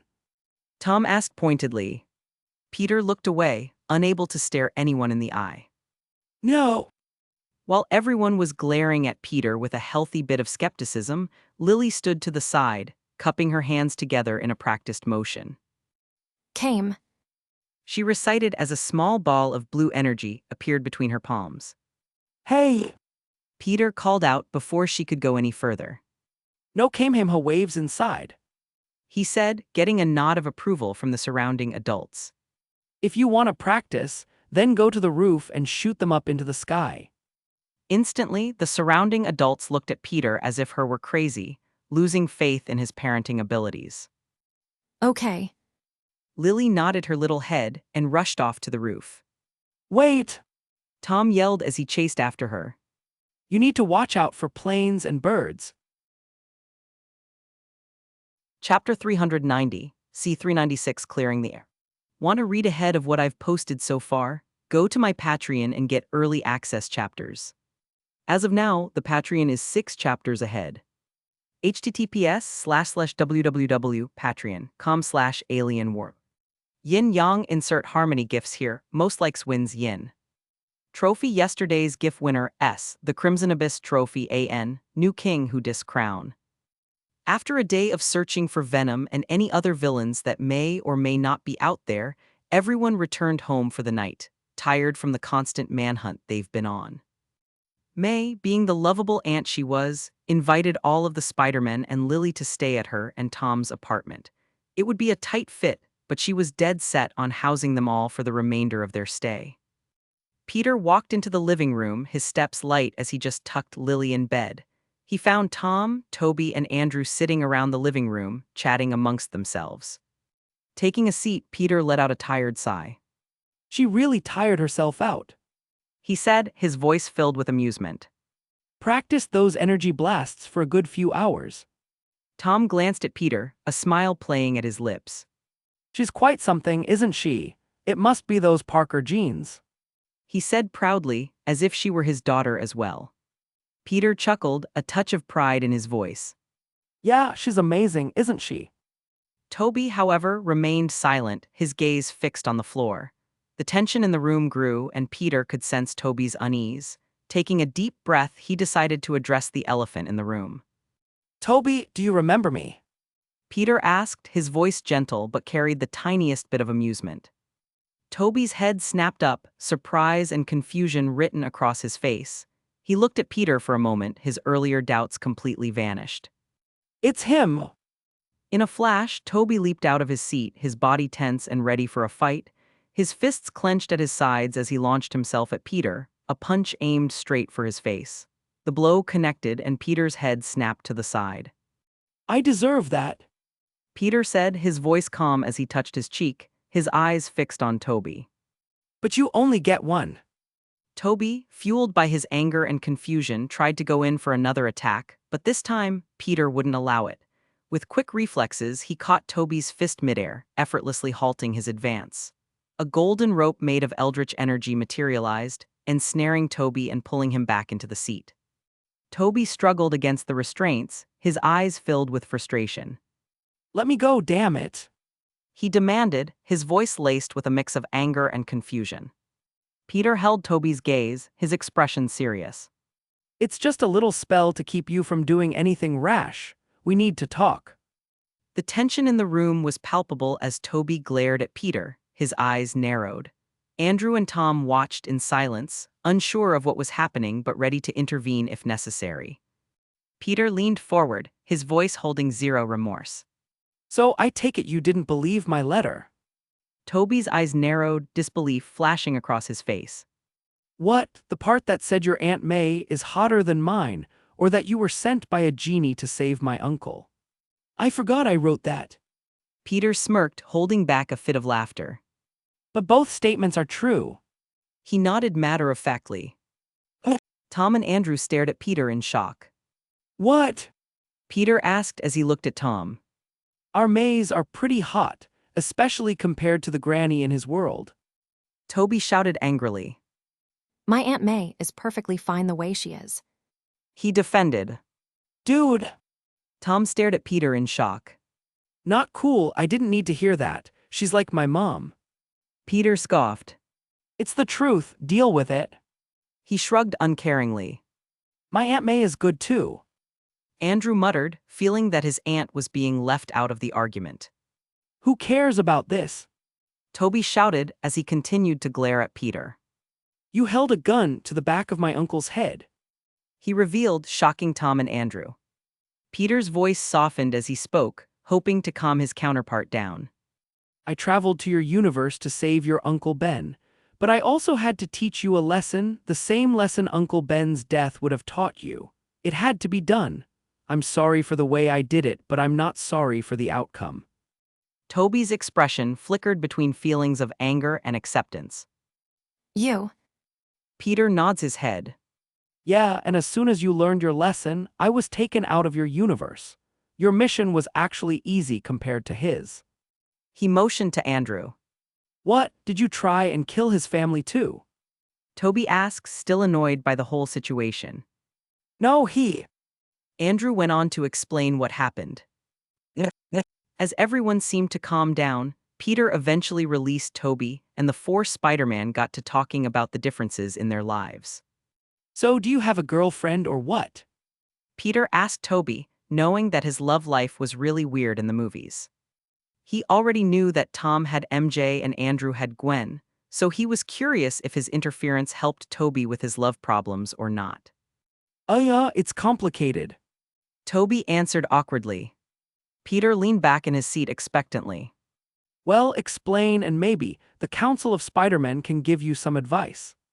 He offered as the others nodded in agreement. You do know that I'm older than all of you by like 10 to 15 years, right? He stated, feeling odd about taking advice from those younger than him. Well, at least we aren't maidenless. Peter quips, deflating Toby's ego in an instant. Now explain, old man. You don't have to say anything if you don't want to. Andrew says understandingly. No, it's fine. Toby shakes his head. He might be right, your opinions could be helpful. It all started with... Wait! Peter called out as he rushed to the kitchen and came back with arms full of snacks. You may begin. He says as he kicks back and munches on a bag of chips. Letting out an annoyed sigh, Toby began his tale of love and heartbreak. When I was a kid, I met this girl named Mary Jane. Wow, even in real life, I'm not a fan of Toby's love interest. Peter thought to himself, and based on everyone else's expressions, he wasn't the only one with that opinion. Basically, Toby loved this girl since she moved into the house next door from him. Even when she started dating his bully Flash Thompson, which was a bit messed up since Flash would physically bully Toby almost all the time, he still loved her. Thankfully, the two ended up breaking up, but she then ended up dating Toby's rich friend, Harry Osborn. Of course, that name brought up some unresolved feelings in Andrew, but this story wasn't about him. While dating Harry, she basically cheats on him when kissing Toby, who was disguised as Spider-Man at the time. Then later on, she gets mad at Toby for not showing up to the play she was staring in even though she told him she's getting married to someone else, knowing full well that she's the love of his life. And finally, when she finds out he's Spider-Man out of complete nowhere, she wants nothing more than to spend the rest of her life with Toby, abandoning her fiancé at the wedding, who happened to be J. Jonah Jameson's son, by the way, like what the actual F***CK. And when MJ and Toby are finally together, she kisses Harry behind his back, who later died while helping fight off some villains, which has now messed up their relationship even more. Wow, that was the most F***cked up love story I've heard in a very long time. Peter commented as Tom and Andrew nod along with his words. I told you it was complicated. Toby reiterates with a depressed sigh. Tom was the first to speak up, his voice filled with sympathy. Man, that sounds really rough. It seems like she was never truly interested in you as a person. It's like she was always looking for someone with a higher status or some sort of benefit. You deserve better. Andrew nodded in agreement. Yeah, it sounds like she just aiming higher and higher. Flash, captain of the football team, Harry, popular billionaire's son, J. Jonah Jameson Jr., another billionaire's son who also happened to be a famous astronaut. Then you, a real-life superhero. It's like she's climbing the ladder one guy D***ck at a time. I think it's time to move on. AN, can you tell that I hate the Tobey Maguire Spider-Man's MJ? Because I really do. The writers really F***cked up her character, in my opinion. Peter chimed in, munching on his chips between words. Honestly, mate, I think you dodged a bullet there. She seems like she's got some serious issues. You should find a girl who doesn't know you're Spider-Man and only tell her after your relationship is solid. After all, the hoes love the red and blue, don't they? He said with a smirk. Everyone rolled their eyes, faint smiles tugging at their lips. They knew he wasn't wrong, but they refused to acknowledge it. Toby sighed, running a hand through his hair.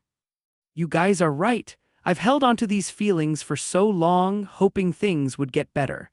But it's time to let go.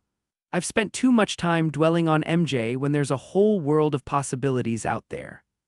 Peter nodded his head. Yeah, that's the spirit. Maybe sleep around a bit too. There's nothing wrong with being a bit of a man WH*re while you're single. We do have the stamina. Tom groans as he averts his eyes away from the group. Wait a minute. Peter realizes something. Please don't tell me you're still a virgin. Instantly, all eyes turned to Tom, who reddened and refused to look any of them in the eye. Oh my God. Peter muttered in shock. We need to fix this. Chapter 391, C397 Sex Ed with Spiderman.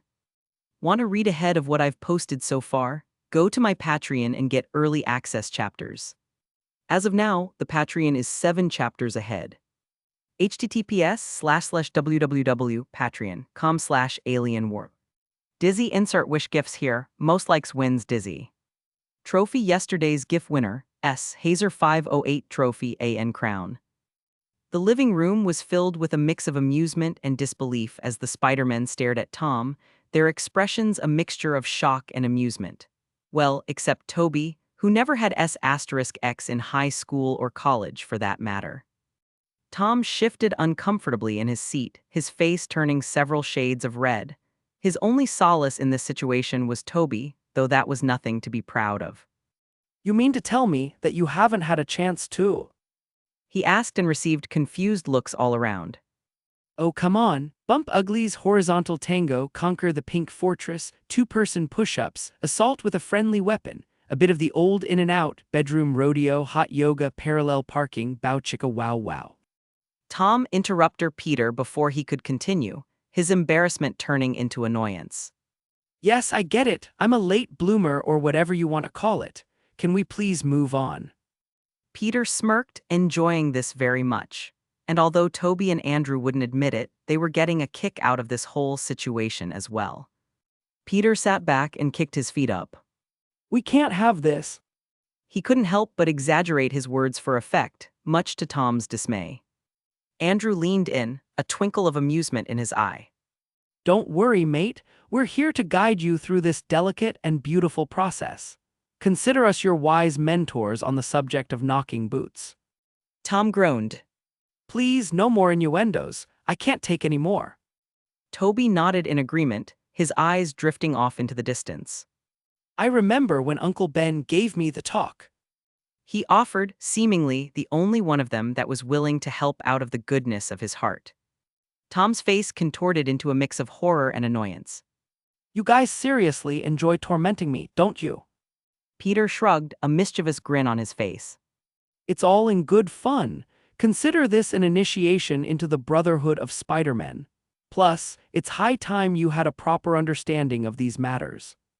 With a resigned sigh, Tom leaned back in his seat, bracing himself for the inevitable onslaught of information. All right. Andrew began, adopting a mock-serious tone. Let's start with the basics. You see, when a man and a woman, or any two consenting individuals for that matter, really love each other. Peter chimed in, unable to resist the opportunity to add a playful jab. Or when they just want to have a good time, or in some cases, when they're bitten by a radioactive spider. Andrew, still grinning, continued the explanation. They engage in an act known as sexual intercourse, or simply put, having sex. It's a physical expression of love, desire, or just horny fun. Tom rubbed his temples, clearly exasperated. I'm well aware of what sex is, guys. I'm not completely clueless. Peter raised an eyebrow. Oh, really? Then perhaps you'd like to enlighten us with your vast knowledge and experience. Tom sighed, realizing he couldn't escape. Fine, continue. Just get it over with. Peter pretended to clear his throat dramatically, assuming the role of a professor. Now, there are certain physical aspects to consider during the act. Shall we discuss the male and female anatomy in intricate detail? Tom's eyes widened, his face growing redder by the second. No, please spare me. Toby chimed in, a serious look on his face. Oh, come on, you can't back out now. It's essential after all. Reluctantly, Tom gestured for them to continue, albeit with a pained expression. Please kill me now. After over an hour of explanations, diagrams, and even videos, Tom knew far more than he needed to know about sexual activity, his eyes dim and lifeless as if he survived some sort of horrific event. Peter cleared his throat, holding a notepad in his hand. All right, it's time for a little quiz. We need to make sure you've been paying attention during our lessons. Are you ready? Tom sighed deeply, his shoulders slumping. As ready as I'll ever be, I guess. Peter grinned mischievously. Excellent, let's begin. Question number 1. What is the main purpose of using protection during sexual intercourse? Tom shifted uncomfortably in his seat. To prevent unwanted pregnancies and protect against sexually transmitted infections. Correct. Peter acknowledged, jotting down a checkmark in his notebook. Moving on, question 2. What are the effective forms of birth control other than condoms? Tom hesitated for a moment, then reluctantly answered. The pill abstinence pulling out through its not very effective IUD. The more he listed, the brighter shade of red his face became. Peter nodded approvingly. That's right, no risk, no worries. Now let's take it up a notch. Can you explain the concept of safe words? Tom's eyes widened, a mixture of embarrassment and panic washing over him. Oh well. Peter said as he conjured a huge image of a vagina. Now for the final question. Can you point out the genitalia in this image? Tom took a deep breath, his cheeks still red. H here. He shakily points it out. Before anyone could respond, the sound of a door creaking open caught their attention. Aunt May stepped into the living room, clad in some rather revealing pajamas. Instantly, her eyes widening at what she found. What in the world are you boys doing? She asked, her eyes firmly placed on the image floating above Peter's outstretched hand. Tom hopped out of his seat and stammered, trying to find the right words. Aunt May, Aunt May shook her head, not fully comprehending the situation in her groggy state. She made her way to the kitchen, grabbing a bottle of water. I don't need to know the details, just. As the other Spidermen chuckled awkwardly, Aunt May walked back past them, taking a sip from her water bottle. She gave them all a tired smile and headed back to her room, leaving the young Spider-Man to his awkward predicament. Once she was gone, Tom let out a breath he didn't realize he had been holding. He glanced at the other Spider-Men, who were trying their best not to burst into laughter. Peter stood up and reached his arm around Tom's shoulders. And that is why we have the hottest Aunt May in the multiverse.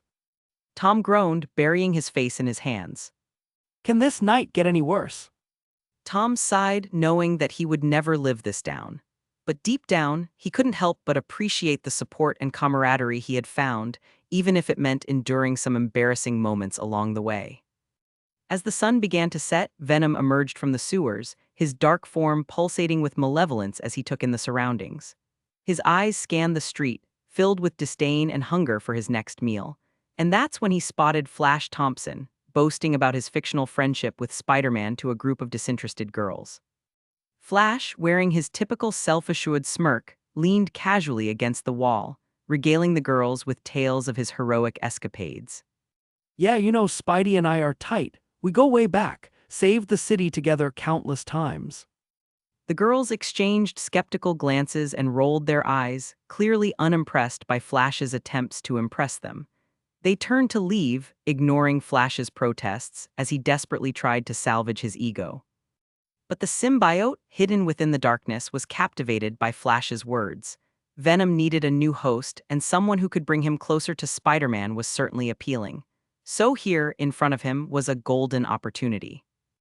As the girls walked away, Flash's bravado deflated, his shoulders slumping in disappointment. That's when Venom made his move. In a swift and fluid motion, the symbiote extended its tendrils, wrapping around Flash's body and covering him in its inky darkness. Flash gasped in shock and fear, his eyes widening as the alien substance enveloped him. He tried to scream for help, but his voice was muffled, choked by the symbiote's grip. Venom tightened his hold, draining him of his strength and will, taking full control of his new host. The transformation was swift and brutal. The symbiote molded itself into a new form, melding with Flash's body and disappearing beneath his skin. Venom now wore Flash's body like a suit, his once cocky demeanor replaced with a sinister and predatory aura. Venom's eyes glowed with an otherworldly light, relishing in the surge of strength from his connection to a host, a vessel to fulfill his twisted desires. And with Flash's knowledge of Peter Parker, Venom saw an opportunity to finally confront his first host. Venom's voice, a chilling blend of Flash's and the symbiote's hissing tone, echoed through the deserted street. Spider-Man, your best friend, Flash is here to play. Chapter 392, C398 Teacher and Student. Want to read ahead of what I've posted so far? Go to my Patreon and get early access chapters. As of now, the Patreon is 6 chapters ahead. https://www.patreon.com/alienwarp. Police car light insert anime gifs here. Most likes wins police car light. Trophy yesterday's GIF winner, S. Forge Coffee Trophy AN Crown. Playing on his phone whilst Toby and Andrew were sleeping on the couch, Peter noticed a figure slip out of Tom's bedroom window and begin climbing up to the rooftop. Curiosity piqued, he followed the mysterious figure and found Tom sitting on the edge of the roof, his gaze fixed on the sprawling city below. Peter took a seat beside him, the cool night air washing over them. Couldn't sleep. He asked, his voice soft. Tom shook his head, his eyes still focused on the distant lights. No, just. Peter nodded understandingly. I know the feeling. My mind is always buzzing with responsibilities and missions back home. It's hard to find the time to sleep sometimes. Tom turned to look at Peter, his eyes filled with a mixture of curiosity and admiration. You mentioned earlier that you're in the Avengers. How is that even possible? We're around the same age and you're already allowed to join. They still won't accept me as an actual member. I'm too young, or so they say. Peter chuckled, a touch of self-deprecation in his voice. Well, they don't know my identity or age, and it's not as glamorous as it sounds. I spend most of my time doing the work that others don't want to do. Fury tends to do his job, which is great, but Tony and the rest of the council leave all their work for me. I mean, I still have a lot of fun, but there are times when it's overwhelming. I still feel that I've been lucky, though. Suddenly, Tom's eyes go wide in shock. Mr. Stark is alive in your universe. He could still remember the day Tony died. It was the worst day of his life. Peter nodded, a sympathetic look in his eyes. Yeah, Thanos hasn't come yet in my world, though I have met him a few times. Tom shouted, his shock only growing. WN. Peter smirked, finding the look in Tom's eyes amusing. Well, first Thanos sent Ronan the Destroyer to invade Earth, so him and his army and stole their ships. I was able to speak to him through Ronan's flagship. And the last time I saw him, I tricked the big purple idiot into ingesting a pretty powerful poison. So either he's dead or one of his subordinates found a way to help him.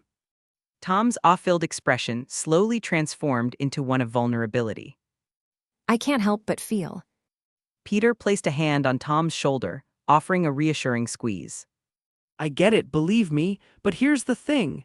No matter how much you compare yourself to others, there will always be someone who seems better or more accomplished. But that doesn't mean you can't strive to better yourself, and if you want, I can help you with that. Tom looked at him, surprise evident in his eyes. You'd. Peter smiled warmly. Because we're in this together, we may be from different universes, but we're still Spider-Men. And part of being Spider-Man is helping others, lifting them up when they're down. So, if you want, I can train you while I'm here and teach you some of my tricks. But I won't go easy on you. It'll be tough, but it'll make you better. Tom considered Peter's offer, his mind weighing the potential benefits against the challenges that lay ahead. After a moment, he nodded, determination shining in his eyes. Okay, let's do it. I want to be better. Peter grinned, an air of excitement in his voice. That's the spirit. I'll work you to the bone and turn you into a respectable Spider-Man. You'll see, by the time I leave, there'll be a big difference. Tom leaned back, a newfound sense of hope replacing his earlier doubts. I can't believe I'm saying this, but I'm actually looking forward to the tough training. Let's do this.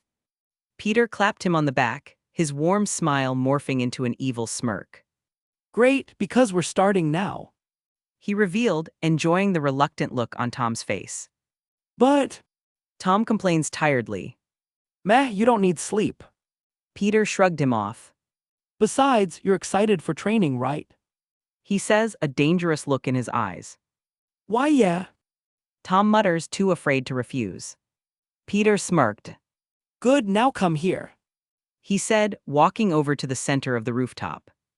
They still had some hours before the sun would begin to rise, and even then Peter would still force Tom to train until breakfast. Standing on a secluded rooftop, Peter waved his hand, reinforcing the area with a simple spell. That should stop us from bother anyone or destroying the building. Tom rubbed his hands together, feeling a mix of excitement and trepidation coursing through his veins. He had agreed to Peter's offer, but he hadn't expected it to start so soon. Peter grinned mischievously. All right, Tom, first things first, we're going to work on your strength. Trust me, it's going to be tough, but it'll be worth it. Tom looked at him weirdly. Aren't I already strong enough? He asked. No. Peter answered without any delay. Come here and punch me as hard as you can. Are you sure? Tom asked, hesitant to hurt his new friend. Yeah, just do it. Peter said, motioning for him to come forward. Okay. Tom reluctantly walks up to him and winds his fist back before throwing it forward, aiming directly at Peter's face. Standing casually, as if a super-powered fist wasn't hurling at his face, Peter simply held his pointer finger up, stopping the attack on its tracks with ease. That's not so bad. But it certainly wasn't impressive either. How? Tom grunted in complete and utter shock. Why you? He couldn't believe what just happened. Strength. Peter answered simply. Before Tom could fully compute what just happened, Peter held up his hand, snapping his fingers. Instantly, Tom felt a heavy pressure pressing down on him, as if gravity had multiplied 100-fold. His knees buckled under the intense weight, and he collapsed face-first onto the ground. Whoa! Tom exclaimed, struggling to push himself up. What the Peter chuckled, pulling out his phone and taking a seat back on the edge of the building. Consider this a light start. We'll begin with extreme weight training. The increased gravity will push your body to its limits, helping you build up strength faster. Tom groaned, his voice muffled as he lifted his head off the ground. Are you serious? Do you think I'm Goku? This is insane. Peter shrugged, his attention focused on his game. Welcome to my world. Now, while you're down there, I want you to do 1,000 push-ups. It's all about building those muscles. Tom's eyes widened in disbelief. 1,000? Are you out of your mind? Peter smirked, not even bothering to look up from his game. Nah, just trying to make you the best version of yourself. Well, the second best because you know. He motions to himself. But second place is still good, now get to it. Or else I'll double the gravity. He says dangerously. Tom grumbled under his breath, pushing himself up into a plank position. The weight of the increased gravity made it feel like every muscle in his body was on fire. He began the grueling task of performing push-up after push-up, his arms shaking with effort. As Tom struggled, Peter continued to play his game, occasionally glancing up to check on his progress. The minutes turned into hours as the sun began to rise, and the city below came alive with the hustle and bustle of daily life. Tom's arms quivered with fatigue, his breath coming in ragged gasps. This. Tom managed to choke out between push-ups. This is. Peter finally tore his eyes away from his phone and looked at Tom, a mischievous grin spreading across his face. Pain is temporary, but the results, they'll last forever. You want to become stronger, right? Tom nodded, determination flaring in his eyes. Yeah, I do. Then keep pushing. Peter urged. The pain will make you stronger. Embrace it. Besides, I'm sure MJ will like the results. I've caught my MJ groping my muscles while I sleep more times than I can count. She may not seem like it, but MJ is a little freak. Let me tell you. No! Tom shouted, straining against the gravity to cover his ears. I don't want to know what you do with your MJ. I'd rather die. Fine, suit yourself. Peter shrugged and returned to his game. But if I see you slacking off, He said threateningly. Tom took a deep breath, mustering every ounce of willpower he had left. With a renewed sense of determination, he continued his push-ups, each repetition becoming a testament to his resilience. Time seemed to stretch on endlessly, but eventually, Tom completed his 1,000th push-up, his muscles quivering with exhaustion. He collapsed onto the ground, gasping for breath, his chest heaving. Peter finally put his phone away and walked over, an impressed look on his face. good job, you pushed through the pain and finished faster than I expected. Tom managed a weak smile, a mixture of fatigue and satisfaction evident on his face. Thanks, I never thought I could do it. No problem. Peter was happy for him, but this wasn't the end. But now that we're done with the warm-up, we can finally start your real training. He said, shocking his new student. What?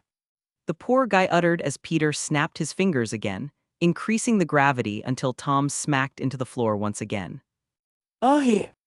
Peter smirked sadistically, finding his job as a teacher rather enjoyable.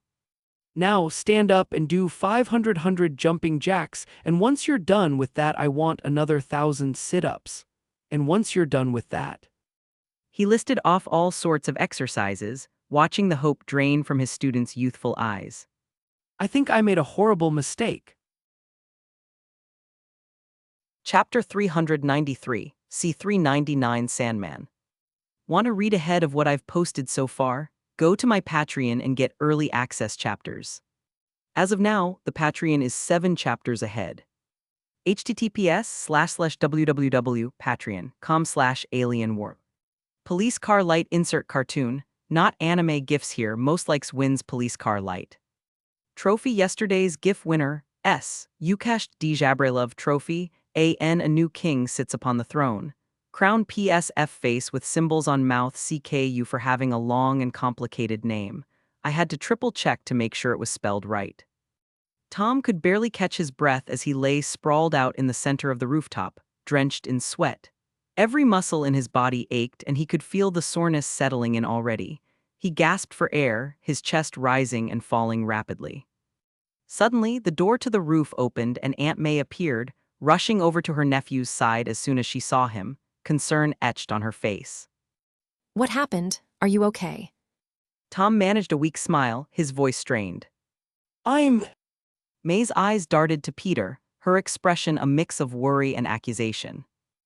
What have you been doing to him? He looks exhausted. Peter stood up, stashing away his phone. He ran a hand through his hair and approached May with a reassuring smile. He wanted to get stronger, so I offered to help him. Sorry, but I don't tend to go easy on my students. May's gaze softened slightly, but worry still lingered in her eyes. But does the training have to be so intense? He looks like he ran 100 marathons in a single day. Peters shook his head. You forget that we could easily run 100 marathons. Our powers make it hard to gain strength through exercise. We can't just take a trip to the local gym 4 times a week. Tom needs extremely harsh training to see any real results. May's worry transformed into understanding, and she sighed, nodding reluctantly. I suppose you have a point. Just promise me you'll be careful with him. Peter nodded his head. I promise, I won't push him farther than he can handle. As if on cue, Lily, Peter's cute little AI daughter, rushed up to the rooftop, her face bright with excitement. Dad, breakfast is ready. We made pancakes. Peter's attention shifted to Lily, a warm smile forming on his face. Thanks, sweetie, we'll be right down. He then turned his attention back to Tom. Come on, buddy, you've earned a well-deserved breakfast. Breakfast! Tom's eyes widened at the mention of food, and he mustered the energy to sit up. I could eat a horse right now. Peter chuckled and reached out a hand to help Tom to his feet. Well, we'll have to settle for pancakes, but first, let me clean you up. With a quick flick of his fingers, Peter cast a spell, and instantly Tom's entire body, including his sweat-soaked clothes, was clean and dry. Smelling like fresh lavender, he looked down at himself in surprise before giving Peter a grateful nod. Together, they made their way back to the apartment, where Toby and Andrew were waiting at the dining table, a spread of delicious breakfast foods laid out before them. The aroma filled the air, making Tom's stomach growl in anticipation. Aunt May followed close behind, her gaze shifting to Tom. Dig in, you'll need the food to recover. Tom didn't need to be told twice and rushed to his seat, filling his plate with anything that caught his eye. Shanks foe to foot, thanks for the food. He said as he stuffed an entire breakfast sausage into his mouth. Peter clapped Tom on the shoulder and took a seat beside Lily. Yup, eat and relax as much as you can, because after breakfast we'll return to your torture. Ignoring the looks everyone gave him, Peter ate the food that Lily excitedly stacked on his plate. She seemed eager to show him the dishes she made with May's supervision. Of course, she didn't need any oversight, but her grandmother's counterpart was very nervous with her in the kitchen, especially when Lily started chopping up vegetables with a large chef's knife and working over a fire-filled stove. With everyone seated, they began to enjoy the meal, savoring the taste of fluffy pancakes, crispy bacon, and freshly squeezed orange juice. Tom, in particular, attacked his plate with a voracious appetite, his hunger amplified by the intense training. As they ate, suddenly, an emergency news broadcast played on the TV in the background, catching their attention. The screen showed footage of a giant sand monster flipping cars in a chaotic parking lot, while frightened pedestrians scattered in every direction. The monster's booming voice echoed through the speakers.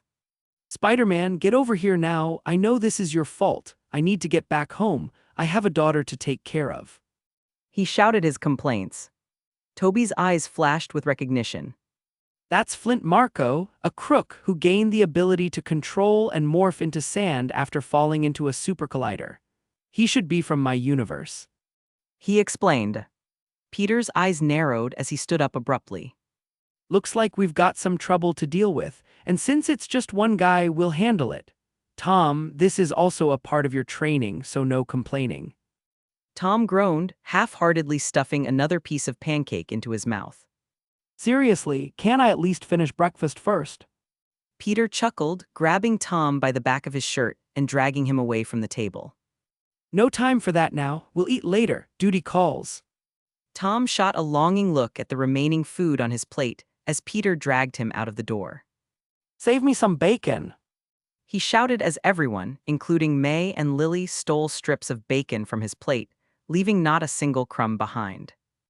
As they rushed out of the apartment, Toby watched them with a mix of concern and worry in his eyes. He wanted to be the one to stop Sandman since he knew the guy best, but he also didn't want to get in the way of Tom's training. As Peter and Tom arrived at the chaotic parking lot, they could see the police surrounding the area from a distance, their weapons at the ready. The monstrous Sandy figure roared in frustration, his massive arms thrashing around, toppling the surrounding cars. Peter patted Tom on the shoulder, giving him a reassuring look. All right, this is your chance to practice your negotiation and de-escalation skills. Try to calm him down and find a peaceful resolution.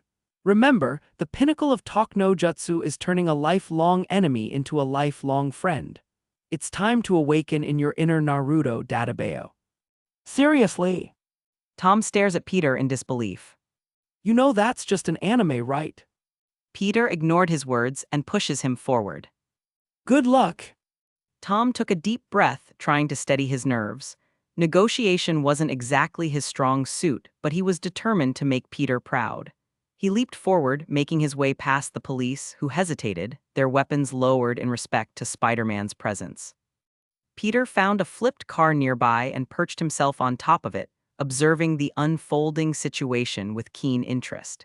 He would let his new student handle this on his own, but he was ready to intervene if things took a turn for the worse. Thankfully, he knew that out all of the villains to appear here, Sandman was the least hostile. He had no ulterior motives or evil intentions. His only goal was to return back to his daughter as swiftly as possible. As Tom approached Sandman, the towering figure turned his attention towards the young Spider-Man. His voice boomed with anger and desperation. You Spider-Man, you brought me to this world. I know it. Tom raised his hands in a calming gesture, trying to project a sense of peace. I understand your frustration, but we can't let you cause more harm to innocent people. Let's talk this out. There has to be a way to find a solution. Sandman's form shifted, his sandy body crackling with power. Talk, you think talking will solve anything? I need to find my daughter, she needs me. Tom took a step closer, maintaining a calm and empathetic demeanor. I get it, you're scared and worried about your daughter, but none of this will solve anything. Sandman growled, his sandy fists clenching. Yeah, but it'll certainly feel good, won't it? Tom shook his head, his voice filled with empathy.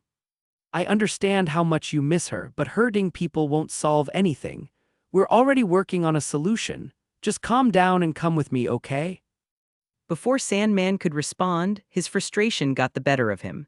He swung a massive sandy hand at Tom, swatting him across the parking lot with incredible force. Tom crashed into several parked cars, his body tumbling and rolling. Peter craned his head and shot out a few webs, cushioning Tom's fall. Remember, embrace your inner Uzumaki, Dartabeo. He shouted in mock encouragement. Tom groaned, rubbing his aching ribs. Why yeah, I get that. He winced, trying to push through the pain. I guess my talk no jutsu needs some work. Peter nodded sagely, offering verbal support. Well, even Naruto needed some fighting scenes to get his point across. Now go, my young genin, show everyone why you'll become the Hokage one day. Tom rolled his eyes, a small smile creeping its way onto his face. Sure thing, sensei. Chapter 400, 400 Suspicious, 2 years ago. Chapter 394, C400 Suspicious. Look, I know you're angry and scared, but let's just talk, okay? We can figure this out together. Tom called out, his voice steady but filled with empathy. Sandman growled, his sandy fists clenched. We can talk after I beat you into the ground. After all, I still owe you a few hits from last time. He says, thinking Tom was his Spiderman. Tom's eyes flickered with determination. He knew he had to do something to gain the upper hand. With a swift motion, he shot a web towards a nearby lamppost and swung himself around, launching a kick at Sandman's midsection. Sandman's sandy form absorbed the impact, dispersing into grains of sand before reforming. He retaliated with a powerful punch, forcing Tom to dodge and weave to avoid the blow. The fight escalated quickly as blows were exchanged between the two of them. Tom focused on his agility, using his acrobatic skills to dodge and counter Sandman's attacks. He spun through the air, his web shooters releasing a barrage of webs to ensnare Sandman's limbs, temporarily restraining him. Taking advantage of the moment, Tom launched a series of quick punches and kicks, but Sandman quickly broke free, his sandy body shifting and reforming. Sandman's attacks intensified, his sandy fists becoming more ferocious and unpredictable. Tom struggled to keep up, his spider sense tingling with warning signals, guiding his reflexes. He managed to dodge most of the blows, but a few connected, sending him crashing into nearby cars and concrete pillars. Peter watched from a distance, munching in a bag of Doritos. He wanted to step in and assist, but he knew this was an important lesson for Tom. He had to learn to settle things Naruto style. It was a test of both his physical and mental skills. Tom, battered but not broken, slowly rose to his feet. He swallowed some blood that appeared in his mouth, his eyes locking with Sandman's. Please, just listen to me. There's a way we can find a solution that doesn't involve hurting anyone. Sandman sneered, not bothering to grace Tom's words with a response.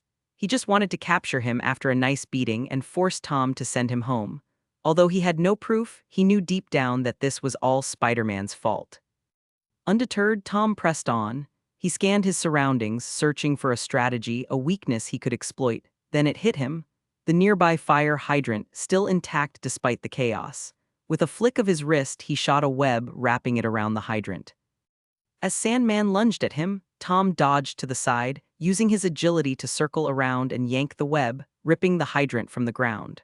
Water sprayed into the air, cascading down on Sandman's sandy form.